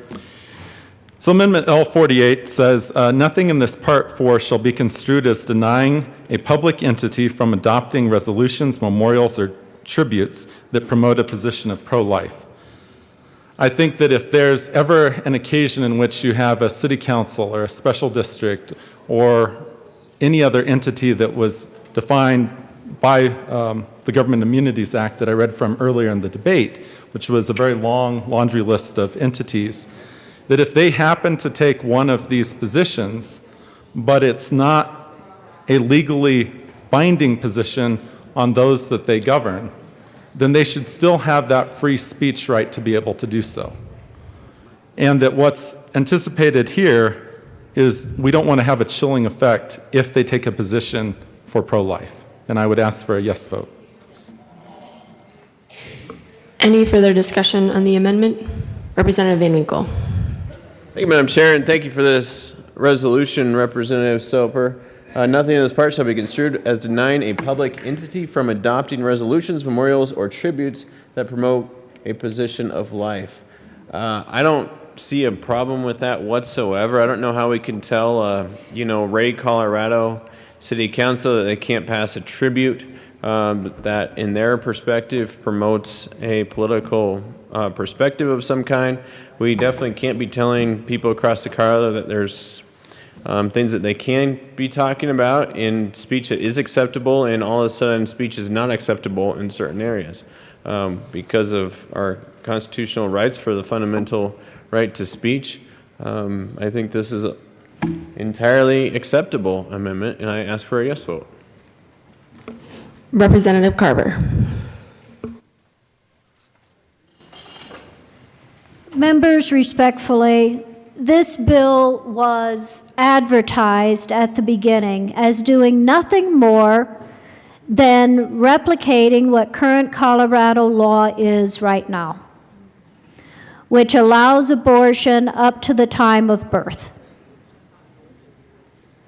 So why do we have these two sections demanding conformance in action, in word, in information provided, in any aspect whatsoever? We are imposing a system of conformance to a stated view in 1279 that does not exist in Colorado law, and as far as I know, doesn't exist in any other state. Colorado is one of a handful of states that allows abortion right up to the moment of birth. Before the labor pains start, there's a right to abortion. After the baby is born, if the baby is killed, it's infanticide.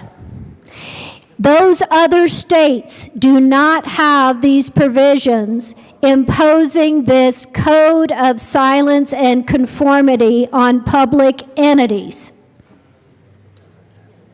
This is new. What does it mean? If it was the same as existing Colorado law, then why do we need this new language? That's because it is new, members. It apparently is not enough to just authorize and provide abortion right up to the moment of birth. Now we must take all this body of law and impose it on every public entity in every way possible, in statement, in action, in information. That's what this bill does in Section 404 and 405. I think that is wrong. I think it is contrary to how we deal with whether it is controversial issues or non-controversial issues, to impose this set of rules on every lower public entity and the officials that make that up.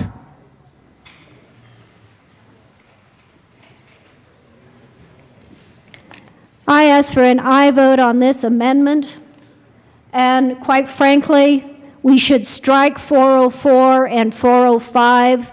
I believe it will be an abusive and odious practice imposing this viewpoint on every other public entity in the state of Colorado.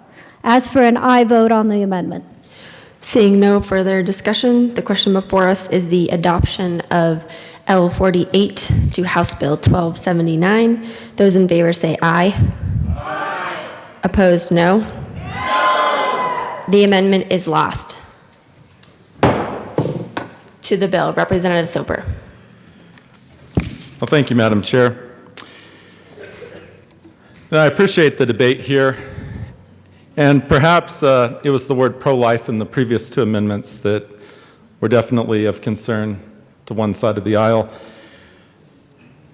So I have taken steps to address those concerns, to come up with something that hopefully we can all agree on, should be in here to respect local elected officials, other state officials, and public bodies from across the state, which is why I move Amendment L049 and ask that it be displayed.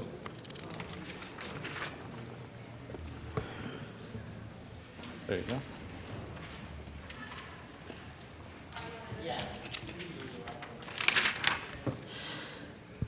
The amendment is properly before us. Please proceed. Thank you, Madam Chair. So Amendment 49 says, "Nothing in this Part 4 shall be construed as depriving a state or local elected official from their fundamental right to freedom of speech. A public entity may adopt statements allowed by the state and federal constitution." I think it's important that we emphasize the ability for independent elected officials and for other political bodies within Colorado to be able to make statements that are not specifically denied by the state or federal constitutions, that their words, whether on the street or in the chamber of a deliberative body, are not somehow tied up in this bill to where they get caught up by this long list.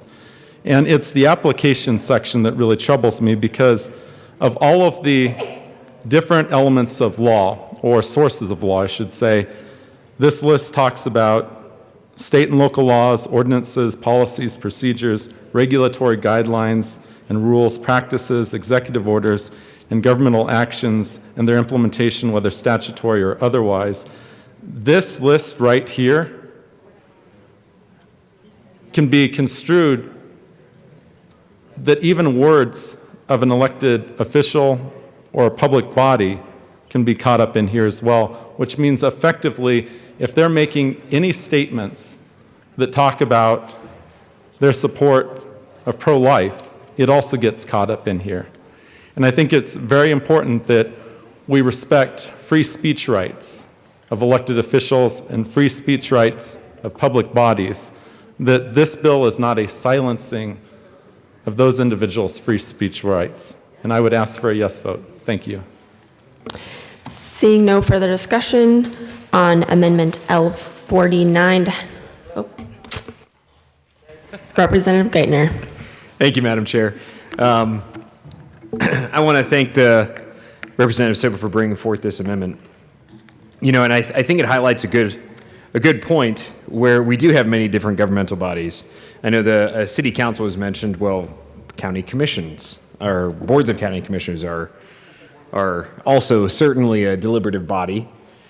And it's not uncommon, even here, we do tributes, we do resolutions, we do, I mean, you name it, proclamations, we do all sorts of things. We have memorials. The Senate tends to do those a little bit more than we do. But any one of these instruments are certainly available when it comes to including Board of County Commissioners, city councils, school boards, metro districts, you name it, any of the governmental governing boards. And to think that maybe under that long list, that those could be impacted. And I'll read it again, because I think it does need to be repeated. This Part 4 applies to all state and local laws, ordinances, policies, procedures, regulatory guidelines, rules, practices, executive orders, governmental actions, and their implementation, whether statutory or otherwise. And that's the otherwise piece. Members, that broad word there is stifling when it comes to a governing body ability to communicate in any form or fashion. Think of a tribute, think of a memorial, think of a proclamation, think of a resolution. Those are not necessarily binding in terms of that they have teeth, but they certainly are statements. And that's what we're getting to with this amendment, is the idea that the statement itself may be prohibited because this long laundry list of restrictions. You know, there's many in this chamber that have risen their right hand to defend free speech, and to think that there is a piece of policy in front of us today that would otherwise impede, prevent, deny free speech is appalling. I know that the thought here is, oh, this wouldn't apply, but certainly you get some attorneys involved, or if someone takes offense to a proclamation that is adopted in one of these governmental bodies and a citizen wants to sue and say, you're actually prohibited under this particular piece of policy, now that governing body is tied up in litigation in an effect, or in an attempt to try and defend themselves and defend their freedom of speech. And what is that cost that would be borne on those that provide the tax dollars for that particular entity? When we use broad language such as otherwise, it includes all of that. It has to, and certainly the argument's being made here. And I'm not an attorney, but I can certainly see how it would apply. I'm not an attorney, and I can make an argument as to how it could apply. And many of our boards, they're not manned by attorneys. They're not manned. They're volunteers come forward to say they want to represent their, whatever that district is. They want to volunteer their time. And we just heard arguments about, how, when you consider a policy, especially a contentious policy, that you should consider your conscience, you should consider your caucus, and you should consider your district. And all of our districts aren't necessarily the same. Maybe an instrument as a proclamation would come forward that would advocate for a position of pro-life. Now, all of a sudden, because somewhere in some other part of the state may find that offensive, they may be able to challenge under this very specific section of the policy. And I'll read it again, because I think it needs to be repeated over and over and over again. This Part 4 applies to all state and local laws, ordinances, policies, procedures, regulatory guidelines and rules, practices, executive orders, and governmental actions, their implementation, whether statutory or otherwise, or otherwise. Members, this is a far overreach. And I didn't raise my right hand to defend our Constitution to limit free speech. And I believe that that's what this policy as drafted, 1279, does. And so I stand in strong support of this amendment, and I thank the sponsor of the amendment for bringing it forward so that we can have this debate and recognize an error in the policy, in the drafting of said policy, and take an opportunity to fix it, because that's what we're here to do. So please support this amendment. Representative Pico. Thank you, Madam Chair. I rise in support of this amendment. The whole point that we've heard earlier is that this bill is about liberty and freedom to choose. And yet, within the bill, we have the language that would at least imply a silencing of a difference of opinion. That's not liberty at all. And that's what this amendment seeks to correct. If you really think that the bill is about freedom and liberty, then you should vote for this amendment. Seeing no further Okay, division has been called.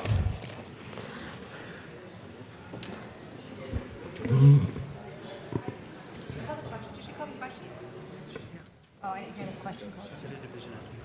No, did she call the question before division was? She not to, okay. No, she didn't say the question before us. Did you call it? No. Did you start to call the question? She started to, yes. She said the question. Yeah. The question? So she's fine. You can call the division, and you can still debate if you're not done debating. You're done debating. No, I'm gonna ask for a no vote. Madam Majority Leader.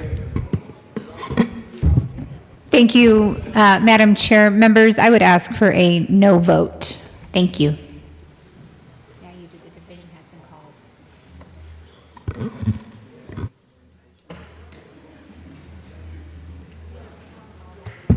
We'll be in a brief recess.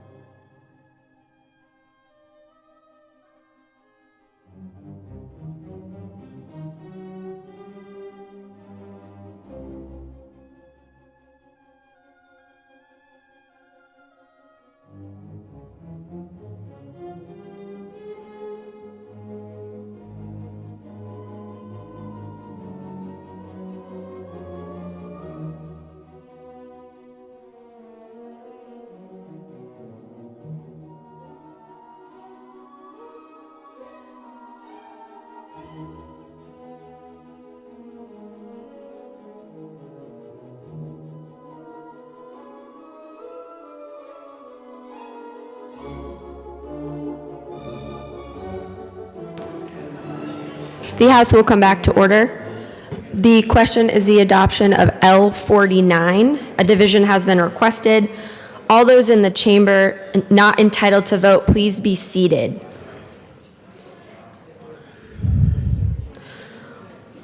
All those in favor of Amendment L49, please stand and remain standing, or raise your hand and keep it raised until the count is taken.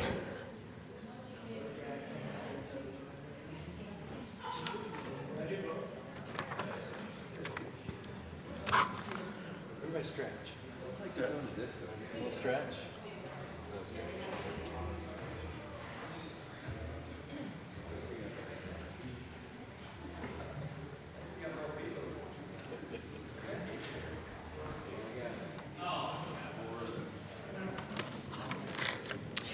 You may be seated.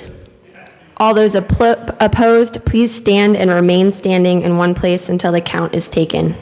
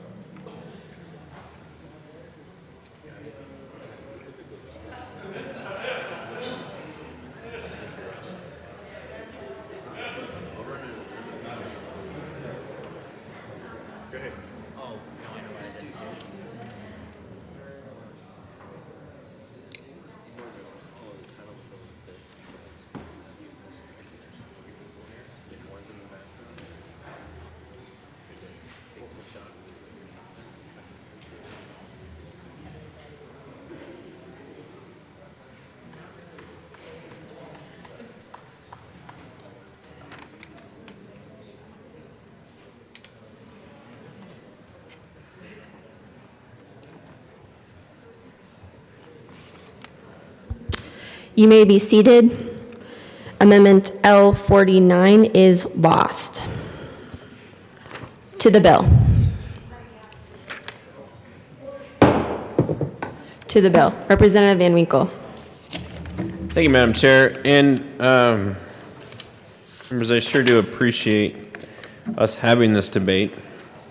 But one of the fundamental portions, and one of the things I discussed earlier in my comments, I don't know how many hours ago that was, but one of the things I discussed earlier is really what is it? Like if my daughter is in the next room and she says, "Daddy, can I kill it?" The first question any dad's going to ask is, what is it? If it's your little brother, the answer is definitely no. If it's an aunt or something, then it's like, honey, I will be there in a moment. But that brings us back to what is this bill about, and is it truly about health care? Because we would argue that we're talking about two lives here in terms of a pregnancy, not one. And that brings me to my amendment. I wish it would have been L027, because that's a great hockey number that scored lots of goals, but it's L026. So, Madam Chair, I move L026, ask for it to be displayed.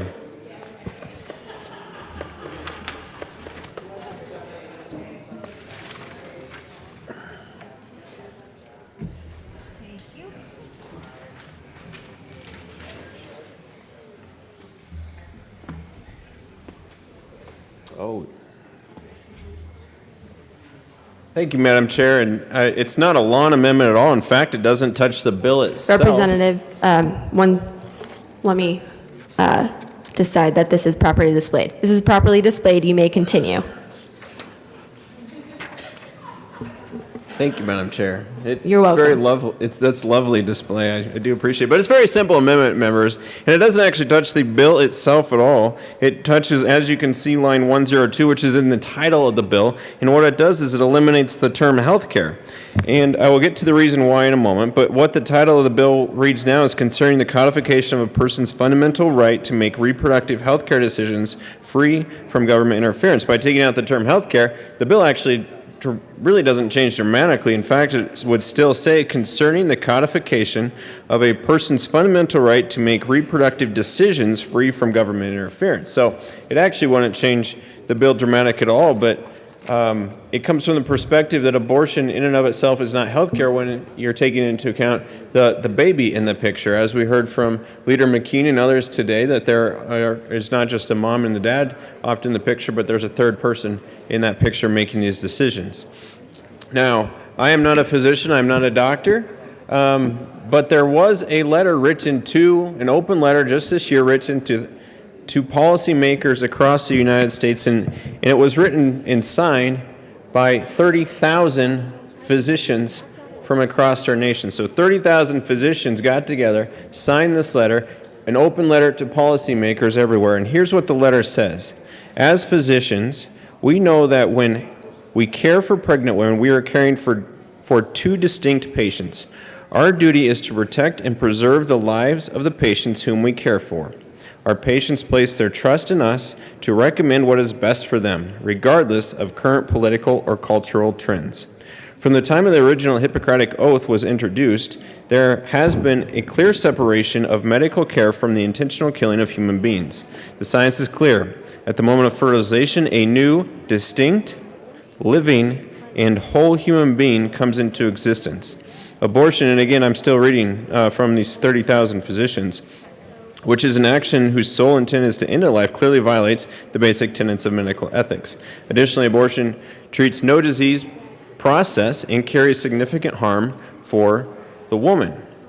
The evidence is clear that abortion increases risk of preterm delivery in future pregnancies, increases the woman's risk to mental health disorders and suicide, and increases her risk of breast cancer if she had not yet had a full-term pregnancy. That's something I just learned. These risks and the risk of her dying from abortion-related complications are even higher if the abortion is done in the second trimester and beyond. Our patients deserve better. Despite the politically motivated lie that abortion is essential health care, the fact is that more than 90% of OBGYNs do not perform abortions. This is because we all recognize, and the all isn't me and my colleagues, it's the 30,000 physicians who signed this letter, recognize abortion for what it really is, the intentional destruction of human life through barbaric methods. Over the last 2 years, we've seen medical community pull together to protect our most vulnerable among us. No one is more vulnerable than a preborn child, capable of feeling pain and completely dependent on our protection in order to survive. It is time for those of us in the medical profession to boldly defend the lives of all our patients and demand that preborn patients be protected and our pregnant patients be empowered instead of lied to. Women and their children deserve our support, not the destruction of abortion. In the nearly 50 years since the court wrongly decided Roe v. Wade and Doe v. Bolton, medical science has progressed significantly and has increasingly supported a pro-life position, hence the 3D images that we were talking about earlier. Back to the letter. It is time that the law of our land be caught up with the advances in medical sciences and support the human rights of all of our patients. We, the 30,000 physicians who signed this letter, would be wise to heed the words of the late Martin Luther King Jr. On some positions, cowardice asks the question, is it safe? Expediency asks the question, is it politic? Vanity asks the question, is it popular? But conscience asks the question, is it right? And there comes a time when one must take a position that is neither safe nor politic nor popular, but he must take it because conscience tells him it is right. And so, that brings us back to Amendment L026 to remove the term healthcare from the title of the bill and thus just make the bill concerning the codification of a person's fundamental right to make reproductive decisions free from government interference. Thank you, Madam Chair. I ask for a yes vote. Madam Majority Leader. Thank you, Madam Chair. Members, I'd ask for a no vote. Reproductive health care is, in fact, health care and needs to be defined as such. Thank you very much.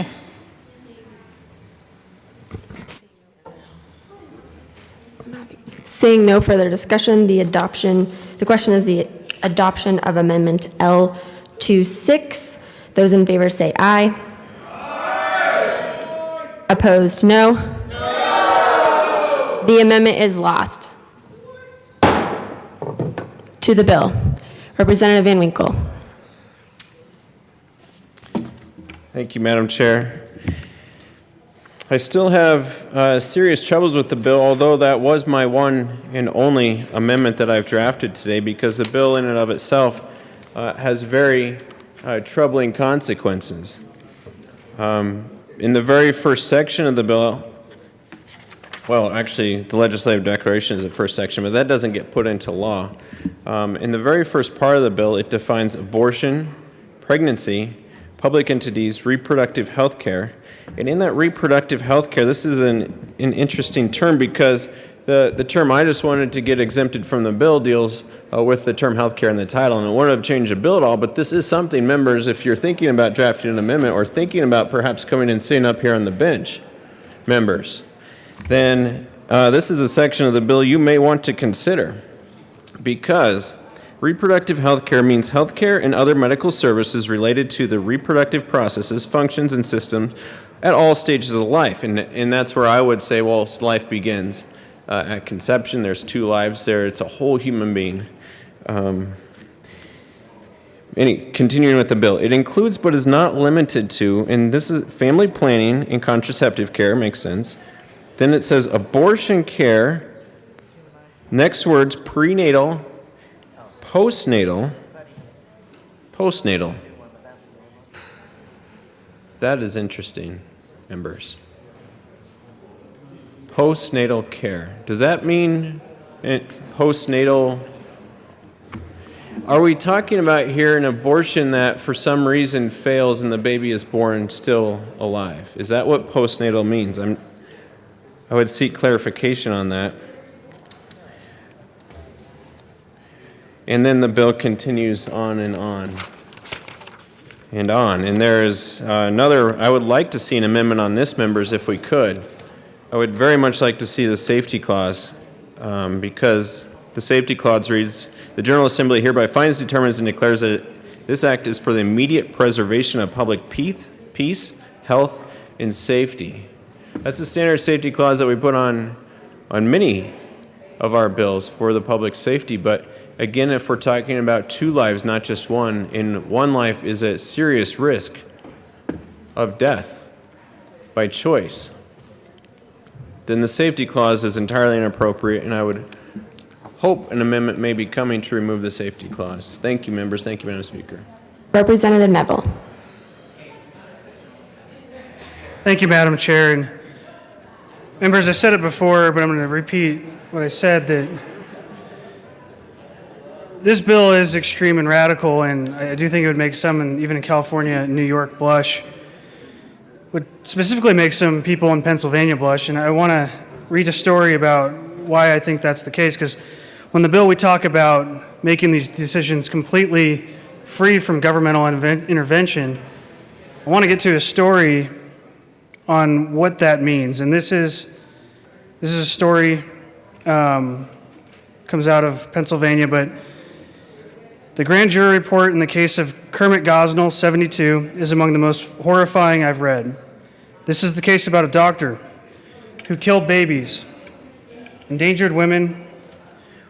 What we mean is that he regularly and illegally delivered live, viable babies in the 3rd trimester of pregnancy, and then murdered these newborns by severing their spinal cords with scissors. It states the medical practice by which he carried out this business was a filthy fraud in which he overdosed his patients with dangerous drugs, spread venereal disease among them with infectious instruments, perforated their wombs and bowels, and on at least 2 occasions caused their deaths. Again, we're talking about free from governmental interference, so this creates the possibility that we might have no government regulations surrounding these procedures. The story continues. Charged with 7 counts of first-degree murder, Gosnell is now standing trial in the Philadelphia courtroom. And NBC affiliates coverage includes testimony as grisly as you'd expect. An unlicensed medical school graduate delivered graphic testimony about the chaos at the Philadelphia clinic where he helped perform late-term abortions. The channel reports, Stephen Massoff described how he snipped the spinal cords of babies, calling it literally beheading. It's separating the brain from the body. He testified that at times when women were given medicine to speed up their deliveries, it would rain fetuses. Fetuses and blood all over the place. Is there any reason that this couldn't happen in 1279? But the story goes on. One former employee described hearing a baby screaming after it was delivered during an abortion. I can't describe it. It sounded like a little alien. She testified. Said the Philadelphia Inquirer in its coverage, prosecutors have cited dozens of jars of severed baby feet as an example of Gosnell's idiosyncratic and illegal practice of providing abortions for cash to poor women pregnant no longer than the 24-week cutoff for illegal abortions in Pennsylvania. Until Thursday, the writer of the story wasn't aware of this story. It has generated sparse coverage in the national media, and while it's been mentioned in feeds to which I describe, I skipped past most of the news items. I consume a tremendous amount of journalism, yet I had been asked at a trivia night about the identity of Kermit Gosnell. I would have been stumped and helplessly guessed a green Muppet. Then I saw Kirsten Powers' USA Today column.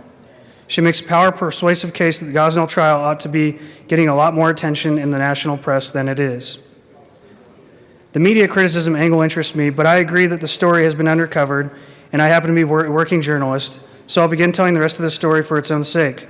Only then will I explain why I think it deserves more coverage than it has gotten. Although it ought to be self-evident by the time I'm done distilling the grand jury's allegations, grand juries aren't infallible. This version of events hasn't been proven in a court of law. It has today, but this was not when the story was written. But journalists routinely treat accounts given by police, prosecutors, grand juries as at least plausible if not proven. Try to decide as you hear the state side of the case whether you think it's credible, and if so, whether the possibility of that some or all of this happened demands massive journalistic scrutiny. On February 18th, 2010, the FBI raided Women's Medical Society, entering its offices about 8:30 p.m. Agents expected to find evidence that it was illegally selling prescription drugs. On entering, they quickly realized something else was amiss. And the grand jury reports telling that there was blood on the floor, a stench of urine filled the air, a flea-infested cat was wandering through the facility, and there were cat feces on the stairs. Semi-conscious women scheduled for abortions were moaning in the waiting room or the recovery room, where they sat on dirty recliners covered with blood-stained blankets. All the women had been sedated by unlicensed staff. Authorities had also learned about the patients that died at the facility several months prior. Again, we're talking about having these free from government interference. Public health officials inspected the surgery rooms. Instruments were not sterile, the grand jury states. Equipment was rusty and outdated. Oxygen equipment was covered with dust and had not been inspected. The same corroded suction tubing used for abortions was the only tubing available for oral airways if assistance for breathing was needed. There was no functioning resuscitation or even monitoring equipment except for a single blood pressure cuff. Upon further inspection, the search team discovered fetal remains haphazardly stored throughout the clinic in bags, milk jugs, orange juice cartons, and even cat food containers. And Gosnell admitted to Detective Wood that at least 10 to 20% of the fetuses were probably older than 24 weeks in gestation, something that this bill would allow. Even though Pennsylvania law prohibits abortions after 24 weeks, something they do but this bill would not allow for. In some instances, surgical incisions had been made at the base of the fetal skulls. Gosnell's medical license was quickly suspended. 18 days later, the Department of Health filed papers to start the process of closing the clinic. The district attorney submitted the case to the grand jury on May 4, 2010. Testimony was taken from 58 witnesses. Evidence was examined. In Pennsylvania, most doctors won't perform abortions after the 20th week, many for health reasons, others for moral reasons. I'll pause there for moral reasons because it's something else that I'm concerned about within this bill.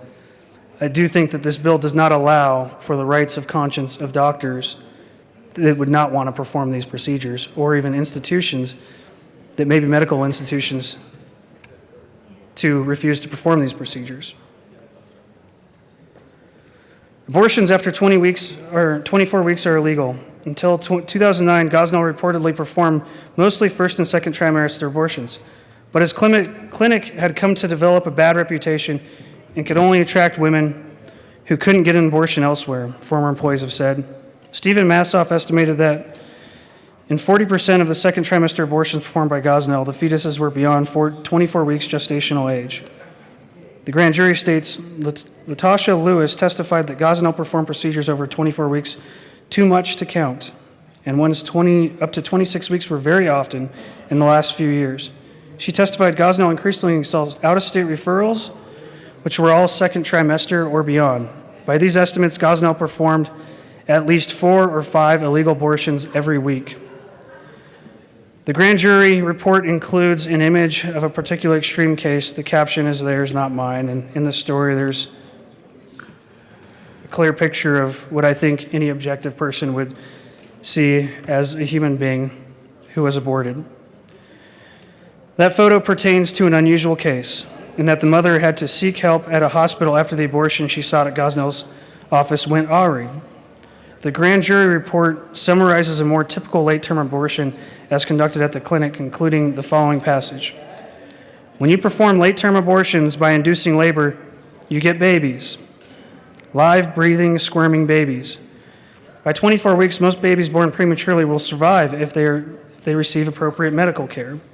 And I think this goes back to needing to define the postnatal portion of the bill that Representative Van Winkle pointed out.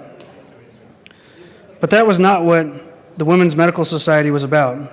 Gosnell had a simple solution for the unwanted babies he delivered. He killed them.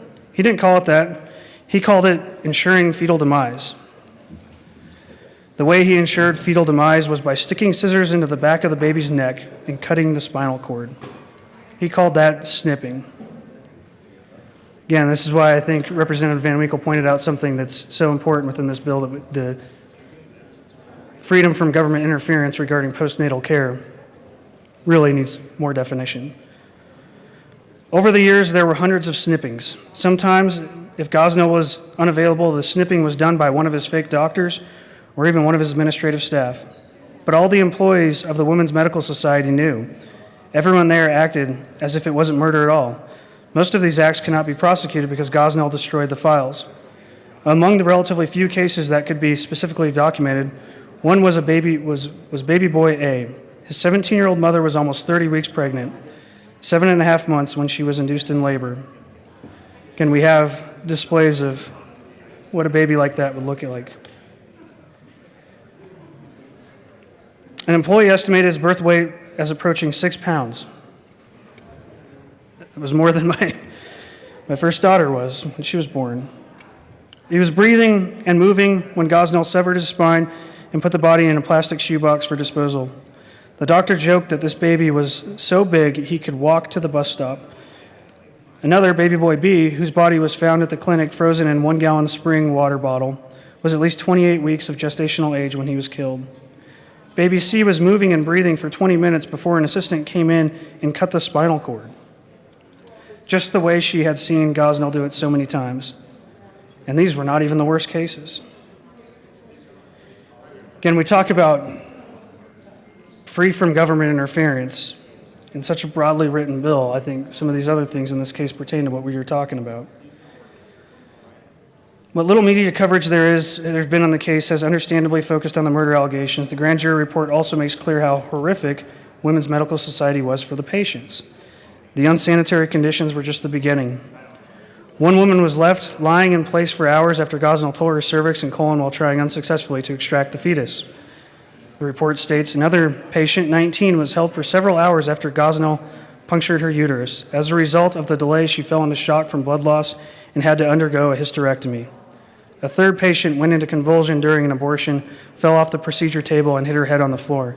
Gosnell wouldn't call an ambulance, and he wouldn't let the woman's companion leave the building so that he could call an ambulance. Oftentimes, women given drugs to induce labor delivered before the doctor even arrived at work. Said one former employee, "If a baby was about to come out, I would take the woman to the bathroom. They would sit on the toilet, and basically the baby would fall out, and it would be in the toilet, and I would be rubbing her back and trying to calm her down for 2, 3, 4 hours until Dr. Gosnell comes." She would not move. Another patient. She was a 41-year-old refugee who had recently come to the United States from a resettlement camp in Nepal.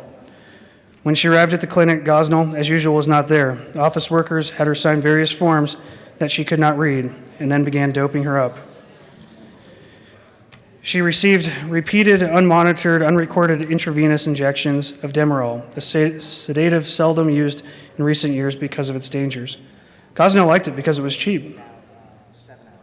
After several hours, Mrs. Monger simply stopped breathing. When employees finally noticed, Gosnell was called and briefly attempted to give CPR. He couldn't use the defibrillator. It was broken. Nor did he administer emergency medication that might have restarted her heart. After further crucial delay, paramedics finally arrived. But Mrs. Monger was probably brain dead before they were even called. In the meantime, the clinic staff hooked up machinery and rearranged her body to make it look like they had been in the midst of a routine, safe abortion. And the reason I'm reading these, members, is because this bill is written so broadly. And when we talk about the application section of this saying this Part 4 applies to all state and local ordinances, policies, procedures, regulatory guidelines, and rules, practices, executive orders, and governmental actions and their implementation, whether statutory or otherwise, the rights protected under this Part 4 are a matter of statewide concern. So we're talking about even local regulations surrounding these things, maybe the safe facilities, that local governments might want to implement some ordinances behind that. And I think this bill will prevent them, or at least if it doesn't specifically prevent them, I think the broad written language that has been undefined is going to create a chilling effect on some of these local governments who might want to have proper ordinances on these types of facilities. Another provocative detail, a former employee testified that white patients often did not have to wait in the same dirty rooms as black and Asian clients. Instead, Gosnell would escort them back up the steps only to the only clean office, O'Neill's, and he would turn on the TV for them, Mrs. Monger said. She said she would have been treated no different from the rest of Africans and Asians. There's some more of these stories, and we can send them more and more, but again, I might continue them later, but I do want to point out that these are just some examples of why I consider this bill too extreme for Colorado, because this would prevent these types of regulations that protect the mothers and these clearly viable babies from receiving the care that they so deservingly deserve. And quite frankly, when you talk about abortions after 22 weeks, 24 weeks, we are talking about not just, even before then, they're not globs of cells, but it's clear to see to any human eye when you see these babies that they're babies. And when we don't even define postnatal care, we leave the door open for more stories like this in Colorado. And I hope and pray we don't see it, but my fear is that we will. Representative Wantine.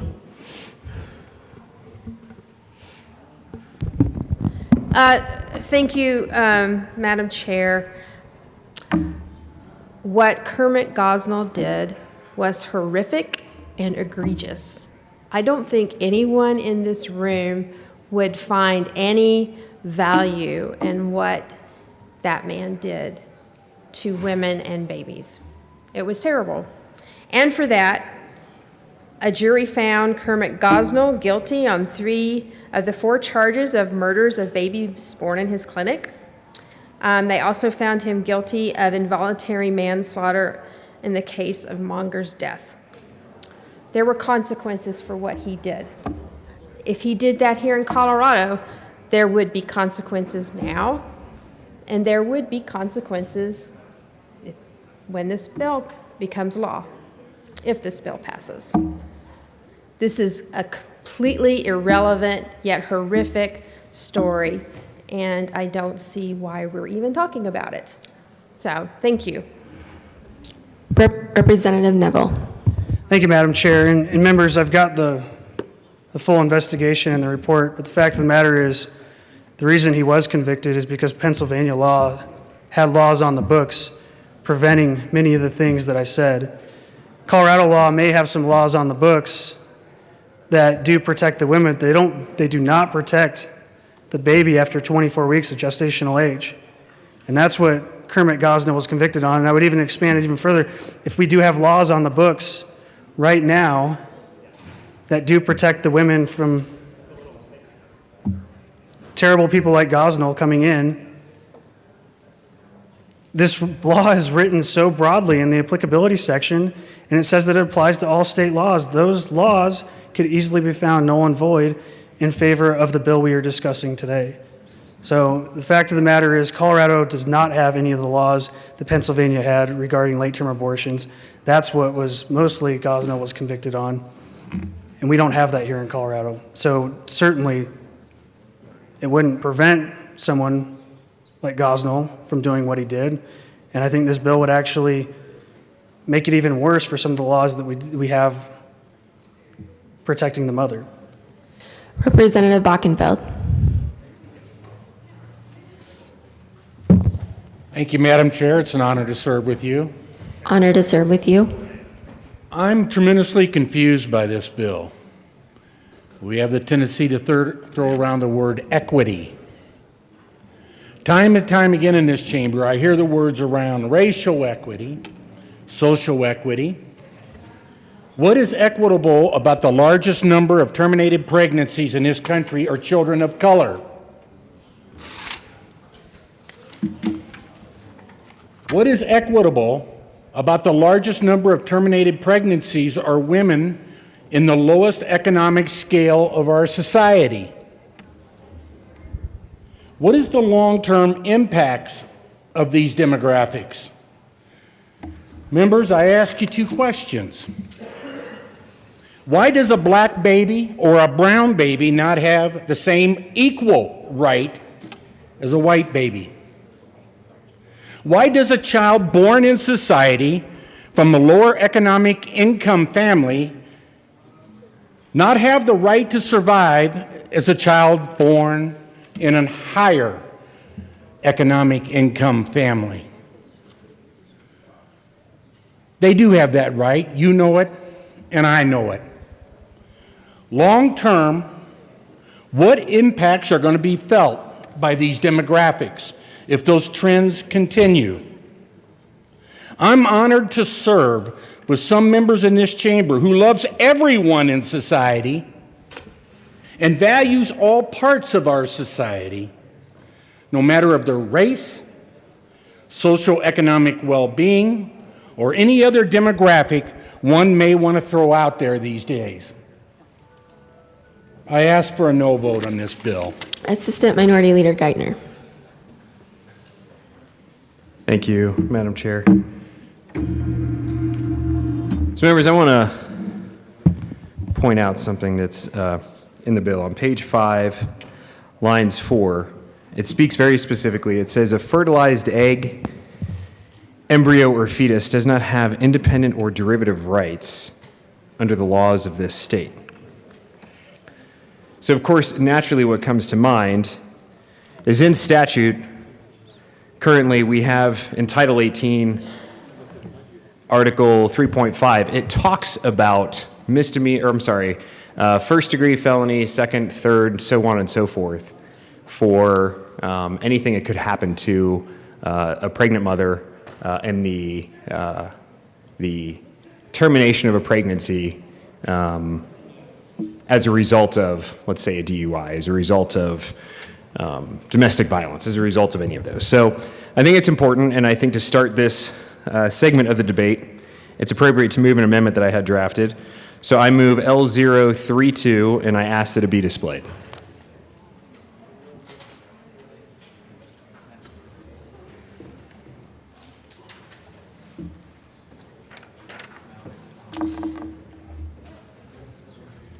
The amendment is properly before us. Please proceed.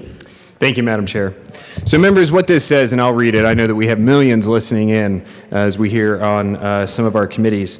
But what it reads is, it says, nothing in this Part 4 prevents first responders, doctors, or other healthcare professionals from performing life-saving treatments on an unborn child due to aggravated assault, domestic violence, or drunk driving in which the mother of the unborn child is killed, but the unborn child is alive. It goes on to say, nothing in Part 4 prevents a district attorney from appropriately charging an individual with homicide, aggravated assault, domestic violence, or drunk driving when there is an injury or death to an unborn child or the mother of an unborn child. And the reason that I feel that L032 is necessary is very specifically for the reason that I just read.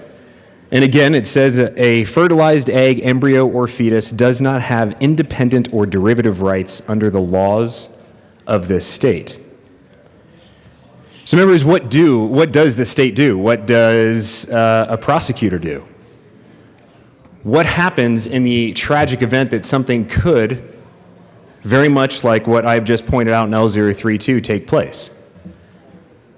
I think, and there's probably going to be time for this in the debate, but the very fact that we have Title 18, Article 3.5, begs the question that this is something special, that the unborn child is something special.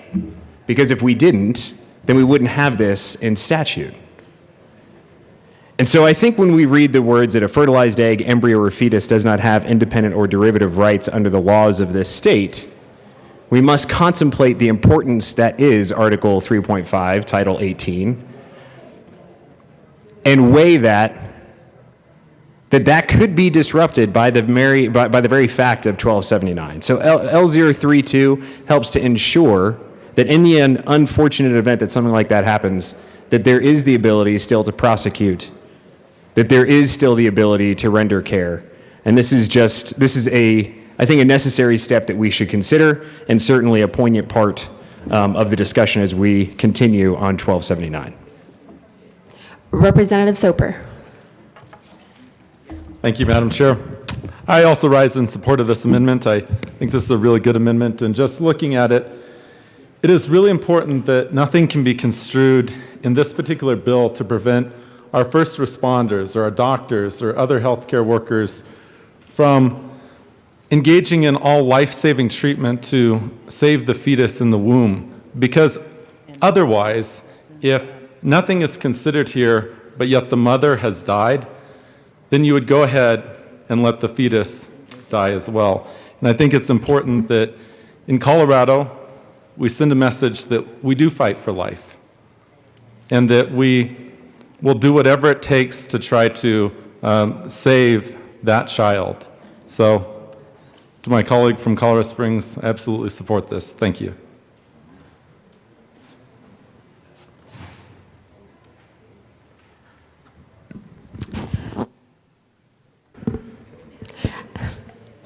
Representative Geithner.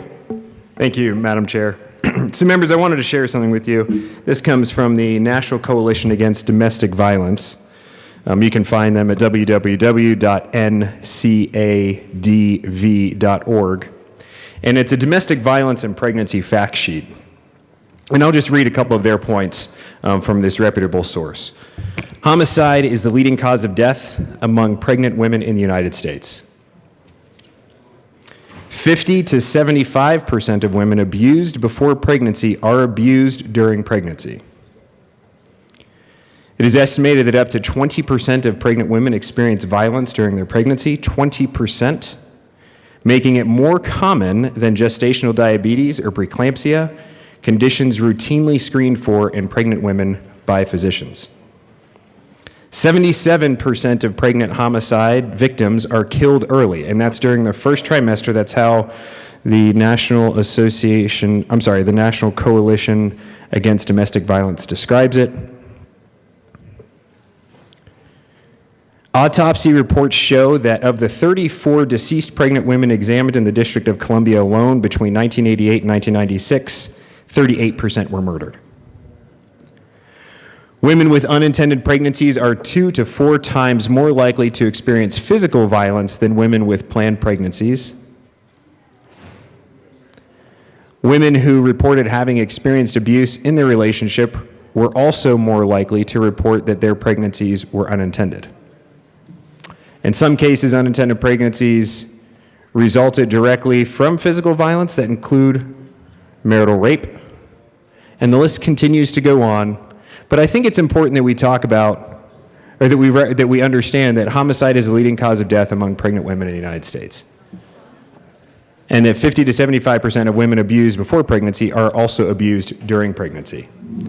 So I think L032 does a good job of addressing the concern that I highlighted that says in 1279, page 5, lines 4 and 5, a fertilized egg, embryo, or fetus does not have independent or derivative rights under the laws of this state.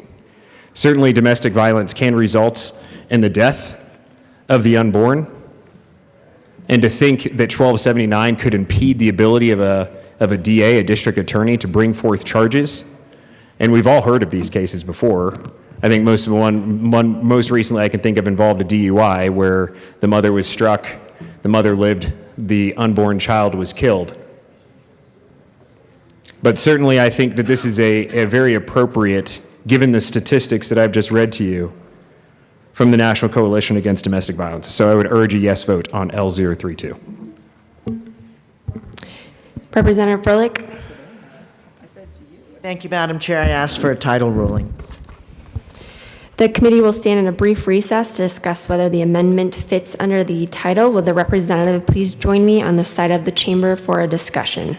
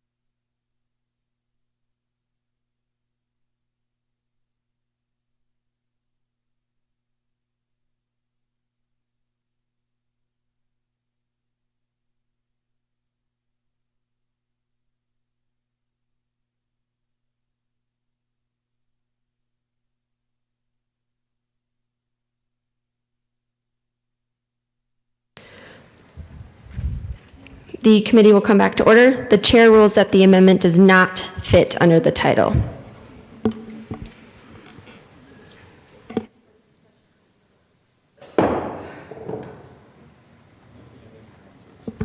Representative Carver.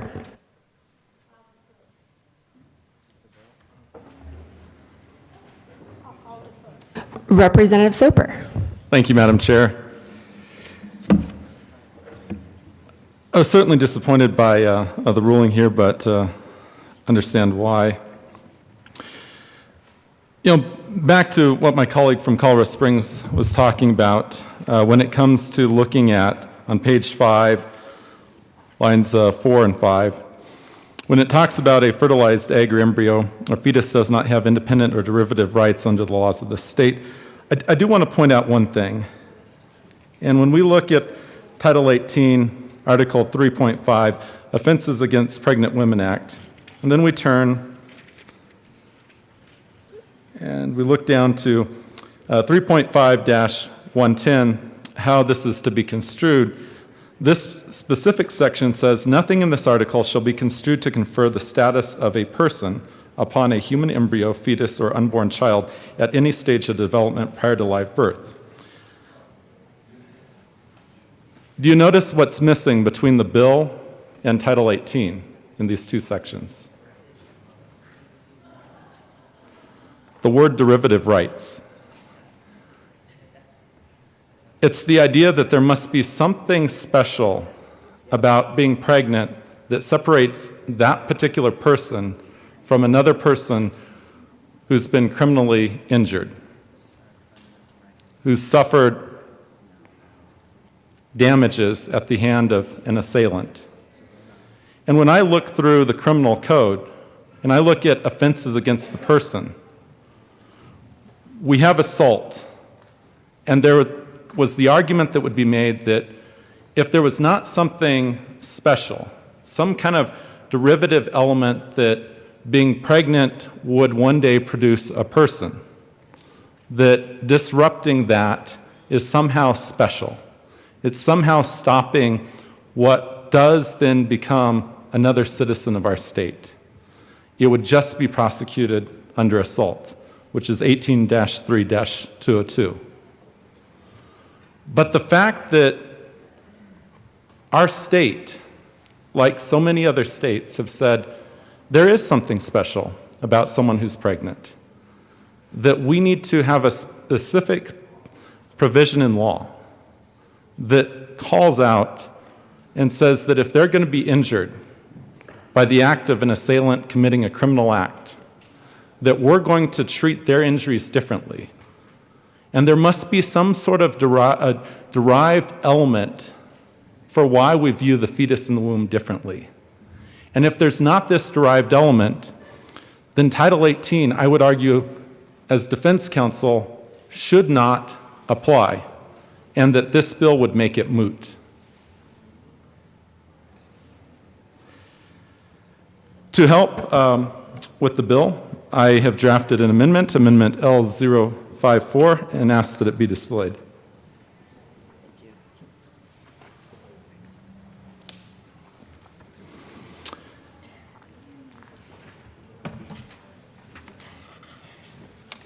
This. Representative Soper, the amendment has to be displayed. Oh.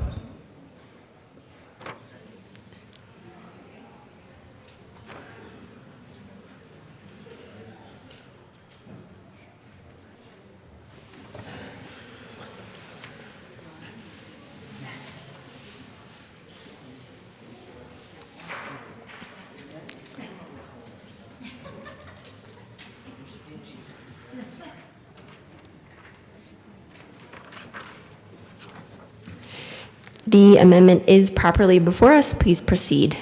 Thank you, Madam Chair. So in the bill on page 5, it specifically says, a public entity is prohibited and a public entity shall not deprive through prosecution, punishment, or other means, and then it talks about the individual's right, and continue on. So the fact that we actually have elements here where we're telling prosecutors that they cannot prosecute, and then we've specifically included the language derivative rights, which cuts out that underlying right that there must be something special about being pregnant. That means that we need to have the ability within this law to still say that the Offenses Against the Pregnant Women's Act still applies. Otherwise, we have just told all defendants in Colorado that they can use this to escape liability under Title 18, 3.5. And I would ask for a yes vote. Thank you. Representative Froelich. Thank you, Madam Chair. I would ask for a title ruling, please. The committee will stand in a brief recess to discuss whether the amendment fits under the title. Will the representative please join me on the side of the chamber for a discussion?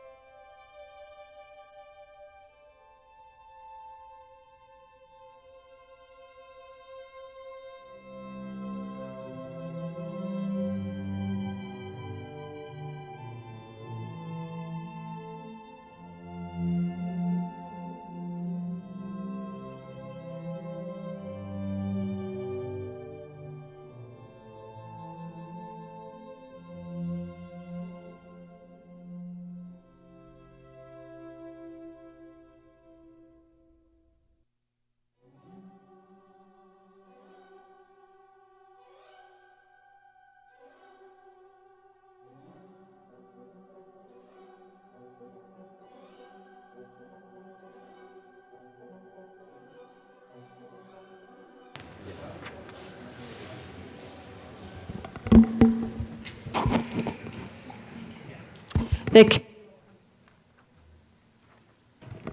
committee will come back to order.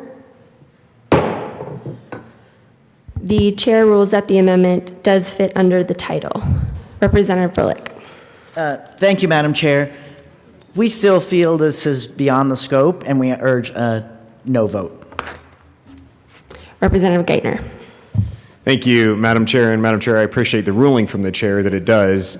And so, members, I would ask for a yes vote as it pertains to L054. I think it does do a very good job of preserving the ability for prosecutorial discretion in the event of something traumatic that would otherwise happen under Title 18. So I would ask for your yes vote, and let's bring into consideration the termination or the unwanted termination and respect what is already in statute in Title 18. I think it is incumbent upon us to not silence or mute a section of our statutes which were intentionally considered, and that, as my colleague Representative Soper highlighted, there is special consideration specifically given in Article 3.5, Title 18. So I would urge a yes vote on L054. Seeing no further discussion, the question before us is the adoption of Amendment L54. Those in favor say aye. Aye. Opposed, no? No. The amendment is lost. To the bill. Representative Carver.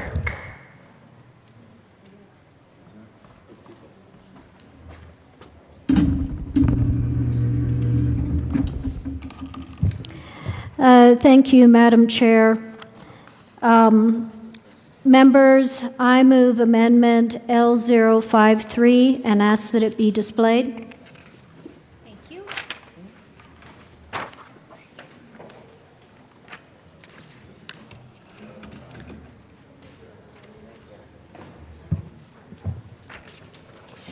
The amendment is properly before us. Please proceed. Thank you, Madam Chair. You know, the debate, which quite frankly I disagree with, the statements that this does no more than restates Colorado law. So I thought it might be appropriate in that vein to include language added to the Colorado Constitution, which specifically requires public entities to discriminate between funding abortion versus funding the health of the pregnant woman and her unborn child. And of course, this is language that the citizens of Colorado put into the Constitution. It binds this legislature and all public entities. And isn't it interesting that the policy preferences stated here, direct from the Colorado voters, that policy is strongly in support of the health of the mother and the unborn child, and specifically against funding abortion. Ask for an aye vote.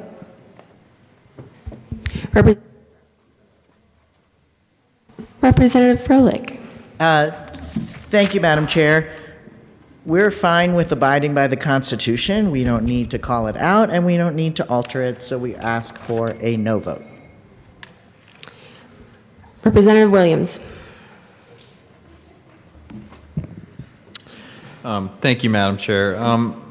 This is a really good amendment, and I applaud Representative Carver for bringing it here. One of the things that we had talked about earlier with respect to this bill, because of its overly broad language and potential conflict with other provisions in our state statutes, and I think even in the Constitution, which I believe Representative Carver is trying to get at, is that this bill, left unchanged, would allow for litigation and essentially allow for the courts to adjudicate these conflicts that would arise. What I believe Representative Carver is trying to do is to make sure that, one, we're not only respecting the will of voters and what the Constitution currently states, but two, we're not having any questions moving forward should this bill proceed and become law. And I think it's really important for us to understand that as we make law, we should be forward thinking. We should understand what the second and third effects of these bills or laws, when they become laws, will do. This particular amendment seeks to ensure that there is no misunderstanding, there's no potential for taxpayer funds to be used for abortion services, because as I see it as written here, it could become an issue. And so for that, I would ask for our members to vote yes on this. And again, while the intent, as I hear the bill sponsor saying, is to not run afoul of this constitutional provision, I still think it's important that we go ahead and re-emphasize that within the state statute. We have many state statutes, and again, you can go to the back where all the books are and kind of look at some examples where there are, if you will say, redundancies in state law that speak to how all these laws interact with each other. And it's okay. It's okay to have an additional set of words in here as a safeguard so as to make sure that we are respecting the will of the people and the Constitution. So I'd ask for a yes vote on this amendment. Minority Leader McCain. Representative Luck. Thank you, Madam Chair. I rise in support of this amendment. I understand that the argument would be this is constitutional. It's not going to be touched. Right? This is statutory. We all understand the hierarchy, right, of laws. You have a constitution, and then you have the statute. So why would you put this in? Because it doesn't actually impact the Constitution. Well, in order to implement this constitutional provision, there have to be other statutory schemes and regulatory schemes in place in order to ensure this gets implemented. Again, going back to the plain reading of the language in this bill, it is all-encompassing. If we look at page 5, section 25-6-405, the application, lines 18 and further, it says this part 4 applies to all state and local laws, ordinances, policies, procedures, regulatory guidelines and rules, practices, executive orders, and governmental actions and their implementation, whether statutory or otherwise, all. So there is a question. Do the rules that make sure this constitutional provision is appropriately implemented get impacted by this bill? And some may again argue, well, no, it doesn't touch it. It doesn't go to the choice question. But it does.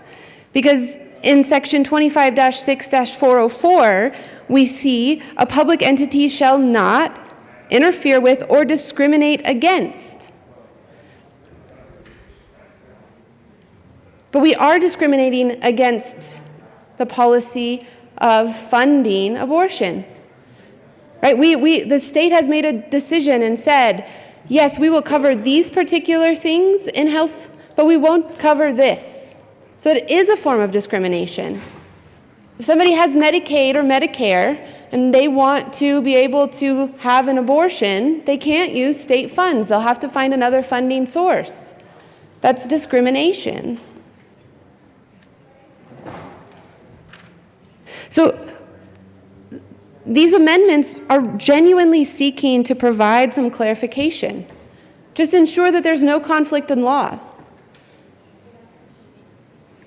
If the intention is as has been stated, then let's just make sure that whatever comes out of this body is clear. Doesn't open up the door to litigation and additional costs that the state has to pay. Just clean it up. Thank you. Minority Leader McKean. Thank you, Madam Chair. So we heard earlier that this would be good, to make sure that we call this out specifically. I support this amendment because it's not just that it would be good. It's absolutely necessary. What you see is a conflict brewing, a conflict between words in statute and a constitutional amendment. A constitutional amendment, by the way, that's extremely clear. A constitutional amendment that says, as you can read, no public funds shall be used by the state of Colorado, its agencies, or political subdivisions to pay or otherwise reimburse, either directly or indirectly, any person, agency, or facility for the performance of any induced abortion. Provided, however, that the General Assembly by specific bill may authorize and appropriate funds to be used for those medical services necessary to prevent the death of a pregnant woman or her unborn child under circumstances where every reasonable effort is made to preserve the life of each. Not just nice to include, absolutely necessary so that we can ameliorate the conflict that is built in a bill that says you will not interfere or discriminate in conflict with a constitutional amendment. This constitutional amendment was passed in 1984.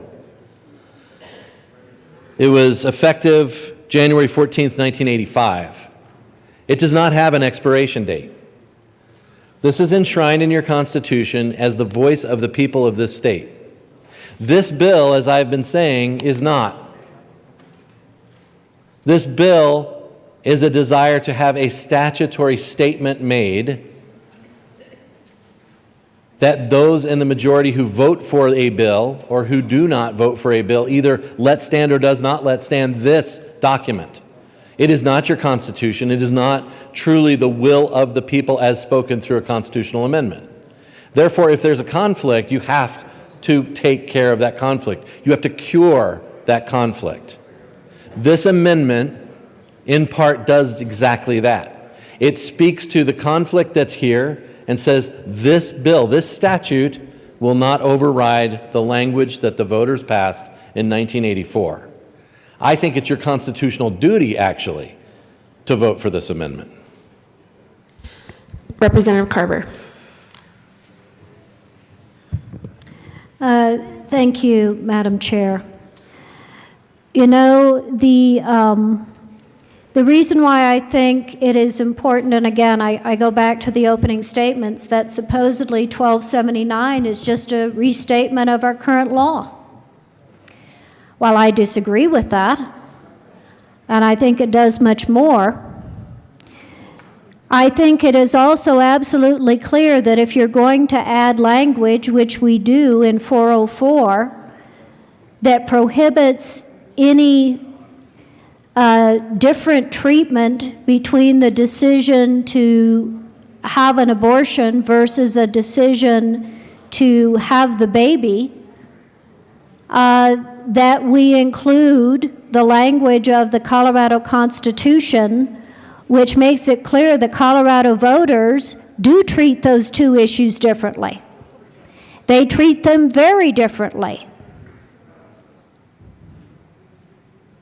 They don't think that the health care policy and issues associated with funding the continued health of the pregnant woman and her unborn child are the same as having an abortion and killing the child.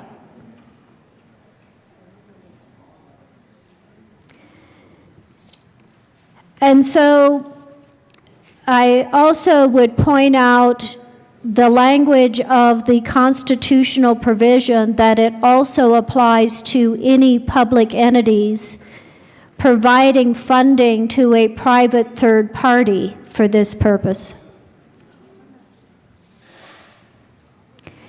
I ask for an aye vote. Seeing no further discussion on the amendment, the question before us is the adoption of L53 to House Bill 1279. Those in favor say aye. Aye. Opposed, no. The amendment is lost. To the bill, Representative Holtorf.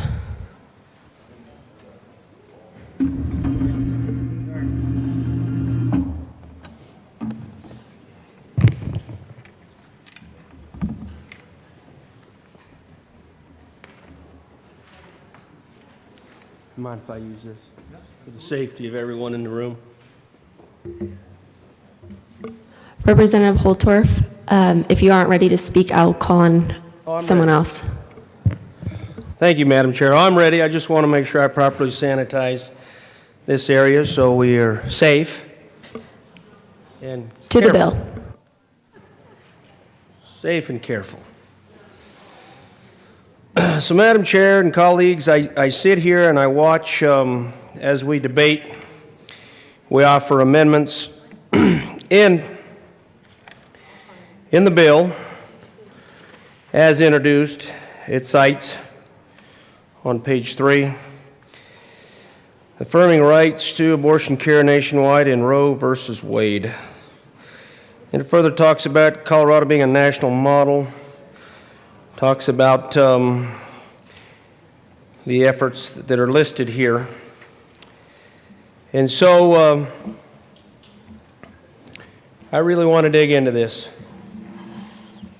Even in the opening comments by the bill sponsors, they talked about the fear, I think was the word, fear of the Roe versus Wade being overturned.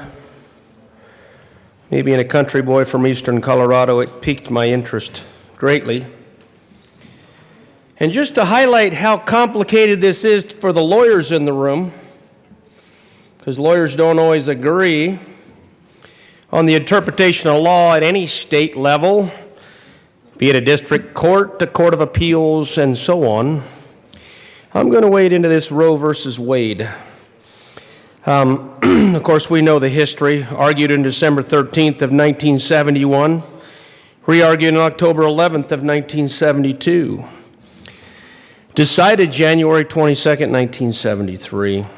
Now, I'm going to cite some references and speak to the complications of the legality herein, and to point out and try to reinforce the highlights of the concerns of my colleagues as they offer very important and impactful amendments of clarity into the law, when the law can be misinterpreted or not properly interpreted in a legal setting.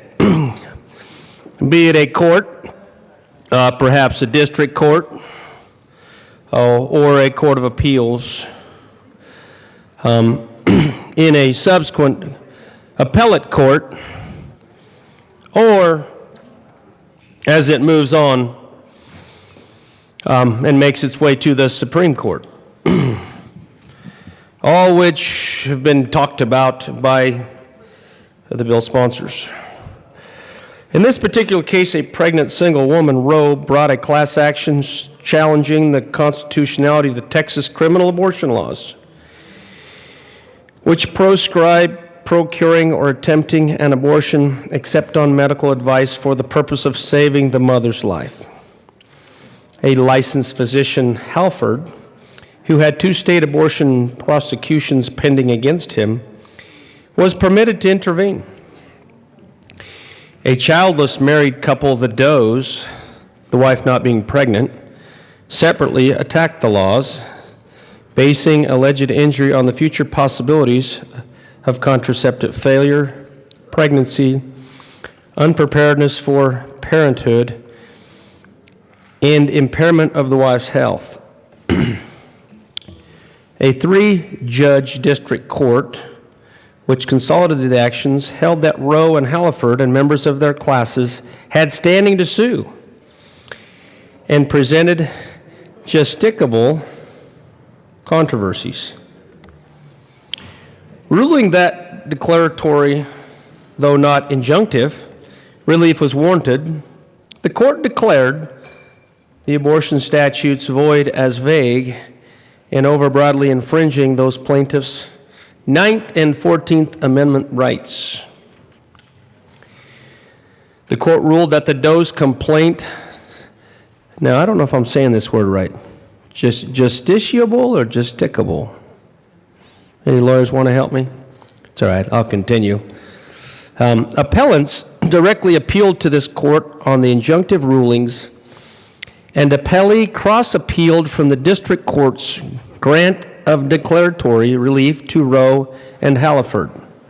Held, number one, while 28 U.S.C. 1253 authorizes no direct appeal to this court from the grant or denial of declaratory relief alone, review is not foreclosed when the case is properly before the court on appeal from specific denial of injunctive relief, and the arguments as to be injunctive and declaratory relief are necessarily identical. Now, I don't want to miss any points, but what I really want to do is I want the bill sponsors to get together with some of our legal scholars and talk about the importance of compromise and the importance of clarifying the legal terms and the legality of this very vague statutory legislative bill that has very broad and overreaching objectives. They may not be declaratory. They may not be specific. And they might cause confusion in injunctive relief or arguments by either party.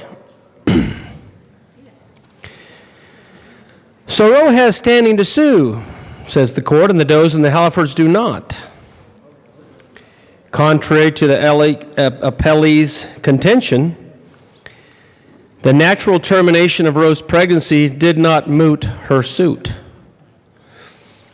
That rhymes. Did not moot her suit. Interesting. I don't think that was intentional. Litigation involving pregnancy, which is capable of repetition yet evading review, is an exception to the usual federal rule that is an actual controversy. It's only 66 pages. Must exist at review stages and not simply when the action is initiated. The district court correctly refused injunctive but errant in granting declaratory relief to Halford, who alleged no federally protected right not assertable as a defense against the good faith state's prosecutions pending against him. And they cited Samuels versus Malik, 401 U.S. 66. The Doe's complaint, based as it is on contingencies, any one or more of which may not occur, is too speculative to present an actual case or controversy. 3. State criminal abortion laws like those involved here that exempt from criminality only a life-saving procedure on the mother's behalf without regard to the stage of her pregnancy and other interests involved violate the due process clause of the 14th Amendment, which protects against state action the right to privacy, including a woman's qualified right to terminate her pregnancy. That's interesting. Though the state cannot override that right, it has legitimate interest in protecting both the pregnant woman's health and the potentiality of human life, each of which interest grows and reaches a compelling point at various stages of the woman's approach to term. So even here they state that there's an interest not only in the mother, but in the baby.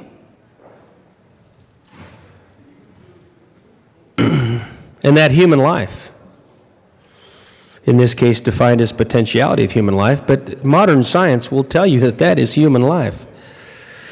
Now I'm going to take a little pause here. I'm going to mark this with my cursor, and I'm going to talk a little bit about human life, because I don't know if I told you one of my daughters, I have 5, is an ultrasound technician. She's an OBGYN technician that works for a health system here in Colorado that's very well known. And she really enjoys her job. In fact, so much so that as those young mothers come to see her in her office, and she gets to scan those young mothers, she gets to share the joy of life with those mothers through the ultrasound machine. Now, later this evening, I'm going to present to you and talk about what my daughter has told me in her practice and as she works under the care of doctors as an ultrasound scanning technician, and very competent, one at that, I will add, that she shows the mothers, and oftentimes the father will come too. She'll show them the beating heart. She'll show them the little fingers and the little feet. She'll show them, depending on the time of pregnancy, a baby suckling their thumb. You can see it. You can touch a certain part of the woman's stomach and the baby will move as a act-react reflex. Now, if that's not life, I don't know what is. Now, it might be in vitro, which is, for a country boy like me, just means it's floating in embryonic fluid. It's taking a nice little ride, well protected, in a safe space, in warm fluid that controls its temperature, pressure. Everything is done in a perfect little space. The marvels of biology and the marvels of humanity. So, she shares the joy of life with those parents. And she talks about it often. In fact, it pleases me to listen to her talk about her craft and her skill as I hear her talking about the satisfaction she gets in her profession. But then she tells me other stories that sadden me. She tells me stories about, and we've heard some of this in testimony already today, and we're going to hear more of it later this evening. Don't worry. That there are times when she is doing her scanning and she realizes that the baby doesn't have a beating heart. That the functions that she has been trained to analyze are not occurring in a normal way. Because biology has failed, or something is wrong. Now, she as a technician can't make any announcement. The doctors have to. And she tells me oftentimes how she has to go to the doctor and explain every detail of what she sees and what she doesn't see, so the doctor can fully understand the situation. Then, oftentimes she has to show and illustrate through the ultrasound machine the conditions that she's pointing out. And then the doctor has to make a decision. And yes, that is very sad. Because the baby, hold on now, listen closely.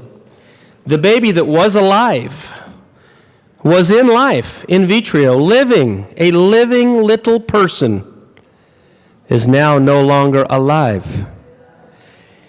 And my dear sweet daughter has made this determination based on her technical skill and communicates that to the doctor. And then the doctor has to communicate that to the family member, the most difficult one being the mother. And then they must grieve, and then further medical procedures are required to protect the life of the mother.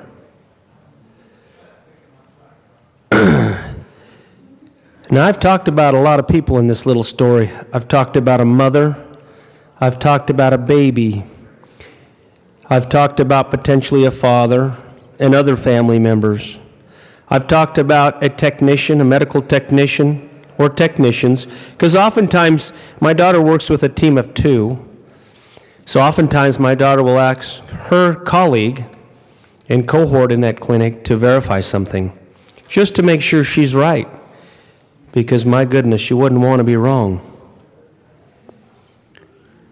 And then the doctor has to get involved, and a decision has to be made to terminate a pregnancy. But at no time in my daughter's eyes does she talk about anything but a living baby in vitro, until the point in time it's determined that that is no longer the condition. So this particular bill, as we analyze it, I don't understand health equity. Not in the life of the child, the unborn child. There's no equity there at all. It's discounted. But let's get back to Roe versus Wade, because here is where we get into the whole story, or the rest of the story. So I'm going to get back in here. The Doe's complaint, based as it is on contingencies, any one or more of which may not occur, is too speculative to present an actual case or controversy. State criminal abortion laws. Now we're talking about Texas, and of course that's what everyone's got, fear.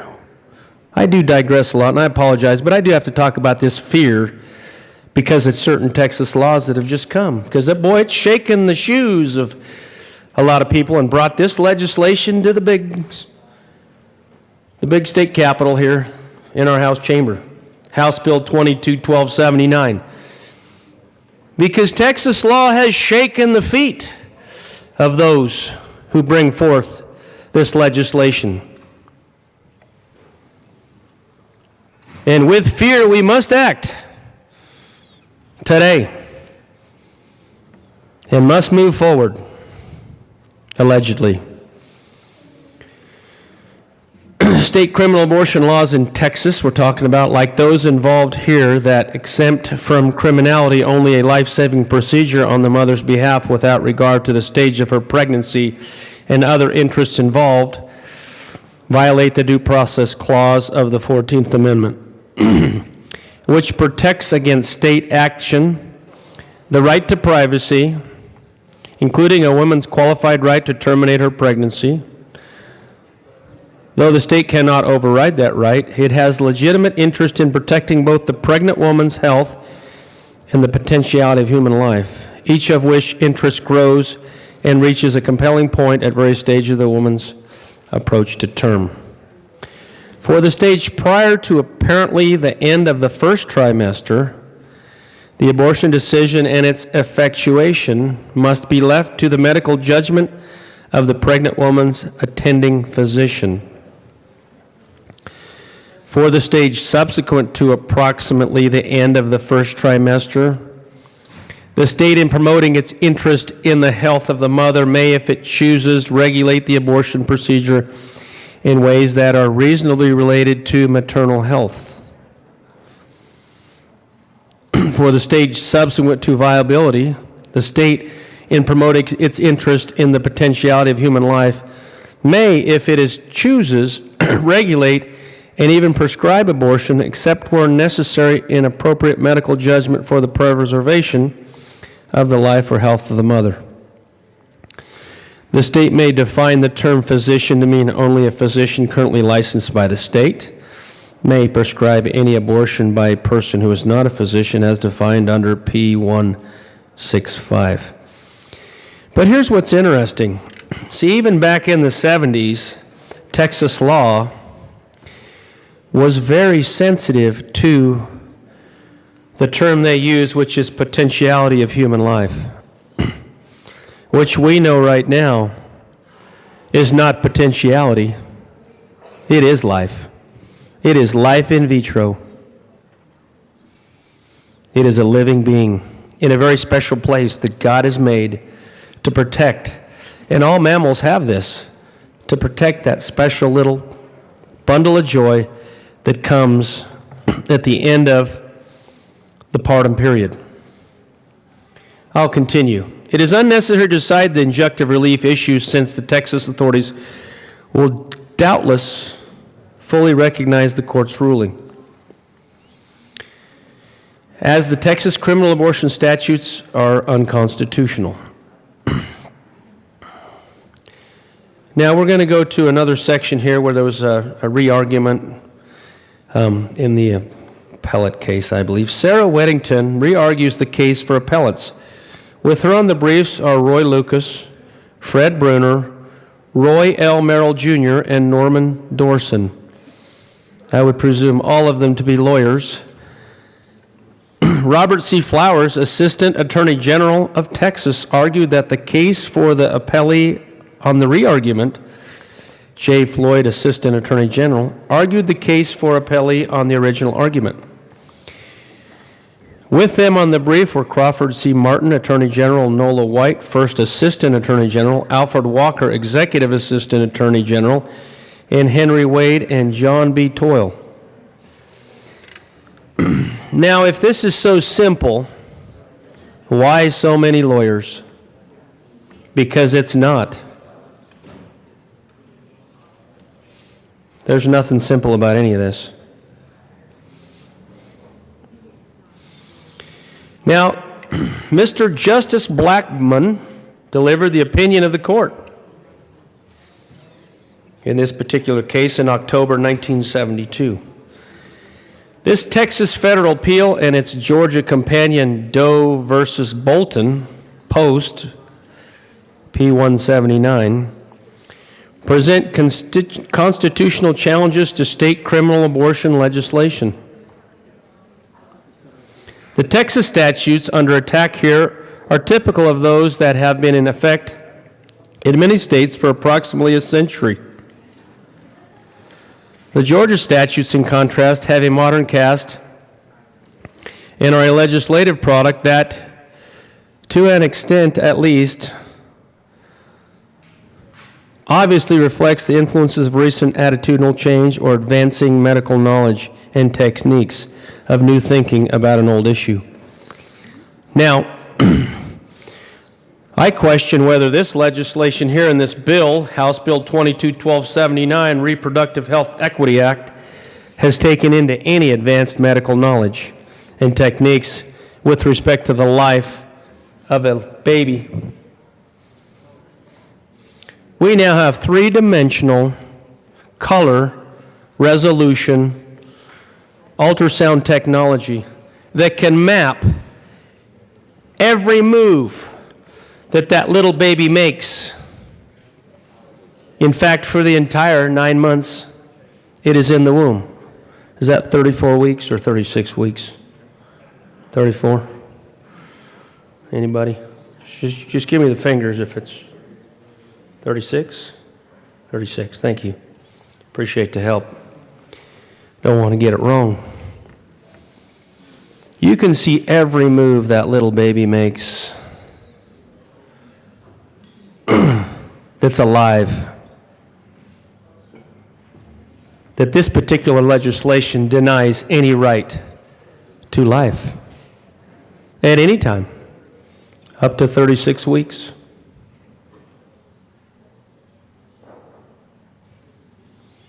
Boy.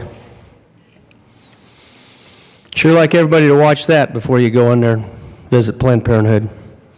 Sure like those mothers to sit there and look at that. Representative Holtorf, Yes, ma'am. that you cannot name organizations. We have a rule against that. So Yes, ma'am. please, I stand corrected.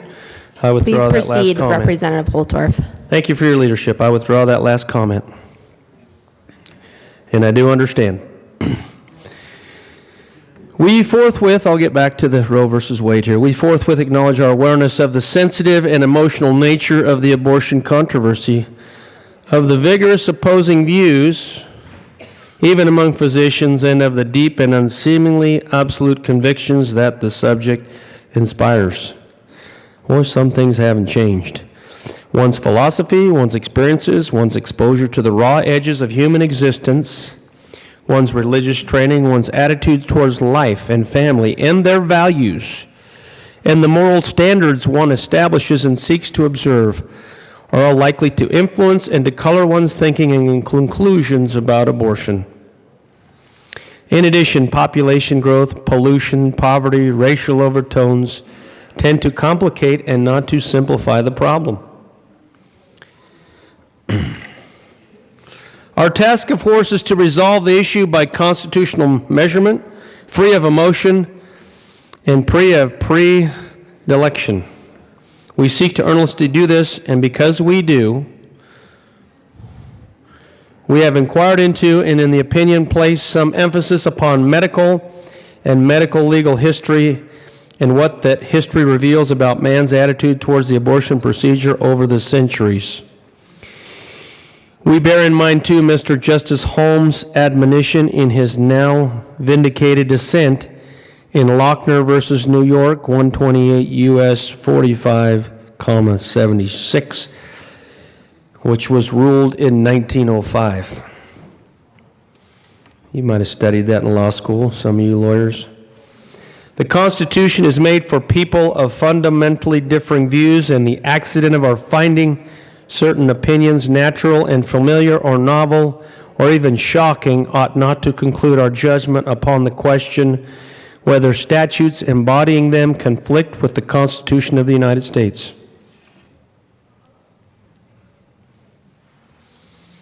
The Texas statutes that concur us here are arts, 1191 through 1194 and 1196 of the state's penal code. These make it a crime to procure an abortion, as therein. I'll read these articles to you. Now, this is Texas law back in the 70s. Article 1191, abortion. If any person shall designatedly administer to a pregnant woman or knowingly procure to be administering with her consent any drug or medicine, or shall use towards her any violence or means whatever externally or internally applied, and thereby procure an abortion, he shall be confined to the penitentiary not less than 2 nor more than 5 years. If it be done without her consent, the punishment shall be doubled. By abortion is meant that the life of the fetus or embryo shall be destroyed in the woman's womb, and that a premature birth thereof be caused. Article 1192, furnishing the means. Whoever furnishes the means of procuring an abortion, knowing the purpose intended, is guilty as an accomplice. Article 1193, attempt at abortion. If the means used shall fail to produce an abortion, the offender is nevertheless guilty of an attempt to produce an abortion, providing it be shown that such means were calculated to produce that result. Well, those articles are definitely there to protect the life of the unborn. Without question, they were written because they wanted to protect the life of that little baby. I'll continue with the opinion of the court to find or to attempt one, except with respect to an abortion procured or attempted by medical advice of the purpose of saving the life of the mother. Similar statutes are in existence in a majority of the states. Even back then, they were sensitive to the life of the mother.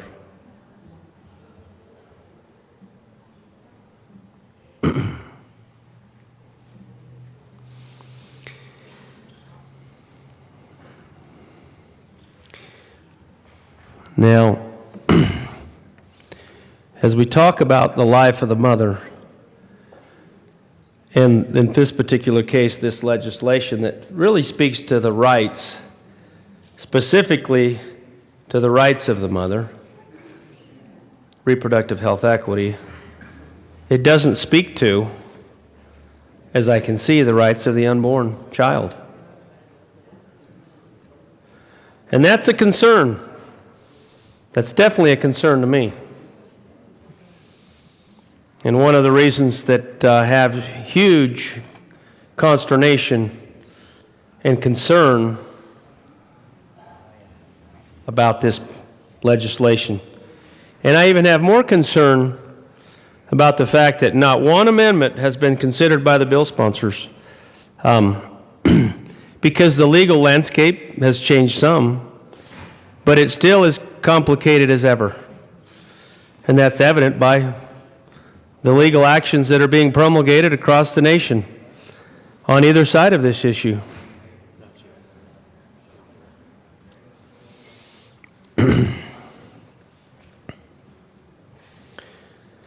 Texas first enacted a criminal abortion statute in 1854, set forth in H5 Gamma Laws of Texas in 1869. This was soon modified into language that remained substantially unchanged up until present time, 1972. So this was long-standing.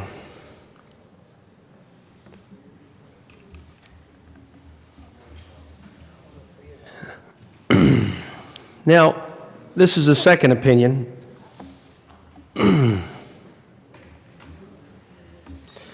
Jane Roe, the single woman who we speak of, who resided in Dallas, Texas, instituted this federal action in March 1970 against the District Court of the county of Dallas, Texas.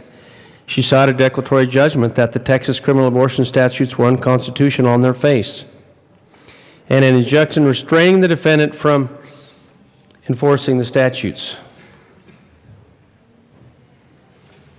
Now, this particular opinion here, because there's three of them, right, speaks to more of our amendments to the Constitution. Roe alleged that she was unmarried and pregnant, and that she wished to terminate her pregnancy by an abortion performed by a competent licensed physician under safe clinical conditions, and that she was unable to get a legal abortion in Texas because of her life did not appear to be threatened by the continuation of her pregnancy, and that she could not afford to travel to another jurisdiction in order to secure a legal abortion under safe conditions. She claimed that the Texas statutes were unconstitutionally vague and that they abridged her right of personal privacy protected by the 1st, 4th, 5th, 9th, and 14th Amendments. By an amendment to her complaint, Roe purported to sue on behalf of herself and all other women. I won't go into the licensing physician again. That would be redundant. I wouldn't want to waste our valuable time here. So I'm going to skip down here. The two actions were consolidated and heard together by a duly convened three-judge district court, as we mentioned earlier. And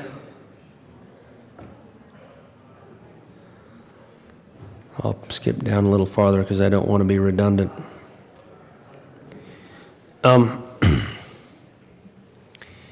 In further clarification, and it is written on the opinion of the court in Section 3, it might have been preferable if the defendant, pursuant to our Rule 20, had presented to us a petition for certiorari.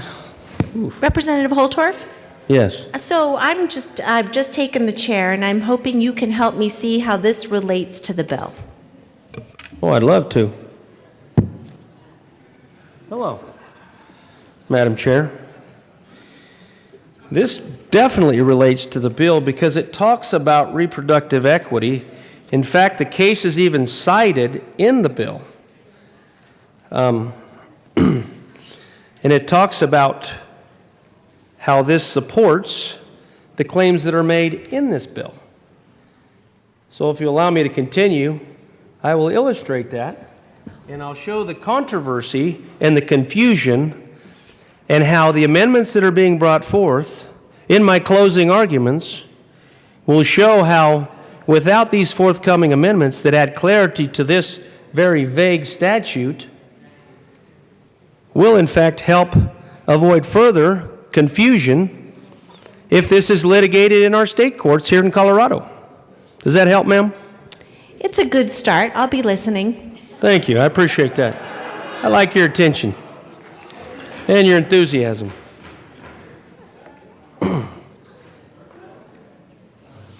But now, ma'am, I've lost my place, so I'll have to take a little more time to find it. Take your time, Representative. Thank you. I wouldn't do that. Now, the reason this is important is it needs to really highlight, ladies and gentlemen, how complex this subject is, and how if we do not pay attention to the amendments that are being brought forth by my colleagues, which are not frivolous amendments in any way, that there may be further legal challenge in our state after we promulgate this and pass this and sign it into law, which could potentially cause further legal challenges, specifically when it comes and references the case of the rights of the unborn child. Completely disregarded in House Bill 22-1279, mind you, which is an issue for me. Anyway, I digress. I'll get back to this, ma'am, so I can help clarify your concern.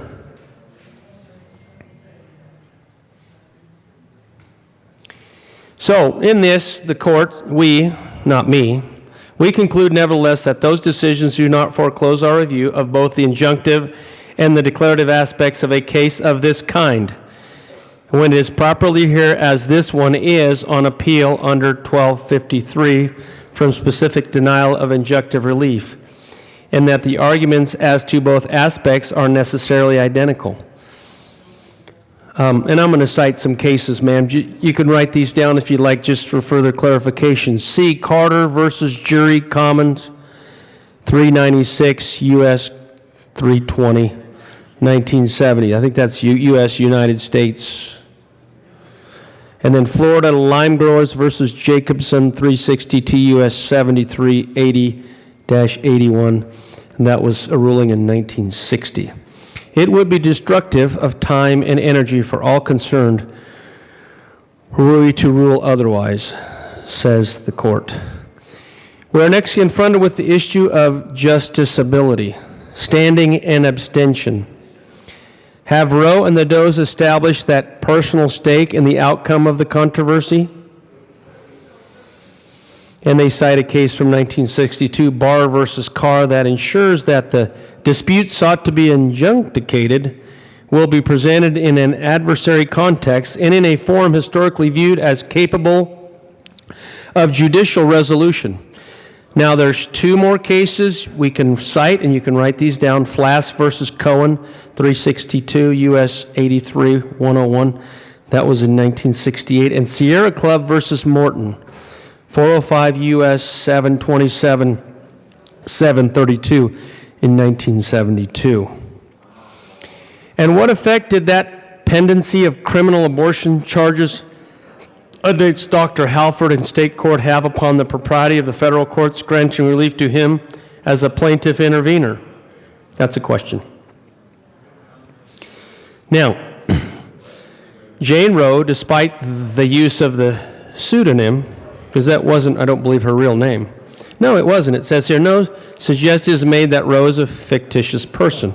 For purposes of her case, we accept as true and as established her existence, her pregnant state, as of the inception of her suit in March of 1970, as late as May 21st of that year, when she filed an alias affidavit with the district court, and her inability to obtain a legal abortion in Texas.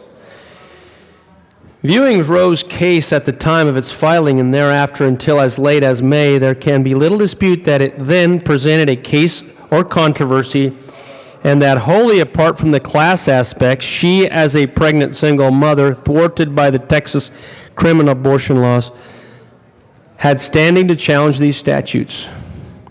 So actually the law was being rather fair, I would say, in this case. And there's multiple cases here. I'm not going to read them all, ma'am, for the sake of time. I know how valuable our time is.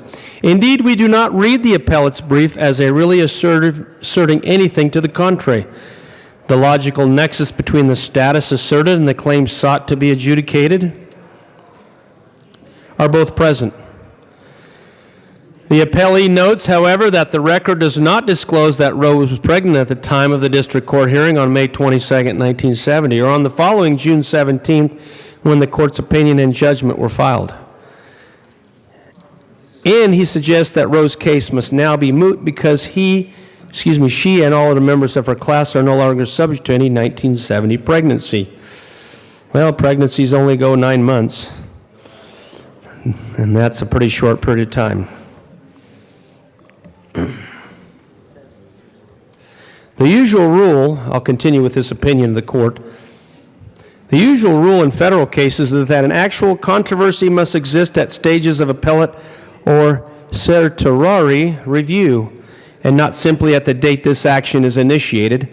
And this is United States versus Munsingware Incorporated, 340 U.S. 36, 1950. Golden versus Zwickler, Supra SEC versus Medical Committee for Human Rights. That's 404 U.S. 403, 1972. But then, as here, pregnancy is a significant fact in the litigation. The normal 266-day human gestation period is so short that the pregnancy will come to term usually before the usual appellate process is complete. If that termination makes a case moot, pregnancy litigation seldom will survive much beyond the trial stage, and our appellate review will be effectively denied. Our law should not be that rigid. Pregnancy should come more than once to the same woman in the general population. If a man is to survive, it will always be with us. Pregnancy provides a classical justification for a conclusion of non-mootness. It truly should be capable of repetition, yet evading review. I won't cite all the cases, there's so many here. We therefore agree that the district court, that Jane Roe had standing to undertake this litigation, and that she presented a justifiable controversy, and that the termination of her 1970 pregnancy had not rendered her case moot. Dr. Halliford, the doctor's position is different. He entered Roe's litigation as a plaintiff intervener, alleging in his complaint that he, in the past, had been arrested for violating Texas abortion laws, and at the present time standing charged by indictment with violating said laws in the Criminal District Court of Dallas, Texas, the state of Texas versus James H. Halford. I'll pass by the case number, State of Texas versus James H. Halford. Representative Holtorf, I'm just curious how the standing of these plaintiffs informs our consideration of the bill. Well, I will tell you that the standing of the plaintiffs ties to the consideration of the bill, because there are going to be plaintiffs in future time, and particularly one of the most important plaintiffs would be the unborn child, if we would allow and grant the unborn child rights. This bill says no. We're not going to give that little baby any rights. In fact, we discredit those rights, and this particular case is the beginning of the end for those rights. I think that has significant historical relevance, and it has significance particularly, Madam Chair, when it's codified in, let's see, is it just the legislative declaration? Yeah, in the legislative declaration, which will be, I believe, posted to Colorado Revised Statutes. Am I correct in that, colleagues, that the legislative declaration will be in statute?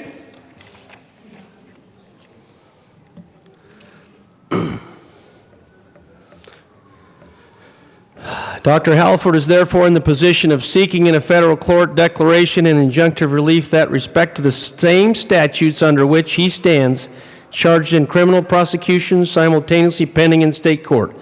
Therefore, he states that he has been arrested in the past for violating the state's abortion laws. He makes no allegation of any substantial and intermediate threat to any federally protected right that cannot be asserted in his defense against the state prosecutions. Neither is there any allegation of harassment or bad faith prosecution. In order to escape the rule articulated in this case, cited in the next paragraph of this opinion, that absent harassment and bad faith, a defendant in the pending state criminal cases cannot affirmatively challenge in the federal court the statutes under which the state is prosecuting him. Dr. Halford seeks to distinguish his status as a present state defendant from his status as a potential future defendant, and to assert only the latter for standing purposes here. Now, we're going to get to the heart of the appellate ruling very soon, and there will be more meaning and substance as we move along. I know right now we're just establishing standing, and you know, as a lawyer, and many of you are lawyers in this chamber, that the case is complicated. Almost every case is complicated, and you have to build standing before you can get even a court hearing.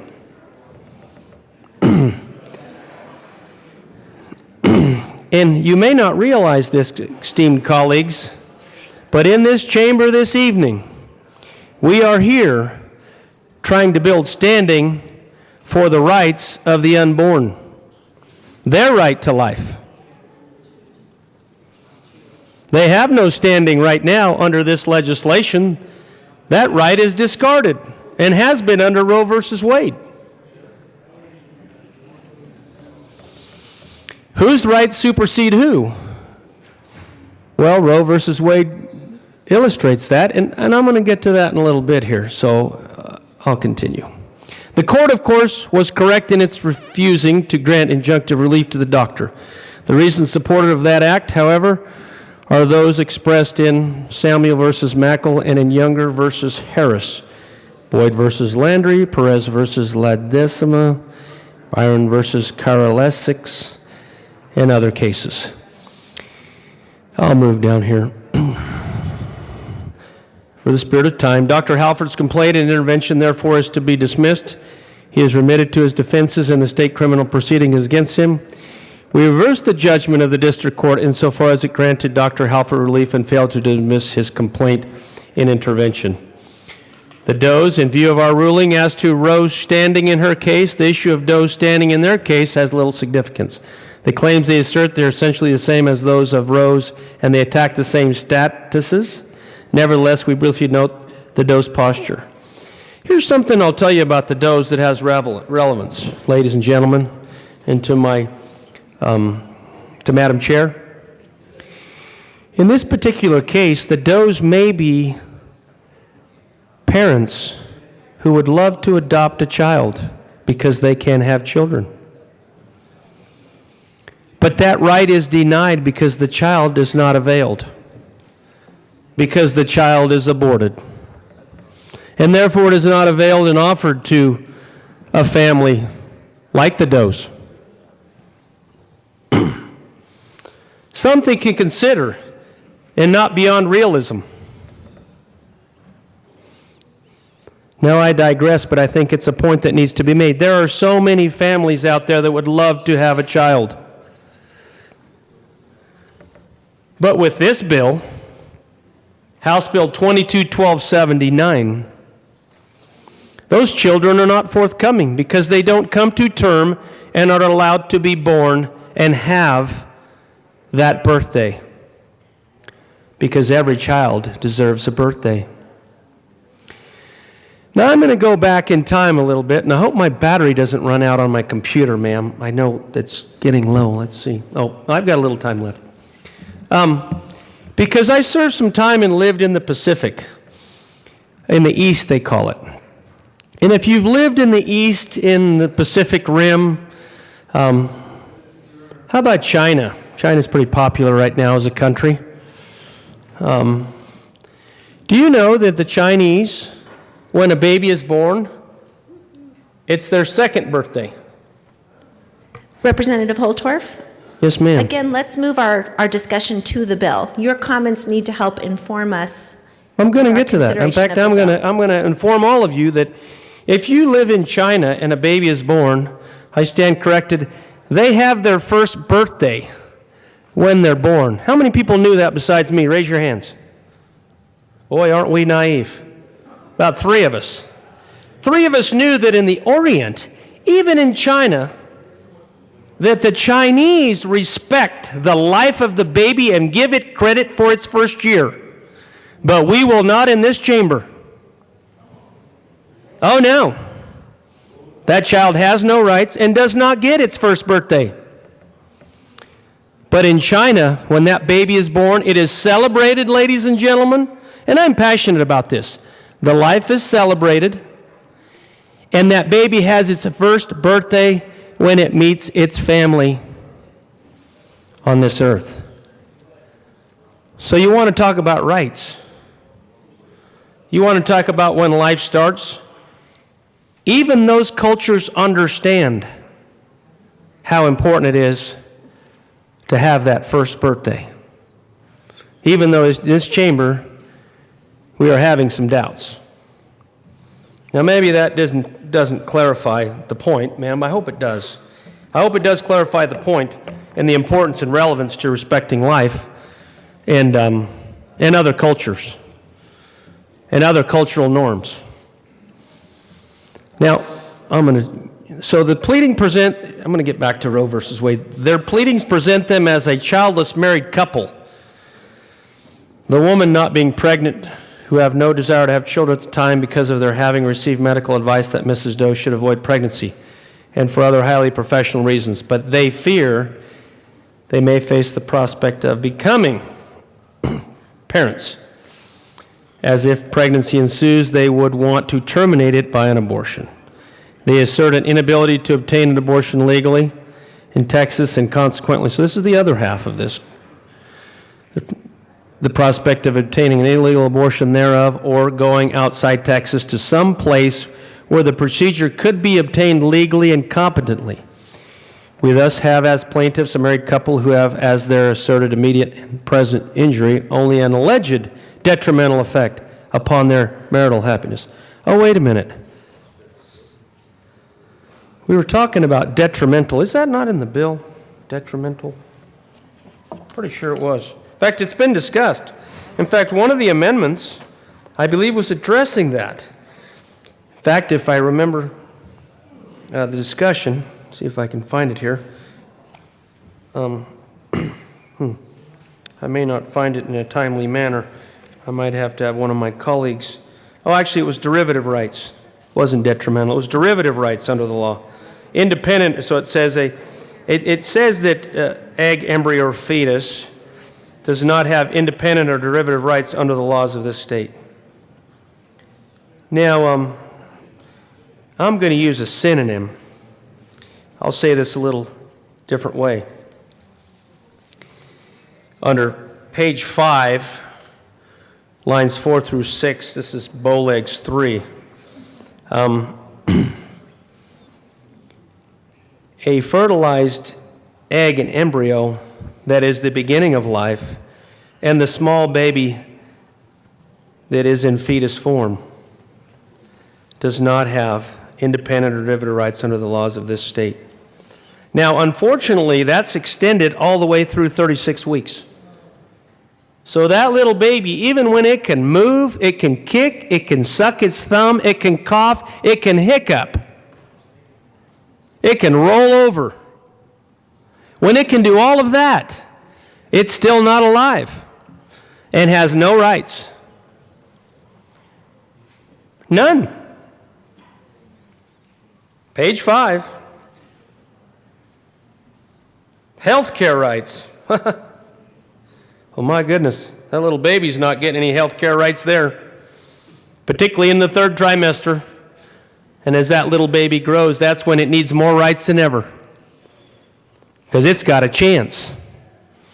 As a matter of fact, ladies and gentlemen, my own colleague who stood up here and introduced and began the discussion on this particular legislation, my good friend and colleague said that she was, at 22 weeks, brought forth, alive, and lived.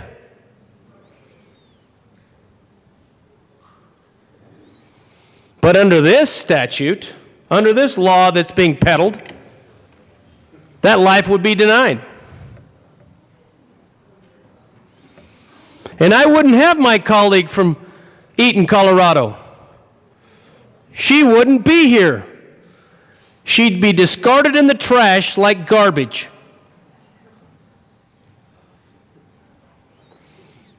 Because she's not alive, and she doesn't have any rights. Wait a minute, I got to read that again, because now my blood pressure's getting up. I apologize, ma'am. Does not have independent or derivative rights under the laws of this state. Wow. All I can say is wow. Okay, I better get back to this. The very phrasing of the Doe's position reveals its speculative character. The alleged injury rests on the possible future contraceptive failure, possible future pregnancy, possible future unpreparedness for parenthood, possible future impairment of health. Boy, there's a lot of speculation there. And this bill is also built on speculation. That these reproductive rights should not be offered to the child in vitro.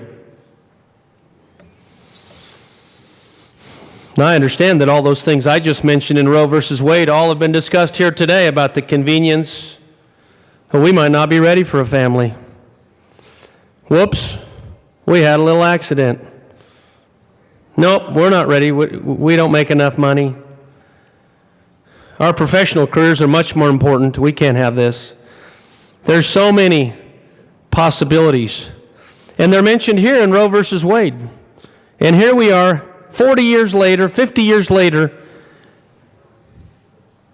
talking about this and saying that these future possibilities or considerations, whether they do take place or not, should supersede the right of that unborn child, that little baby that just wants a birthday. Just one for starters. Most of us would like to see a lot more. Anyway, I digress. In the Doe's estimation, these possibilities might have some real or imagined impact upon their marital happiness, but we are not prepared to say that the bared allegations of so indirect an injury is sufficient to present an actual case or controversy. The Does, therefore, are not appropriate plaintiffs in this litigation. Their complaint was properly dismissed by the district court, and we affirm that dismissal. Well, I happen to agree with that ruling, but there might be lawyers in here that would disagree. And therein lies the conundrum, ladies and gentlemen. Lawyers don't agree.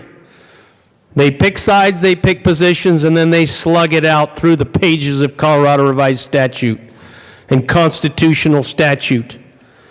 And they parse, and they peel, and they reinterpret and posture and position to try to build that case, starting with standing. That's why that's so important, Madam Chair. The principal thrust of the appellate's attack on the Texas statutes is that they improperly invade a right said to be possessed by the pregnant woman to choose to terminate her pregnancy.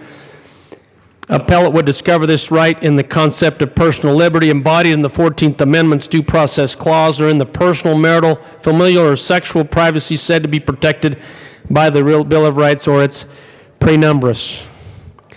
Now, there's some truth to that, and those rights are important. And I don't disagree, and I offered earlier today in testimony about how this bill could be something very different. And it would consider the personal, marital, familial, privacy, and many other things, and still have the ability to consider the right of that little baby, if we would so allow.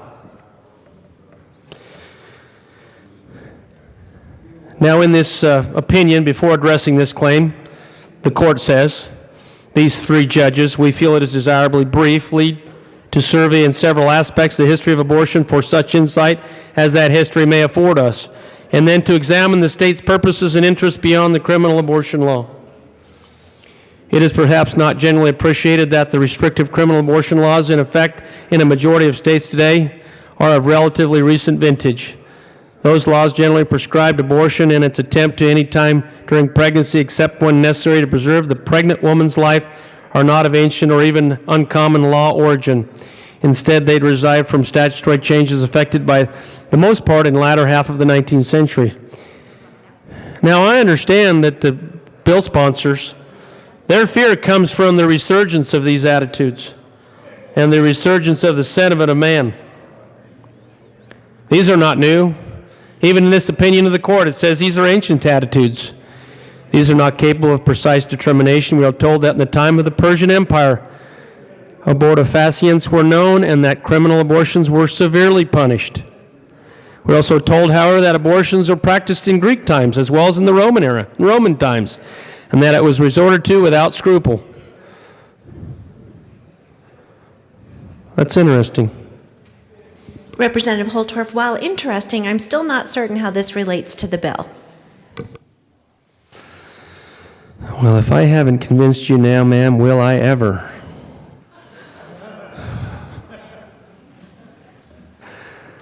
Okay, I'm gonna skip down here and try one more thing, ma'am. See if I can get to this part here, because there was a really good part of this. I don't need to go through all the. Do you want me to talk about the historical references? Will that help, ma'am? Because it starts with Greek and works all the way up. You know, I'm going to trust your judgment that you'll look at that carefully and ensure that whatever you talk about relates to the bill. Yes, ma'am. I appreciate your leadership and your kind heart.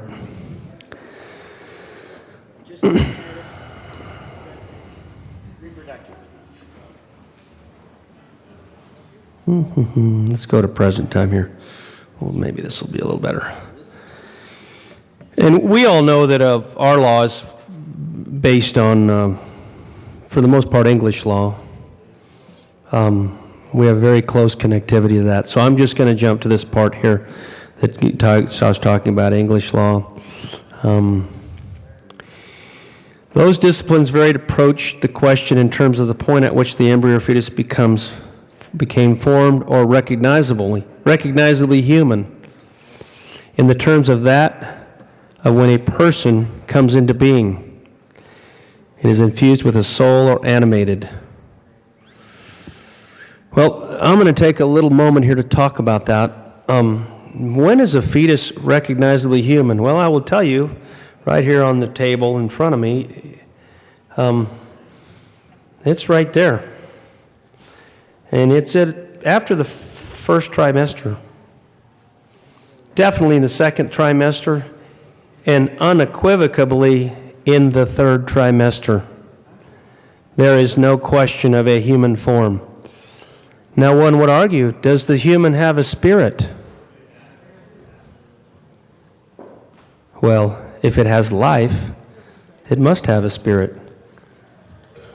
Because spirit, your life is your spirit. You can't have one without the other. And is it infused with a soul and animated? Wow. I tell you, if you talk to my daughter, OBGYN ultrasound scanning technician, she will tell you about the animation of life in those babies. It is real. And they must be alive to have animation. How can they move if they don't have life? How does anyone move without life? Because when you're dead, you don't move. And you want to know how simply I can prove that? In prenatal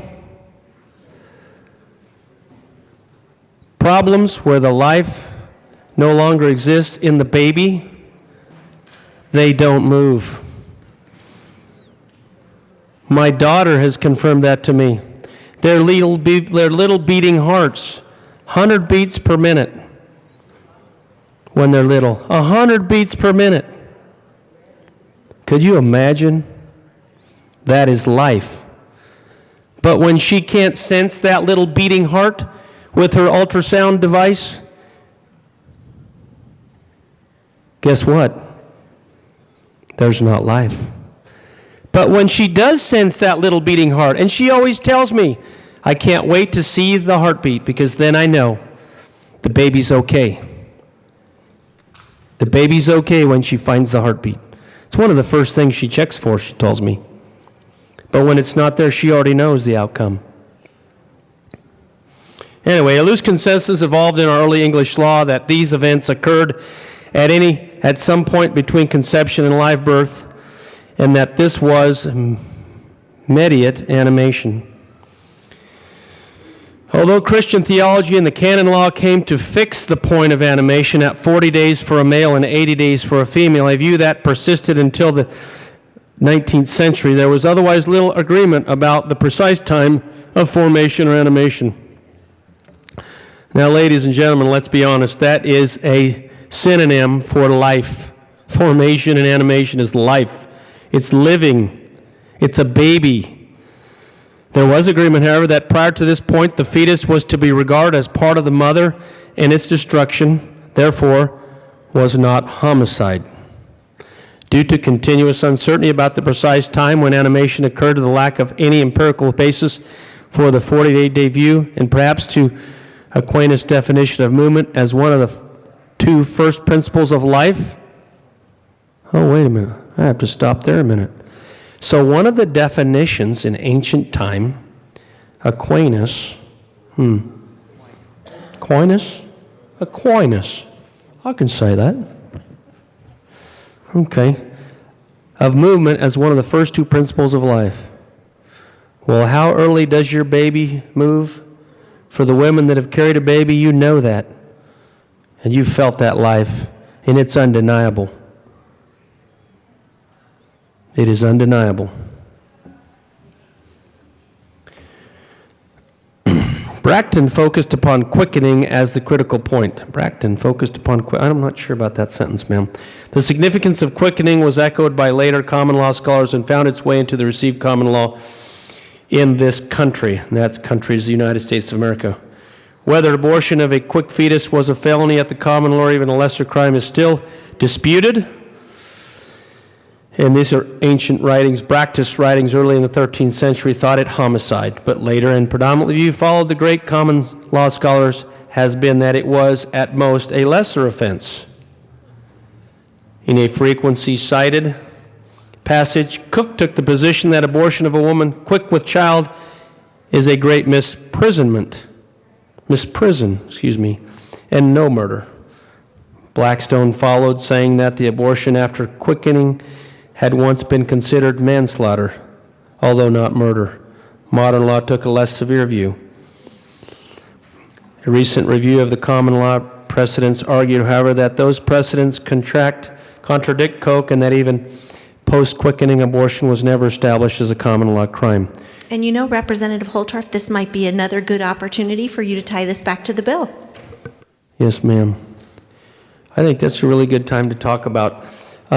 As we talk about life, there are people that say that abortion should be allowed under certain conditions. And I will tell you, in eastern Colorado, in my district, there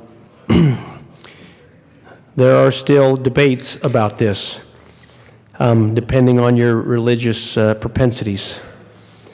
But there are certain arguments that say during, in this particular case, a post-quickening abortion would be considered an abortion that would most likely occur in the first trimester, probably in the first weeks or maybe up to the first month of pregnancy. I'm not a medical doctor, but it would occur within weeks, and certainly in the first 3 months or first trimester of that prepartum period. And there are considerations for that, and I think that's still being largely debated. This particular legislation that we have before us tonight really says that there's no consideration for any of that. That you can abort anytime, even up until the point in time where the baby's being born, perhaps. Now, I see my good colleague over here, Representative Hanks, and I know he has some very important things to say. And I appreciate his collegiality. I appreciate his participation. So I'm going to mark my page, ma'am, and I'm going to yield the dais to my colleague, Representative Hanks. Representative Hanks. Well, thank you, Madam Chair. I think what Representative Holtorf really appreciates are my reading skills, and I know that that's what I've been come to be known for. I didn't have a chance to make initial comments, but I did have a chance to listen to everybody's comments. And as we started this discussion on House Bill 22-1279, and had a few thoughts on it, if I may, and that's, you know, I really have appreciated the refrain that everybody deserves a birthday. I guess I've had a couple dozen. I'm pretty grateful for them. I hope to have a few more. It seems like a fetus ought to at least get one and then go on some sort of probation. And my dad, this is supposed, I'm going to say this, it's supposed to be mirth. But my dad made the point, he said, you gotta kind of get rid of them in the first 30 days or you get attached to them. So we made it past the threshold there. So I'm grateful for that. I appreciate my mom and dad for for all that they did. So what I wanted to do, if you'll permit me, Madam Chair, is I'm looking at this bill, and I was not on the committee. That used to be a committee I was a member of. However, I've moved on along, and I am grateful to hear of the 14 hours of testimony on it. But I'm still catching up. And so I looked at even Section 1, the legislative declaration, the General Assembly. Let me try that again, because I really can read and pronounce. The General Assembly finds that A, access to abortion and reproductive health care is currently under attack across the nation. Impending federal court cases, including Dobbs versus Jackson's Women's Health Organization, United States Supreme Court docket number 19-1392, jeopardize access to legal abortion care for tens of millions of people, particularly those living in most southern and midwestern states. So Dobbs versus Jackson Women's Health Organization caught my interest, and that's on page 2, line 6. And so I wanted to go through, it's at the Supreme Court, and it is docket number 19-1392, and I wanted to go through some of the amicus briefings. And I also have actually, and it's, I'm not being glib here, this is actually pretty interesting stuff. This is the transcript from the Supreme Court of the United States, dated December 1, 2021, and as I was going through it, it has a lot of characters, and it's a lot of dialogue from characters we know, people we know, and so it'll kind of read like a paperback novel, the kind the drugstore sells. So if my good friend Representative Bockenfeld has gone into Gordon Lightfoot at this point, I apologize, but I wanted to read this one.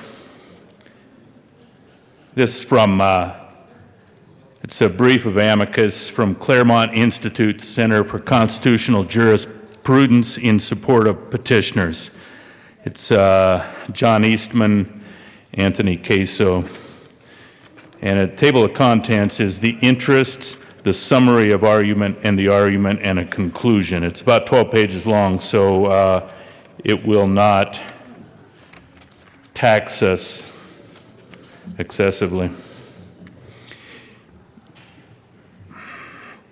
The Center for Constitutional Jurisprudence is the public law the Center for Constitutional Jurisprudence is the public interest law arm of the Claremont Institute, whose stated mission is to restore the principles of the American founding to their rightful and preeminent authority in our national life, including the natural right to, quote, life, unquote, as expressed in the Declaration of Independence,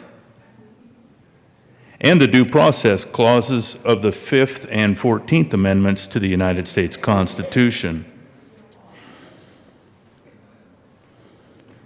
The Center has filed amicus briefs in cases raising this issue, including Whole Women's Health versus Hellerstedt and Gonzalez versus Carhart, and its attorneys were counsel of record in Horn versus Isaacson. Summary of argument. The due process clause of the 14th Amendment protects against deprivation, life, liberty, or property. In the abortion rights cases, this court has focused on liberty.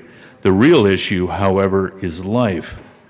Life is a natural right endowed by our Creator and is the first unalienable right recognized in the Declaration of Independence. Governments are formed to protect natural rights. I really like that. Governments are formed to protect natural rights, and the state of Mississippi has a compelling interest in the protection of life, even the life of a yet-to-be-born child.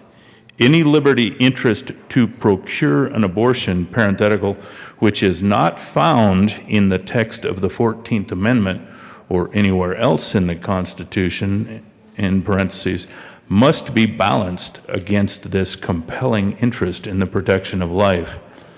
While it may be true that, quote, liberty finds no refuge in a jurisprudence of doubt, unquote, neither can it find refuge in a claim of that prior erroneous judicial pronouncements are more important than the words of the Constitution.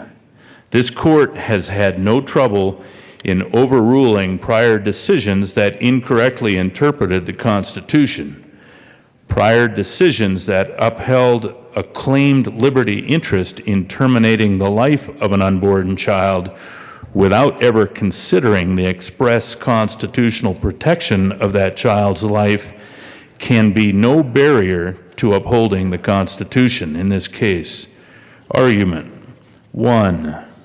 Mississippi has a compelling interest in protecting the lives of unborn children under the Due Process Clause of the 14th Amendment. Beginning a legal analysis with the wrong preposition is likely, I beg your pardon, proposition, that's my fault. I say again, beginning a legal analysis with the wrong proposition is likely to lead to an erroneous result.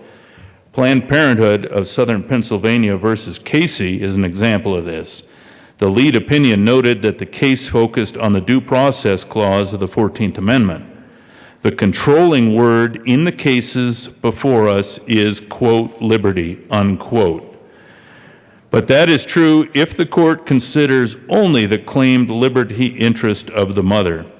The interest of the mother claims, however, I beg your pardon, I've got about $2 reader glasses, and I think I used them to weld some iron together, and they got a little blur on them, so I have to read this with my left eye. Let me do this again. The interest of the mother claims, however, is the right to terminate the life of her unborn child. Thus, the court should focus first and foremost on the word, quote, life, unquote. The duty of government to protect life is at the center of the nation's first legal document. We will all recognize this. We hold these truths to be self-evident, that all men are created equal, that they are endowed by their Creator with certain unalienable rights, that among these are life, liberty, and the pursuit of happiness, that to secure these rights, governments are instituted among men, deriving their powers from the consent of the governed. That's Declaration of Independence. From the foundation of this nation, the first duty of government has been to preserve the unalienable right to life. Even before the colonies declared independence, this claim of an inherent right to life was declared by the Continental Congress. Declaration and resolves of the First Continental Congress, October 14, 1774, reprinted in the Founders' Constitution. This duty is expressed in the constitutions and declarations of rights of the first states. The Virginia Declaration of Rights of 1776 notes that all men have, quote, certain inherent rights, namely the enjoyment of life and liberty. Representative Hanks, I think this might be another good time for you to help us see how that relates to the bill. Here's what I'm going to do, Madam Chair, and I thank you for that. This goes back to page 2 of the bill. That's what we're talking about here. It's an amicus brief on this. And let me go somewhere for a moment and come back to this. Let's go to Wikipedia because it's a little more personable, perhaps. So let's get a higher 30,000 foot or satellite view of this. Dobbs versus Jackson Women's Health Organization is a pending U.S. Supreme Court case dealing with the constitutionality of a 2018 Mississippi state law that banned abortion operations after the first 15 weeks of pregnancy. Lower courts had ruled in preliminary injunctions to prevent enforcement of the law on the basis that the law violated the holding of women's rights in Planned Parenthood versus Casey, which generally allows a woman to opt for abortion within the first 24 weeks. Oral arguments were held in December 2021, with a decision expected by the end of the 2021-22 term.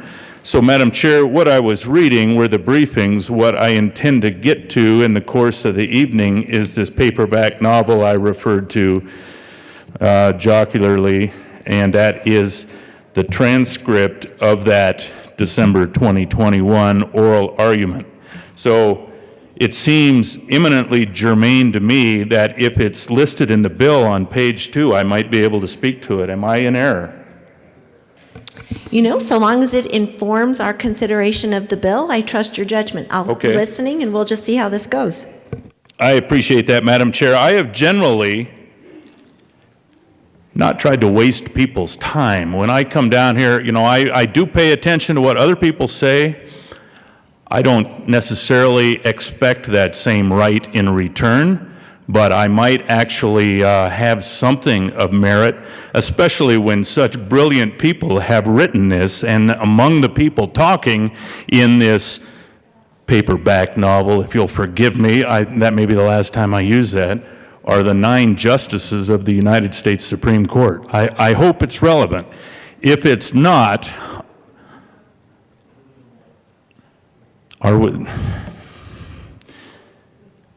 if it's not, I don't understand our role as a legislative body.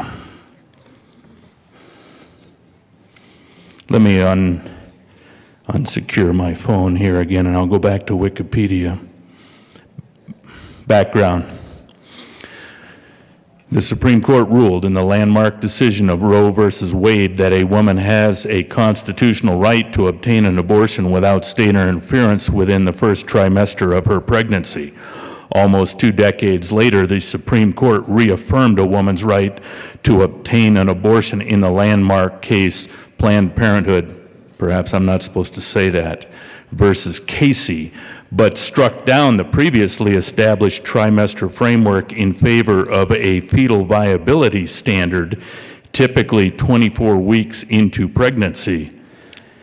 Casey ruled that state laws that restricted abortion before the fetus was viable, creating a, quote, undue burden, unquote, on women seeking abortions, were unconstitutional as they violated a woman's right to due process under the 14th Amendment.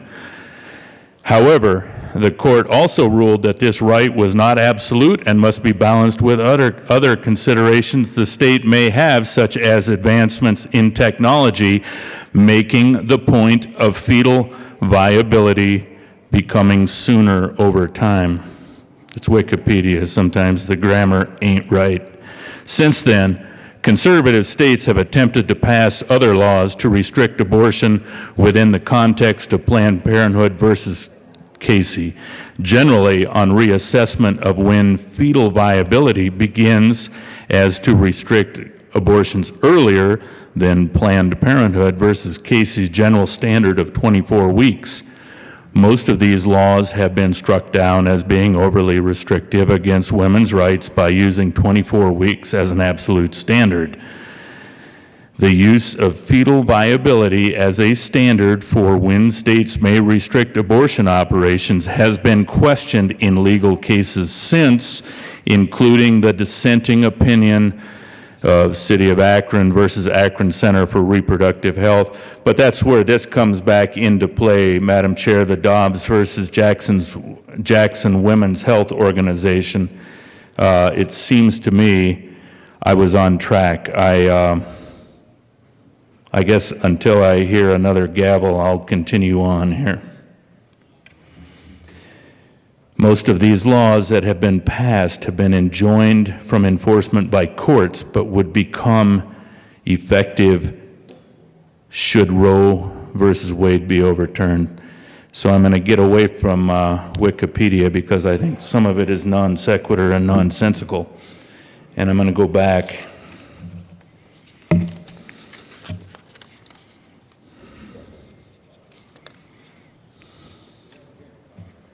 It is clear that from the founding, protection of life was one of the core purposes of government.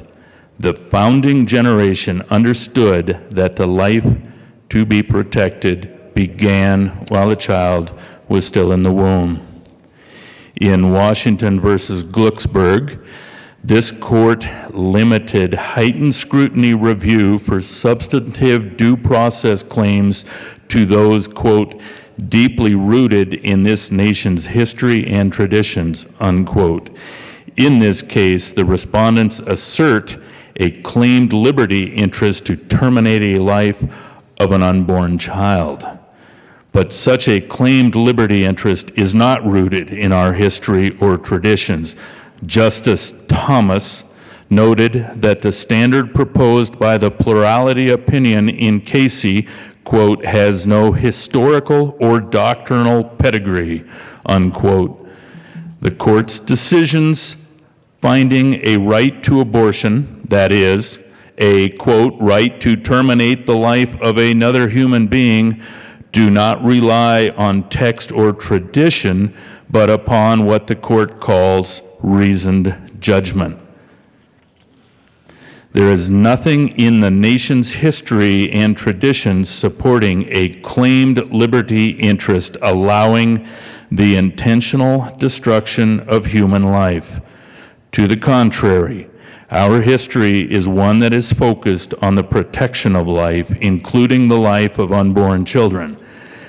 Since the protection of life is textually explicit, Mississippi has a compelling interest in the protection of an unborn child's life.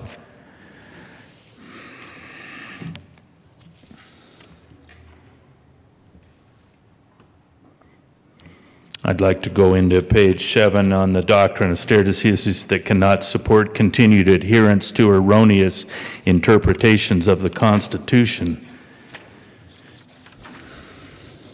And then there is a conclusion. I do believe it's relevant. In Casey, 7 members of this court acknowledged that states have a legitimate role in regulating abortion and recognized the state's interest in respecting fetal life at all stages of development, thus rejecting much of what the court had ruled in Roe versus Wade. Nonetheless, the court upheld what it called the central holding that Roe's concept of liberty included a right to kill an unborn child, at least until some undefined point in the pregnancy that the court called viability. Although no opinion in Casey commanded a majority of this court, the lead joint opinion staked out the ground for continuing to abide by Roe's concept of liberty, even though time had overtaken some of Roe's factual assumptions. According to the lead opinion, the court had to stick with the holding in Roe, not because its ruling was rooted in the text or history of the Constitution, but rather because the court's legitimacy depends on its ruling being sufficiently plausible to be accepted by the nation. Thus, the doctrine of stare decisis compelled the court to continue to adhere to its ruling in Roe. In Roe, the court had sought to resolve a device. Let me say that again. In Roe, the court had sought to resolve a divisive issue of government power. Although it was plainly unsuccessful in this endeavor, see John Eastman, The One-Way Ratchet, and Other Problems of Stare Decisis for Conservatives, so be it. The court feared that the correction of the ruling in Roe would cause damage to the, I beg your pardon, a little bit of, I'm saving you all some of the footnotes and so forth. And a little hard to catch where it picks up.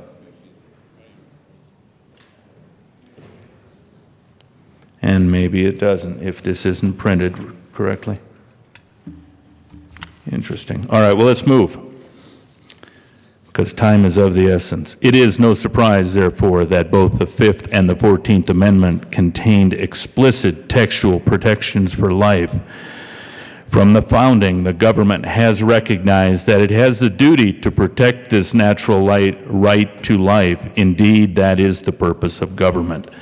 The founding generation and the ratifiers of the Fifth and 14th Amendment were not confused about the life to be protected. With consistency, beautiful and undeviating, human life from its commencement to its close is protected by the common law. In contemplation of law, life begins when the infant is first able to stir in the womb.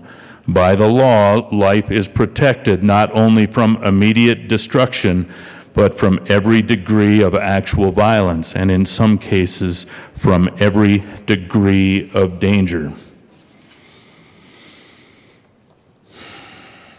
That was sourced by James Wilson, Lectures on the Law, 1790 to 91.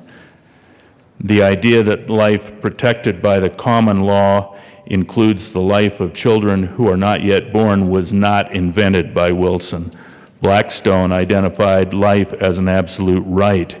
Further, he noted that life begins as soon as an infant is able to stir in the mother's womb. Sir William Blackstone, Commentaries on the Laws of England. Because of this, killing a child in the womb was a crime at common law. Under common law, a child still in the womb was a protected life. He could have a guardian and could receive an estate. Blackstone's commentaries were well known to the founding generation. When debating various provisions of the Constitution, the founders frequently cited Blackstone.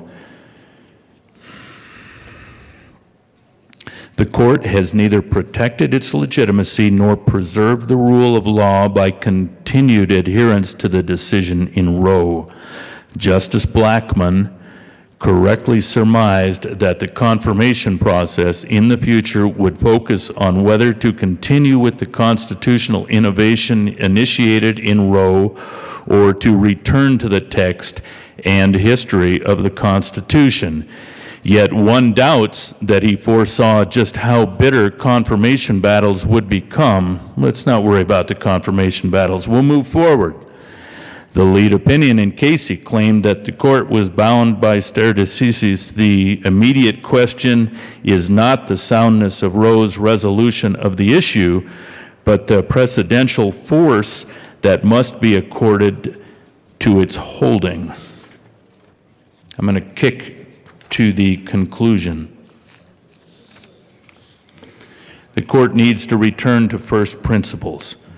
Whether or not there is a liberty interest at stake in an abortion regulation, there is most certainly a life interest.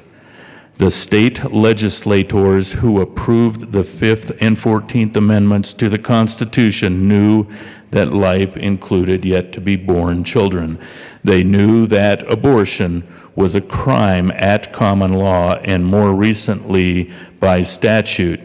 And there is no evidence that they intended the 14th Amendment to usurp the state's interest in protecting the life of unborn children. As Justice Scalia pointed out, Casey and Roe are not law, but policy masquerading as law. Far from settling a national controversy, this court's abortion edicts have instead poisoned the process for selection of judges. Let's not worry about Supreme Court selection and nominations. But what I would like to do, Madam Chair,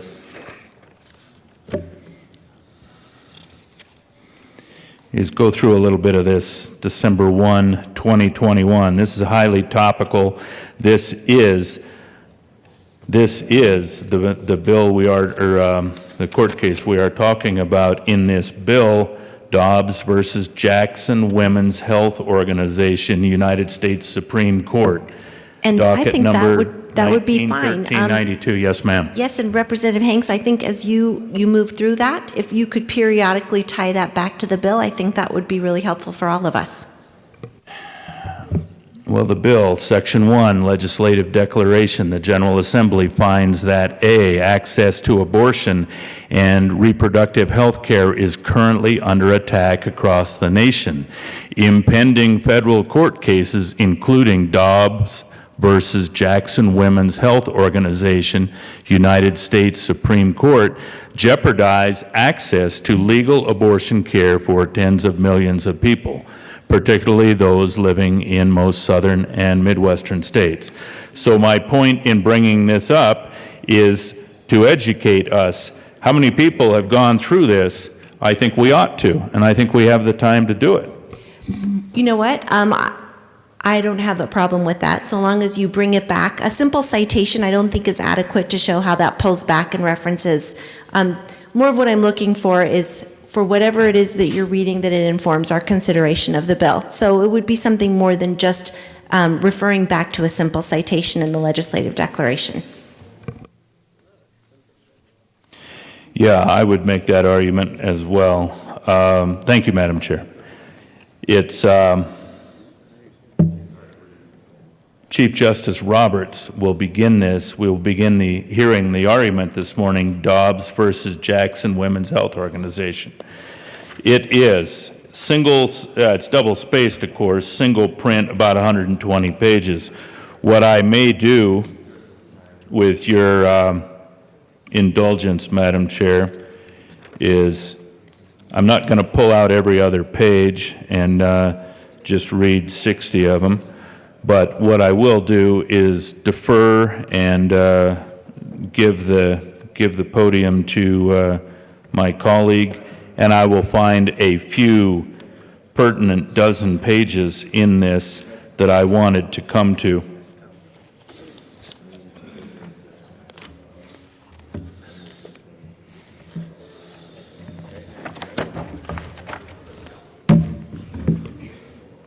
Is there further discussion on the bill? Representative Geithner. Thank you, Madam Chair. And members and Madam Chair, I think that what my colleague was attempting to do is, while I recognize that the bill certainly cites the case, the premise of the bill is based on the case. So you wouldn't have a bill had it not been for the case. So I think the attempt here, through the reading of sections or the entirety or whatever my colleague was prepared to do, is really an exercise of informing this body of what was explained in the beginning of this as the purpose for the bill. So I think the entirety of the case certainly is relevant. So I just wanted to highlight, I guess, and flag that piece for the chamber, because certainly I see the relevance in the Dobbs case, and whether that's just sections of it or its entirety, I think it's important that we recognize that. So I wanted to take that moment and offer that level of clarity, that my perspective as to why what we were hearing was absolutely relevant to the bill, which is 1279. So I'll step aside for the time being. I think that one of my other colleagues has some other comments, possibly even amendment, and have a quick little dialogue with some of my other colleagues. So I appreciate your attention, Madam Chair. Representative Van Winkle. Thank you, Madam Chair. All right, I didn't think he was that tall. And just kind of as an overview reference, the reason we are referencing Supreme Court documents and even reading them is because, one, they're referenced directly as a reason for the bill, both in the text of the legislation and by the bill sponsors as essentially the need for the bill, while we're arguing largely, even without Roe v. Wade, even if it were to get overturned, the state of Colorado laws wouldn't inherently change. But also, as part of the United States, of course, Colorado falls under the jurisdiction of the United States Supreme Court. So we read these Supreme Court decisions about dealing with the subject of abortion because they provide a broader legal context for the bill we are considering, of course. And with that, I do want to reference the actual Supreme Court, not the decision from the Roe v. Wade, which came out January 22nd, 1973, roughly 10 years before I was born. And I know that because that's the day of the March on Washington every year. But actually, previous to that, in October of 1972, were the oral arguments of the Supreme Court. And of course, it was the famous Burger Court that ruled in Roe v. Wade. But there's an interesting part when the lawyer for Jane Roe, as she's referred to here, Miss Sarah Weddington, is making her case. One of the justices who actually ruled in favor of Jane Roe interrupted her in the middle of her oral arguments in October of '72. She's going through, making her case, and the judge interrupts her and says, "Well, Miss Weddington, is it critical to your case that the fetus not be a person under the Due Process Clause?" Ms. Weddington responds, "It seems to me that it is critical, first, that we prove it is a fundamental interest on behalf of the woman that it is a constitutional right, and second," and she gets interrupted again by the judge. It just says, "Well, yes, but what about the fetus?" That's the question that we, on my side of the aisle, have largely been raising all night. What about the fetus? Is it a baby? Is it a human? But I continue with the judge who's interrupted her. She says, "Okay, a second, the state has no compelling state interest," and she kind of ignores the judge. The judge interrupts her a third time and says, "Yes, but I'm asking you, under the federal Constitution, is the fetus a person for the protection of due process?" Ms. Weddington says, "All of the cases, the prior history of the statutes, the common law history would indicate that it is not. The state has shown," and she gets interrupted a fourth time. The judge says, "Well, what about that? You would lose your case if the fetus was a person." She responds, "Well, then you would have a balancing of interest." So even the Supreme Court, even Roe v. Wade, even though technology was not there, which I do believe it is today, who ruled in favor of Roe, said, you would lose your case if the fetus was a person. I would argue it is a person. It does feel pain, and every baby deserves a birthday. Thank you, Madam Chair. Is there any further discussion? Representative Williams. Thank you, Madam Chair. So members, I did want to come up here and kind of bring it back to what I think the fundamental question is here. We've been debating this for several hours now, and as we're debating, you're certainly seeing the minority come through the bill and kind of go through our objections to it. But I don't want us to lose sight of, I think, the fundamental question here. This fundamental argument that we're engaged in is about the bodily autonomy of the mother over that of the right to the survival of the unborn child. I mean, that's ultimately what we're deciding here. Can a mother choose to terminate a pregnancy over the rights of that unborn child to live and be birthed and go on to live the life that they would have otherwise? And I think that's an important thing to always keep in mind as we look at this bill. And the question is, what's the right decision? What is justice? What is truth as it relates to this specific question?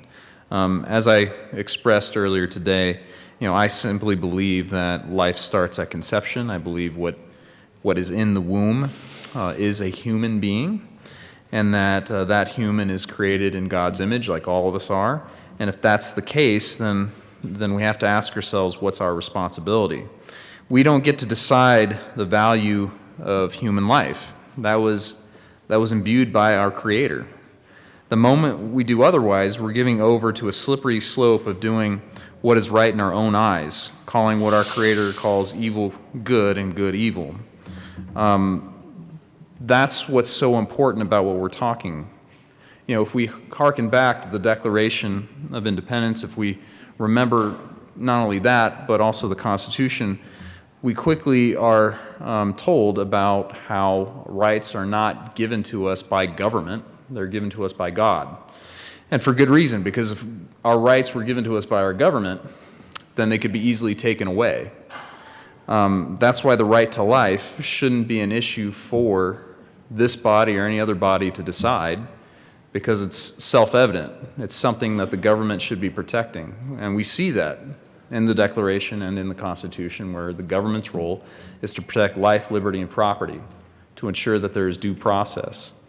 And as my colleagues have already discussed, as I believe Representative Holtorf and Representative Hanks and so many others were reading from amicus briefs related to specific Supreme Court cases, there are constitutional amendments that talk about the government's role, the federal government's role, as well as the state government's role to protect life. That is, I think, what we also, or that's what we need to focus on here. What is life? When does it start? And what ought we do in that situation? Representative Pico, in his earlier remarks, I think he said it very succinctly and very appropriately. This is not about health care. This is about terminating a pregnancy. The question is, why are we trying to allow for people to terminate a pregnancy? In other words, create an exception in what would otherwise be the taking of innocent life in state statute. These are human beings. This is a moral question. All we do in this building is decide questions of morality. So the question is it good? Is it justified to take the innocent life just because they're in the womb? The answer, I think, is pretty clear. It's no. And I think someone made mention, of this simple fact. I believe it was Representative Will. You'll have to forgive me. It's been several hours of debate at this point, but I believe Representative Will, made mention of the fact that, in this state, we repealed the death penalty, but in this instance, we are in essence allowing for a death penalty to occur with a baby in a womb. There's something wrong with that picture, ladies and gentlemen, and it's something that we should be grappling with, and ultimately I'd hope that we'd come to the conclusion that this is not justice, that we should let people live regardless of the location that they're at, right? Because ultimately, if they're outside the womb, then state statute would protect them. But in this instance, we're saying if they're in the womb, we're not going to protect them. My question is why? Why aren't we conferring the same rights for an unborn child when we would definitely, at least in theory, as stated in the statute books, be protecting those children that are outside the womb?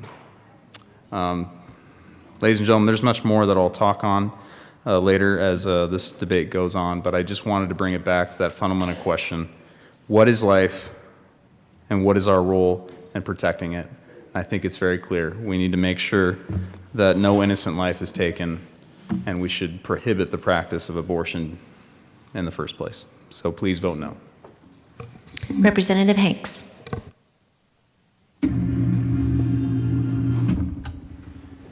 Thank you, Madam Chair.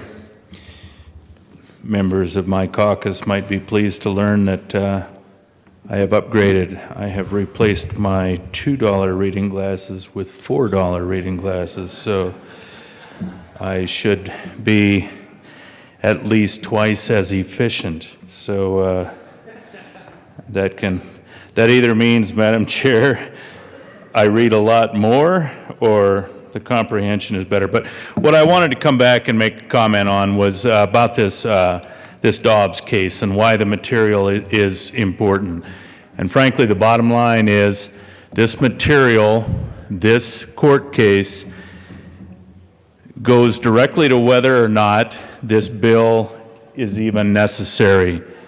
And indeed, from some consult with folks that were in the committee last, whatever day it was, several days back,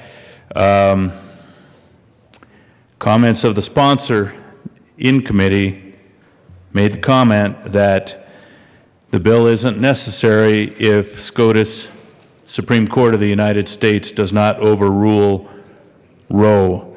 So the arguments that are in here ought to then help us decide whether or not this bill is even required. And I had another one I wanted to extract, and it is simply this. As one of the 50 states of the United States, Colorado falls under the jurisdiction of the United States Supreme Court. We all know this. And we read Supreme Court decisions about abortion because they provide the broader legal context for the bill that we are considering. And so with that in mind, this is actually interesting stuff. And I don't say that sarcastically or glibly, and I mean that. This is my serious face. So where was I?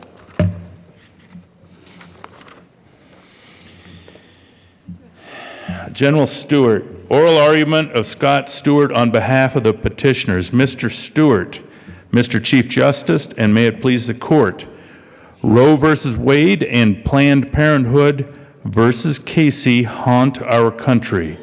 They have no basis in the Constitution. They have no home in our history or traditions. They've damaged the democratic process. They've poisoned the law. They've choked off compromise. For 50 years, they've kept this court at the center of a political battle that it can never resolve. And 50 years on, they stand alone.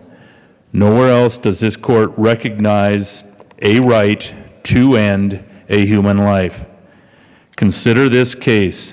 The Mississippi law here prohibits abortions after 15 weeks.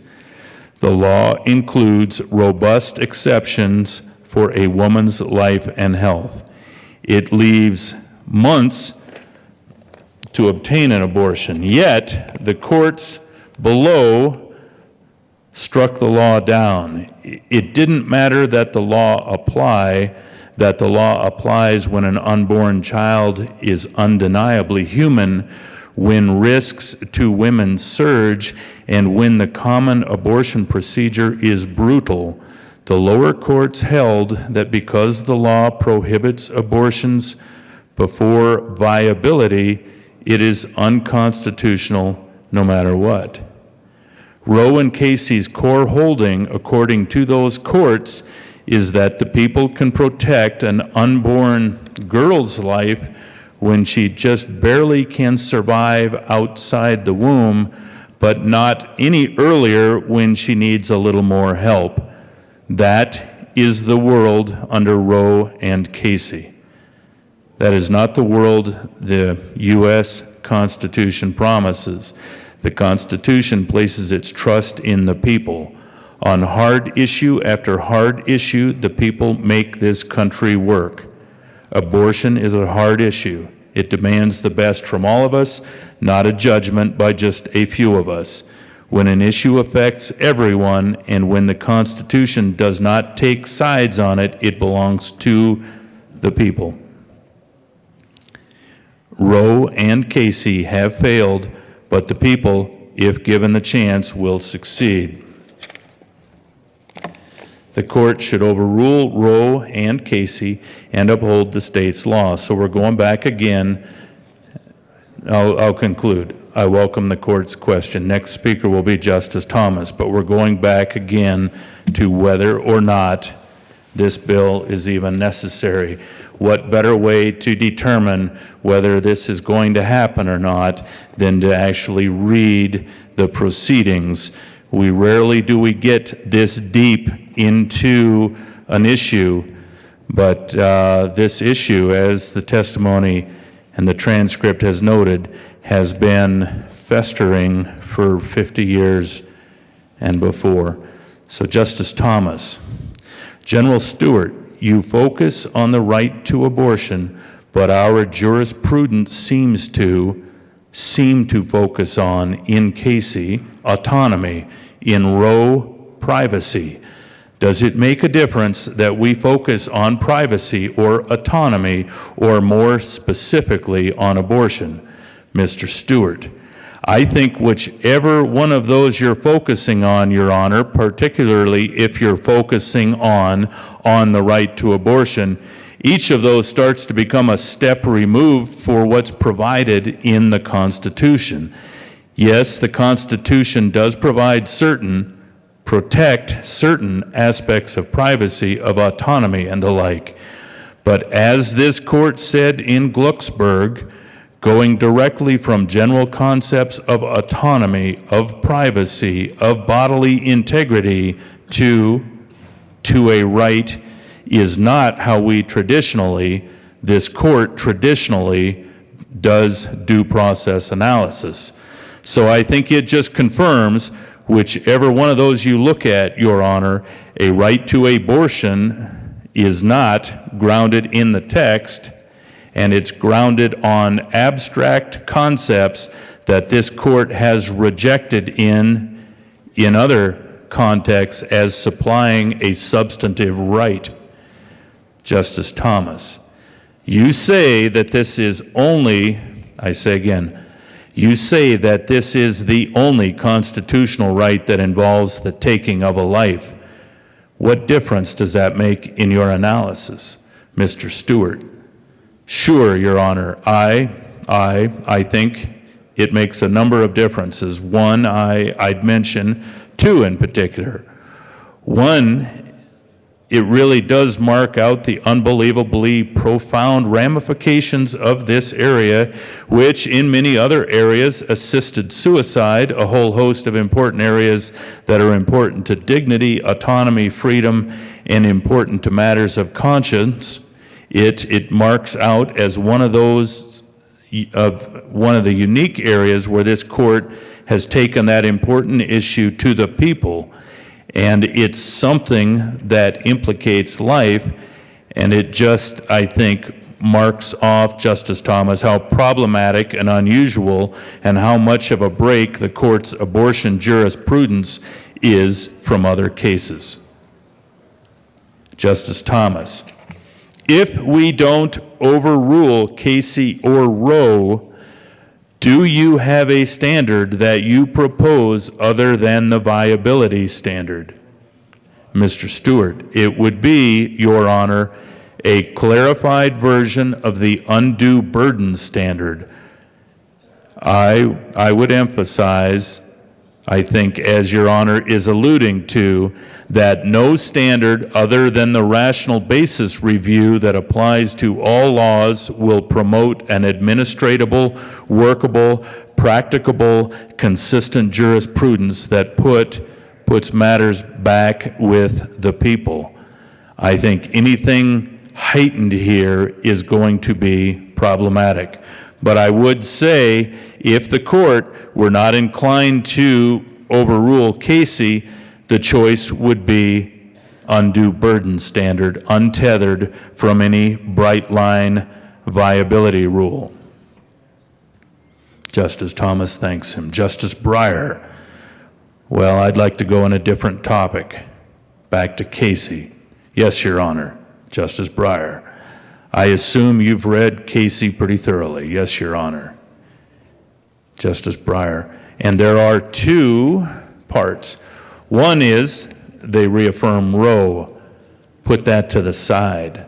The second is an opinion for the court, not for three people, but for the court. And that second part is about what stare decisis principles should be used to overrule a case like Roe. And they say Roe is special. What's special about it? They say it's rare. They call it a watershed. Why? Because the country is divided, because feelings run high. And this is still Breyer talking, by the way. And yet the country, for better or for worse, decided to resolve their differences by this court laying down a constitutional principle, in this case, women's choice. All right, that's what makes it rare. That's not what I'm asking about. I want your reaction to what they said follows from that. What the court says follows from that is that it should be more unwilling to overrule a prior case. That's important. Those are my comments. I'll say again, what the court said follows from that is that it should be more unwilling to overrule a prior case, far more unwilling we should be, whether that case is right or wrong, than the ordinary case. And why? Well, they have a lot of words there, but I'll give you about 10 or 20. There will be inevitable efforts to overturn it. Of course there will. Feelings run high, and it is particularly important to show what we do in overturning a case is grounded in principle and not social pressure, not political pressure. Only the most convincing justification can show that a later decision overruling, if that's what we do, was anything but a surrender to political pressures or new members.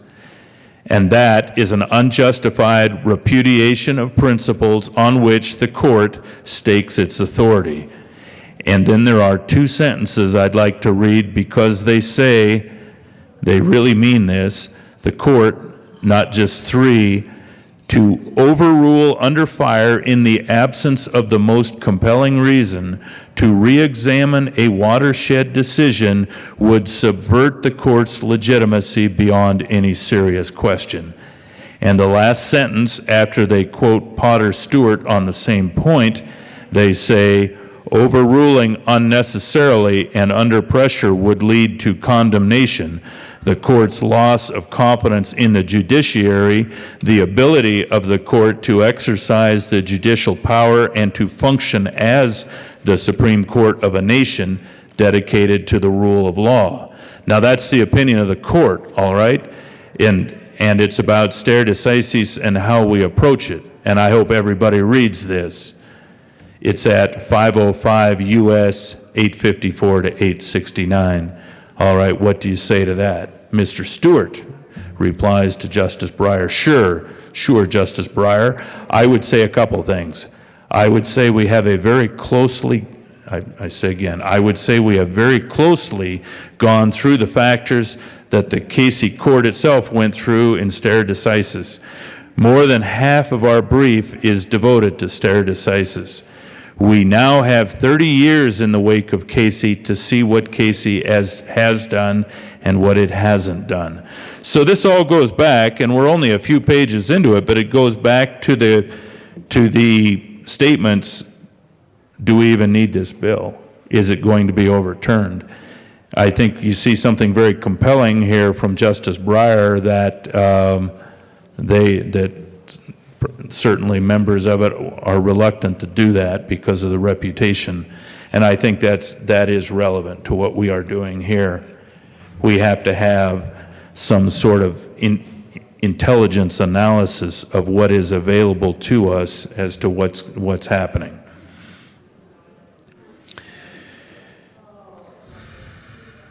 Justice Breyer continues, well, it's caused some bad things and in the eyes of some people and some good things in the eyes of some people. Mr. Stewart, what I'd emphasize, Your Honor, is that to the extent that I would not say it was the people that called this court to end the controversy.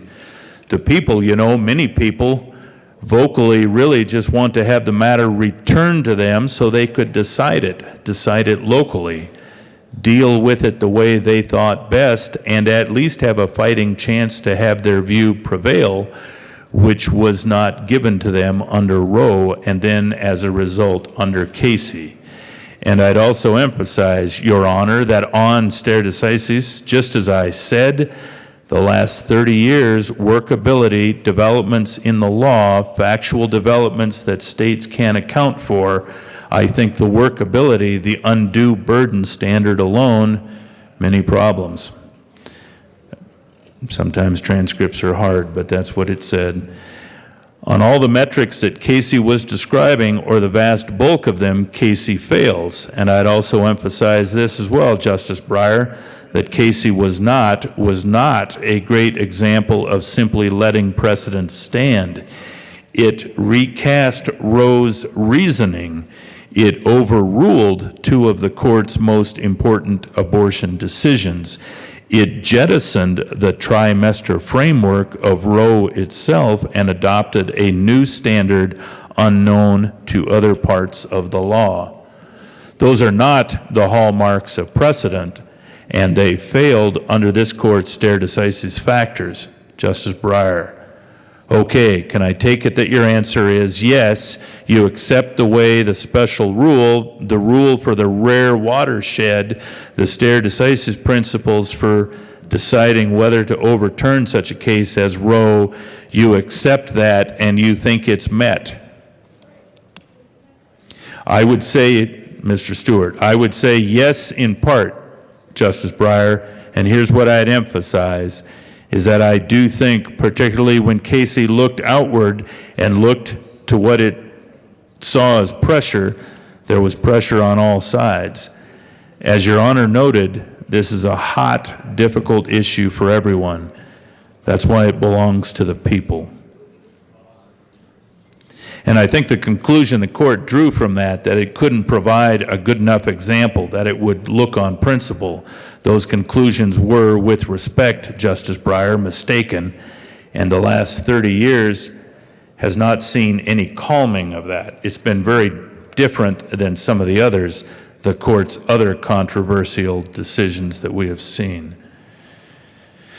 So there's more to do. We're about 10% into it, and I'm going to step back and I'm going to find several more elements that I think are germane, and we are darkening by the moment here. I guess we're well past sunset, but I do want to respect people's time with pertinent questions and answers of this Dobbs case.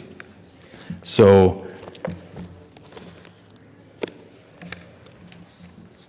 I would just say that what we are listening to and what we are discovering as we look at this bill, and it has been an interesting discussion to me at least, is that is Roe and Wade, are they really, Roe versus Wade, is that really going to be overturned? That's an important question we ought to pursue further.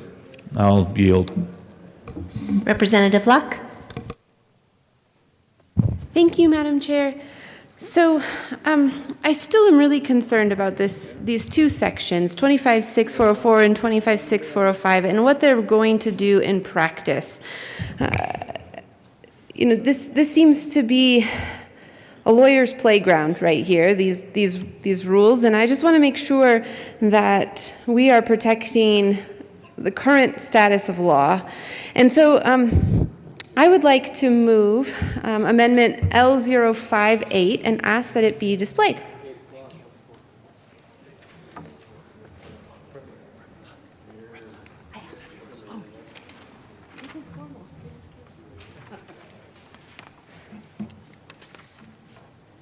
All right, Amendment L058 has been moved and is now properly displayed. Wonderful. Representative Thank you. Luck. Thank you so much, Madam Chair.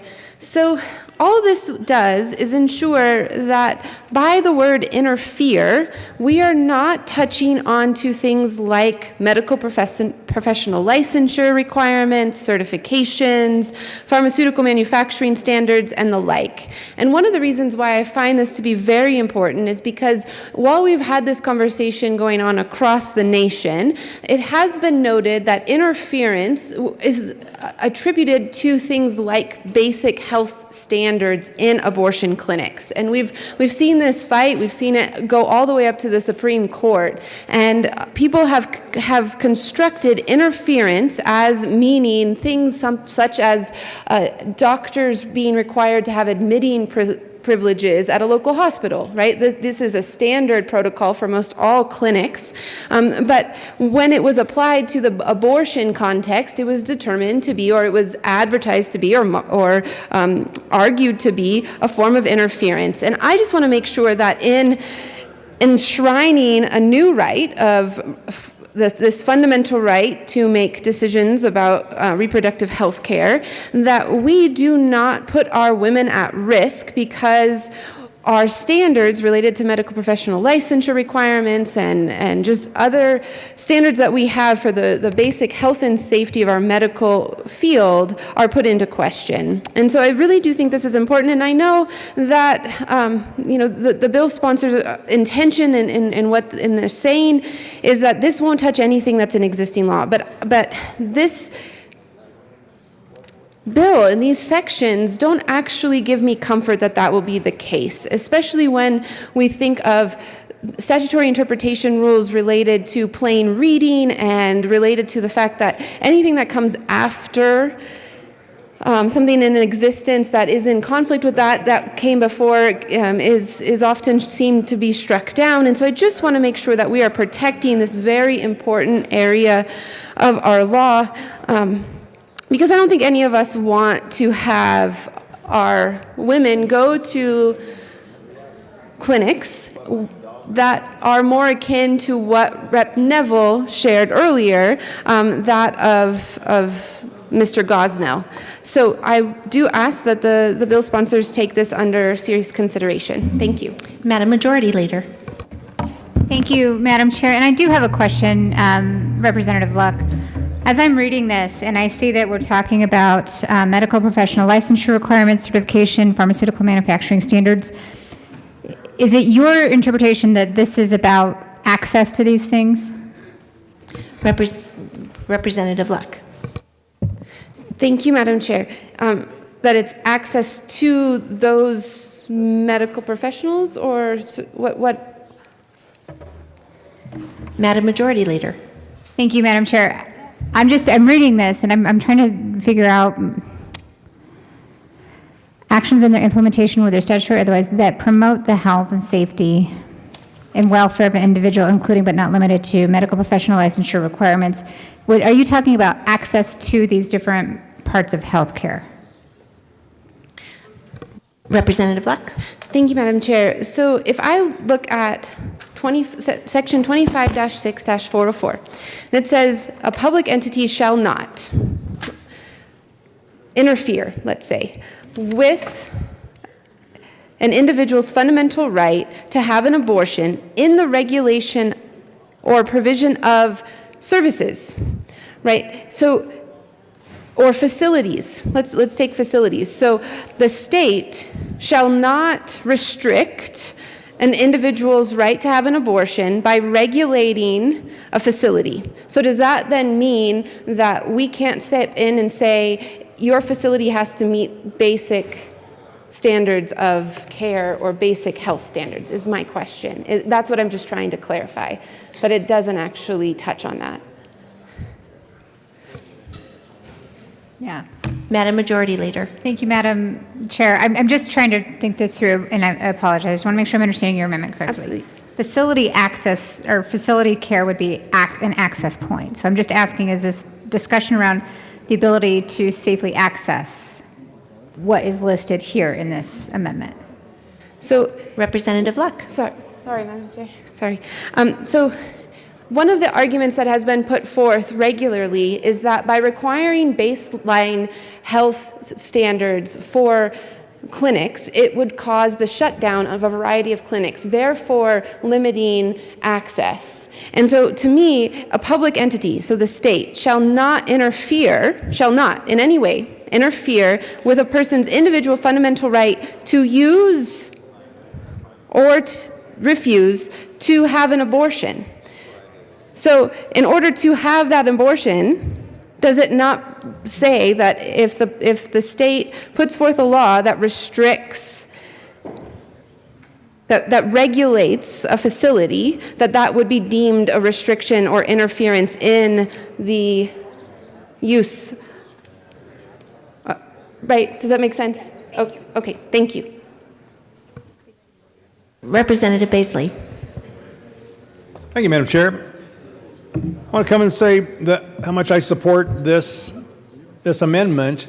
I think it's necessary because of the historic behavior of our own health agency and how they will tend to overreach and really lean on medical providers, healthcare providers, to do things that they would prefer them do in spite of the judgment locally of that healthcare provider. And I'll cite the example that CDPHE sending a letter to doctors telling them in Colorado that they don't want them to be prescribing therapeutics, saying, well, it's not something that you can't do, but remember, we hold your licenses. That literally happened. That came up in a bill last year where we were attempting to direct CDPHE to withdraw that letter. But the point being, they have that reputation, they have that tendency to behave that way, to force medical providers to do things that the medical provider would not do based on his or her own professional judgment. Therefore, an amendment like this is necessary so that we can direct our own agencies to not lean on healthcare providers to step across the line where they don't feel comfortable when it comes to abortion providing. So I strongly support this amendment. Representative Lontine. Thank you, Madam Chair. As I see this, it's talking about our ability to regulate those individuals, such as medical professionals who fall under DORA, or the facilities who fall under CDPHE. And the bill does not even go there into those regulatory schemes. And so for those reasons, I would ask for a no vote. Thank you. Representative Pico. Thank you, Madam Chair. I raise in support of this amendment. All it really asks for is the ability of the state to set those standards for medical care, both in the facility, prescribing medical care, and licensures. We have those requirements in many, many professions. Professional licensure standards, professional standards of conduct. That's all this bill asks for. We regulate healthcare facilities for their facilities. We regulate restaurants to deliver their stuff. We regulate all kinds of things and set for professional standards, for licensures, and the ability to practice. We even license barbers to cut your hair. Surely we could have something like this to ensure that those who provide medical care, those who are going to have clinics, meet some basic minimal standards. Ask for an item. Representative Luck. Thank you, Madam Chair. So again, my reading of this is that it covers everything, including CDPHE regulatory guidelines, right? The application section 25-6-405. This part 4, so all of it, applies to all state and local laws, ordinances, policies, procedures, regulatory guidelines, which would be CDPHE, and rules, practices, executive orders, and governmental actions and their implementation, whether statutory or otherwise. That's everything. And so again, like if the meaning is what it plainly says here, what the average guy is going to read, then I just believe that we should make sure that we carve out protection for those standard protocols that we all would say are necessary to ensure the health, safety, and welfare of our people. So again, I urge an aye vote or yes vote, whichever one, here on this amendment. Thank you. Is there any further discussion on Amendment L058? Seeing none, the question before us is the passage of Amendment L058. All those in favor say aye. Aye. All opposed, no. No. The noes have it. L058 is lost. To the bill. Oh, yes. Representative Neville. Thank you, Madam Chair. So members, it's sad to see that amendment fail, and this is my concern with the bill, absent the amendment and the broad applicability that we have within the application clause that applies it to all the state laws, regulations, local ordinances, et cetera, and the applicability. So I know a lot of people didn't like me bringing it up earlier, but I do need to read some from the report of the grand jury on the case of Kermit Gosnell.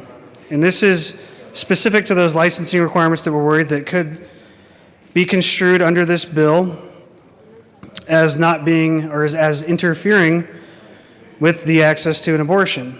And so, this is a long report, but I'm going to only read the portions that are applicable to the licensing and other zoning requirements that could be affected by this bill. So, Gosnell operated his clinic with complete disregard to Pennsylvania laws that regulate abortions, healthcare facilities, and the practice of medicine. I think the practice of medicine is very specific here with the what we talked about with the medical licensing and what was just mentioned earlier. Gosnell flagrantly violated virtually every regulation and law Pennsylvania has relating to the operation of abortion facilities. He did not comply with the basic standards of his profession, nor did he follow state regulations pertaining to the healthcare facilities generally. Gosnell violated Pennsylvania's Abortion Control Act in many ways. He failed to counsel patients, despite a requirement to provide counseling at least 24 hours before abortions. He performed abortions on minors without parents' consent or court order. We talked about the notification requirement earlier, too. He failed to take steps to ascertain accurate gestational ages, and he intentionally falsified gestational ages. He did not report to the State Department of Health any of the second and third trimesters that he had performed, nor did he comply with the Act's requirement to send tissue from late-term abortions to a pathologist to verify that fetuses were not viable or born alive.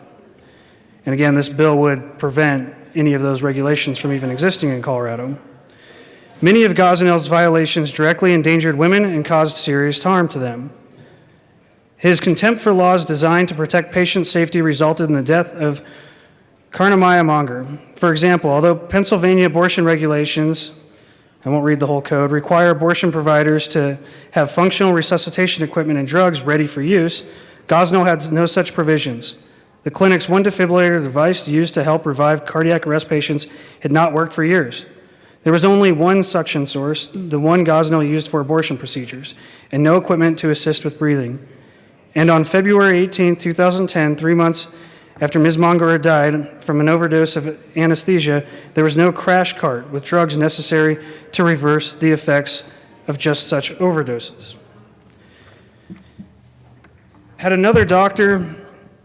Another of the doctor's practices that defies explanation was his habit of cutting the feet off aborted fetuses and saving them in specimen jars in the clinic. Karima Cross showed the grand jury photographs she had taken in 2008 of a closet where Gosnell stored jars containing severed feet. During the February 2010 raid, investigators were shocked to see a row of jars in the clinic shelf containing fetal parts. Ashley Baldwin testified that she saw about 30 such jars. None of the medical experts who testified before the grand jury had ever heard such a disturbing practice, nor could they come up with an explanation for it. And just again, back to the bill, such broad language would prevent a lot of these regulations and normal medical standards from being implemented. The medical expert on abortion testified that cutting off the feet is bizarre and off the wall. The experts uniformly rejected out of hand Gosnell's supposed explanation that he was preserving the feet for DNA purposes should paternity ever become an issue. A small tissue would suffice to collect DNA. None of the staff knew of any instance which fetal feet were ever used for this purpose.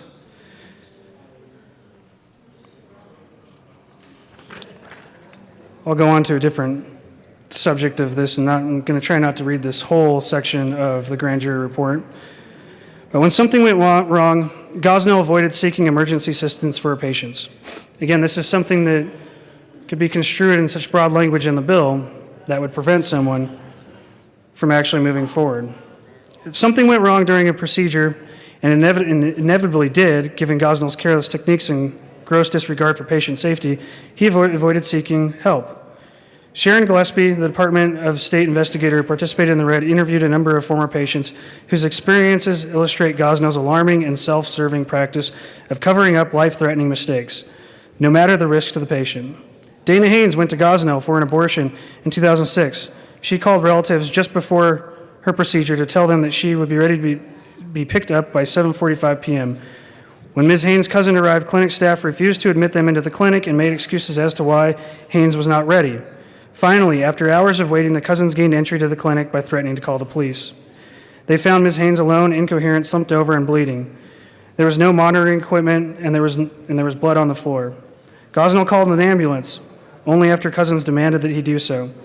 Karima Cross testified that after having problems performing Ms. Haynes' abortion and extracting only portions of her fetus, Gosnell had placed her in a recovery room while he performed abortions on other patients. Rather than call an ambulance, which this bill would prevent things like having doctors on call that have admitting privileges to an ambulatory clinic, Gosnell kept Ms. Haynes waiting for hours after the unsuccessful procedure because he wanted to try to fix it himself. By the time Ms. Haynes' cousins rescued her from recovery room, Gosnell had tried at least twice, unsuccessfully, to complete the abortion. Ms. Haynes was transported to the hospital of the University of Pennsylvania. There, doctors discovered that Gosnell had left most of the fetus inside her uterus and had perforated her cervix and bowel. Ms. Haynes required surgery to remove the 5 inches of the bowel, needed a large blood transfusion, and remained hospitalized for 5 days. Similarly, Gosnell should have sent another patient, Marie Smith, to the hospital when he was unable to remove the entire fetus during her abortion in November 1999. But again, he just kept the patient waiting, sedated, and bleeding in the recovery room, while he proceeded with other patients. Again, it was an insistent relative, Marie's mother, who found her. In Marie's case, Gosnell did not tell her that he had left the parts of the fetus inside her uterus. Instead, Gosnell allowed Marie Smith to go home. When her mother called days later to report condition had worsened, he assured her that Marie would be fine. Fortunately, the mother ignored Gosnell's assurances and took her daughter to the emergency room. When they arrived at Presbyterian Hospital, Marie was unconscious. Doctors found that Gosnell had left fetal parts inside her and that she had severe infection. They told her she was lucky to be alive.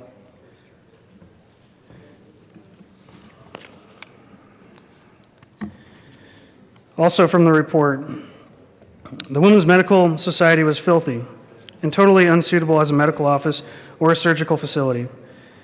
The grand jury toured the facility at the address. It is unbelievable to us that the Pennsylvania Department of Health approved of this building as an abortion facility. Again, to the bill specifically, if this law applies to all state laws, rules, regulations, it could be interfering with access to abortion, and this is why I think it would prevent some of these instances in the Gosnell case that I'm referring to now. We're stunned to learn that between 1978 and 1993, the department sporadically inspected and approved the clinic, and then never inspected it again until February 2010, when the health department employees entered the facility at the request of law enforcement officials who were investigating the allegations of the illegal sale of drugs and prescriptions. The physical layout of the clinic, a confusing maze of narrow hallways and multiple twisting stairways, should have been an obvious bar to its use for surgical procedures. And this goes even in the bill that prevents local ordinances that could have zoning rules that would prevent access, and these things could actually happen. The 3-story structure created by 2 joining buildings had no elevator. Access from the procedure rooms to the outside by wheelchair and stretcher was impossible, as was evident the night Ms. Monger died. According to former staff members, the facility had been substantially cleaned up by the time the grand jury visited. Between late February 2010, when the practice was closed, and to the clinic in August, significant efforts had been made to make the facility look and smell cleaner. Despite such efforts, it remained wretched, filthy space. The walls appeared to be urine splattered. The procedure tables were old and ripped plastic covered. Suction tubing, which is used for abortions and doubled as the only available suction source for resuscitation, was corroded. Dirty fish tanks stood in the waiting room, filled with turtles and fish. The dirty floor basement was stuffed with patient files, plants, junk, and boxes of undisposed medical waste. The entire facility smelled foul. These were the conditions after the facility had been shut down and cleaned. Former employees, including Latosha Lewis and Karima Cross, testified that abhorrent conditions when the clinic was operating. They described the odor that struck one immediately upon entering, a mix of smells emanating from the cloudy fish tank, where turtles were fed crushed clams and baby formula, and from boxes of medical waste that sat around for weeks at a time, leaking blood whenever Gosnell failed to pay the bill to the disposal company. They described blood-splattered floors and blood-stained chairs in which patients waited for and they recovered from abortions. Karima Cross testified about the procedure rooms. The rooms were dirty, blood everywhere, dust everywhere, nothing was clean. The bathrooms, according to Lewis, were cleaned just once a week, despite the fact that patients were vomiting in the sinks and delivering babies in the toilets. Medical waste and fetal remains were supposed to be picked up weekly by a licensed disposal provider. Again, absent the amendment we just tried to run, it is very possible that this bill could eliminate licensing requirements. Gosnell, however, did not pay his bills in a timely manner, and the disposal provider would not pick up, sometimes for months. In the interim, as the search team discovered during the February 18th raid, freezers at the clinic were full of discarded fetuses and medical waste was piled up in the basement. Sometimes, according to Tina Baldwin, fetal remains were left out overnight. You knew about it the next day when you opened the door, because you could smell it as soon as you opened the door. According to a plan that Gosnell filed with the Philadelphia Health Department in 2004, waste was to be stored in the basement for once a week pickup by waste disposal, but he didn't follow the plan. He failed to pay his bills. Weeks went by without pickup, and containers in the basement were leaked. Again, going back to the regulations in the bill, and the ability not to have regulations, as over fear it might have reduced access and would create government interference, Gosnell used and reused unsanitary instruments to perform abortions. The instruments that were inserted into women's bodies were also unsanitary, according to workers. Karima Cross showed the grand jury a photograph she had taken, showing how the instruments were purportedly sterilized. The photo shows a pan on the floor. In it are doctor's tools supposedly soaking in sterilization fluid. But the photo shows that the instruments cannot get clean because they do not fit in the pan and are not submerged.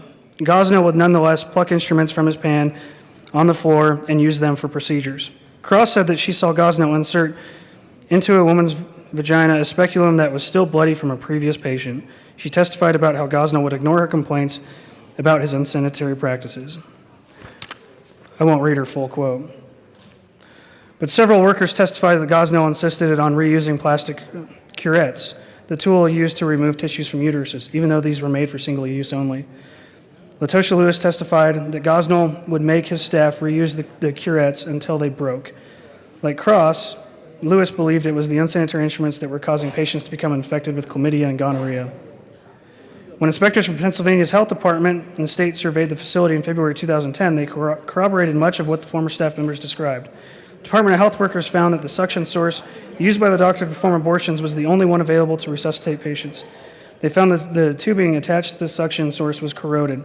They also described the suction source's vacuum meter as covered with a brown substance, making the numbers on the meter barely readable. An oxygen mask and its tubing were covered in a thick gray layer of substance that appeared to be dust. The inspector from the Department of State reported, "The clinic conditions are deplorable and unsanitary. There was blood on the floor and parts of aborted fetuses were displayed in jars." We mentioned earlier about the amendment that was mentioned earlier about the possibility of this bill affecting the licensing requirements that we currently have in the state because of the broad application clause in here also affects licensing. Gosnell had unlicensed and unsupervised staff routinely administer potent and dangerous drugs when he was not present at the clinic. As bad as the physical condition of the facility was, the practice that Gosnell conducted inside of it was even worse. It was not a mistake or an exceptional circumstance that forced Linda Williams and Sherry West to sedate Ms. Monger when Gosnell was absent from his clinic. According to staff members, that was routine procedure. In fact, Gosnell, the clinic's only licensed medical provider, rarely arrived at all before 8 p.m. Abortion patients, on the other hand, began arriving as early as noon. It was Gosnell's intention and instructions that his untrained and unlicensed staff administer drugs, both to initiate labor and to sedate patients before he arrived. Patients, meanwhile, did not receive individual medical consideration. Drugs were administered without regard to patient's weight, medical condition, potential risk factors, or any other relevant factors that physicians need to weigh in determining appropriate medication. Gosnell ordered his untrained and inexperienced staff to administer drugs to patients even when they protested, as 16-year-old Ashlyn Baldwin did, that they were not qualified. Gosnell told Ashley and other employees that if they were not willing to administer medication or anesthetize patients, procedures that Pennsylvania law requires a medical license to perform, they could not work at the clinic. As Karima Cross explained, Gosnell told her when she was first hired that it was her job to medicate the patients when they were in pain. But after assigning this as one of her job responsibilities, he did not oversee what she did on individual patients. Indeed, he could oversee his workers as they anesthetized patients because he was usually not at the clinic when they did so. His practice was to leave it to an untrained worker to decide when to medicate and remedicate the patients. He also left the precise medication mixture to the judgment of his unlicensed, untrained staff. Gosnell disliked it when the workers disturbed him by calling for medication advice. Ashley told us that he complained that they were rushing him, according to Lewis. "You had to rely on your own. If you felt like they were in pain and you wanted to administer medication, you would just administer the medication yourself. Williams was known to other staff members to improvise her own drug cocktails. She would give a patient what she thought she needed, according to Ashley. She used what she wanted. West would do the same. Other staff members repeatedly reported this dangerous practice to Gosnell, yet he continued to give Williams responsibility. Williams is again unlicensed, or worry about this bill, and the possibility it will create, for drugging his second trimester patients. Cross warned Gosnell in 2008 that Williams gave too much medication, but Gosnell didn't care what she did. Cross would tell Williams that she was giving too much medication. Williams would respond, "Well, that is what Dr. Gosnell told me to give." Gosnell's practice of having unqualified personnel administer their anesthesia began years before the death of Mrs. Monger. We heard a former employee, Marcella Stanley Chung, who told us that her training for anesthesia consisted of a 15-minute description by Gosnell and reading a chart he had posted in a cabinet. She was so uncomfortable medicating patients, she said that she didn't sleep at night. She knew that if she made even a small error, I can kill this lady, and I'm not jail material. One night in 2002, when she found herself alone with 15 patients, she refused Gosnell's directives to medicate them. She made an excuse, went to her car, and drove away to never return. Chung immediately filed a complaint to the Department of State, but the Department of State never reacted. So again, under this bill, we could not have regulations where we could even have the health departments respond. She later told Sherilyn Gillespie, a Department of State investigator who participated in the February raid, that she works at 7 different abortion clinics and she has never experienced an illegally run, unsanitary, unethical facility such as the Women's Medical Society operated by Dr. Gosnell. She has never reported any other provider facility to state authorities. Gosnell knew that using unlicensed and uncertified staff was wrong. He knew that it was wrong, it was against their laws, but what will this bill do, given the large ambiguity of the applicability clause? He had testified in a criminal trial of a man charged with illegally practicing medicine by assisting Gosnell with abortion procedures in 1972. In 1996, he was censured and fined in 2 states, Pennsylvania and New York, for employing unlicensed personnel in violation of laws regulating the practice of medicine. As far back as 1989 and again in 1993, the Pennsylvania Department of Health cited him for not having any nurses in the recovery room. Gosnell ignored warnings and the law. He just paid his fines and knowingly continued the dangerous practice of employing unqualified personnel to administer dangerous drugs. It was his modus operandi. Patients were allowed to choose any level of sedation so long as they paid for it. Gosnell did not actually prescribe any amount of medicine, if any, to be used in a particular patient. Instead, he had his staff offer patients a list of medications that he bought a la carte in differing quantities for first trimester abortions. This practice demonstrates that he was not really practicing medicine, he was running a money-making racket, cutting corners and endangering patients to maximize his profits. Second trimester patients received the highest level of sedation, usually after being administered multiple lesser doses as part of their package price. The age, size, health, and other characteristics of the individual patients were immaterial to the dosage. Often, clinic staff would begin administering medicine chosen by the patient before the doctor ever saw the patient. It was routine for the unlicensed workers to heavily sedate second trimester patients hours before the doctor arrived at the clinic. Even when Gosnell was at the clinic, he did not give written or oral orders for medication. Rather, the unlicensed workers determined the mix of drugs they would administer by referring to, although not always following, a chart that was posted in the recovery room. The chart, a cheat sheet of the clinic's sedation cocktails, was a handwritten by a high school student, Ashley Baldwin, who worked every night except Sunday at the clinic, performing a variety of medical procedures for which she had no training. Ashley color-coded the chart, described the various levels of sedation that Gosnell provided, and the mix of drugs that comprised them as follows. Local, 10 milligrams,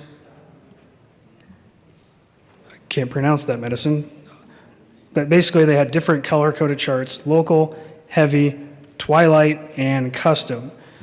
The heavy, twilight, and custom also include some pretty deep drugs like diazepam. Latosha Lewis described how she and other unlicensed staff members presented the choice of medication to the clinics. You can pick which anesthesia you want to receive, whether you want to be up, half asleep, if you want to be knocked out, and it's additional to your purchase, but local anesthesia is included in the smaller cases, and custom anesthesia, which is the highest, to be put to sleep in the bigger cases. Again, you get the picture on the sedation and how that worked. But it was clearly something that I'm worried about if we have in this bill that could happen.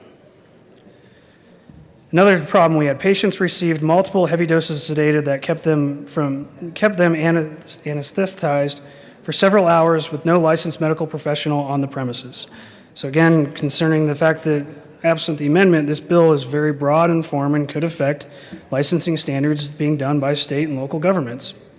In addition to revealing the mercenary rather than the medical nature of Gosnell's practice, the anesthesia form confirms that Latosha Lewis and Karima Cross told the grand jury the custom medication administered to second trimester patients was not just a single dose that was administered to keep the patients asleep through a surgical procedure of limited duration. Rather, the medication was first inserted prior to the procedure, and sedation was repeatedly administered until the procedure was completed. Cross testified that she and other workers would administer the custom dose of medication just before the doctor performed the procedure, but all day long the staff administering the powerful twilight levels of sedation. And there's a lot of questioning of these people that I'm not going to go through. But Cross stated that she would check on patients every hour and give more medication if they were cramping. Latosha Lewis described the same standard procedures as Cross. She testified that second trimester patients would arrive at the clinic in the early afternoon.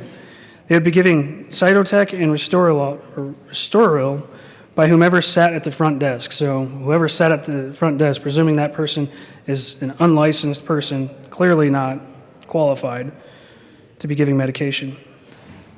Cytotec was given to induce labor by softening the cervix and causing the uterus to contract. Restoril, Lewis explained, was to calm the women's nerves. Women were then placed in the recovery room, where any of the several unlicensed workers placed on an IV access in the women's hands. For the next several hours, sometimes as many as 8 or 9 women sat, medicated and in labor until either the doctor or their baby arrived, Lewis testified. Gosnell, she testified, was at home while his patients went into labor and his workers repeatedly medicated them at will. The goal, according to the clinic's worker, was to try to keep the patients asleep. According to Lewis, the workers would not document what she referred to as the mini doses or the in-betweens that the workers gave continuous to achieve their goal, a room full of comatose women. Gosnell used medication and slaps to silence loud and complaining patients. Tina Baldwin testified that while the size and weight of patients were immaterial to doses, one factor that did influence the staff's use of medication was the temperament of the patient. Baldwin said that she would call Gosnell at home when she had a question about medicating a patient. He would ask you what her temperament was, Why did it matter what her temperament was? I don't know. He would just ask you what it was, what she was doing. For instance, if someone was carrying on, really crying out in pain, oh yeah, you would knock them out completely. Why? Because he wouldn't want you. He didn't want to hear that at all. He just didn't want to hear that at all. He didn't want that in his office. He didn't like confrontation. He didn't like nobody calling the police or anything. He didn't like none of that stuff going on. I won't read the full interview there. If Gosnell was present in the clinic, the drugs might be the backup plan for subduing unruly patients. Tina Baldwin testified that she saw Gosnell slap a woman on the thigh when she got a little bit rowdy. Baldwin explained that when that did not quiet her, he used drugs. He slapped her and that didn't work. Then he would medicate her and put her under. According to Baldwin, some women returned to complain and ask why they had slapped and left marks on their thighs. Even when Gosnell was in the building, he did not oversee the administration of anesthesia when the patient was white, or except when the patient was white. Tina Baldwin told the grand jury that the untrained medical assistants without supervision by Gosnell routinely administered even the final dose of sedation just before the procedure, unless the patient was white, she testified. I won't read the full testimony. But Tina Baldwin also testified that white patients often did not have to wait in the same dirty rooms as black and Asian clients. Instead, Gosnell would escort them up the back steps to the only clean office, Dr. O'Neill's, and he would turn on the TV for them. Mrs. Monger, she said, would have been treated no different from the rest of the Africans and Asians. Gosnell employed a high school student to medicate and monitor abortion patients until other staff arrived at the clinic to perform abortions.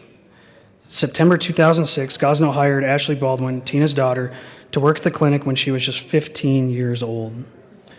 She was a sophomore in high school. She came to the clinic each day in the early afternoon. In the beginning, her job was to answer phones and do paperwork. But before the end of her sophomore year, Gosnell assigned her to attend abortion patients in recovery rooms. For about a year, she was working in the back and with other unlicensed workers who knew Gosnell's customs and practices. Karima Cross, Latosha Lewis, Adrian Moten, and Steve Massoff assisted Gosnell with the abortion procedures and were usually at the clinic during the afternoon and evening before the doctor arrived. But as those employees left or cut back their hours, Ashley became responsible for more and more activities involving patients. In addition to attending to the patients in the recovery room, the now high school junior began to assist Gosnell on the smaller of the two procedures, one of the staff referred to as O'Keefe. Gosnell showed Ashley how to operate the ultrasound machine. And Representative Neville, this might be a nice time to tie it back to the bill. Absolutely, because again, Madam Chair, we are talking about this abortion clinic hiring an unlicensed person to do what should have been done by licensed and trained medical personnel.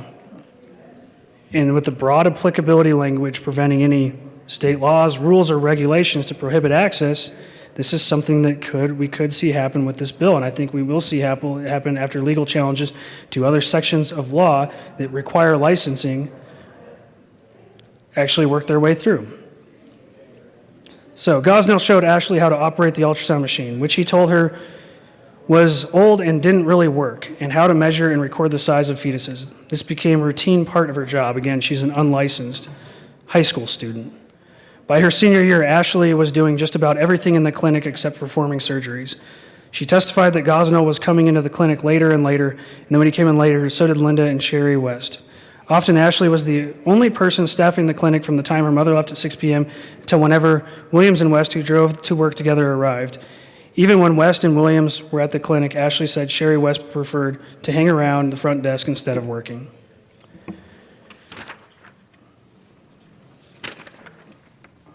I won't read the entire story of the high school student, but I do think that you get the point, absent the amendment that we just had to make it crystal clear that we can still have licensing standards, that we have a big concern that unlicensed people could be doing jobs that are meant for licensed medical workers. The workers Gosnell hired were incompetent, uncaring, and administering anesthesia to his patients while he was not on the premises. I think you get the point of that one too. But here's the last bullet point I'll read for now. When something went wrong, Gosnell avoided seeking emergency assistance for patients. If something went wrong during a procedure, and inevitably did, given Gosnell's careless techniques and gross disregard for patient safety, he avoided seeking help. Sherilyn Gillespie, the Department of State investigator who participated in the raid, interviewed a number of former patients whose experiences illustrate Gosnell's alarming and self-serving practice of covering up life-threatening mistakes, no matter the risk to the patient. Dana Haynes went to Gosnell for an abortion in 2006. She called relatives just before her procedure to tell them that she should be ready to be picked up by 7:45 p.m. When Ms. Haynes' cousin arrived, clinic staff refused to admit them to the clinic and made excuses as to why Haynes was not ready. Finally, after hours of waiting, the cousins gained entry to the clinic by threatening to call the police. They found Ms. Haynes alone, incoherent, slumped over, and bleeding. There was no monitoring equipment, and there was blood on the floor. Gosnell called an ambulance only after the cousins demanded that he do so. Karima Cross testified that after having problems performing Ms. Haynes' abortion and extracting only portions of her fetus, Gosnell had placed her in the recovery room while he performed abortions on other patients. Rather than call an ambulance, Gosnell kept Ms. Haynes waiting for hours. After the unsuccessful procedure, because he wanted to try to fix it himself. By the time Ms. Haynes' cousins rescued her from the recovery room, Gosnell had tried at least twice unsuccessfully to complete the abortion. Ms. Haynes was transported to the hospital of the University of Pennsylvania. There, doctors discovered that Gosnell had left most of the fetus inside her uterus. You get the point.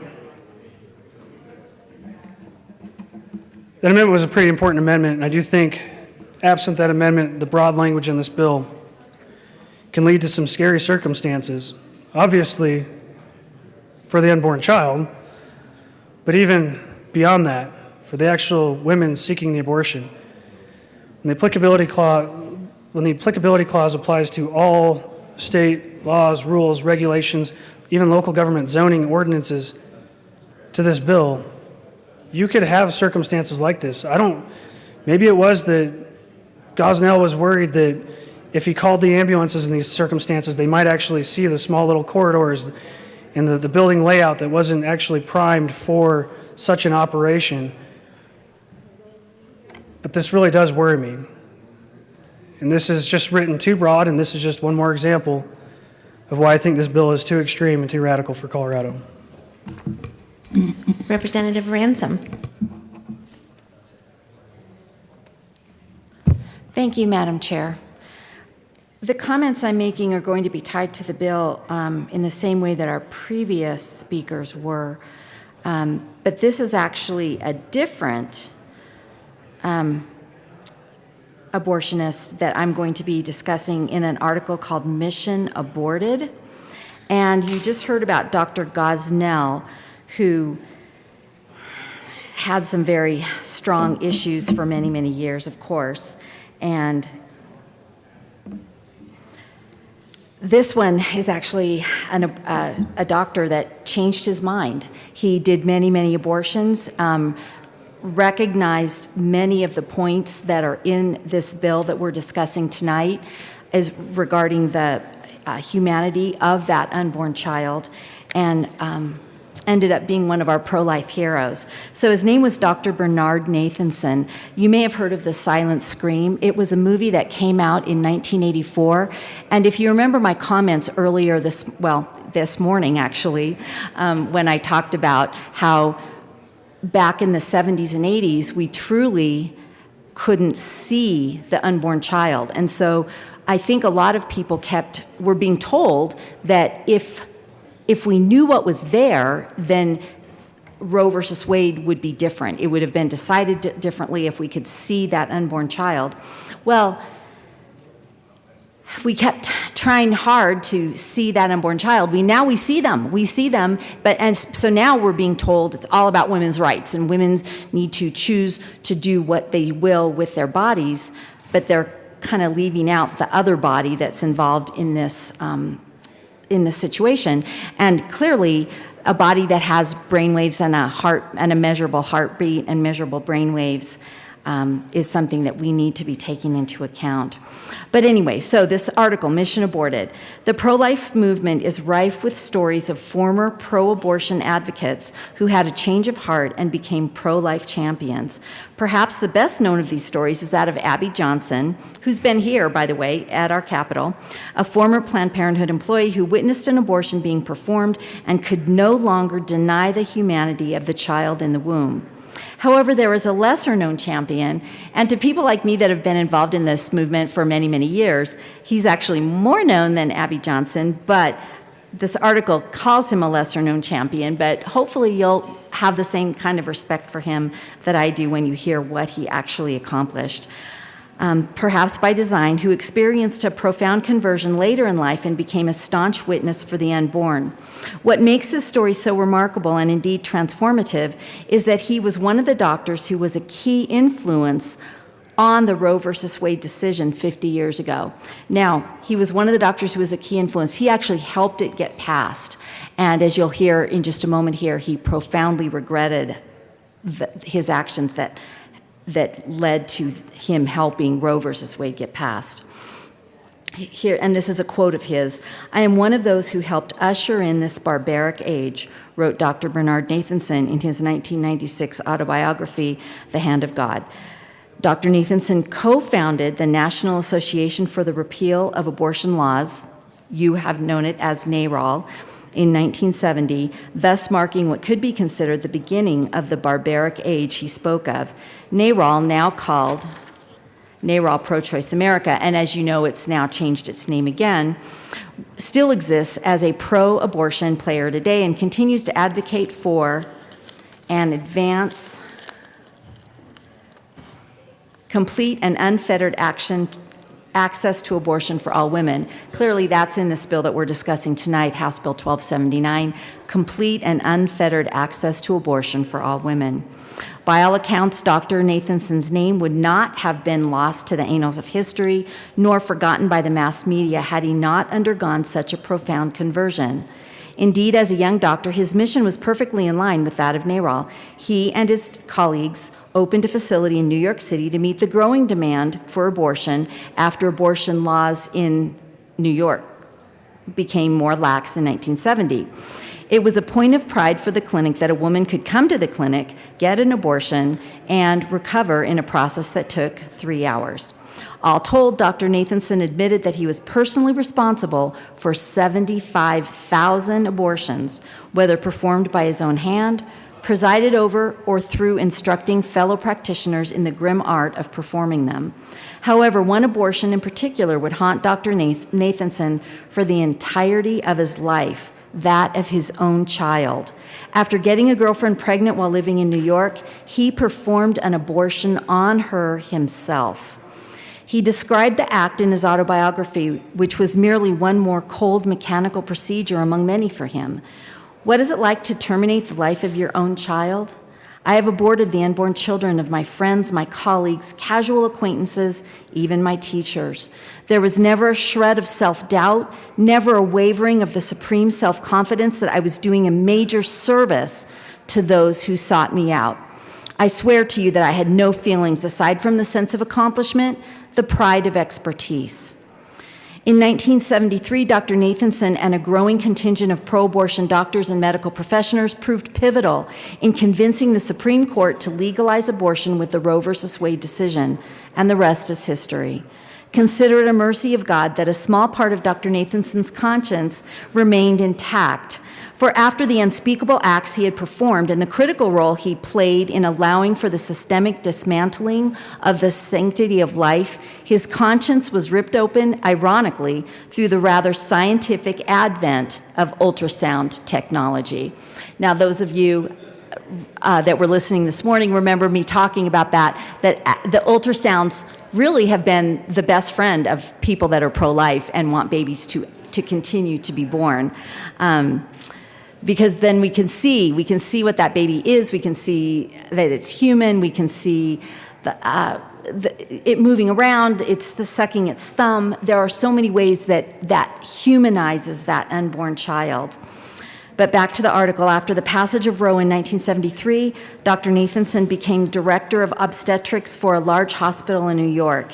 It was there that he witnessed what many sadly still choose to willfully deny today, the unmistakable form of a child on the ultrasound screen and the scientific mechanics of life that come with it, including the indelible image of an innocent person shrinking away from the cold steel tools that are intended to destroy that most precious life.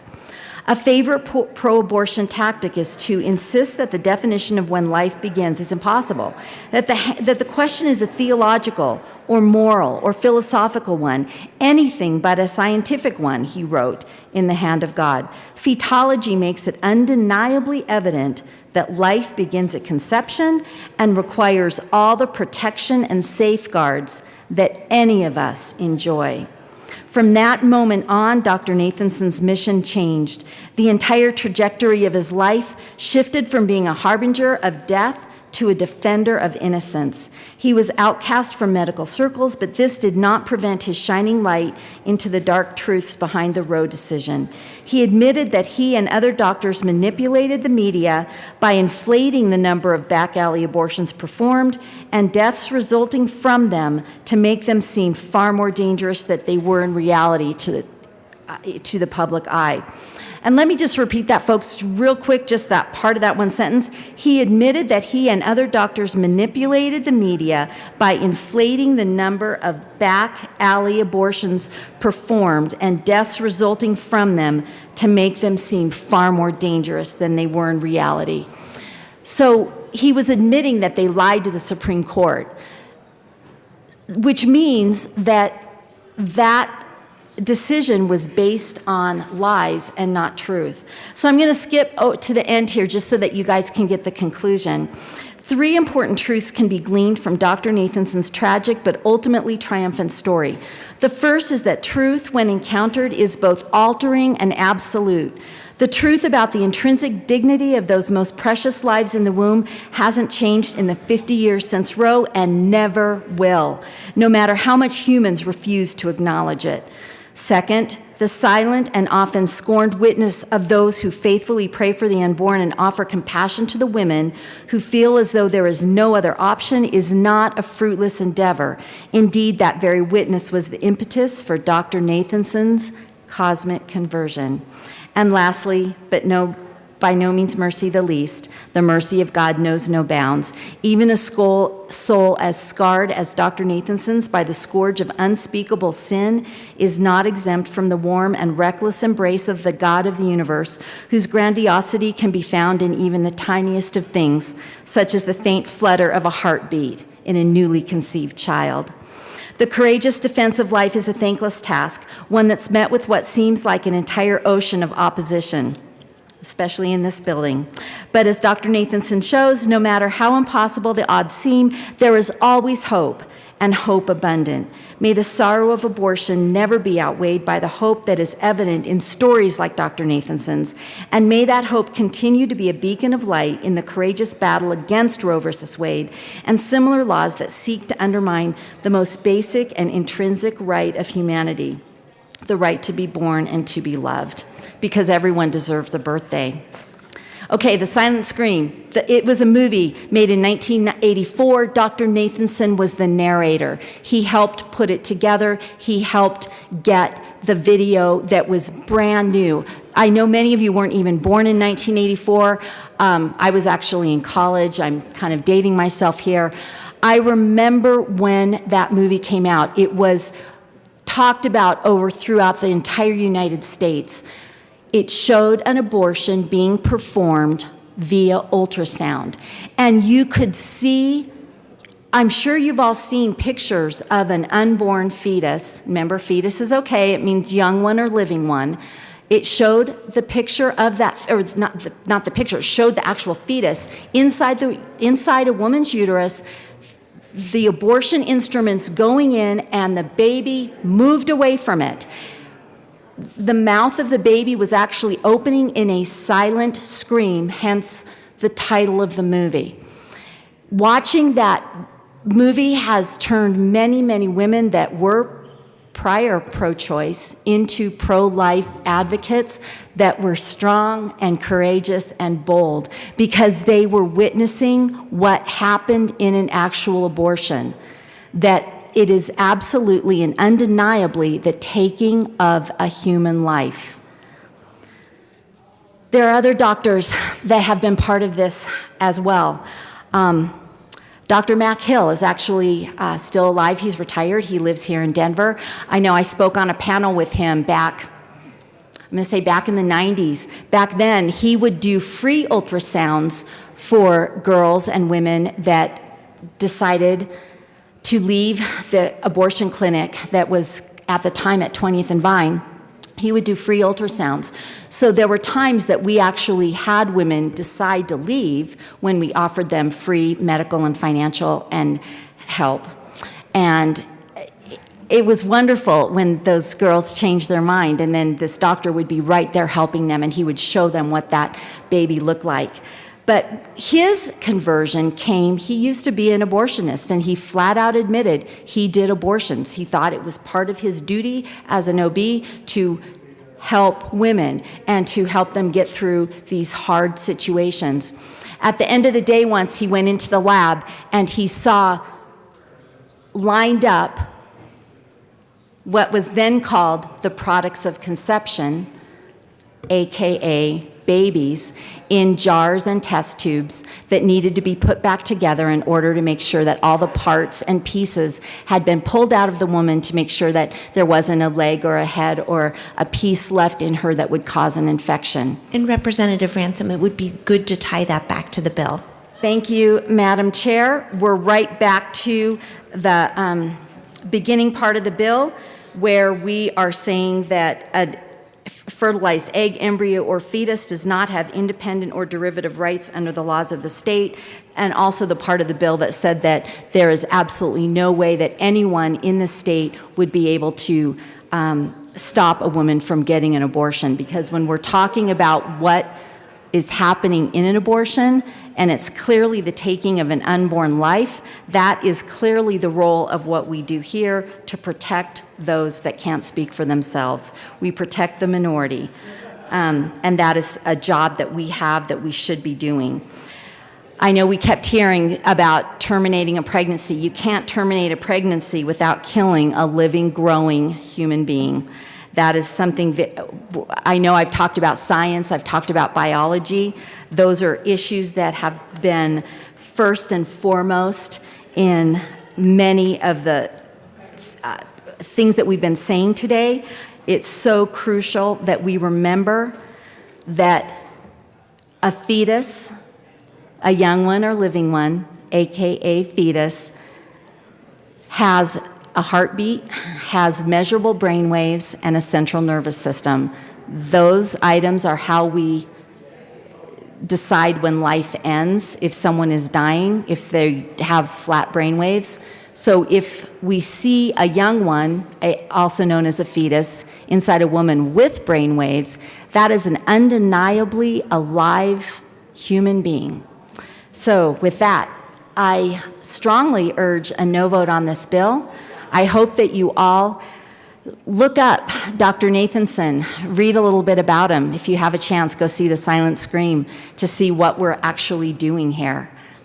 And if you have a chance, go meet Dr. Hill. His wife, Jeannie, also is a nurse, or I think she's retired now, but they are here in Denver. They're a lovely couple that have done some very sad things early on in their career, but my goodness, they became heroes and champions for babies as they learned and as they realized what was actually happening inside a woman's body when she was pregnant and getting ready to go through a pregnancy and be blessed with a baby.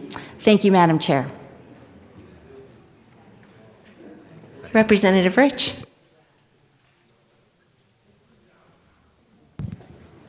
Thank you, Madam Chair. Concerning the bill and within the legislative declaration, where we talk about there are social, moral, and economic benefits when people are able to decide whether and when to have children. Access to family planning allows all Coloradans to pursue personal, educational, financial, and family goals, and helps to decrease the health and socioeconomic disparities disproportionately faced by people of color and people with low incomes. So to speak to that, I have a story about after the abortion. This is a woman named Karen, an African American. This was written in August of 2011. She had just finished college, as though she's speaking, last year, and landed the job of her dreams in graphic arts. The work is creative and challenging. Karen is pretty and has many friends, so she frequently included in the party circuit at work. She should be happy and excited. After all, her life is beginning just as she carefully planned it. But instead, she feels dead and dull inside. She keeps up with her job, but it doesn't bring the joy she thought it would. She feels distant from its satisfactions. She doesn't feel as creative as she once was, and doesn't understand the dull, distant sorrowing she feels despite her accomplishments. Karen had an abortion in college. She thought she had a serious, committed relationship with her boyfriend. But when she told him she was pregnant, he was definitely less than happy about it. He told her the decision was up to her, but if she wanted an abortion, he would pay for it. She sensed his lack of commitment to her and his baby and decided on abortion. 2 of her roommates had abortions and they seemed fine. What's wrong with her that she feels so depressed about it? Karen's story is repeated every day on college campuses and in high schools across the country. Since 1973, when the Roe v. Wade decision legalized abortion, an estimated 28 million women as of 2011 in the United States have had one or more abortions.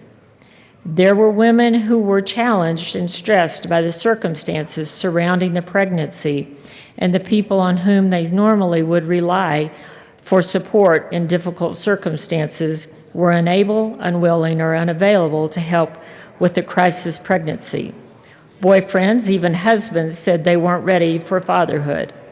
A woman who lacks the willing support and encouragement of the father to help raise the child is more likely to choose abortion. Society tells young women like Karen that abortion will solve their problem. It says nothing about the problems abortion creates. Supporters of abortion claim it is a simple procedure with no lasting impact. And women who know better don't discuss, certainly not publicly, how abortion changed their lives for the worse.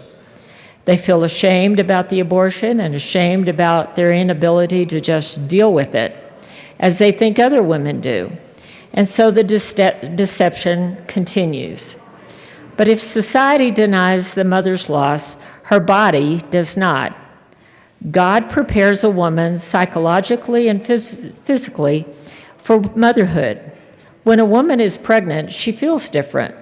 Within a few days after conception, even before the tiny embryo has nested in her uterine wall, a hormone called early pregnancy factor is found in her bloodstream, alerting the cells of her body to the pregnancy.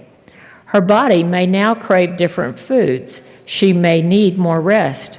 New cells begin to grow in her breasts, cells which will mature and secrete milks, specially formulated for the needs of the newborn. She begins to think baby. And Representative Rich, can you just tie this back to the bill for us? And I am, because in the legislative declaration, Madam Chair, it talks about the social, moral, and economic benefits when they are able to decide when to have children. This is a consequence of an abortion.